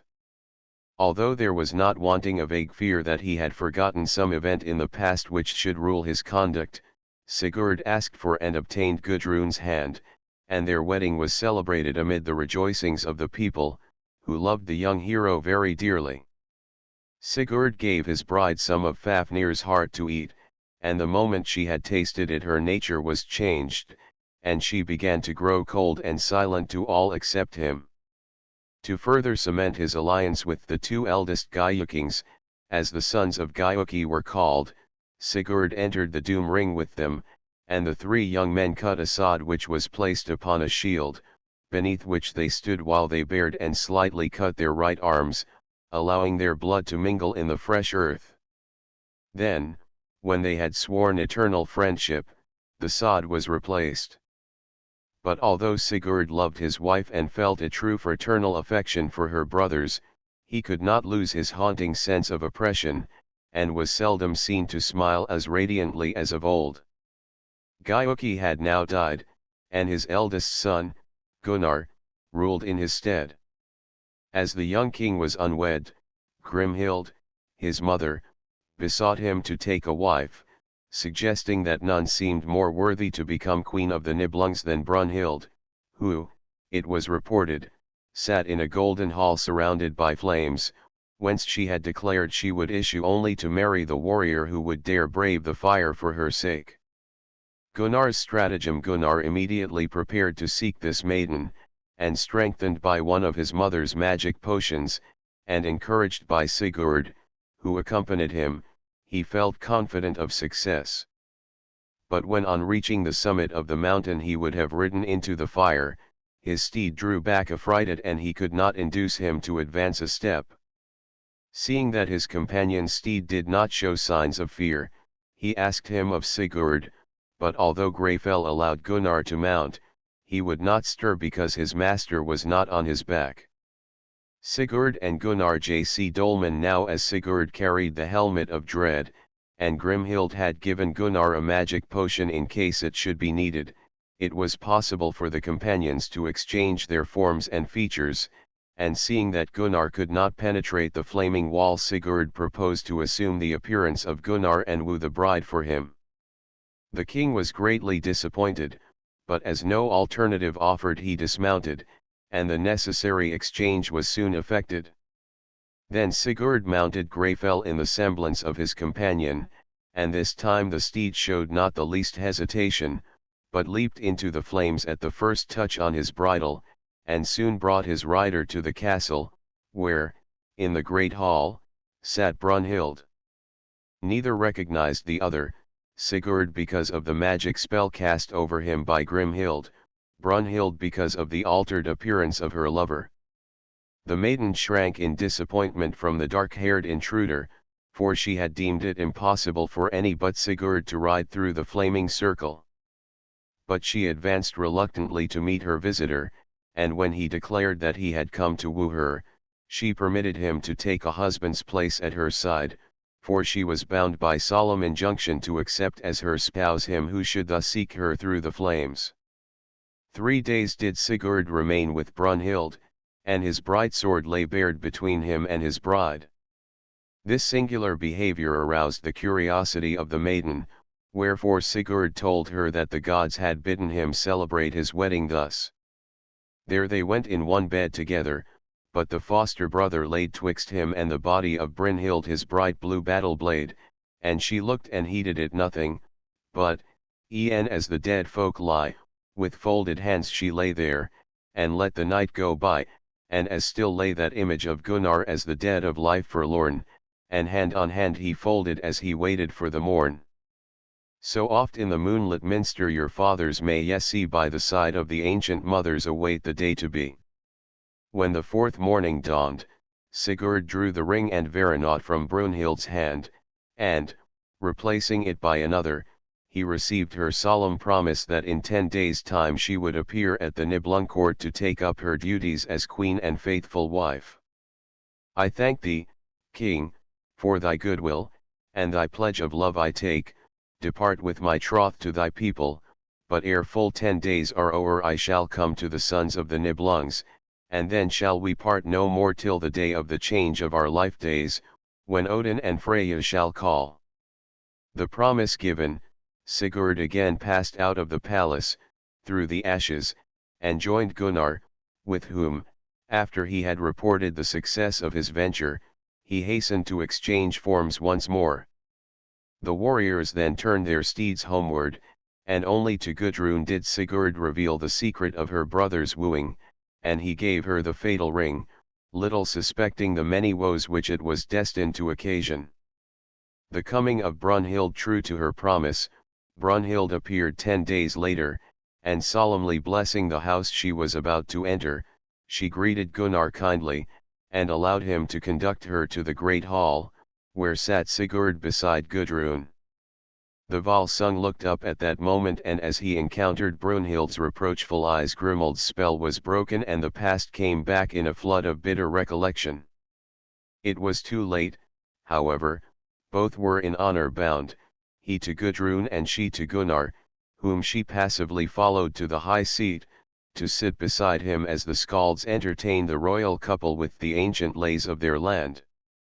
The days passed, and Brunhild remained apparently indifferent, but her heart was hot with anger, and often did she steal out of her husband's palace to the forest, where she could give vent to her grief in solitude.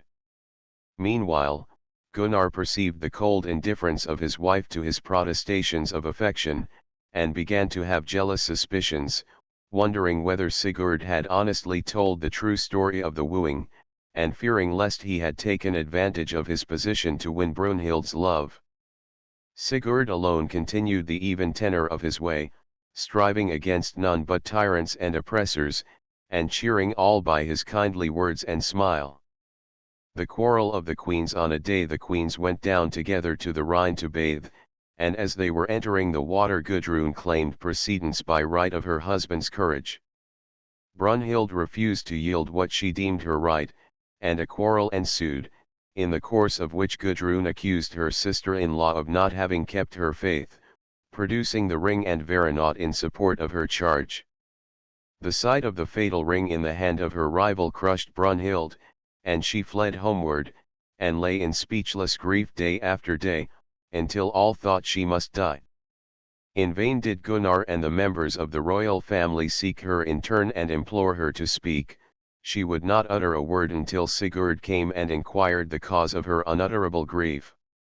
Then, like a long pent-up stream, her love and anger burst forth, and she overwhelmed the hero with reproaches, until his heart so swelled with grief for her sorrow that the tight bands of his strong armor gave way.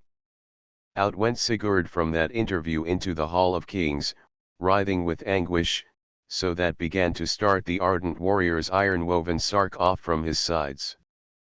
Simon's Edda, Thorp's Tr. Words had no power to mend that woeful situation, and Brunhild refused to heed when Sigurd offered to repudiate Gudrun, saying, as she dismissed him, that she would not be faithless to Gunnar.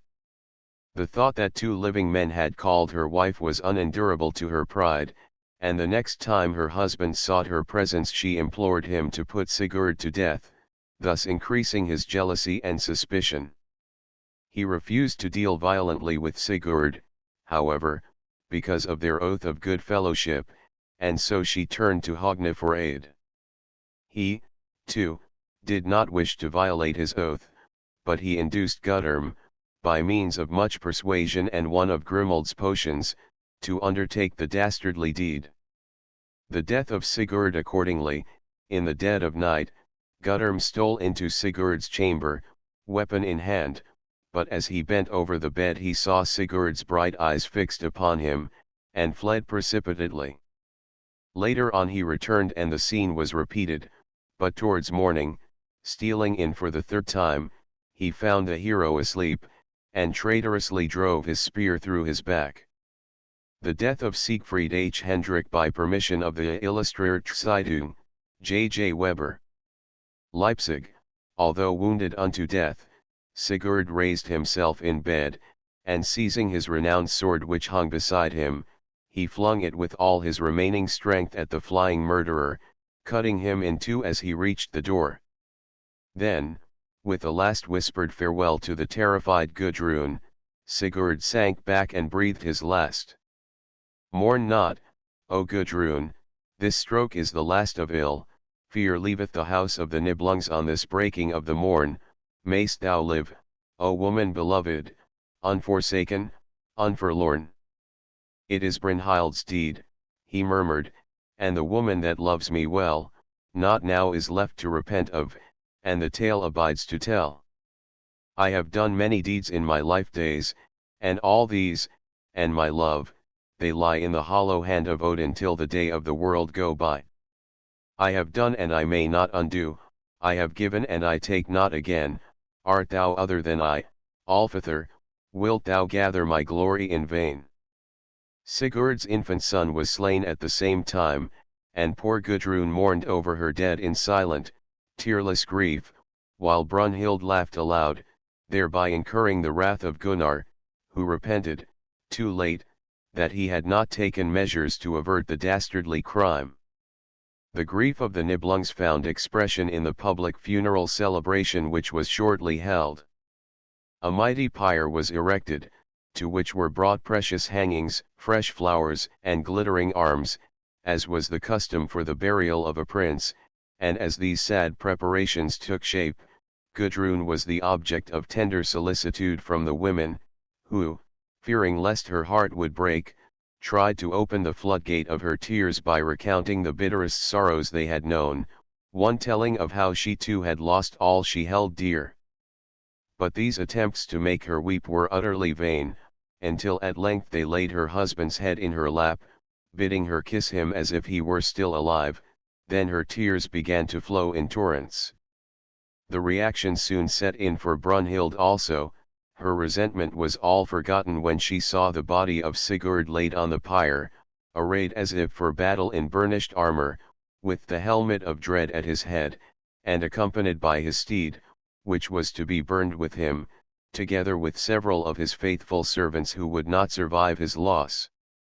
She withdrew to her apartment, and after distributing her possessions among her handmaidens, she donned her richest array, and stabbed herself as she lay stretched upon her bed. The tidings soon reached Gunnar, who came with all haste to his wife and just in time to receive her dying injunction to lay her beside the hero she loved, with the glittering, unsheathed sword between them, as it had lain when he had wooed her by proxy. When she had breathed her last, these wishes were faithfully executed, and her body was burned with Sigurd's amid the lamentations of all the Nibelungs. The end of Brunhild Javagres in Richard Wagner's story of the Ring. Brunhild's end is more picturesque. Mounted on her steed, as when she led the battle maidens at the command of Odin, she rode into the flames which leaped to heaven from the great funeral pyre, and passed forever from the sight of men. They are gone the lovely, the mighty, the hope of the ancient earth. It shall labor and bear the burden as before that day of their birth, it shall groan in its blind abiding for the day that Sigurd hath sped, and the hour that Brynhild hath hastened, and the dawn that waked the dead, it shall yearn, and be oft times holpen, and forget their deeds no more, till the new sun beams on Baldur and the happy sea less shore. The death scene of Sigurd, Siegfried, is far more powerful in the Nibelungenlied. In the Teutonic version, his treacherous assailant lures him from a hunting party in the forest to quench his thirst at a brook, where he thrusts him through the back with a spear. His body was thence borne home by the hunters and laid at his wife's feet. The flight of Gudrun, still inconsolable, and loathing the kindred who had treacherously robbed her of all joy in life, fled from her father's house and took refuge with Elf, Sigurd's foster father, who, after the death of Hiordis, had married Thora, the daughter of King Hakon. The two women became great friends, and here Gudrun tarried several years, employing herself in embroidering upon tapestry the great deeds of Sigurd, and watching over her little daughter Swanhild, whose bright eyes reminded her vividly of the husband whom she had lost. Atli, king of the Huns in the meantime, Atli, Brunhild's brother, who was now king of the Huns, had sent to Gunnar to demand atonement for his sister's death, and to satisfy his claims Gunnar had promised that when her years of widowhood had been accomplished he would give him Gudrun's hand in marriage. Time passed, and Atli clamoured for the fulfillment of his promise, wherefore the Nibelung brothers, with their mother Grimhild, went to seek the long-absent princess, and by the aid of the magic potion administered by Grimhild they succeeded in persuading Gudrun to leave little Swanhild in Denmark and to become Atli's wife in the land of the Huns. Nevertheless, Gudrun secretly detested her husband, whose avaricious tendencies were extremely repugnant to her, and even the birth of two sons, Erp and Eitel, did not console her for the death of her loved ones and the absence of Swanhild. Her thoughts were continually of the past, and she often spoke of it, little suspecting that her descriptions of the wealth of the Nibelungs had excited Atli's greed, and that he was secretly planning some pretext for seizing it. Atli at last decided to send Nefrud or Wingi, one of his servants, to invite the Nibelung princes to visit his court, intending to slay them when he should have them in his power, but Gudrun, fathoming this design, sent a rune message to her brothers, together with the ring and veranod, around which she had twined a wolf's hair. On the way, however, the messenger partly effaced the runes, thus changing their meaning, and when he appeared before the Nibelungs, Gunnar accepted the invitation, in spite of Hogna's and Grimhild's warnings, and an ominous dream of Glaumveir, his second wife. Burial of the Nibelung treasure. Before departing, however, Gunnar was prevailed upon to bury secretly the great Nibelung hoard in the Rhine, and he sank it in a deep hole in the bed of the river, the position of which was known to the royal brothers only, who took a solemn oath never to reveal it. Down then and whirling outward the ruddy gold fell forth, as a flame in the dim grey morning, flashed out a kingdom's worth, then the waters roared above it, the wan water and the foam flew up o'er the face of the rock wall as the tinkling gold fell home, unheard, unseen forever, a wonder and a tale, till the last of earthly singers from the sons of men shall fail. The treachery of Atli. In martial array the royal band then rode out of the city of the Nibelungs, which they were never again to see, and after many adventures they entered the land of the Huns, and arrived at Atli's hall, where, finding that they had been foully entrapped, they slew the traitor Nefrud, and prepared to sell their lives as dearly as possible. Gudrun hastened to meet them with tender embraces, and, seeing that they must fight, she grasped a weapon and loyally aided them in the terrible massacre which ensued. After the first onslaught, Gunnar kept up the spirits of his followers by playing on his harp, which he laid aside only when the assaults were renewed. Thrice the brave Nibelungs resisted the assault of the Huns, until all save Gunnar and Hogni had perished, and the king and his brother, wounded, faint, and weary, fell into the hands of their foes, who cast them, securely bound, into a dungeon to await death. Atli had prudently abstained from taking any active part in the fight, and he now had his brothers-in-law brought in turn before him, promising them freedom if they would reveal the hiding place of the golden hoard, but they proudly kept silence, and it was only after much torture that Gunnar spake, saying that he had sworn a solemn oath never to reveal the secret as long as Hogna lived. At the same time he declared that he would believe his brother dead only when his heart was brought to him on a platter. With a dreadful voice cried Gunnar, "O fool, hast thou heard it told who won the treasure aforetime and the ruddy rings of the gold? It was Sigurd, child of the Volsungs, the best sprung forth from the best. He rode from the north and the mountains, and became my summer guest, my friend, and my brother sworn. He rode the wavering fire, and won me the Queen of Glory and accomplished my desire. The praise of the world he was, the hope of the biders in wrong, the help of the lowly people, the hammer of the strong. Ah, oft in the world, henceforward, shall the tale be told of the deed, and I will tell it in the day of the Nibelung's need, for I sat night long in my armor, and when light was wide o'er the land I slaughtered Sigurd my brother, and looked on the work of mine hand. And now, O mighty Atli, I have seen the Nibelung's wreck, and the feet of the faint-heart dastard have trodden Gunnar's neck, and if all be little enough, and the gods begrudge me rest, let me see the heart of Hogna cut quick from his living breast, and laid on the dish before me, and then shall I tell of the gold, and become thy servant, Atli, and my life at thy pleasure hold." Urged by greed, Atli gave immediate orders that Hogna's heart should be brought, but his servants, fearing to lay hands on such a grim warrior, slew the cowardly scullion Hiali. The trembling heart of this poor wretch called forth contemptuous words from Gunnar, who declared that such a timorous organ could never have belonged to his fearless brother. Atli again issued angry commands, and this time the unquivering heart of Hogna was produced, whereupon Gunnar, turning to the monarch, solemnly swore that since the secret now rested with him alone it would never be revealed.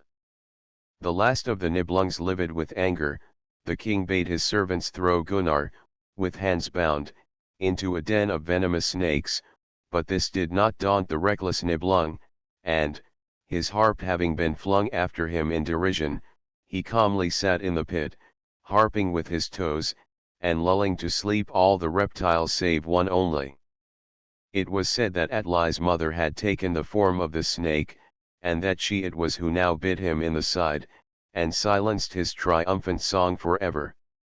To celebrate his triumph, Atli now ordered a great feast, commanding Gudrun to be present to wait upon him.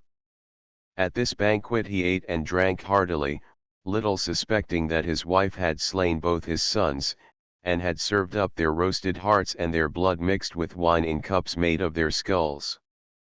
After a time the king and his guests became intoxicated, when Gudrun, according to one version of the story, set fire to the palace, and as the drunken men were aroused, too late to escape, she revealed what she had done, and first stabbing her husband, she calmly perished in the flames with the Huns. Another version relates, however, that she murdered Atli with Sigurd's sword, and having placed his body on a ship, which she sent adrift, she cast herself into the sea and was drowned. She spread out her arms as she spake it, and away from the earth she leapt and cut off her tide of returning, for the sea waves over her swept, and their will is her will henceforward, and who knoweth the deeps of the sea, and the wealth of the bed of Gudrun, and the days that yet shall be. According to a third and very different version, Gudrun was not drowned, but was borne by the waves to the land where Jonakur was king. There she became his wife, and the mother of 3 sons, Sorli, Hamdur, and Erp. She recovered possession, moreover, of her beloved daughter Swanhild, who, in the meantime, had grown into a beautiful maiden of marriageable age. Swanhild became affianced to Ermenrich, king of Gothland, who sent his son, Randwer, and one of his servants, Sibik, to escort the bride to his kingdom. Sibik was a traitor, and as part of a plan to compass the death of the royal family that he might claim the kingdom, he accused Randwer of having tried to win his young stepmother's affections. This accusation so roused the anger of Ermenrich that he ordered his son to be hanged, and Swanhild to be trampled to death under the feet of wild horses. The beauty of this daughter of Sigurd and Gudrun was such, however, that even the wild steeds could not be induced to harm her until she had been hidden from their sight under a great blanket, when they trod her to death under their cruel hoofs.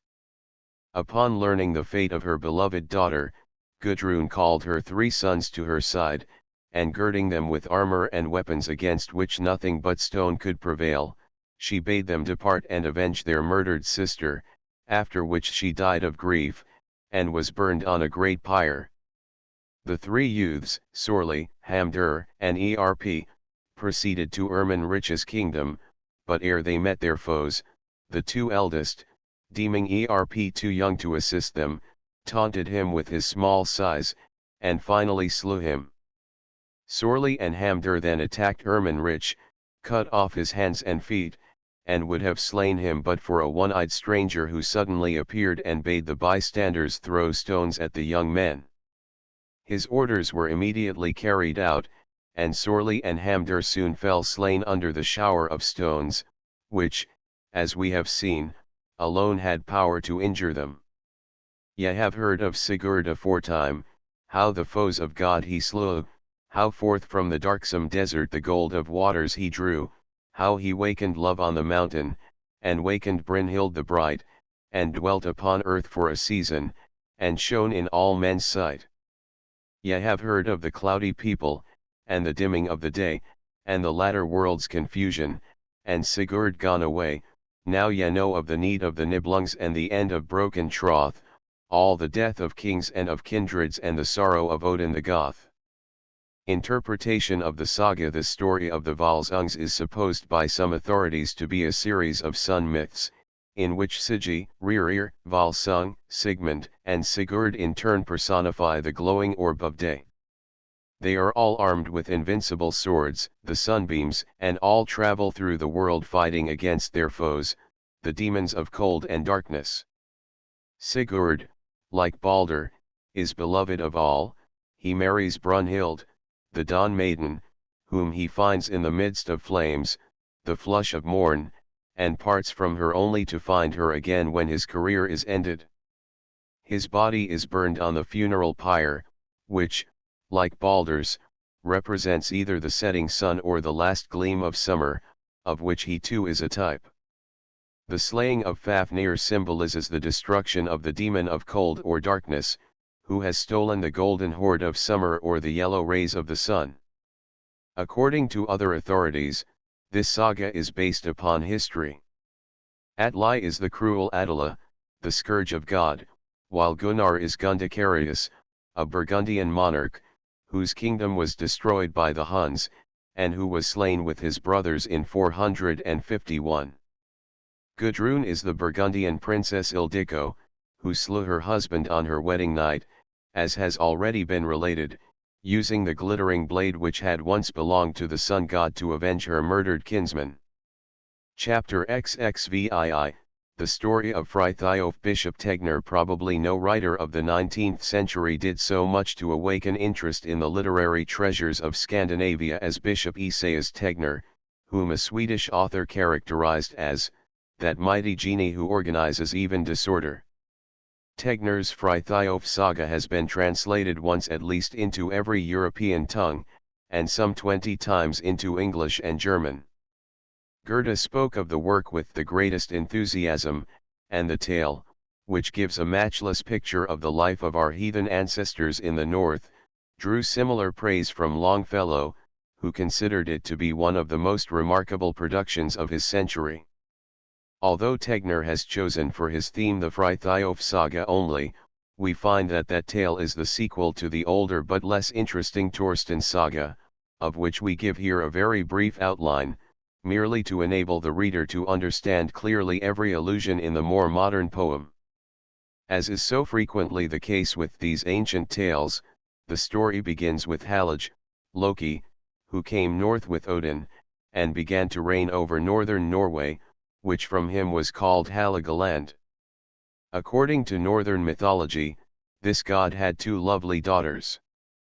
They were carried off by bold suitors, who, banished from the mainland by Halaj's curses and magic spells, took refuge with their newly won wives upon neighboring islands. Birth of Viking. Thus it happened that Halaj's grandson, Viking, was born upon the island of Bornholm, in the Baltic Sea, where he dwelt until he was 15, and where he became the biggest and strongest man of his time. Rumors of his valor finally reached Hunver, a Swedish princess, who was oppressed by the attentions of a gigantic suitor whom none dared drive away, and she sent for Viking to deliver her. Thus summoned, the youth departed, after having received from his father a magic sword named Angurvadal, whose blows would prove fatal even to a giant like the suitor of Hunver. A holmgang, as a duel was termed in the north, ensued as soon as the hero arrived upon the scene, and Viking, having slain his antagonist, could have married the princess had it not been considered disgraceful for a Northman to marry before he was 20. To beguile the time of waiting for his promised bride, Viking set out in a well-manned dragon ship, and cruising about the northern and southern seas, he met with countless adventures. During this time he was particularly persecuted by the kindred of the giant he had slain, who were adepts in magic, and they brought upon him innumerable perils by land and sea. Aided and abetted by his bosom friend, Halfdan, Viking escaped every danger, slew many of his foes, and, after rescuing Hunver, whom, in the meantime, the enemy had carried off to India, he settled down in Sweden. His friend, faithful in peace as well as in war, settled near him, and married also, choosing for wife Ingeborg, Hunver's attendant. The saga now describes the long, peaceful winters, when the warriors feasted and listened to the tales of skalds, rousing themselves to energetic efforts only when returning spring again permitted them to launch their dragon ships and set out once more upon their piratical expeditions. Then the skald took his harp and sang, and loud through the music rang the sound of that shining word, and the harp strings a clang or made, as if they were struck with the blade of a sword. And the berserks round about broke forth into a shout that made the rafters ring, they smote with their fists on the board, and shouted, "Long live the sword, and the king!" Longfellow's Saga of King Olaf. In the old story the skalds relate with great gusto every phase of attack and defense during cruise and raid, and describe every blow given and received, dwelling with satisfaction upon the carnage and lurid flames which envelop both enemies and ships in common ruin. A fierce fight is often an earnest of future friendship, however, and we are told that Halfdan and Viking, having failed to conquer Enhorf, a foeman of metal, sheathed their swords after a most obstinate struggle, and accepted their enemy as a third link in their close bond of friendship. On returning home from one of these customary raids, Viking lost his beloved wife, and, entrusting her child, Ring, to the care of a foster father, after undergoing a short period of mourning, the brave warrior married again. This time his marital bliss was more lasting, for the saga tells that his second wife bore him 9 stalwart sons. Enhorf, king of Uplands, in Norway, also rejoiced in a family of 9 brave sons. Now, although their fathers were united in bonds of the closest friendship, having sworn blood brotherhood according to the true northern rites, the young men were jealous of one another, and greatly inclined to quarrel. The game of ball notwithstanding the smoldering animosity, the youths often met, and the saga relates that they used to play ball together, and gives a description of the earliest ball game on record in the northern annals. Viking's sons, as tall and strong as he, were inclined to be rather reckless of their opponent's welfare, and, judging from the following account, translated from the old saga, the players were often left in as sorry a condition as after a modern game. The next morning the brothers went to the games, and generally had the ball during the day. They pushed men and let them fall roughly, and beat others. At night 3 men had their arms broken, and many were bruised or maimed. The game between Enhorf's and Viking's sons culminated in a disagreement, and one of Enhorf's sons struck one of his opponents a dangerous and treacherous blow. Prevented from taking his revenge then and there by the interference of the spectators, the injured man made a trivial excuse to return to the ground alone, and, meeting his assailant there, he slew him. The blood feud. When Viking heard that one of his sons had slain one of his friend's children, he was very indignant, and mindful of his oath to avenge all Enhorf's wrongs, he banished the young murderer. The other brothers, on hearing this sentence, vowed that they would accompany the exile, and so Viking sorrowfully bade them farewell, giving his sword and Guerber to Thorsten, the eldest, and cautioning him to remain quietly on an island in Lake Waner until all danger of retaliation on the part of Enhorf's remaining sons should be over. The young men obeyed, but Enhorf's sons were determined to avenge their brother, and although they had no boats to convey them over the lake, they made use of a conjurer's art to bring about a great frost. Accompanied by many armed men, they then stole noiselessly over the ice to attack Thorsten and his brothers, and a terrible carnage ensued. Only 2 of the attacking party managed to escape, but they left, as they fancied, all their foes among the dead. Then came Viking to bury his sons, and he found that 2 of them, Thorsten and Thorir, were still alive, whereupon he secretly conveyed them to a cellar beneath his dwelling, and in due time they recovered from their wounds. Enhorf's 2 surviving sons soon discovered by magic arts that their opponents were not dead, and they made a second desperate but vain attempt to kill them. Viking saw that the quarrel would be incessantly renewed if his sons remained at home, so he now sent them to Halfdan, whose court they reached after a series of adventures which in many points resemble those of Theseus on his way to Athens. When spring came round, Thorsten embarked on a piratical excursion, in the course of which he encountered Jakal, Enhorf's eldest son, who, meanwhile, had taken forcible possession of the kingdom of San, having killed the king, banished his heir, Bele, and changed his beautiful daughter, Ingeborg, into the similitude of an old witch. Throughout the story Jakal is represented as somewhat of a coward, for he resorted by preference to magic when he wished to injure Viking's sons. Thus he stirred up great tempests, and Thorsten, after twice suffering shipwreck, was only saved from the waves by the seeming witch, whom he promised to marry in gratitude for her good offices. Thorsten, advised by Ingeborg, now went in search of Bele, whom he found and replaced upon his hereditary throne, having sworn eternal friendship with him. After this, the baleful spell was removed, and Ingeborg, now revealed in her native beauty, was united to Thorsten, and dwelt with him at Framnes. Thorsten and Bele. Every spring Thorsten and Bele set out together in their ships, and, upon one of these expeditions, they joined forces with Angantyr, a foe whose mettle they had duly tested, and proceeded to recover possession of a priceless treasure, a magic dragon ship named Ellida, which Aegir, god of the sea, had once given to Viking in reward for hospitable treatment, and which had been stolen from him. A royal gift to behold, for the swelling planks of its framework were not fastened with nails, as is wont, but grown in together. Its shape was that of a dragon when swimming, but forward its head rose proudly on high, the throat with yellow gold flaming, its belly was spotted with red and yellow, but back by the rudder coiled out its mighty tail in circles, all scaly with silver, black wings with edges of red.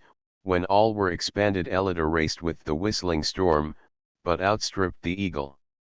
When filled to the edge with warriors, it sailed o'er the waters, you'd deem it a floating fortress, or warlike abode of a monarch. The ship was famed far and wide, and of ships was first in the north. Tegner, Frithiof Saga, Spalding's Tr. The next season, Thorsten, Bele, and Angantyr conquered the Orkney Islands, which were given as a kingdom to the latter, he voluntarily pledging himself to pay a yearly tribute to Bele. Next Thorsten and Bele went in quest of a magic ring, or armlet, once forged by Valand, the smith, and stolen by Sode, a famous pirate. Ingeborg Ewing, this bold robber was so afraid lest someone should gain possession of the magic ring, that he had buried himself alive with it in a mound in Bretland. Here his ghost was said to keep constant watch over it, and when Thorsten entered his tomb, Bele, who waited outside, heard the sound of frightful blows given and returned, and saw lurid gleams of supernatural fire.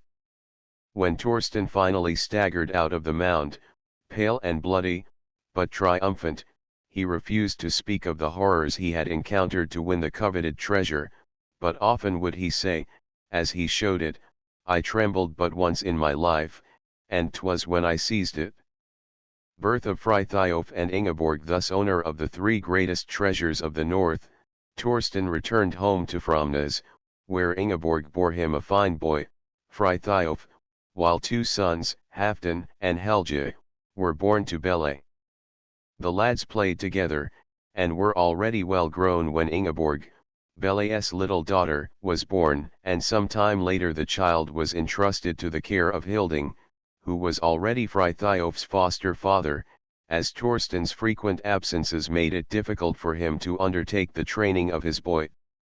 Jocund they grew, in guileless glee.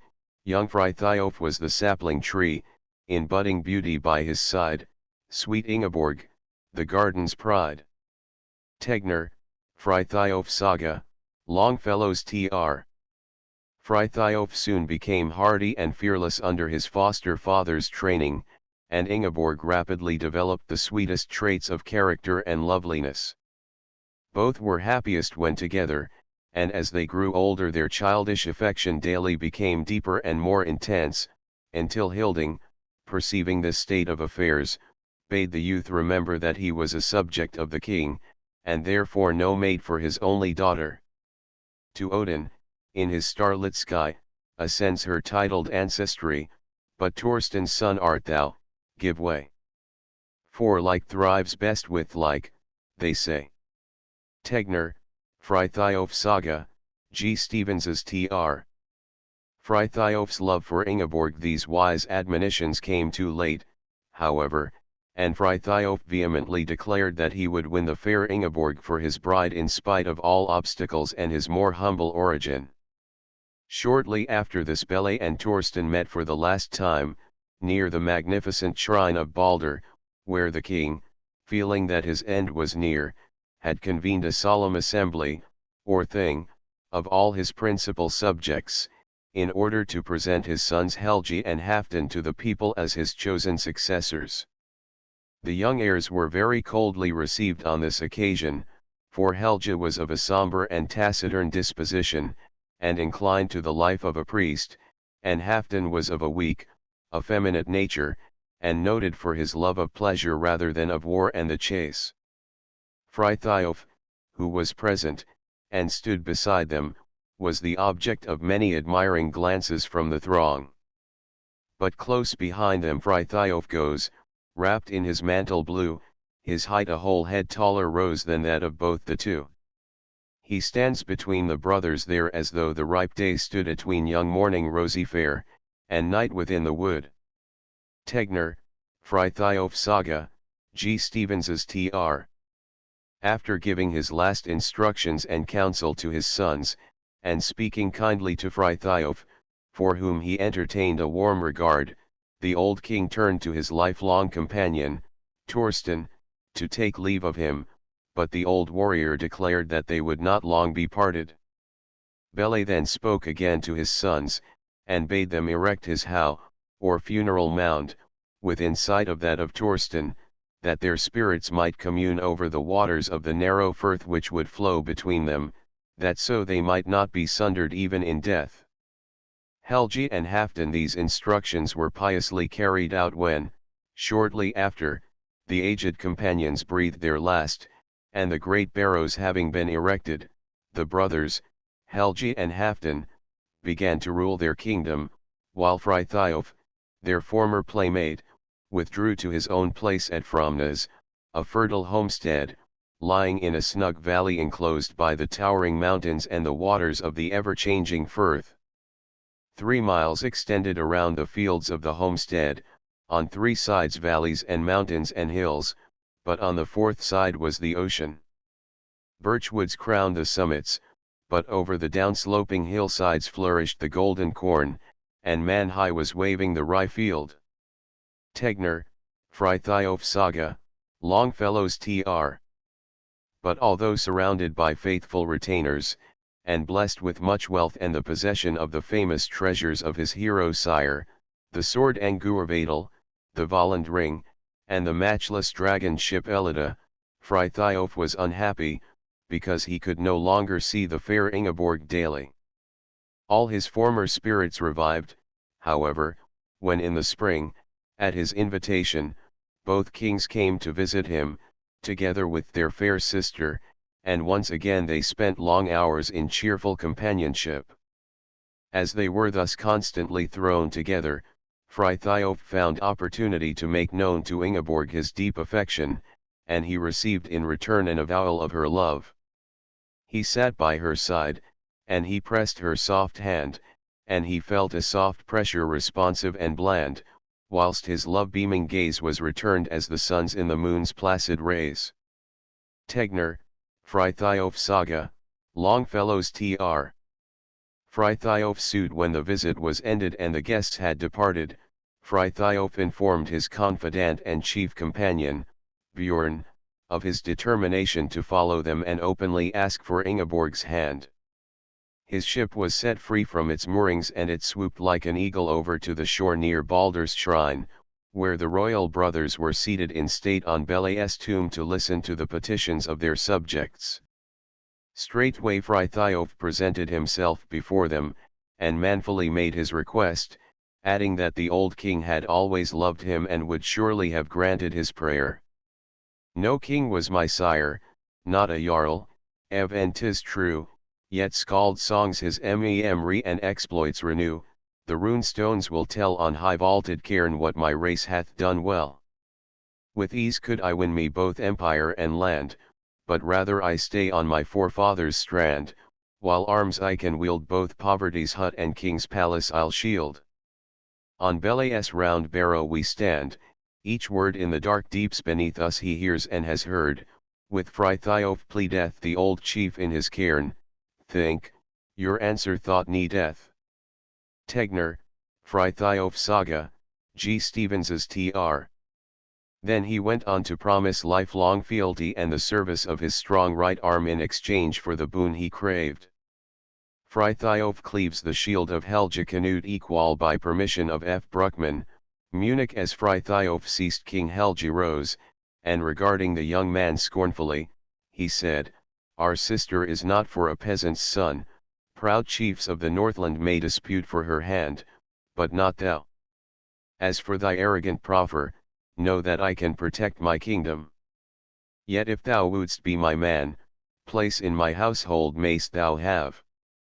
Enraged at the insult thus publicly offered, Frithiof drew his invincible sword, but, remembering that he stood on a consecrated spot, he struck only at the royal shield, which fell in 2 pieces clashing to the ground. Then striding back to his ship in sullen silence, he embarked and sailed away. And lo, cloven in twain at a stroke fell King Helge's gold shield from its pillar of oak. At the clang of the blow, the live started above, the dead started below. Tegner, Frithiof Saga, Longfellow's Tr. Sigurd Ring. Isuder. After his departure came messengers from Sigurd Ring, the aged king of Ringrick, in Norway, who, having lost his wife, sent to Helge and Halfdan to ask Ingeborg's hand in marriage. Before returning answer to this royal suitor, Helge consulted the Vala or prophetess and the priests, who all declared that the omens were not in favor of the marriage. Upon this Helge assembled his people to hear the word which the messengers were to carry to their master, but unfortunately King Halfdan gave way to his waggish humor, and made scoffing reference to the advanced age of the royal suitor. These impolitic words were reported to King Ring, and so offended him that he immediately collected an army and prepared to march against the kings of Son to avenge the insult with his sword. When the rumor of his approach reached the cowardly brothers, they were terrified, and fearing to encounter the foe unaided, they sent Hilding to Frithiof to implore his help. Hilding found Frithiof playing chess with Bjorn, and immediately made known his errand. From Bele's high airs I come with courteous words and prayers, disastrous tidings rouse the brave, on thee a nation's hope relies. In Baldur's fane, grief's loveliest prey, sweet Ingborg weeps the livelong day, say, can her tears unheeded fall, nor call her champion to her side. Tegner, Frithiof Saga, Longfellow's Tr. While the old man was speaking, Frithiof continued to play, ever and anon interjecting an enigmatical reference to the game, until at this point he said, Bjorn, thou in vain my queen pursuest, she from childhood dearest, truest. She's my game's most darling piece, and come what will I'll save my queen. Tegner, Frithiof Saga, G. Stevens's Tr. Hilding did not understand such mode of answering, and at length rebuked Frithiof for his indifference. Then Frithiof rose, and pressing kindly the old man's hand, he bade him tell the kings that he was too deeply offended to listen to their appeal. Helgi and Halfdan, thus forced to fight without their bravest leader, preferred to make a treaty with Sigurd Ring, and they agreed to give him not only their sister Ingeborg, but also a yearly tribute. At Baldur's shrine, while they were thus engaged at Son Sound, Frithiof hastened to Baldur's temple, to which Ingeborg had been sent for security, and where, as Hilding had declared, he found her a prey to grief. Now, although it was considered a sacrilege for man and woman to exchange a word in the sacred building, Frithiof could not forbear to console her, and, forgetting all else, he spoke to her and comforted her, quieting all her apprehensions of the gods' anger by assuring her that Baldur, the good, must view their innocent passion with approving eyes, for love so pure as theirs could defile no sanctuary, and they ended by plighting their troth before the shrine of Baldur. Thou whisperest Baldur, his wrath fearest, that gentle god all anger flies. We worship here a lover, dearest. Our heart's love is his sacrifice, that God whose brow beams sunshine splendor, whose faith lasts through eternity. Was not his love to beauteous Nanna as pure, as warm, as mine to thee? His image see, himself broods o'er it, how mild, how kind, his bright eyes move. An offering bear I here before it, a warm heart full of purest love. Come, kneel with me. No altar incense to Baldur's soul more grateful is than two hearts, vowing in his presence a mutual faith as true as his. Tegner, Frithiof Saga, G. Stevens's Tr. Reassured by this reasoning, which received added strength from the voice which spoke loudly from her own heart, Ingeborg could not refuse to see and converse with Frithiof. During the king's absence the young lovers met every day, and they exchanged love tokens, Frithiof giving to Ingeborg Valin's arm ring, which she solemnly promised to send back to her lover should she be compelled to break her promise to live for him alone. Frithiof lingered at Fromnes until the king's return, when, yielding to the fond entreaties of Ingeborg the Fair, he again appeared before them, and pledged himself to free them from their thraldom to Sigurd Ring if they would only reconsider their decision and promise him their sister's hand. War stands and strikes his glittering shield within thy boundaries, thy realm, King Helgi, is in jeopardy, but give thy sister, and I'll lend mine arm thy guard in battle. It may stead thee well. Come. Let this grudge between us be forgotten, unwilling bear I such gainst Ingeborg's brother. Be counselled, king. Be just. And save at once thy golden crown and thy fair sister's heart. Here is my hand, by Asathor I swear never again 'tis stretched in reconcilement. Tegner, Frithiof Saga, G. Stevens's Tr. Frithiof banished, but although this offer was received with acclamation by the assembled warriors, Helge scornfully demanded of Frithiof whether he had spoken with Ingeborg and so defiled the temple of Balder. A shout of "Say nay, Frithiof, say nay," broke from the ring of warriors, but he proudly answered, "I would not lie to gain Valhalla. I have spoken to thy sister, Helge, yet have I not broken Balder's peace." Ingeborg watches her lover depart Canute equal by permission of F. Bruckmann. Munich. A murmur of horror passed through the ranks at this avowal, and when the harsh voice of Helge was raised in judgment, none was there to gainsay the justice of the sentence. This apparently was not a harsh one, but Helge well knew that it meant death, and he so intended it.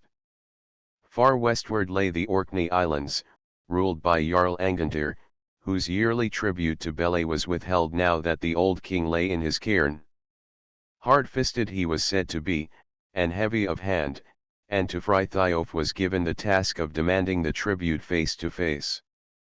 Before he sailed upon the judgment quest, however, he once more sought Ingeborg, and implored her to elope with him to a home in the sunny south, where her happiness should be his law, and where she should rule over his subjects as his honored wife. But Ingeborg sorrowfully refused to accompany him, saying that, since her father was no more, she was in duty bound to obey her brothers implicitly, and could not marry without their consent. The fiery spirit of Frithiof was at first impatient under this disappointment of his hopes, but in the end his noble nature conquered, and after a here-trending parting scene, he embarked upon Ellida, and sorrowfully sailed out of the harbor, while Ingeborg, through a mist of tears, watched the sail as it faded and disappeared in the distance. The vessel was barely out of sight when Helge sent for two witches named Heid and Ham, bidding them by incantations to stir up a tempest at sea in which it would be impossible for even the god-given vessel Ellida to live, that so all on board should perish. The witches immediately complied, and with Helge's aid they soon stirred up a storm the fury of which is unparalleled in history. Helge on the strand chants his wizard spell, potent to command fiends of earth or hell. Gathering darkness shrouds the sky, hark, the thunder's distant roll. Lurid lightnings, as they fly, streak with blood the sable pole. Ocean, boiling to its base, scatters wide its wave of foam, screaming, as in fleetest chase, sea-birds seek their island home. Tegner, Frithiof Saga, Longfellow's tr. Then the storm unfettered wingeth wild his course, in ocean's foam now he dips him, now upswingeth, whirling toward the god's own home, rides each horror spirit, warning, high upon the topmost wave up from out the white, vast, yawning, bottomless, unfathomed grave. Tegner, Frithiof Saga, G. Stevens's tr. The tempest unfrighted by tossing waves and whistling blasts, Frithiof sang a cheery song to reassure his terrified crew, but when the peril grew so great that his exhausted followers gave themselves up for lost, he bethought him of tribute to the goddess Ran, whoever requires gold of them who would rest in peace under the ocean wave. Taking his armlet, he hewed it with his sword and made fair division among his men.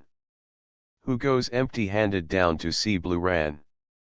Cold her kisses strike, and fleeting her embraces. Tegner, Frithiof Saga, G. Stevens's tr. He then bade Björn hold the rudder, and himself climb to the mast-top to view the horizon. While perched there he descried a whale, upon which the two witches were riding the storm. Speaking to his good ship, which was gifted with power of understanding and could obey his commands, he now ran down both whale and witches, and the sea was reddened with their blood. At the same instant the wind fell, the waves ceased to threaten, and fair weather soon smiled again upon the seas. Exhausted by their previous superhuman efforts and by the labor of bailing their waterlogged vessel, the men were too weak to land when they at last reached the Orkney Islands, and had to be carried ashore by Björn and Frithiof, who gently laid them down on the sand, bidding them rest and refresh themselves after all the hardships they had endured. Yet more wearied than their dragon totter Frithjof's gallant men, though each leans upon his weapon, scarcely upright stand they then. Bjorn, on powerful shoulder, dareth for to carry to the land, Frithjof, all alone, 8 beareth sets them so round the upblazed brand. Nay. Ye white fact, shame not. Waves are mighty Vikings, hards the unequal struggle ocean's maids are foes. See. There comes the Meadhorn, wandering on bright gold foot, shipmates. Cold limbs warm and here's to Ingeborg. Tegner, Frithjof Saga, G. Stevens Tr. The arrival of Frithjof and his men, and their mode of landing, had been noted by the watchman of Angantyr, who immediately informed his master of all he had seen. The Jarl exclaimed that the ship which had weathered such a gale could be none but Ellida, and that its captain was doubtless Frithjof, Thorsten's gallant son. At these words one of his berserkers, Adel, caught up his weapons and strode from the hall, vowing that he would challenge Frithjof, and thus satisfy himself concerning the veracity of the tales he had heard of the young hero's courage. Adel's challenge, although still greatly exhausted, Frithjof immediately accepted Adel's challenge, and, after a sharp encounter with swords, in which Angurvadel was triumphant, the two champions grappled in deadly embrace. Widely is that wrestling match renowned in the north, and well matched were the heroes, but in the end Frithjof threw his antagonist, whom he would have slain then and there had his sword been within reach. Adel saw his intention, and bade him go in search of the weapon, promising to remain motionless during his absence. Frithjof, knowing that such a warrior's promise was inviolable, immediately obeyed, but when he returned with his sword, and found his antagonist calmly awaiting death, he relented, and bade Adel rise and live. Then stormed they, nothing yielded, two autumn billows like. And oft, with steel round shielded, their jarring breasts fierce strike. All like two bears they wrestle, on hills of snow, and draw and strain, each like an eagle on the angry sea at war. The root-fast rock resisted full hardly them between, and green iron oaks down twisted with lesser pulls have been. From each broad brow sweat rushes, their bosoms coldly heave, and stones and mounds and bushes dints hundredfold receive. Tegner, Frithjof Saga, G. Stevens's Tr. Together the appeased warriors now wended their way to Angantyr's hall, which Frithjof found to be far different from the rude dwellings of his native land. The walls were covered with leather richly decorated with gilt designs. The chimney piece was of marble, and glass panes were in the window frames. A soft light was diffused from many candles burning in silver branches, and the tables groaned under the most luxurious fare. Frithjof's return to Fromness Canute equal by permission of F. Bruckmann, Munich. High in a silver chair sat the Jarl, clad in a coat of golden mail, over which was flung a rich mantle bordered with ermine, but when Frithjof entered he strode from his seat with cordial hand outstretched.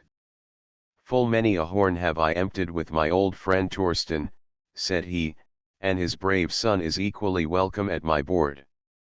Nothing loath, Frithjof seated himself beside his host, and after he had eaten and drunk he recounted his adventures upon land and sea. At last, however, Frithjof made known his errand, whereupon Angantyr said that he owed no tribute to Helge, and would pay him none, but that he would give the required sum as a free gift to his old friend's son, leaving him at liberty to dispose of it as he pleased. Meantime, since the season was unpropitious for the return journey, and storms continually swept the sea, the king invited Frithjof to tarry with him over the winter, and it was only when the gentle spring breezes were blowing once more that he at last allowed him to depart.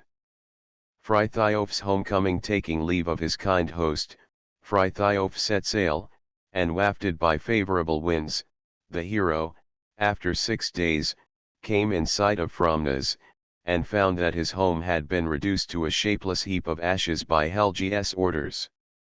Sadly Frithiof strode over the ravaged site of his childhood's home, and as he viewed the desolate scene his heart burned within him. The ruins were not entirely deserted, however, and suddenly Frithiof felt the cold nozzle of his hound thrust into his hand. A few moments later his favorite steed bounded to his master's side, and the faithful creatures were well nigh frantic with delight. Then came Hilding to greet him with the information that Ingeborg was now the wife of Sigurd Ring. When Frithiof heard this he flew into a berserker rage, and bade his men scuttle the vessels in the harbour, while he strode to the temple in search of Helge. The king stood crowned amid a circle of priests, some of whom brandished flaming pine knots, while all grasped a sacrificial flint knife. Suddenly there was a clatter of arms and in burst Frithiof, his brow dark as autumn storms. Helge's face went pale as he confronted the angry hero, for he knew what his coming presaged. "Take thy tribute, king," said Frithiof, and with the words, he took the purse from his girdle and flung it in Helge's face with such force that blood gushed from his mouth and he fell swooning at Balder's feet.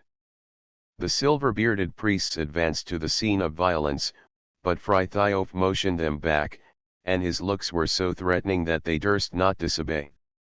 Then his eye fell upon the arm ring which he had given to Ingeborg and which Helge had placed upon the arm of Balder, and striding up to the wooden image he said, "Pardon, great Balder, not for thee was the ring wrested from Valin's tomb."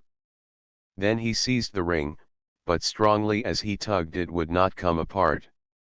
At last he put forth all his strength, and with a sudden jerk he recovered the ring, and at the same time the image of the god fell prone across the altar fire.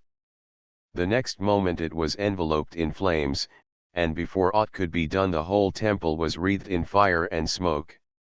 All's lost. From half-burned hall fire-red cock up Swingeth, sits on the roof, and, with shrilly call fluttering, his free course wingeth. Tegner's Frithiof Saga, G. Stevens's Tr.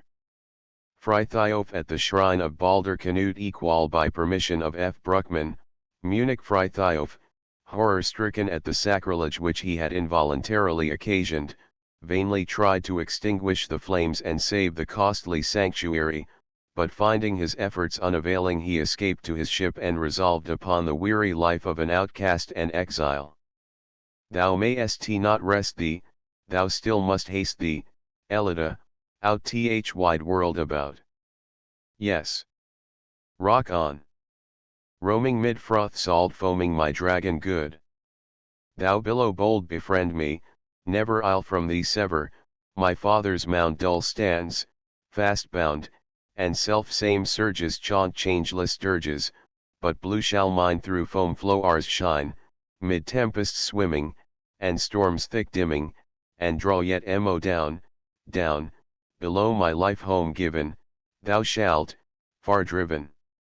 My barrow be thou free broad sea. Tegner, Frithiof Saga, G. Stevens's Tr. Frithiof an exile Helge started in pursuit with 10 great dragon ships, but these had barely got under way when they began to sink, and Bjorn said with a laugh, "What ran in folds I trust she will keep." Even King Helge was with difficulty got ashore, and the survivors were forced to stand in helpless inactivity while Ellida's great sails slowly sank beneath the horizon. It was thus that Frithiof sadly saw his native land vanish from sight, and as it disappeared he breathed a tender farewell to the beloved country which he never expected to see again. After thus parting from his native land, Frithiof roved the sea as a pirate, or Viking. His code was never to settle anywhere, to sleep on his shield, to fight and neither give nor take quarter, to protect the ships which paid him tribute and to plunder the others, and to distribute all the booty to his men, reserving for himself nothing but the glory of the enterprise.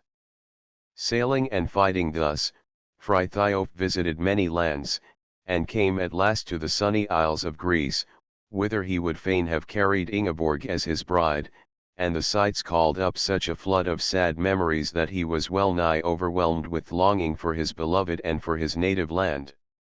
At the court of Sigurd Ring 3 years had passed away, and Frithiof determined to return northward and visit Sigurd Ring's court. When he announced his purpose to Bjorn, his faithful companion reproached him for his rashness in thinking to journey alone, but Frithiof would not be turned from his purpose, saying, "I am never alone while Angurvadal hangs at my side." Steering Elida up the Vik, the main part of the Christiania fjord, he entrusted her to Bjorn's care, and, enveloped in a bear hide, which he wore as a disguise, he set out on foot alone for the court of Sigurd Ring, arriving there as the Yuletide festivities were in progress. As if nothing more than an aged beggar, Frithiof sat down upon the bench near the door, where he quickly became the butt of the courtiers' rough jokes. When one of his tormentors, however, approached too closely, the seeming beggar caught him in a powerful grasp and swung him high above his head. Frithiof at the court of Ring Canute equal by permission of F. Bruckmann, Munich. Terrified by this exhibition of superhuman strength, the courtiers quickly withdrew from the dangerous vicinity, while Sigurd Ring, whose attention was attracted by the commotion, sternly bade the stranger guest approach and tell who thus dared to break the peace in his royal hall. Frithiof answered evasively that he was fostered in penitence, that he inherited want, and that he came from the wolf. As to his name, this did not matter. The king, as was the courteous custom, did not press him further, but invited him to take a seat beside him and the queen, and to share his good cheer. "But first," said he, "let fall the clumsy covering which veils, if I mistake not, a proper form." Frithiof gladly accepted the invitation thus cordially given, and when the hairy hide fell from off his head and shoulders, he stood disclosed in the pride of youth, much to the surprise of the assembled warriors. But although his appearance marked him as of no common race, none of the courtiers recognized him. It was different, however, with Ingeborg. Had any curious eye been upon her at that moment, her changing color and the quick heaving of her breast would have revealed her deep emotion. The astonished queen's pale cheeks, how fast changing rose tints dye, so purple north lights, quivering, on snow-hid meadows lie, like two white water lilies on storm wave wild that rest, each moment rising, falling, so heaves her trembling breast. Tegner, Frithiof Saga, G. Stevens's Tr. Frithiof had barely taken his seat at the board when with flourish of trumpets a great boar was brought in and placed before the king. In accordance with the Yuletide custom of those days, the old monarch rose, and touching the head of the animal, he uttered a vow that with the help of Frey, Odin, and Thor, he would conquer the bold champion Frithiof. The next moment Frithiof, too, was upon his feet, and dashing his sword upon the great wooden bench he declared that Frithiof was his kinsman, and he also would vow that though all the world withstood, no harm should reach the hero while he had power to wield his sword. At this unexpected interruption the warriors had risen quickly from the oaken benches, but Sigurd Ring smiled indulgently at the young man's vehemence and said, "Friend, thy words are overbold, but never yet was guest restrained from uttering his thoughts in this kingly hall." Then he turned to Ingeborg and bade her fill to the brim with her choicest mead a huge horn, richly decorated, which stood in front of her, and present it to the guest. The queen obeyed with downcast eyes, and the trembling of her hand caused the liquid to overflow.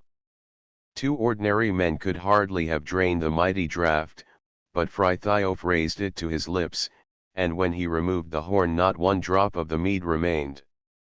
Ere the banquet was ended Sigurd Ring invited the youthful stranger to remain at his court until the return of spring, and accepting the proffered hospitality, Frithiof became the constant companion of the royal couple, whom he accompanied upon all occasions. One day Sigurd Ring set out to a banquet with Ingeborg.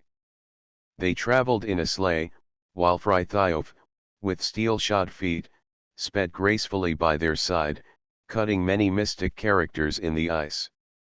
Their way lay over a dangerous portion of the frozen surface, and Frithiof warned the king that it would be prudent to avoid this. He would not listen to the counsel, however, and suddenly the sleigh sank in a deep fissure, which threatened to engulf it with the king and queen. But like falcon descending upon its quarry, Frithiof was at their side in a moment, and without apparent effort he dragged the steed and its burden onto the firm ice. In good sooth, said Ring, Frithiof himself could not have done better. The long winter came to an end, and in the early spring the king and queen arranged a hunting party in which all the court were to take part. During the progress of the chase the advancing years of Sigurd Ring made it impossible for him to keep up with the eager hunt, and thus it happened that he dropped behind, until at length he was left with Frithiof as his sole companion. They rode slowly together until they reached a pleasant dell which invited the weary king to repose, and he declared that he would lie down for a season to rest. Then threw Frithiof down his mantle, and upon the greensward spread, and the ancient king so trustful laid on Frithiof's knee his head, slept, as calmly as the hero sleepeth after war's alarms on his shield, calm as an infant sleepeth in its mother's arms. Tegner, Frithiof Saga, Longfellow's Tr. Frithiof's loyalty. While the aged king was thus reposing, a bird sang to Frithiof from a tree nearby, bidding him take advantage of his host's powerlessness to slay him, and recover the bride of whom he had been unfairly deprived. But although Frithiof's hot young heart clamoured for his beloved, he utterly refused to entertain the dastardly suggestion, but, fearing lest he should be overcome by temptation, despite his horror at the thought, he impulsively flung his sword far from him into a neighboring thicket. A few moments later Sigurd Ring opened his eyes, and informed Frithiof that he had only feigned sleep. He told him also that having recognized him from the first, he had tested him in many ways, and had found his honor equal to his courage. Old age had now overtaken him and he felt that death was drawing nigh. In but a short time, therefore, Frithiof might hope to realize his dearest hope, and Sigurd Ring told him that he would die happy if he would stay by him until the end. A revulsion of feeling had, however, overtaken Frithiof, and he told the aged king that he felt that Ingeborg could never be his, because of the wrath of Balder. Too long had he stayed, he would now go once more upon the sea and would seek death in the fray, that so he might appease the offended gods. Full of his resolve, he quickly made preparations to depart, but when he returned to the court to bid farewell to his royal hosts he found that Sigurd Ring was at the point of death.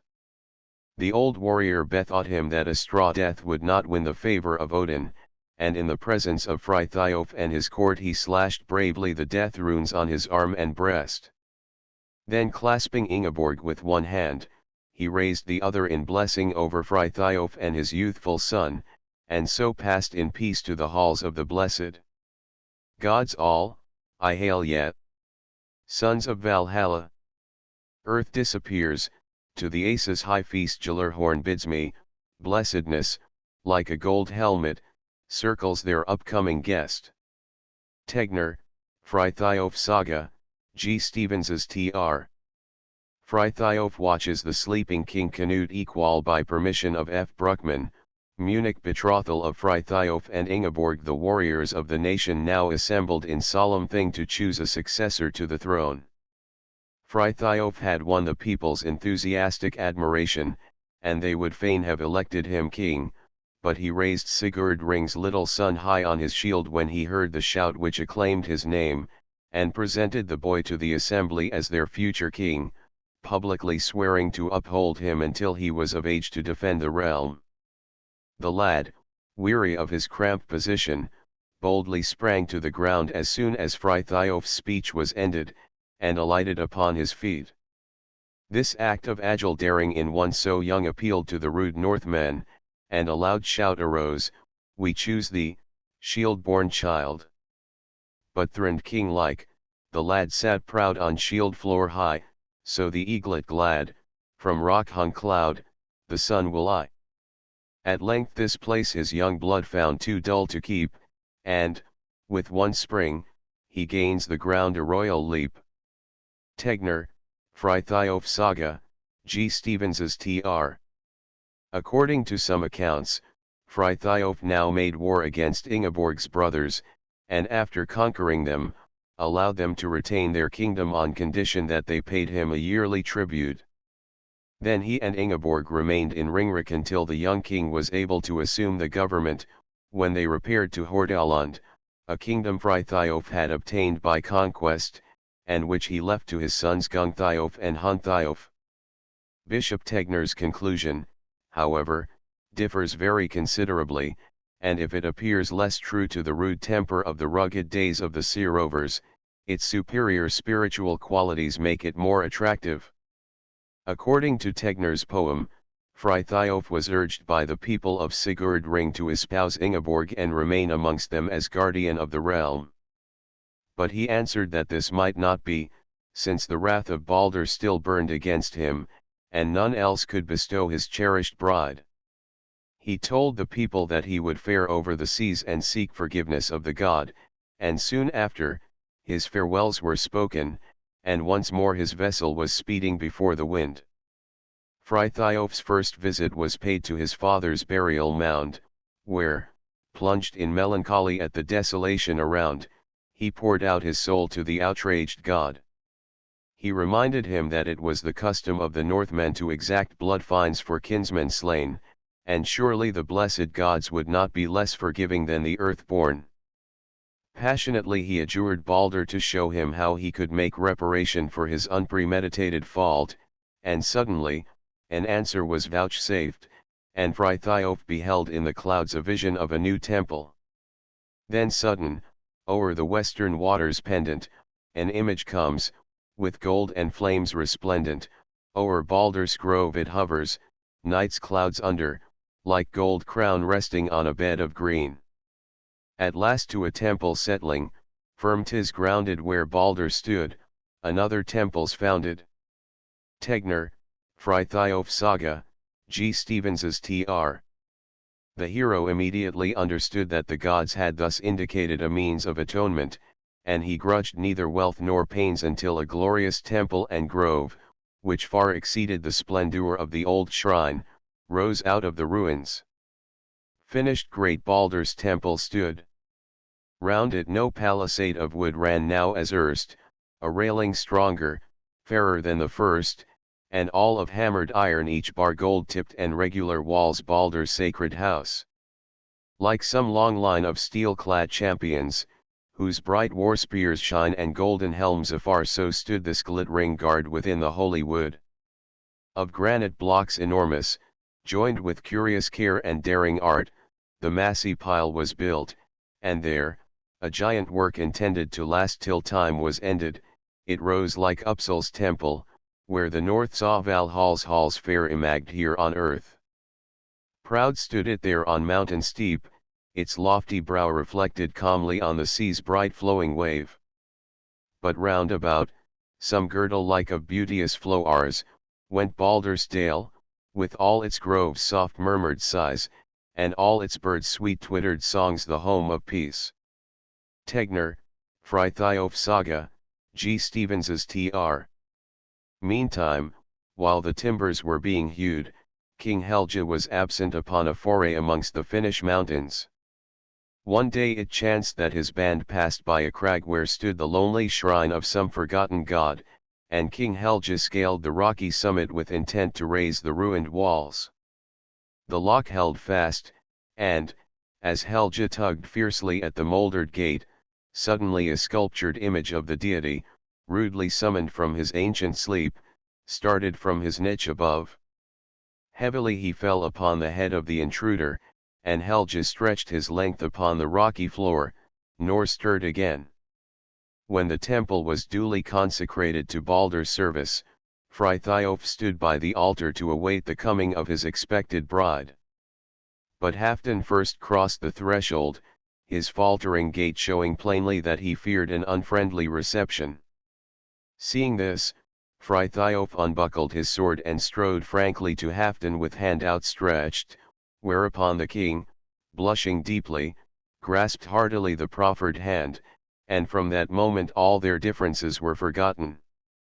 The next moment Ingeborg approached and the renewed amity of the long-sundered friends was ratified with the hand of the bride, which Halfdan placed in that of his new brother. Over the copper threshold Halfdan now, with pallid brow and fearful fitful glance, advanceth slow towards yonder towering ever-dreaded foe and, silent, at a distance stands then Frithiof, with quick hands, the corslet hater, and Guerber, from his thigh unbuckleth, and his bright shield's golden round leaning gainst the altar, thus draws nigh, while his cowed enemy he thus accosts, with pleasant dignity most noble in this strife will he be found who first his right hand good offers in pledge of peaceful brotherhood. Then Halfdan, deeply blushing, doffs with haste his iron gauntlet and with hearty grasp embract each long, severed hand its friend foe hails, steadfast as mountain bases stand. And as last deep accents of reconcilement and of blessing sounded, lo! Ingeborg sudden enters, rich adorned with bridal ornaments, and all enrobed in gorgeous ermine, and by bright-eyed maidens slow followed, as on heaven's broad canopy, attending star trains guard the regent moon, but the young bride's fair eyes, those two blue skies, fill quick with tears, and to her brother's heart she trembling sinketh, he, with his sister's fears deep moved, her hand all tenderly in Frithiof's length, his burden soft transferring to that hero's breast, its long-tried faith. Fit place for Ingeborg's rest. Tegner, Frithiof Saga, G. Stevens's Tr. Chapter XXVIII, The Twilight of the Gods. The decline of the gods. One of the distinctive features of northern mythology is that the people always believed that their gods belonged to a finite race. The Aesir had had a beginning, therefore, it was reasoned, they must have an end, and as they were born from a mixture of the divine and giant elements, being thus imperfect, they bore within them the germ of death, and were, like men, doomed to suffer physical death in order to attain spiritual immortality. The whole scheme of northern mythology was therefore a drama, every step leading gradually to the climax or tragic end, when, with true poetic justice, punishment and reward were impartially meted out. In the foregoing chapters, the gradual rise and decline of the gods have been carefully traced. We have recounted how the Aesir tolerated the presence of evil, personated by Loki, in their midst, how they weakly followed his advice, allowed him to involve them in all manner of difficulties from which they could be extricated only at the price of part of their virtue or peace, and finally permitted him to gain such ascendancy over them that he did not scruple to rob them of their dearest possession, purity or innocence, as personified by Balder the Good. Too late the gods realized how evil was the spirit that had found a home among them, and too late they banished Loki to earth, where men, following the god's example, listened to his teachings, and were corrupted by his sinister influence. Brothers slay brothers, sisters' children shed each other's blood. Hard is the world, sensual sin grows huge. There are sword ages, axe ages, shields are cleft in twain, storm ages, murder ages, till the world falls dead, and men no longer spare or pity one another. Norse Mythology, R. B. Anderson.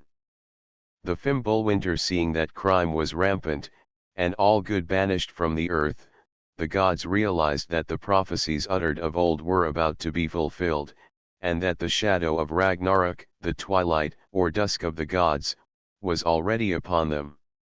Sol and Mani grew pale with affright, and drove their chariots tremblingly along their appointed paths, looking back with fear at the pursuing wolves which would shortly overtake and devour them, and as their smiles disappeared the earth grew sad and cold, and the terrible Fimbul winter began. Then snow fell from the 4 points of the compass at once, the biting wind swept down from the north, and all the earth was covered with a thick layer of ice. Grim Fimbul raged, and o'er the world tempestuous winds and snowstorms hurled, the roaring ocean icebergs ground, and flung its frozen foam around, e'en to the top of mountain height, no warming air nor radiance fair of gentle summer's softening light, tempered this dreadful glacial night. Valhalla, J. C. Jones. This severe winter lasted during 3 whole seasons without a break, and was followed by 3 others, equally severe, during which all cheer departed from the earth, and the crimes of men increased with fearful rapidity, whilst, in the general struggle for life, the last feelings of humanity and compassion disappeared. The wolves let loose in the dim recesses of the ironwood, the Giantesjärnsaxa or Angurboda diligently fed the wolves Hati, Skal, and Monogarm, the progeny of Fenris, with the marrow of murderers and adulterers' bones, and such was the prevalence of these vile crimes, that the well-nigh insatiable monsters were never stinted for food. They daily gained strength to pursue Sol and Mani, and finally overtook and devoured them, deluging the earth with blood from their dripping jaws. In the east she was seated, that aged woman, in Jarnrud, and there she nourished the posterity of Fenrir. He will be the most formidable of all, he who, under the form of a monster, will swallow up the moon. Völuspá, 5 tr. At this terrible calamity the whole earth trembled and shook, the stars, affrighted, fell from their places, and Loki, Fenris, and Garm, renewing their efforts, rent their chains asunder and rushed forth to take their revenge. At the same moment the dragon Nidug gnawed through the root of the Ashigdrasil, which quivered to its topmost bough. The red cock Fjalar, perched above Valhalla, loudly crowed in alarm, which was immediately echoed by Gullinkambi, the rooster in Midgard, and by Hel's dark red bird in Nibelheim. The gold-combed cock the gods in Valhall loudly crowed to arms, the blood-red cock as shrilly summons all on earth and down beneath it. Viking Tales of the North, R. B. Anderson. Heimdall gives the alarm. Heimdall, noting these ominous portents and hearing the cock's shrill cry, immediately put the Gjallar horn to his lips and blew the long-expected blast, which was heard throughout the world. At the first sound of this rally Aesir and Einherjar sprang from their golden couches and sallied bravely out of the great hall, armed for the coming fray, and, mounting their impatient steeds, they galloped over the quivering rainbow bridge to the spacious field of Vigrid, where, as Vafthrudnir had predicted long before, the last battle was to take place. The terrors of the sea, the terrible Midgard snake Jormungandr had been aroused by the general disturbance, and with immense writhings and commotion, whereby the seas were lashed into huge waves such as had never before disturbed the deeps of ocean, he crawled out upon the land, and hastened to join the dread fray, in which he was to play a prominent part. In giant wrath the serpent tossed in ocean depths, till, free from chain, he rose upon the foaming main, beneath the lashings of his tail, seas, mountain high, swelled on the land, then, darting mad the waves across, pouring forth bloody froth like hail, spurting with poisoned, venomed breath foul, deadly mists o'er all the earth, through thundering surge, he sought the strand. Valhalla, J. C. Jones. One of the great waves, stirred up by Jormungandra's struggles, set afloat Naglfar, the fatal ship, which was constructed entirely out of the nails of those dead folks whose relatives had failed, through the ages, in their duty, having neglected to pare the nails of the deceased, ere they were laid to rest. No sooner was this vessel afloat, than Loki boarded it with the fiery host from Muspelheim, and steered it boldly over the stormy waters to the place of conflict. This was not the only vessel bound for Vigrid, however, for out of a thick fog bank towards the north came another ship, steered by Hrym, in which were all the frost giants, armed to the teeth and eager for a conflict with the Aesir, whom they had always hated. The terrors of the underworld at the same time, Hel, the goddess of death, crept through a crevice in the earth out of her underground home, closely followed by the hellhound Garm, the malefactors of her cheerless realm, and the dragon Nidug, which flew over the battlefield bearing corpses upon his wings. As soon as he landed, Loki welcomed these reinforcements with joy, and placing himself at their head he marched with them to the fight. Suddenly the skies were rent asunder, and through the fiery breach rode Surtr with his flaming sword, followed by his sons, and as they rode over the bridge Bifrost, with intent to storm Asgard, the glorious arch sank with a crash beneath their horses' tread. Down through the fields of air, with glittering armor fair, in battle order bright, they sped while seething flame from rapid hoof strokes came. Leading his gleaming band, rode Surtur, mid the red ranks of raging fire. Valhalla, J.C. Jones. The gods knew full well that their end was now near, and that their weakness and lack of foresight placed them under great disadvantages, for Odin had but one eye, Tyr but one hand, and Frey nothing but a stag's horn wherewith to defend himself, instead of his invincible sword. Nevertheless, the Aesir did not show any signs of despair, but, like true battle gods of the north, they donned their richest attire, and gaily rode to the battlefield, determined to sell their lives as dearly as possible. Odin and Fenris Dorothy hardy while they were mustering their forces, Odin once more rode down to the Urdar fountain, where, under the toppling Yggdrasil, the Norns sat with veiled faces and obstinately silent, their web lying torn at their feet.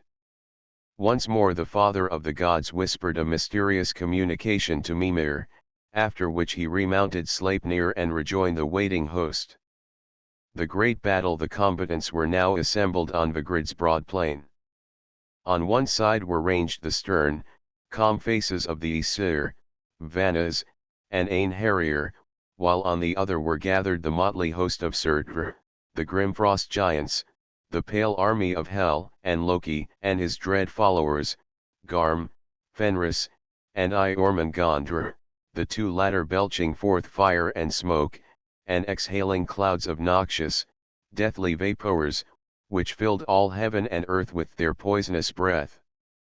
The years roll on, the generations pass, the ages grow, and bring us nearer to the final day when from the south shall march the fiery band and cross the bridge of heaven, with Lok for guide, and Fenris at his heel with broken chain, while from the east the giant Reimer steers his ship, and the great serpent makes to land, and all are marshalled in one flaming square against the gods, upon the plains of heaven. Balder dead, Matthew Arnold. All the pent-up antagonism of ages was now let loose in a torrent of hate, each member of the opposing hosts fighting with grim determination, as did our ancestors of old, hand to hand and face to face. With a mighty shock, heard above the roar of battle which filled the universe, Odin and the Fenris wolf came into impetuous contact, while Thor attacked the Midgard snake, and Tyr came to grips with the dog Garm. Frey closed with Surtr, Heimdall with Loki, whom he had defeated once before, and the remainder of the gods and all the Einherjar engaged foes equally worthy of their courage. But, in spite of their daily preparation in the heavenly city, Valhalla's host was doomed to succumb, and Odin was amongst the first of the shining ones to be slain. Not even the high courage and mighty attributes of Alfithor could withstand the tide of evil as personified in the Fenris wolf. At each succeeding moment of the struggle its colossal size assumed greater proportions, until finally its wide-open jaws embraced all the space between heaven and earth, and the foul monster rushed furiously upon the Father of Gods and engulfed him bodily within its horrid maw. Fenrir shall with impious tooth slay the sire of rolling years, Vithor shall avenge his fall, and, struggling with the shaggy wolf, shall cleave his cold and gory jaws. Vafthrudnismal, W. Taylor's Tr. None of the gods could lend Alfithor a helping hand at that critical moment, for it was a time of sore trial to all. Frey put forth heroic efforts, but Surtur's flashing sword now dealt him a death stroke. In his struggle with the arch-enemy, Loki, Heimdall fared better, but his final conquest was dearly bought, for he, too, fell dead. The struggle between Tyr and Garm had the same tragic end, and Thor, after a most terrible encounter with the Midgard snake, and after slaying him with a stroke from Mjolnir, staggered back 9 paces, and was drowned in the flood of venom which poured from the dying monster's jaws. Odin's son goes with the monster to fight, Midgard's Veer in his rage will slay the worm, 9 feet will go Fjörgyn's son, bowed by the serpent who feared no foe. Simon's Edda, Thorp's Tr. Vidar now came rushing from a distant part of the plain to avenge the death of his mighty sire, and the doom foretold fell upon Fenris, whose lower jaw now felt the impress of that shoe which had been reserved for this day. At the same moment Vidar seized the monster's upper jaw with his hands, and with one terrible wrench tore him asunder. The devouring fire the other gods who took part in the fray, and all the Einherjar having now perished, Surtur suddenly flung his fiery brands over heaven, earth, and the 9 kingdoms of hell. The raging flames enveloped the massive stem of the world Yggdrasil, and reached the golden palaces of the gods, which were utterly consumed. The vegetation upon earth was likewise destroyed, and the fervent heat made all the waters seethe and boil. Fire's breath assails the all-nourishing tree, towering fire plays against heaven itself. Simon's Edda, Thorp's Tr. The great conflagration raged fiercely until everything was consumed, when the earth, blackened and scarred, slowly sank beneath the boiling waves of the sea. Ragnarok had indeed come, the world tragedy was over, the divine actors were slain, and chaos seemed to have resumed its former sway. But as in a play, after the principals are slain and the curtain has fallen, the audience still looks for the favorites to appear and make their bow. So the ancient northern races fancied that, all evil having perished in Surtur's flames, from the general ruin goodness would rise, to resume its sway over the earth, and that some of the gods would return to dwell in heaven forever. All evil dies there an endless death, while goodness riseth from that great world fire, purified at last, to a life far higher, better, nobler than the past. Viking Tales of the North, R.B. Anderson. Regeneration. Our ancestors believed fully in regeneration, and held that after a certain space of time the earth, purged by fire and purified by its immersion in the sea, rose again in all its pristine beauty and was illumined by the sun, whose chariot was driven by a daughter of Sol, born before the wolf had devoured her mother. The new orb of day was not imperfect, as the first sun had been, and its rays were no longer so ardent that a shield had to be placed between it and the earth. These more beneficent rays soon caused the earth to renew its green mantle, and to bring forth flowers and fruit in abundance. 2 human beings, a woman, Lif, and a man, Lifthrasir, now emerged from the depths of Mimir's forest, whence they had fled for refuge when Surtur set fire to the world.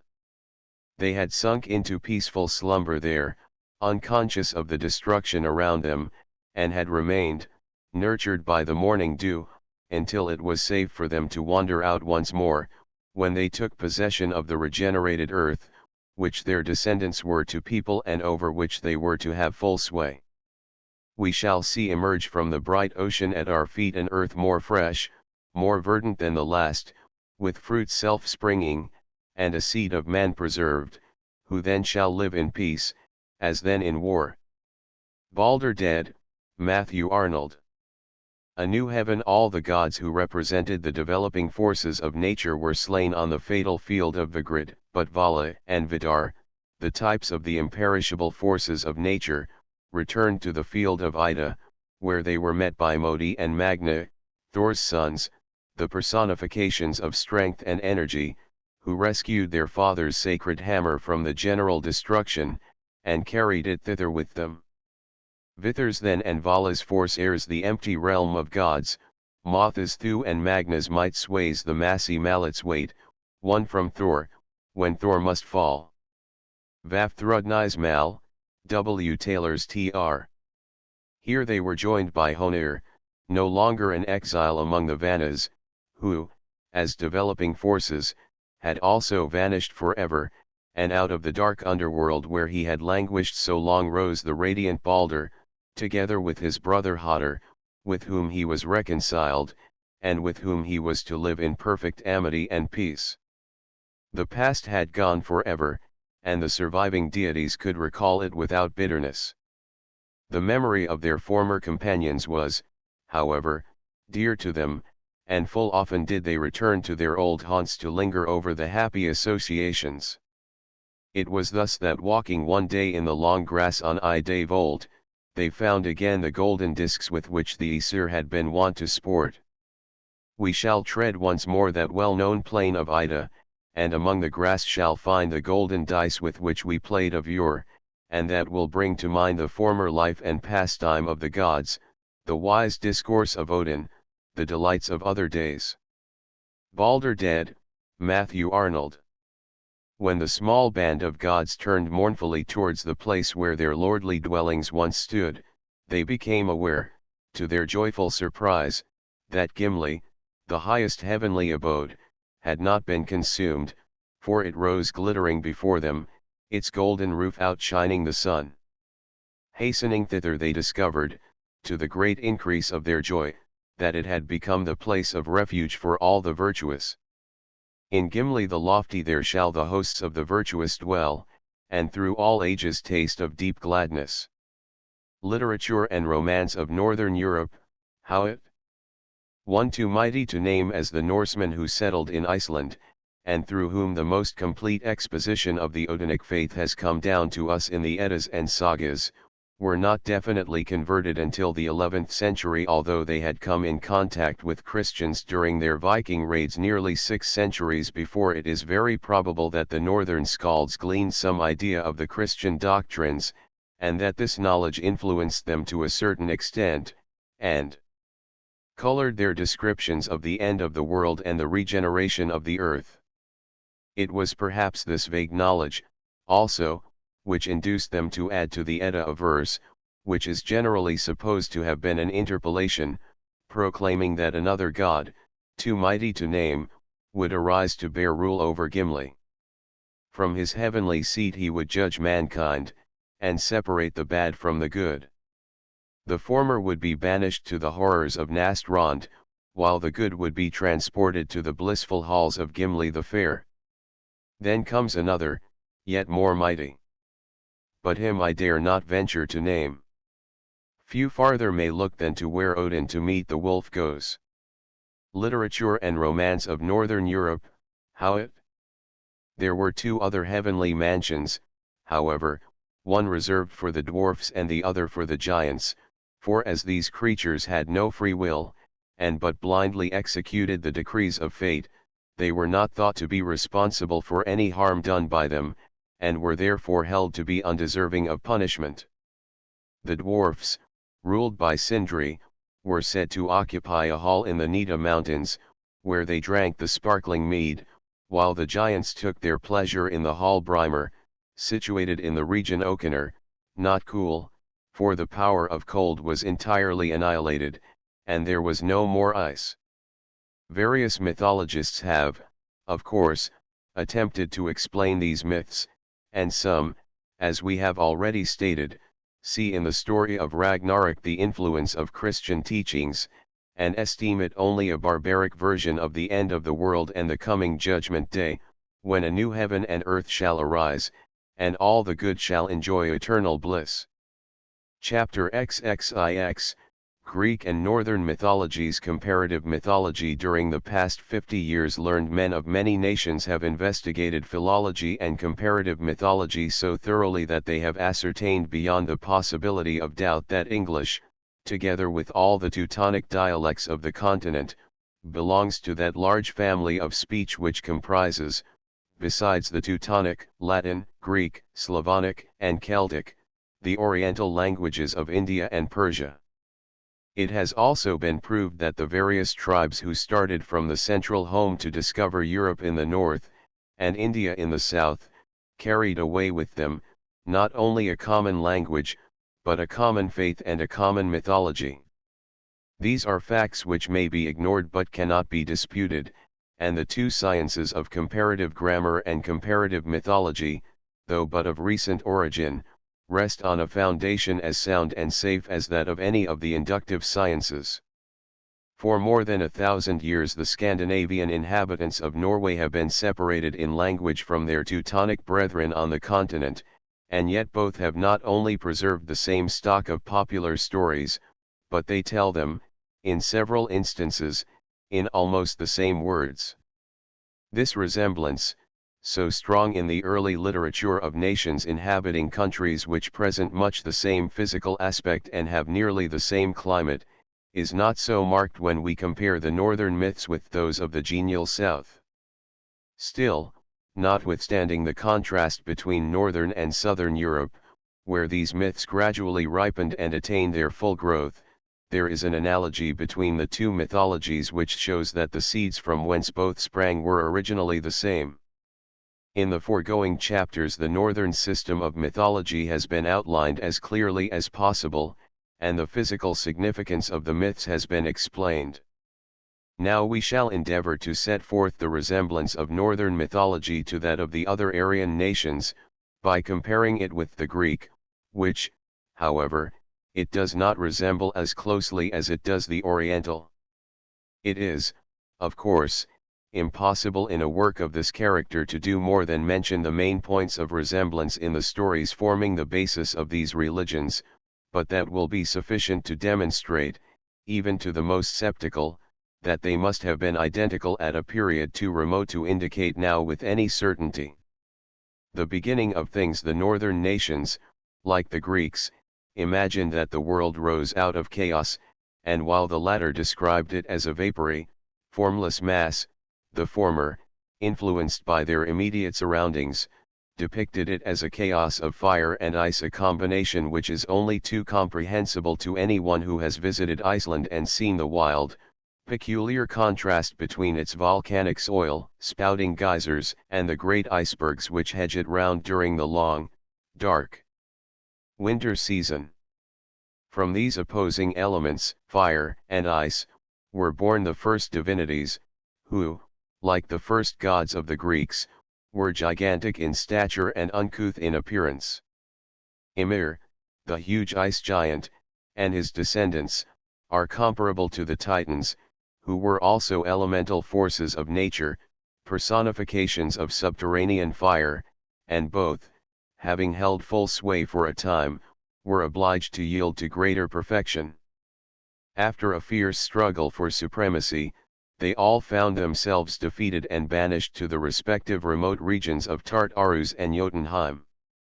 The rite of the Valkyrs H. Hendrik, by permission of the Illustrierte Zeitung, J. J. Weber, Leipzig, the triad, Odin, Vili, and Ve, of the northern myth is the exact counterpart of Jupiter, Neptune, and Pluto, who, superior to the Titan forces, rule supreme over the world in their turn. In the Greek mythology, the gods, who are also all related to one another, betake themselves to Olympus, where they build golden palaces for their use, and in the northern mythology the divine conquerors repair to Asgard, and there construct similar dwellings. Cosmogony, northern cosmogony, was not unlike the Greek, for the people imagined that the earth, Monaheim, was entirely surrounded by the sea, at the bottom of which lay coiled the huge Midgard snake, biting its own tail, and it was perfectly natural that, viewing the storm-lashed waves which beat against their shores, they should imagine these to be caused by his convulsive writhing. The Greeks, who also fancied the earth was round and compassed by a mighty river called Oceanus, described it as flowing with a steady, equable current, for they generally gazed out upon calm and sunlit seas.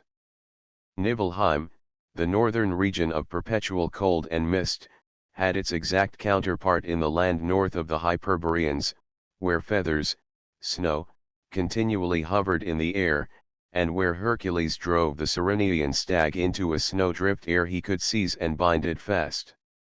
The phenomena of the sky, like the Greeks, the northern races believed that the earth was created first, and that the vaulted heavens were made afterwards to overshadow it entirely. They also imagined that the sun and moon were daily driven across the sky in chariots drawn by fiery steeds.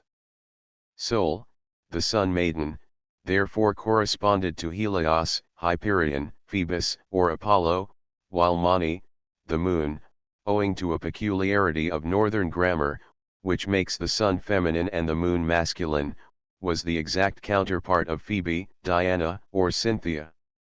The northern skalds, who thought that they descried the prancing forms of white-maned steeds in the flying clouds, and the glitter of spears in the flashing light of the aurora borealis, said that the Valkyrs, or battle maidens, galloped across the sky, while the Greeks saw in the same natural phenomena the white flocks of Apollo guarded by Phaetusa and Lampetia.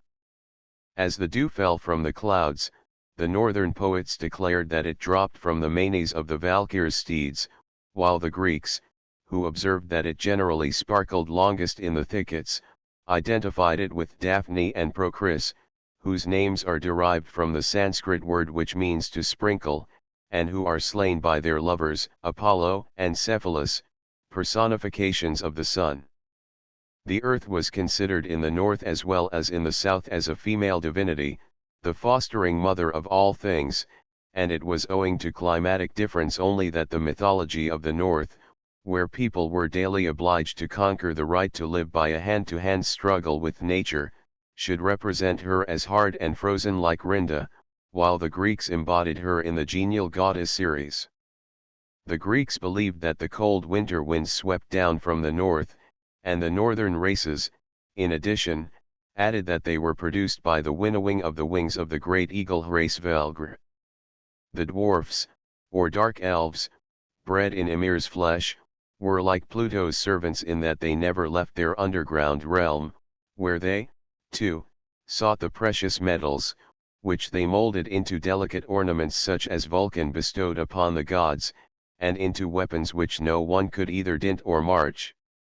As for the light elves, who lived above ground and cared for plants, trees, and streams, they were evidently the northern equivalents to the nymphs, dryads, oreades, and hamadryads, which peopled the woods, valleys, and fountains of ancient Greece. Jupiter and Odin. Jupiter, like Odin, was the father of the gods, the god of victory, and a personification of the universe. Hlidskjalf, Alfather's lofty throne, was no less exalted than Olympus or Ida, whence the Thunderer could observe all that was taking place, and Odin's invincible spear Gungnir was as terror-inspiring as the thunderbolts brandished by his Greek prototype. The northern deities feasted continually upon meat and boar's flesh, the drink and meat most suitable to the inhabitants of a northern climate, while the gods of Olympus preferred the nectar and ambrosia which formed their only sustenance. 12 Aesir sat in Odin's council hall to deliberate over the wisest measures for the government of the world and men, and an equal number of gods assembled on the cloudy peak of Mount Olympus for a similar purpose. The Golden Age in Greece was a period of idyllic happiness, amid ever-flowering groves and under balmy skies, while the Northern Age of bliss was also a time when peace and innocence flourished on the earth, and when evil was as yet entirely unknown. The creation of man using the materials near at hand, the Greeks modeled their first images out of clay, hence they naturally imagined that Prometheus had made man out of that substance when called upon to fashion a creature inferior to the gods only. As the northern statues were hewn out of wood, the northern races inferred, as a matter of course, that Odin, Vili, and Ve, who here correspond to Prometheus, Epimetheus, and Minerva, the three Greek creators of man, made the first human couple, Ask and Embla, out of blocks of wood. The goat Hairon, which supplied the heavenly mead, is like Amalthea, Jupiter's first nurse, and the busy, telltale Ratatosk is equivalent to the snow-white crow in the story of Kuranes, which was turned black in punishment for its tattling. Jupiter's eagle has its counterpart in the ravens Hugin and Munin, or in the wolves Jerry and Friki, which are ever crouching at Odin's feet.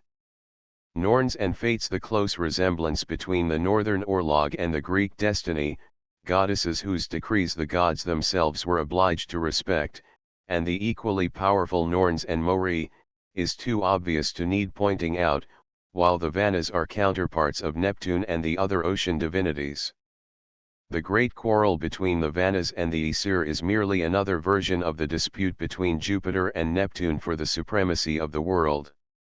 Just as Jupiter forces his brother to yield to his authority, so the Aesir remain masters of all, but do not refuse to continue to share their power with their conquered foes, who thus become their allies and friends. Like Jupiter, Odin is always described as majestic and middle-aged, and both gods are regarded as the divine progenitors of royal races, for while the Heraclidae claimed Jupiter as their father, the Inglings, Skjoldings, etc., held that Odin was the founder of their families. The most solemn oaths were sworn by Odin's spear as well as by Jupiter's footstool, and both gods rejoice in a multitude of names, all descriptive of the various phases of their nature and worship. Odin, like Jupiter, frequently visited the earth in disguise, to judge of the hospitable intentions of mankind, as in the story of Giod and Agnar, which resembles that of Philemon and Baucis. The aim was to encourage hospitality, therefore, in both stories, those who showed themselves humanely inclined are richly rewarded, and in the northern myth the lesson is enforced by the punishment inflicted upon Giod, as the Skalds believed in poetic justice and saw that it was carefully meted out. The contest of wit between Odin and Vafthrudnir has its parallel in the musical rivalry of Apollo and Marsyas, or in the test of skill between Minerva and Arachne. Odin further resembled Apollo in that he, too, was god of eloquence and poetry, and could win all hearts by means of his divine voice. He was like Mercury in that he taught mortals the use of runes, while the Greek god introduced the alphabet. Myths of the seasons. The disappearance of Odin, the sun, or summer, and the consequent desolation of Frigga, the earth, is merely a different version of the myths of Proserpine and Adonis. When Proserpine and Adonis have gone, the earth, Ceres or Venus, bitterly mourns their absence, and refuses all consolation. It is only when they return from their exile that she casts off her mourning garments and gloom, and again decks herself in all her jewels. So Frigga and Freya bewail the absence of their husbands Odin and Odur, and remain hard and cold until their return. Odin's wife, Saga, the goddess of history, who lingered by Sakvabek, the stream of time and events, taking note of all she saw, is like Clio, the muse of history, whom Apollo sought by the inspiring fount of Helicon. Just as, according to Euhemerus, there was an historical Zeus, buried in Crete, where his grave can still be seen, so there was an historical Odin, whose mound rises near Ups, where the greatest northern temple once stood, and where there was a mighty oak which rivaled the famous tree of Dodona. Frigga and Juno. Frigga, like Juno, was a personification of the atmosphere, the patroness of marriage, of connubial and motherly love, and the goddess of childbirth.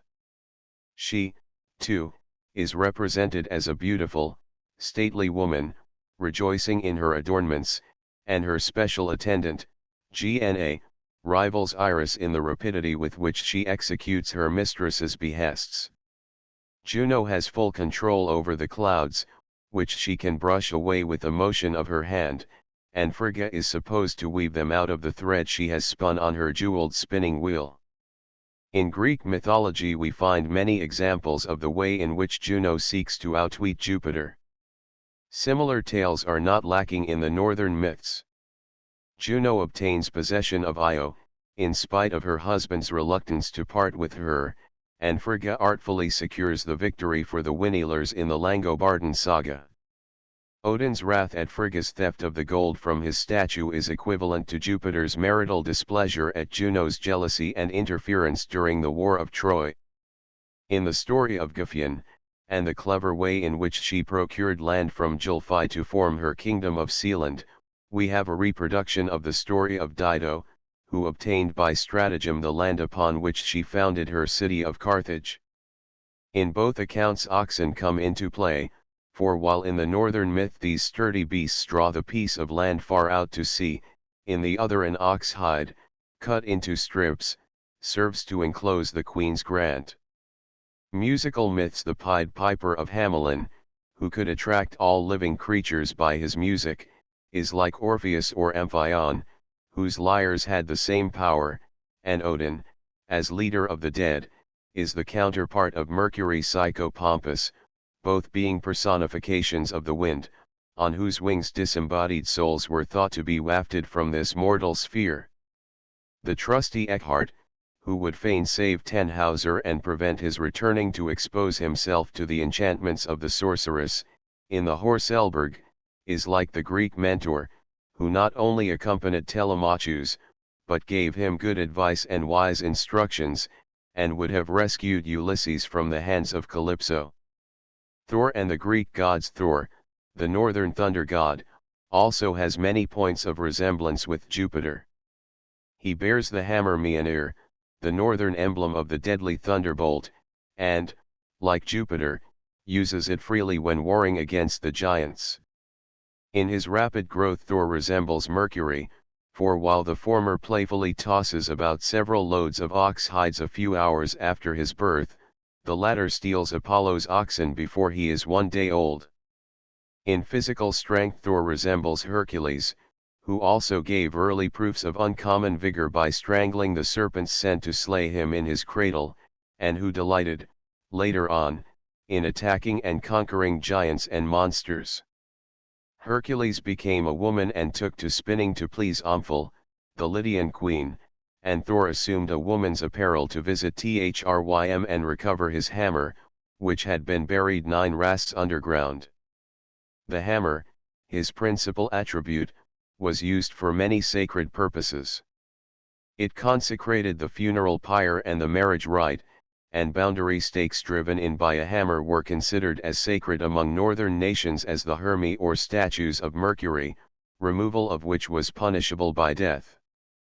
Thor's wife, Sif, with her luxuriant golden hair, is, as we have already stated, an emblem of the earth, and her hair of its rich vegetation.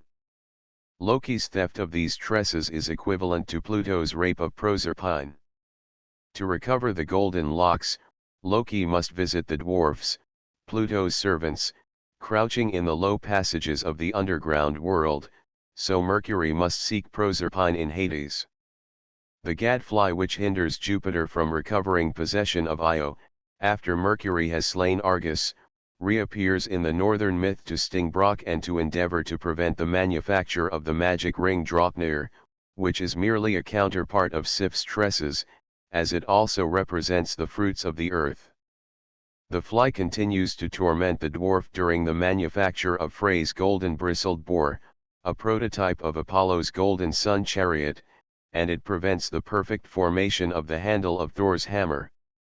The magic ship Skidbladnir, also made by the dwarfs, is like the swift sailing Argo, which was a personification of the clouds sailing overhead, and just as the former was said to be large enough to accommodate all the gods, so the latter bore all the Greek heroes off to the distant land of Colchis.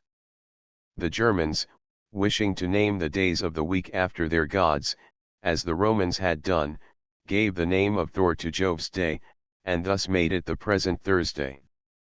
Thor's struggle against Hrungnir is a parallel to the fight between Hercules and Cacus or Antaeus, while Groa is evidently Ceres, for she, too, mourns for her absent child Orvandil, Proserpine, and breaks out into a song of joy when she hears that it will return.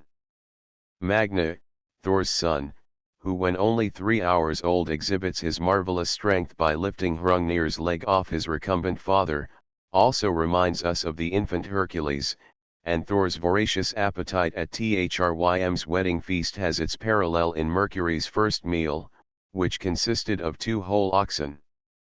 The crossing of the swollen tide of Vamur by Thor reminds us of Jason's feat when he waded across the torrent on his way to visit the tyrant Peleus and recover possession of his father's throne.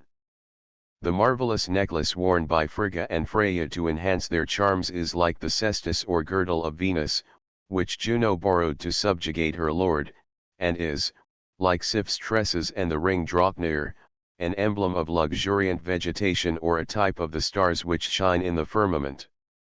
The northern sword god Tyr is, of course, the Greek war god Ares, whom he so closely resembles that his name was given to the day of the week held sacred to Ares, which is even now known as Tuesday or Tuesday. Like Ares, Tyr was noisy and courageous, he delighted in the din of battle, and was fearless at all times. He alone dared to brave the Fenris wolf, and the southern proverb concerning Scylla and Charybdis has its counterpart in the northern adage, to get loose out of Lading and to dash out of Droma. The Fenris wolf, also a personification of subterranean fire, is bound, like his prototypes the Titans, in Tartarus. The similarity between the gentle, music-loving Brachy, with his harp, and Apollo, or Orpheus, is very great, so is the resemblance between the magic draught Od Hrorir and the waters of Helicon, both of which were supposed to serve as inspiration to mortal as well as to immortal poets. Odin dons eagle plumes to bear away this precious mead, and Jupiter assumes a similar guise to secure his cupbearer Ganymede. Idun, like Adonis and Proserpine, or still more like Eurydice, is also a fair personification of spring. She is borne away by the cruel ice giant Thyese, who represents the boar which slew Adonis, the kidnapper of Proserpine, or the poisonous serpent which bit Eurydice. Idun is detained for a long time in Jotunheim, Hades, where she forgets all her merry, playful ways and becomes mournful and pale. She cannot return alone to Asgard, and it is only when Loki, now an emblem of the south wind, comes to bear her away in the shape of a nut or a swallow that she can effect her escape. She reminds us of Proserpine and Adonis escorted back to earth by Mercury, god of the wind, or of Eurydice lured out of Hades by the sweet sounds of Orpheus's harp, which were also symbolical of the soughing of the winds.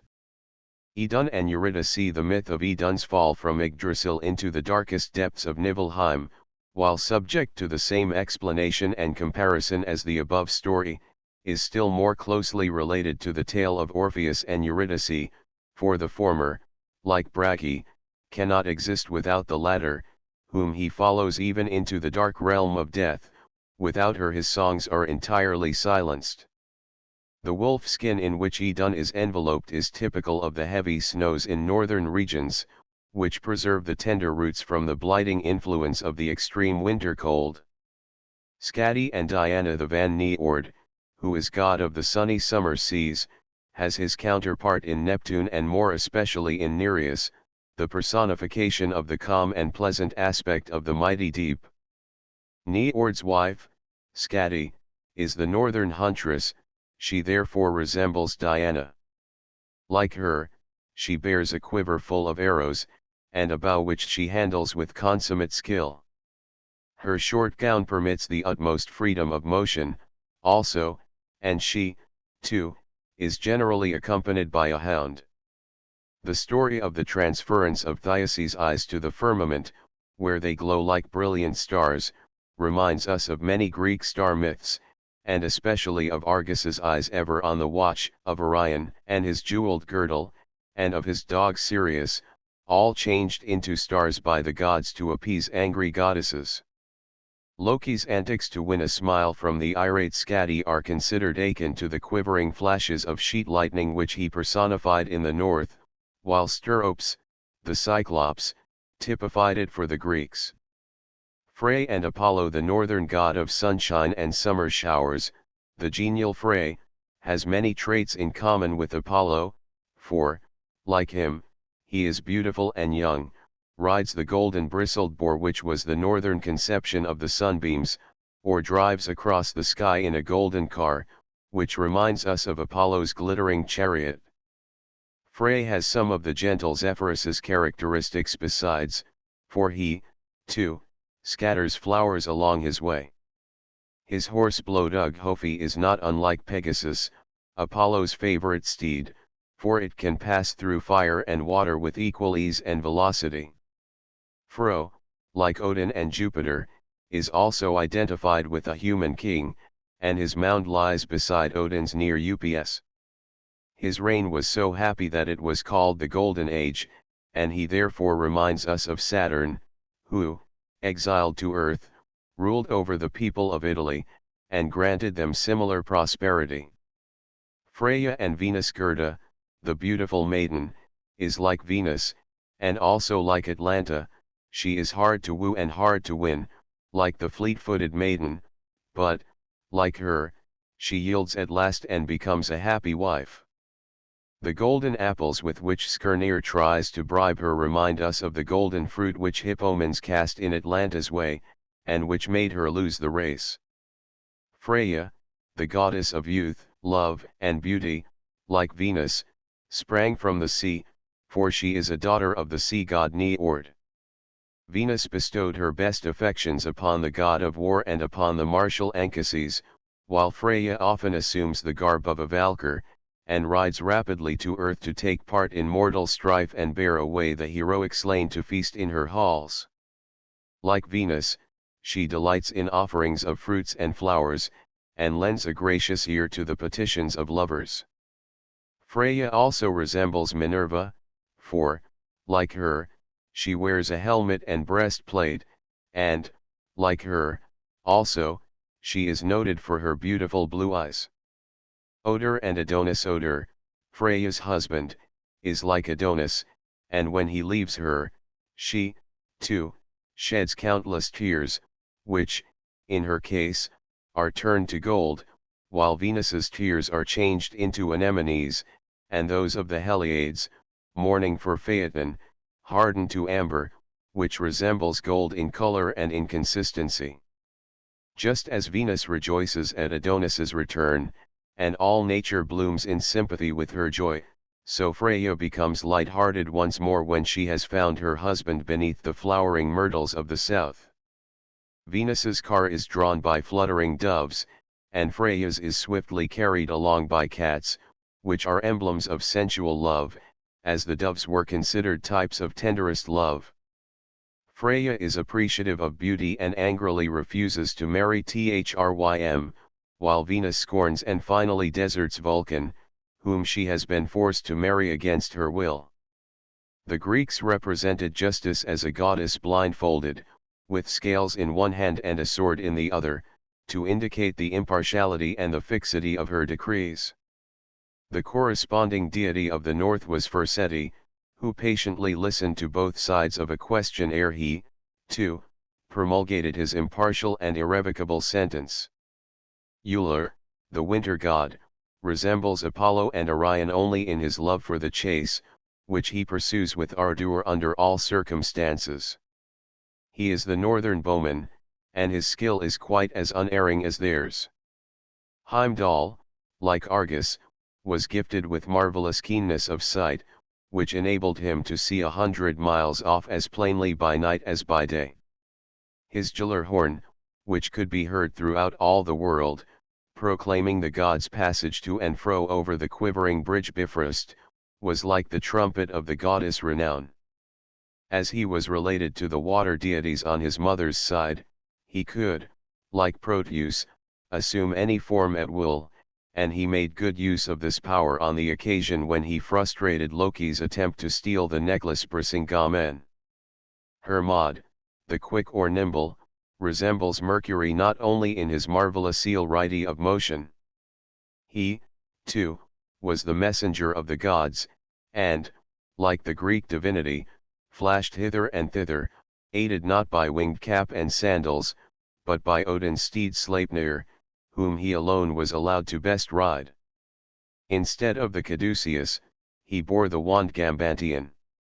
He questioned the Norns and the magician Rostiof, through whom he learned that Vala would come to avenge his brother Balder and to supplant his father Odin. Instances of similar consultations are found in Greek mythology, where Jupiter would fain have married Thetis, yet desisted when the fates foretold that if he did so she would be the mother of a son who would surpass his father in glory and renown. The northern god of silence, Vidar, has some resemblance to Hercules, for while the latter has nothing but a club with which to defend himself against the Nemean lion, whom he tears asunder, the former is enabled to rend the Fenris wolf at Ragnarok by the possession of one large shoe. Rinda and Danae. Odin's courtship of Rinda reminds us of Jupiter's wooing of Danae, who is also a symbol of the earth, and while the shower of gold in the Greek tale is intended to represent the fertilizing sunbeams, the footbath in the northern story typifies the spring thaw which sets in when the sun has overcome the resistance of the frozen earth. Perseus, the child of this union, has many points of resemblance with Vala, for he, too, is an avenger, and slays his mother's enemies just as surely as Vala destroys Hoder, the murderer of Balder. The storm-ride Gilbert Bays. The fates were supposed to preside over birth in Greece, and to foretell a child's future, as did the Norns, and the story of Meleager has its unmistakable parallel in that of Nornagesta. Althea preserves the half-consumed brand in a chest, Nornagesta conceals the candle end in his harp, and while the Greek mother brings about her son's death by casting the brand into the fire, Nornagesta, compelled to light his candle end at Olaf's command, dies as it sputters and burns out. Hebe and the Valkyrs were the cupbearers of Olympus and Asgard. They were all personifications of youth, and while Hebe married the great hero and demigod Hercules when she ceased to fulfill her office, the Valkyrs were relieved from their duties when united to heroes like Helgi, Hakon, Valand, or Sigurd. The Cretan labyrinth has its counterpart in the Icelandic Valandarhaus, and Valand and Daedalus both effect their escape from a maze by a cleverly devised pair of wings, which enable them to fly in safety over land and sea and escape from the tyranny of their respective masters, Nedud and Minos. Valand resembles Vulcan, also, in that he is a clever smith and makes use of his talents to work out his revenge. Vulcan, lamed by a fall from Olympus, and neglected by Juno, whom he had tried to befriend, sends her a golden throne, which is provided with cunning springs to seize and hold her fast. Valand, hamstrung by the suggestion of Nedud's queen, secretly murders her sons, and out of their eyes fashions marvelous jewels, which she unsuspectingly wears upon her breast until he reveals their origin. Myths of the sea. Just as the Greeks fancied that the tempests were the effect of Neptune's wrath, so the northern races attributed them either to the writhings of Jormungandr, the Midgard snake, or to the anger of Aegir, who, crowned with seaweed like Neptune, often sent his children, the wave maidens, the counterpart of the Nereides and Oceanides, to play on the tossing billows. Neptune had his dwelling in the coral caves near the island of Euboea, while Aegir lived in a similar palace near the Kattegat. Here he was surrounded by the Nixies, Undines, and mermaids, the counterpart of the Greek water nymphs, and by the river gods of the Rhine, Elbe, and Neckar, who remind us of Alpheus and Peneus, the river gods of the Greeks. The frequency of shipwrecks on the northern coasts made the people think of Ran, the equivalent of the Greek sea goddess Amphitrite, as greedy and avaricious, and they described her as armed with a strong net, with which she drew all things down into the deep. The Greek sirens had their parallel in the northern Lorelei, who possessed the same gift of song, and also lured mariners to their death, while Princess Ilse, who was turned into a fountain, reminds us of the nymph Arethusa, who underwent a similar transformation. In the northern conception of Nibelheim we have an almost exact counterpart of the Greek Hades. Modgod, the guardian of the Gelur Bridge, the bridge of death, over which all the spirits of the dead must pass, exacts a tribute of blood as rigorously as Charon demands an obulus from every soul he ferries over Acheron, the river of death. The fierce dog Garm, cowering in the Nipa hole, and keeping guard at Hell's gate, is like the three-headed monster Cerberus, and the 9 worlds of Nibelheim are not unlike the divisions of Hades, Nastrond being an adequate substitute for Tartarus, where the wicked were punished with equal severity.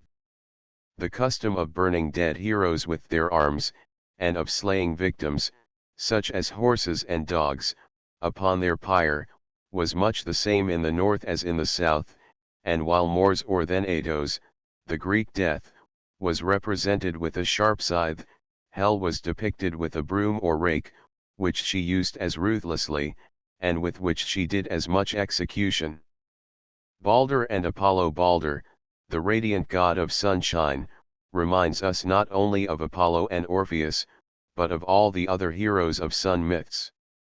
His wife Nanna is like Flora, and still more like Proserpine, for she, too, goes down into the underworld, where she tarries for a while. Balder's golden hall of Breidablik is like Apollo's palace in the east. He, also, delights in flowers. All things smile at his approach, and willingly pledge themselves not to injure him. As Achilles was vulnerable only in the heel, so Balder could be slain only by the harmless mistletoe, and his death is occasioned by Loki's jealousy just as Hercules was slain by that of Deianira. Balder's funeral pyre on Ringhorn reminds us of Hercules' death on Mount Ida, the flames and reddish glow of both fires serving to typify the setting sun. The northern god of sun and summer could only be released from Nibelheim if all animate and inanimate objects shed tears, so Proserpine could issue from Hades only upon condition that she had partaken of no food. The trifling refusal of Vuk to shed a single tear is like the pomegranate seeds which Proserpine ate, and the result is equally disastrous in both cases, as it detains Balder and Proserpine underground, and the earth, Frigga or Ceres, must continue to mourn their absence. Through Loki evil entered into the northern world. Prometheus's gift of fire brought the same curse upon the Greeks. The punishment inflicted by the gods upon the culprits is not unlike, for while Loki is bound with adamantine chains underground, and tortured by the continuous dropping of venom from the fangs of a snake fastened above his head, Prometheus is similarly fettered to Caucasus, and a ravenous vulture continually preys upon his liver.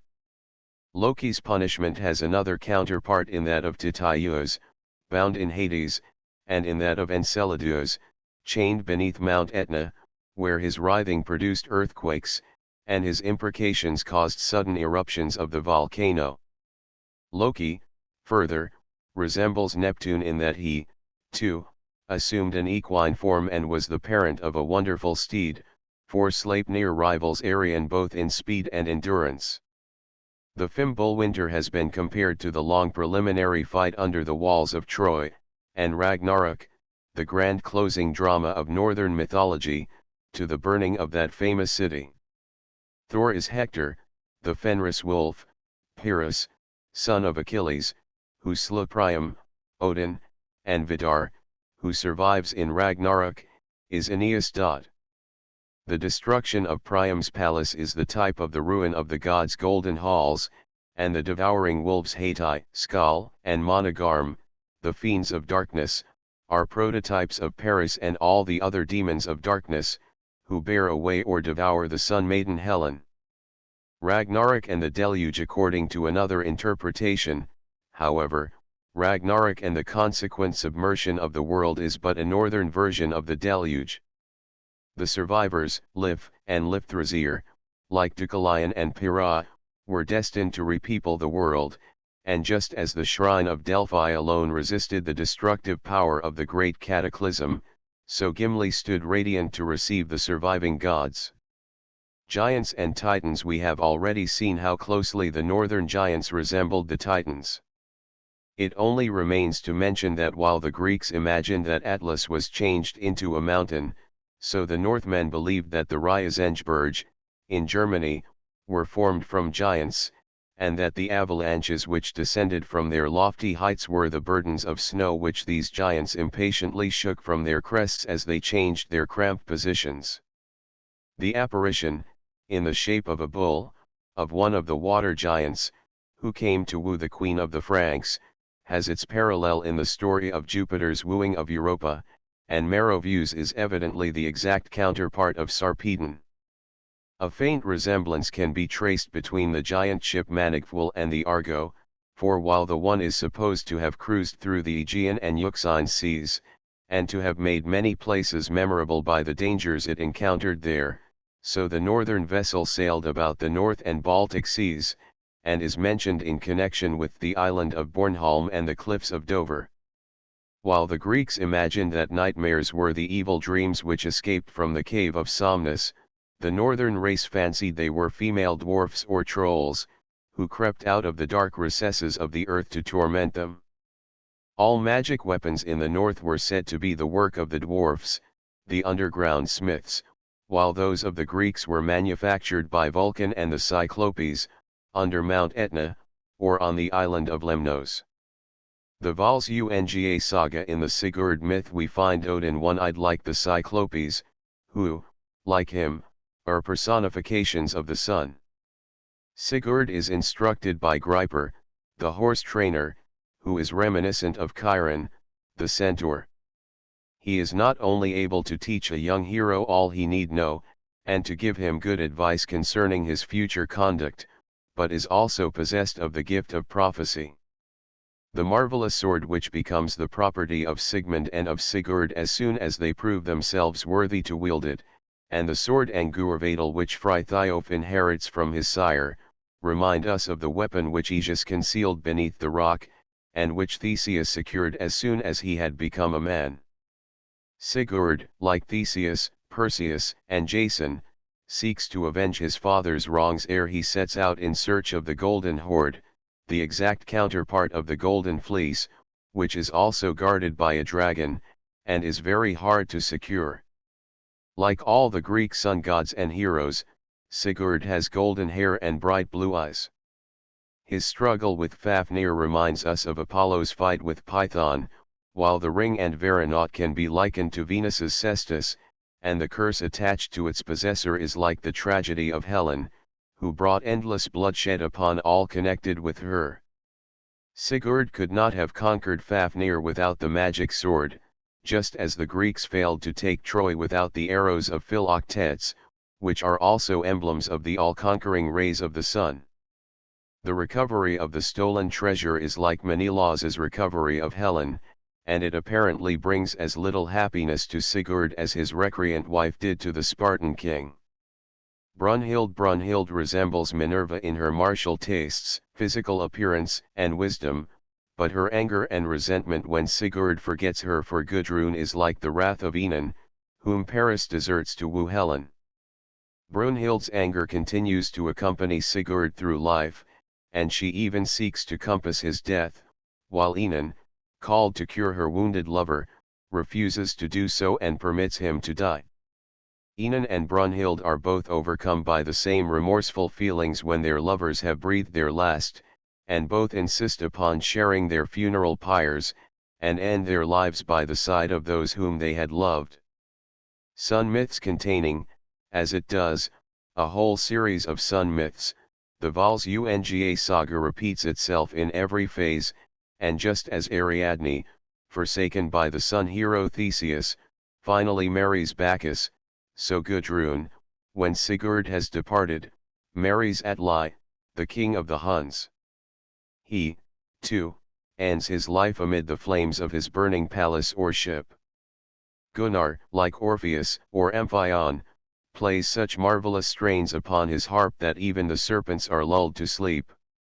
According to some interpretations, Atli is like Fafnir, and covets the possession of the gold. Both are therefore probably personifications of the winter cloud which broods over and keeps from mortals the gold of the sun's light and heat, till in the spring the bright orb overcomes the powers of darkness and tempests, and scatters his gold over the face of the earth. Swanhild, Sigurd's daughter, is another personification of the sun, as is seen in her blue eyes and golden hair, and her death under the hoofs of black steeds represents the blotting out of the sun by clouds of storm or of darkness. Just as Castor and Pollux hasten to rescue their sister Helen when she has been borne away by Theseus, so Swanhild's brothers, Hamdur and Sorli, hasten off to avenge her death. Such are the main points of resemblance between the mythologies of the North and South, and the analogy goes far to prove that they were originally formed from the same materials, the principal differences being due to the local coloring imparted unconsciously by the different races. Index to Poetical Quotations Agar and Else, Ballad of 184 Anderson, Rasmus B. 6, 13, 17, 20, 22, 39, 40, 49, 50, 72, 73, 79, 81, 82, 90, 100, 110, 114, 115, 117, 124, 131, 142, 148, 158, 160, 187, 213, 215, 330, 331, 337 Anster, translation from Goethe, 138 Arnold, Matthew, 4, 6, 8, 14, 16, 21, 22, 42, 43, 62, 67, 85, 111, 133, 154, 173, 180, 198, 204, 206, 208, 209, 210, 211, 214, 334, 338, 339 Baldwin, James, Story of Siegfried, 186 Brace, translation of Ballad, 233 Brand, 126 Browning. Robert, 27, 28 Buchanan, Robert, 239 Coney Beer, translation from the Anglo-Saxon, 179 Duquesne, Paul, Viking Age, 152, 153 Edda, Simons, or the Elder, 3, 4, 8, 37, 38, 60, 63, 70, 75, 93, 117, 122, 136, 137, 139, 142, 146, 148, 149, 151, 154, 156, 163, 169, 175, 181, 184, 189, 190, 199, 200, 216, 218, 227, 264, 273, 287, 336 Fabian's Ms., 193 Foreman, translations, 31, 36, 55, 103 Goethe, 138 Gray, 199, 200, 201 Gratis Avangru, 129 Heine, 195, 237 Hemmens, 24, 174 Henderson, translations. 3. 166, 175 Herbert, Translations, 77, 78, 80, 119, 121, 122, 147 Herrick, 127 Hewitt, translation, 175 Homer, 30 Howitt, 31, 63, 212, 247, 339, 340 Jones, Julia Clinton, Valhalla, 2, 9, 50, 60, 87, 91, 92, 103, 106, 165, 168, 180, 181, 182, 185, 192, 197, 212, 222, 224, 228, 330, 332, 333 Cately, translation, 194 Kingsley, Charles, 46, 47, 134 Ler, 193 Lamotte Fouque, 240 Longfellow, 41, 61, 83, 129, 184, 207, 300, 304, 306, 307,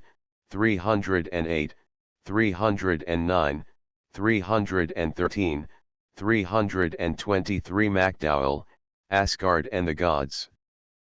48 Martin, translation from Heine, 237 Matheson, 194 Meredith, Owen, 54, 155 Morris, William, 59, 118, 135, 168, 253, 254, 255, 256, 258, 259, 262, 263, 265, 267, 269, 271, 272, 274, 276, 278,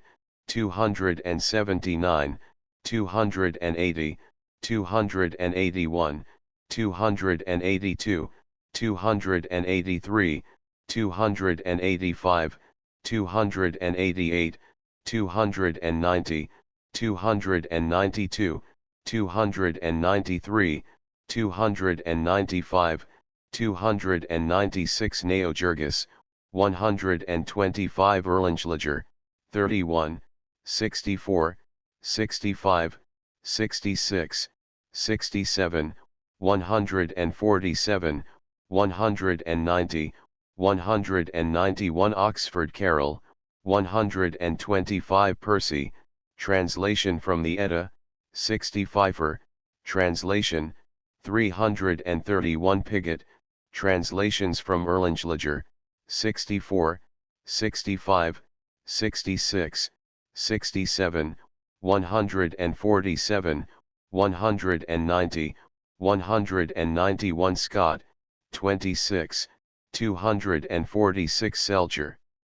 Translation, 195 Shakespeare, 86, 170, 248 Southey, 29, 30 Spalding, translations from the Frithiof Saga, 303 Spencer, 242 Stagnelius, 194 Stevens, translations from the Frithiof Saga, 135, 243, 305, 306, 308, 309, 311, 313, 314, 315, 316, 318, 319, 321, 324, 325, 326, 328 Taylor, Translations from the Sagas, 7, 10, 11, 21, 32, 33, 94, 335, 338 Tegner, Frithiof Saga, 135, 243, 303, 304, 305, 306, 307, 308, 309, 311, 314, 315, 316, 318, 319, 321, 323, 324, 325, 326, 328 Thompson, 20, 182. Thorpe, Translations, 4, 8, 18, 22, 25, 34, 37, 38, 41, 70, 75, 86, 93, 98, 99, 100, 101, 105, 108, 109, 111, 112, 117, 118, 122, 136, 137, 139, 142, 146, 148, 149, 151, 154, 156, 163, 169, 176, 178, 181, 184, 189, 190, 192, 198, 199, 200, 216, 218, 223, 225, 227, 264, 273, 275, 277, 287, 336 Vale, 23 Wagner, 31, 36, 55, 103 Wagner MacDowell, Asgard and the Gods, 48 Whittier, J.G., 230, 241 Wordsworth, 24. Glossary and Index A B C D E F G H I J K L M N O P Q R S T U V W Y Z A Aga A G E R, and else. Ballad of 184 Abel. Cain in wild hunt because of the murder of 26 Abundantia, Abundantia. Same as Fulla, 47 Abundia. Same as Fulla, 47 Acheron, Acheiron. Geel, the Northern, 359 Achilles, Achillesi. Balder, the Northern, 360, father of Pyrrhus, 361 Adonis, Adonis. Odin, the Northern, 348, Idun lost like, 353, Oder, the Northern, 355 Aegean, Aegean. Argo's cruise round the, 362 Aegis, Aegeus. Sigmund's sword compared to that of, 363 Aegir, Aegir. Tempests caused by, 185, God of the Sea, 185 to 193, 303, banquet in halls of, 224, Neptune, the Greek, 359 Aegis, Aegis. Fafnir's helmet of dread so called, 270 Aeneas, Aeneas. Vidar, the northern, 361 Aesir, Aesir.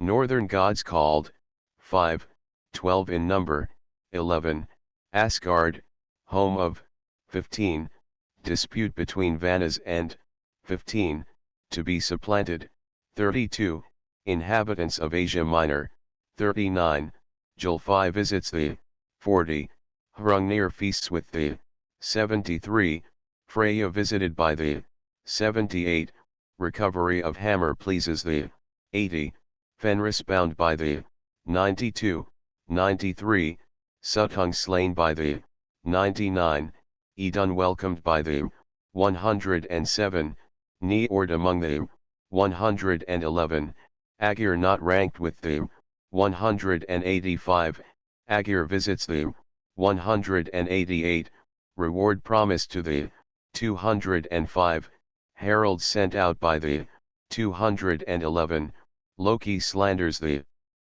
216, 225, battle between the giants and the, 231, beginning and end of the, 329, Gjallarhorn summons the, 332, giants come to fight the, 333, courage and death of the, 335, golden discs of the, 339, Greek gods compared to the, 346, Greek equivalent of dispute between the Vanas and the, 347 Etna, Etna, Mount. Northern equivalent for earthquakes in, 361, dwarfs forge equivalent to Vulcans in, 362 AFI, Afe. Ryger visits, 152 afternoon. Division of day, 9 Agner. Son of Rotting, fostered by Frigga, 34, 36, gives Odin a drink, 36, becomes king, 37, Greek equivalent, 348 AE. Ryger visits, 151 Akuthor, Aku Thor.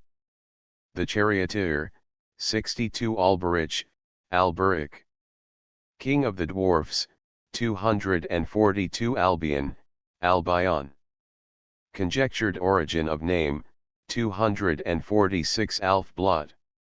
Sacrifices offered to elves, 248 Alfheim, Alfhim. Home of elves in, 11, 246, Frey, ruler of, 117, Frey's return to, 119, Skirnir's return to, 121, Valand goes to dwell in, 178 Ali. Same as Vala, 164 Alfather. The uncreated is, 2, Yggdrasil, created by, 12, Odin called, 16, questions Vafthrudnir, 32, Wrath of, 44, Longbeards named by, 46, disposes of Hel, Midgard snake and Fenris, 90, sends Hermod to Finland, 155, goes with Vidar, to consult Norns, 159, dooms Brunhild to marry, 280, is slain, 335 Alpheus, Alpheus. Greek equivalent of northern river god, 359 Alpine rose. Attendants of Holda crowned with the, 52 Alps. Euler's home on the, 140, supposed meaning of the name, 246 Alisvidar, Alsvidar. Steed of moon chariot, 7 Alisvin, Alsven. Steed of sun chariot, 6 Althea, Alvae. Like mother of Nornagesta, 358 Alva. Chru's sword borne by Duke of 89 Alvis. A dwarf, changed to stone, 63 Alvat. A Valkyr, Mary's mortal, 175 Amalthea, Amalthea. Compared to Harun, 347 Ambrosia. Northern gods eat boar's flesh instead of 346 Amma. Ryger visits 152 Amphion, Amphion. Pied Piper like 350, Gunnar like 364 Amphitrite, Amphitrite. Greek equivalent for Ran 359 Amsvartnir, Amsvartnir. Lake where Fenris is bound, 92 Anchises, Anchises. Northern equivalent of 355 Andrimnir, Andrimnir. Cook in Valhalla, 20 Andvaranod, Anvaranaut. Ring of Andvari, 273, Sigurd appropriates, 277, Brunhild betrothed with, 280, Sigurd deprives Brunhild of, 285, Gudrun shows, 287, Gudrun sends Gunnar, 291, Greek equivalent, 363 Andvari, Anvari. King of Dwarfs, 242, Loki visits, 272, Ring of, 273, 277, 280, 285, 291, 363 Angantyr, Angantyr.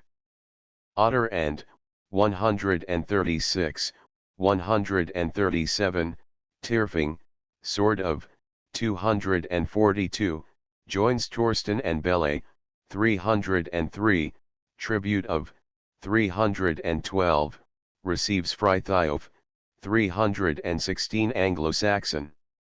Heptarchy, 40, Euler called Vulder in, 140, Agir called Eager in, 187 Angurboda, Angurboda. Mother of Hel, Fenris and Iormungandr, 90, 180, Mother of Gerda, 119, Wife of Loki, 218, feeds wolves in Ironwood, 331 Angurvadel, Angurviadel. Vikings magic sword, 299, 315, comparison, 363 Anner. Husband of Not, 8 Antaeus, Antaeus. Greek equivalent for Hrungnir, 352 Apollo, Apollo. Greek equivalent for Soul, 345, personification of the sun, 345, his contest with Marsyas compared to Odin's with Vafthrudnir, 348, marriage with Cleo compared to Odin's with Saga, 349, flocks stolen by Mercury, 350, 351, chariot compared to Phrasebore, 351, god of music, like Bragi, 353, Frey compared to, 354, Euler, a hunter like, 356, sun god, like Balder, 360, sun myth, like that of Sigurd, 363 apples. GNAs, 48, 252, Eduns, 103, 105, 107, Skirnir gives Gerda golden, 120, emblem of fruitfulness, 122, Norns watch over the magic, 166, Edun only can pick magic, 166, Rerir receives a magic, 252, comparison between Atlantas and Gerdas, 355 Arachne, Arachne. Vafthrudnir, northern equivalent, 348, Archangel Saint Michael.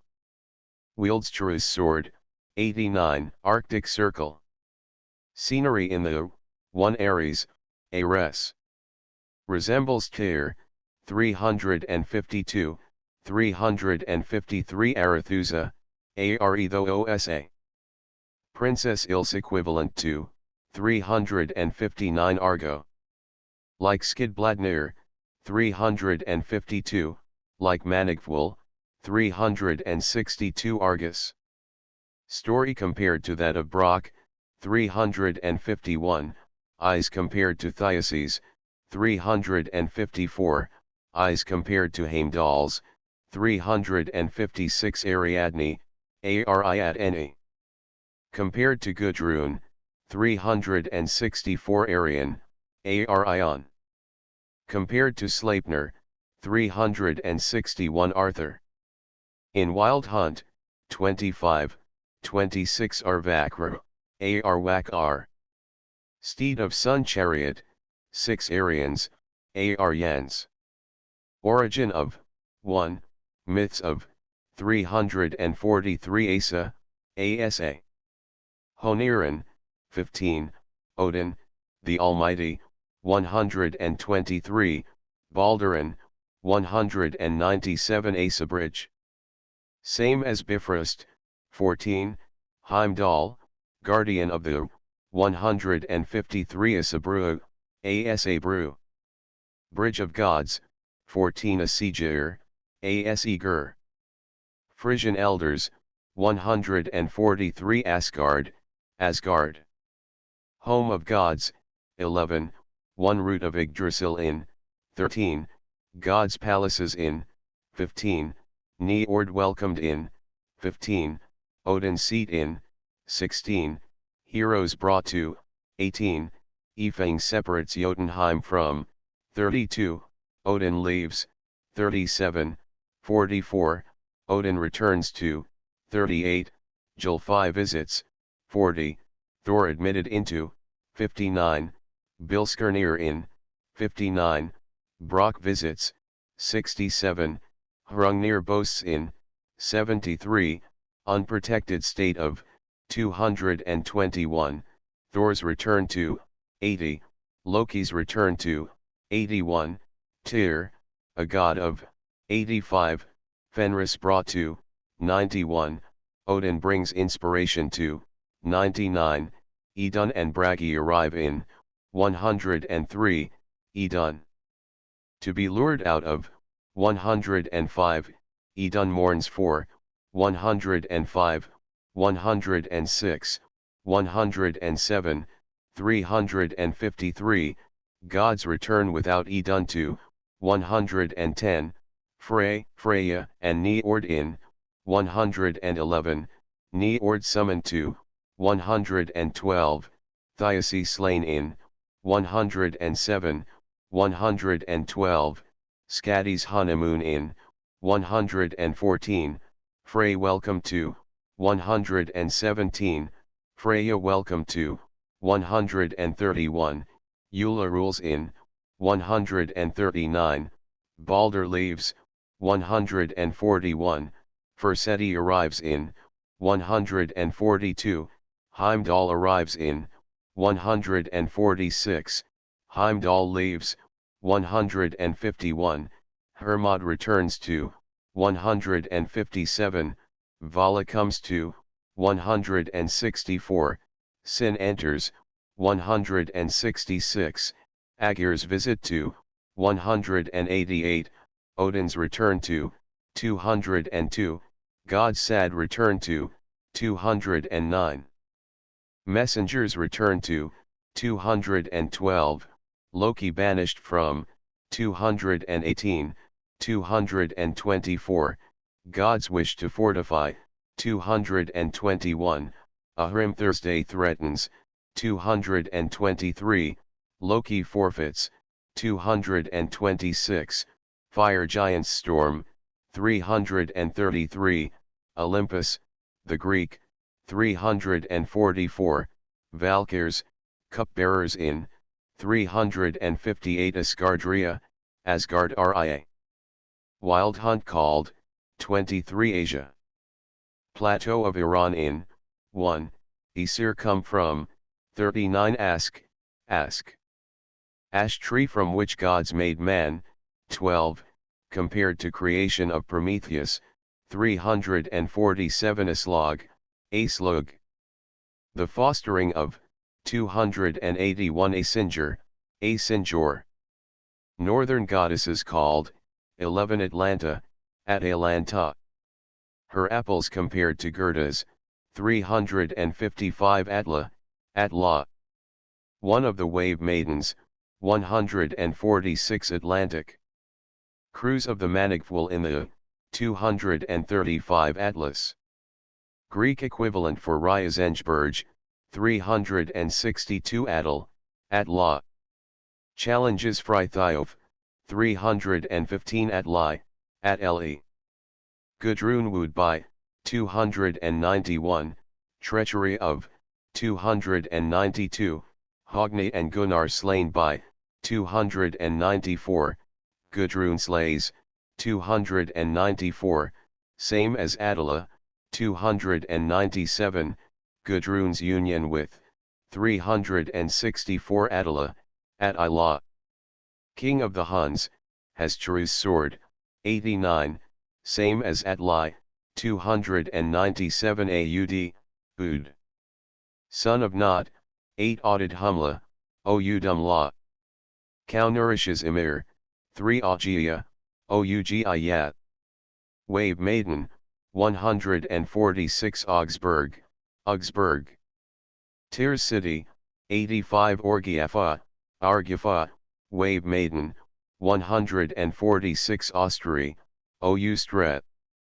Dwarf, supporter of heavenly vault at east, 6 Austria. Curious custom in, 127 B Bacchus. Atli compared to, 364 Balder, Ba Elder.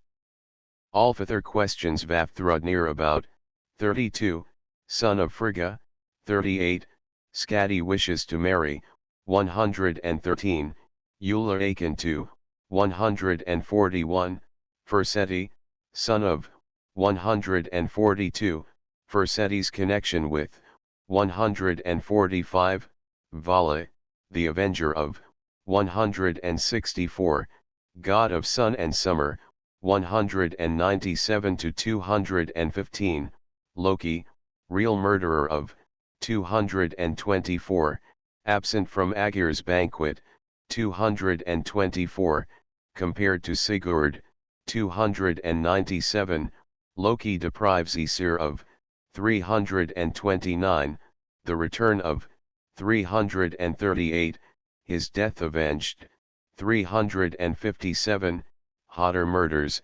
357, compared to Greek sun gods, 360, shrine of, 305, shrine burnt by Frithiof, 318, temple rebuilt. 327 Baumann, Bal Mung.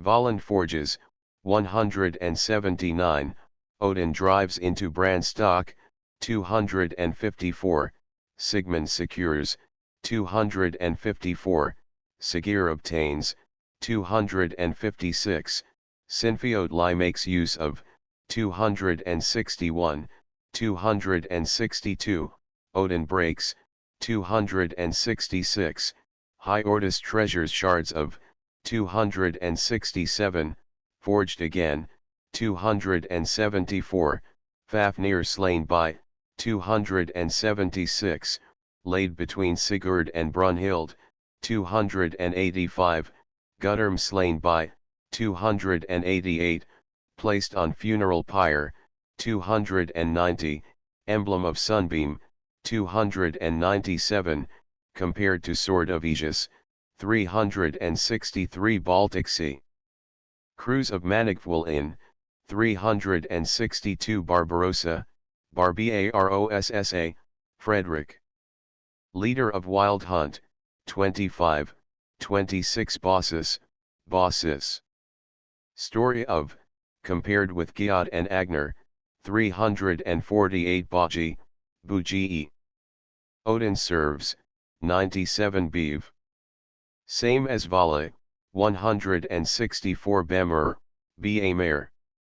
Forest in Bohemia, 24 Beldig, Beldeg.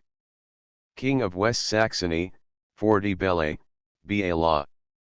Heir of Son, 302, banished by Yakel, 302, replaced on throne, 303, conquers Orkney Islands, 303, helps Torsten to secure Volland Ring, 304, sons of, 304, last instructions of, 305, king seated on the tomb of, 307 Beli, Bale. Death of, 122, son of Kari, 232 Bergelmer, Bergelmir. Escapes deluge, 4, 230, same as Farbody, 217 Berserker, Berserk er. Rage of, 23, Frithiof in similar rage, 317, wolf held by, 207 Bertha, Bertiache. Same as Frigga, 56, mother of Charlemagne, 56, patroness of spinning, 57 Bisla, best law. Giantess, 4, Aesir's mortal element from, 9 Bethlehem, Bethlehem. Peace of Frodi when Christ was born in, 128 Begver, Bigvir. Servant of Frey, 123 Bela, by law. Servant of Frey, 123 Bifrost, Bifrest. Rainbow Bridge, 14, Valkyrs Ride Over, 19, 173, description of, 146, Heimdall, warder of, 147, Odin rides over, 199, insufficiency of, 221, Helgi rides over, 264, downfall of, 333, Gjallarhorn proclaims passage of gods over, 356 bil. The waning moon, 9 billing. King of Ruth Ns, 162, anxious to save Rinda, 164 Bilskirnir, Bilskirnir. Thor's palace called, 59, thralls entertained in, 59, 60 Bingen, Bingen. Rat Tower near, 30 Bishop Hatto. Story of, 29 Bjorn, Björn. Confidant of Frithiof, 307, plays chess with Frithiof, 309, steers Elida, 314, carries men ashore, 314, takes charge of Elida, 320 Black Death. Pestilence, 184 Black Forest. Giants in the 236 Blocksberg, Blocksberg. Norns on the 171 Blodug Hofe, Blo Dug Hofe. Frey's steed called, 118, Gymir's fire crossed by, 120, compared to Pegasus, 355 Bloody Eagle. Description of, 86 Boden, Boden. The Bowl of Offering, 95 Bodvelt, Bodfelt. Betrayed by Volland, 177 Bohemian Forest. Same as Bemur, 24 Boldhorn, Balthorn. Giant called, 4 Bulwark, Bulwark. Odin serves, 97 Bor, Bur. Mary's Bisla, 4, Earth created by sons of, 5, divine element of gods in, 9 Borghild, Borghild. Sigmund marries, 263, Sinfiotli poisoned by, 265, Sigmund repudiates, 266 Bornholm, Bornholm. The formation of, 236, Manigful crews connected with, 362 boos, boas. Same as Vala, 164 Bragaful, Bragiaful. Toast in honor of Bragi, 102 Bragamen. Northern Scalds, 102 Braga women. Northern Priestesses, 102 Bragi, Bragi. Heroes welcome to Asgard by, 19, Gunlod, mother of, 39, god of music and eloquence, 100 to 110, birth of, 100, the absence of, 105, Idun mourns for, 106, Idun sought by, 109, remains with Idun in Nibelheim, 110, heroes welcomed by Heimdall and, 151, Aegir delights in tales of, 188, compared to Greek divinities, 353 Branstock, Oak in Volsung's Hall, 253, sword thrust in the, 254, Sigmund under the, 263 Brekta. Frigga, 56 Breidablik. Baldur's Palace, 197, Baldur's corpse carried to, 205, compared to Apollo's Palace, 360 Bretland.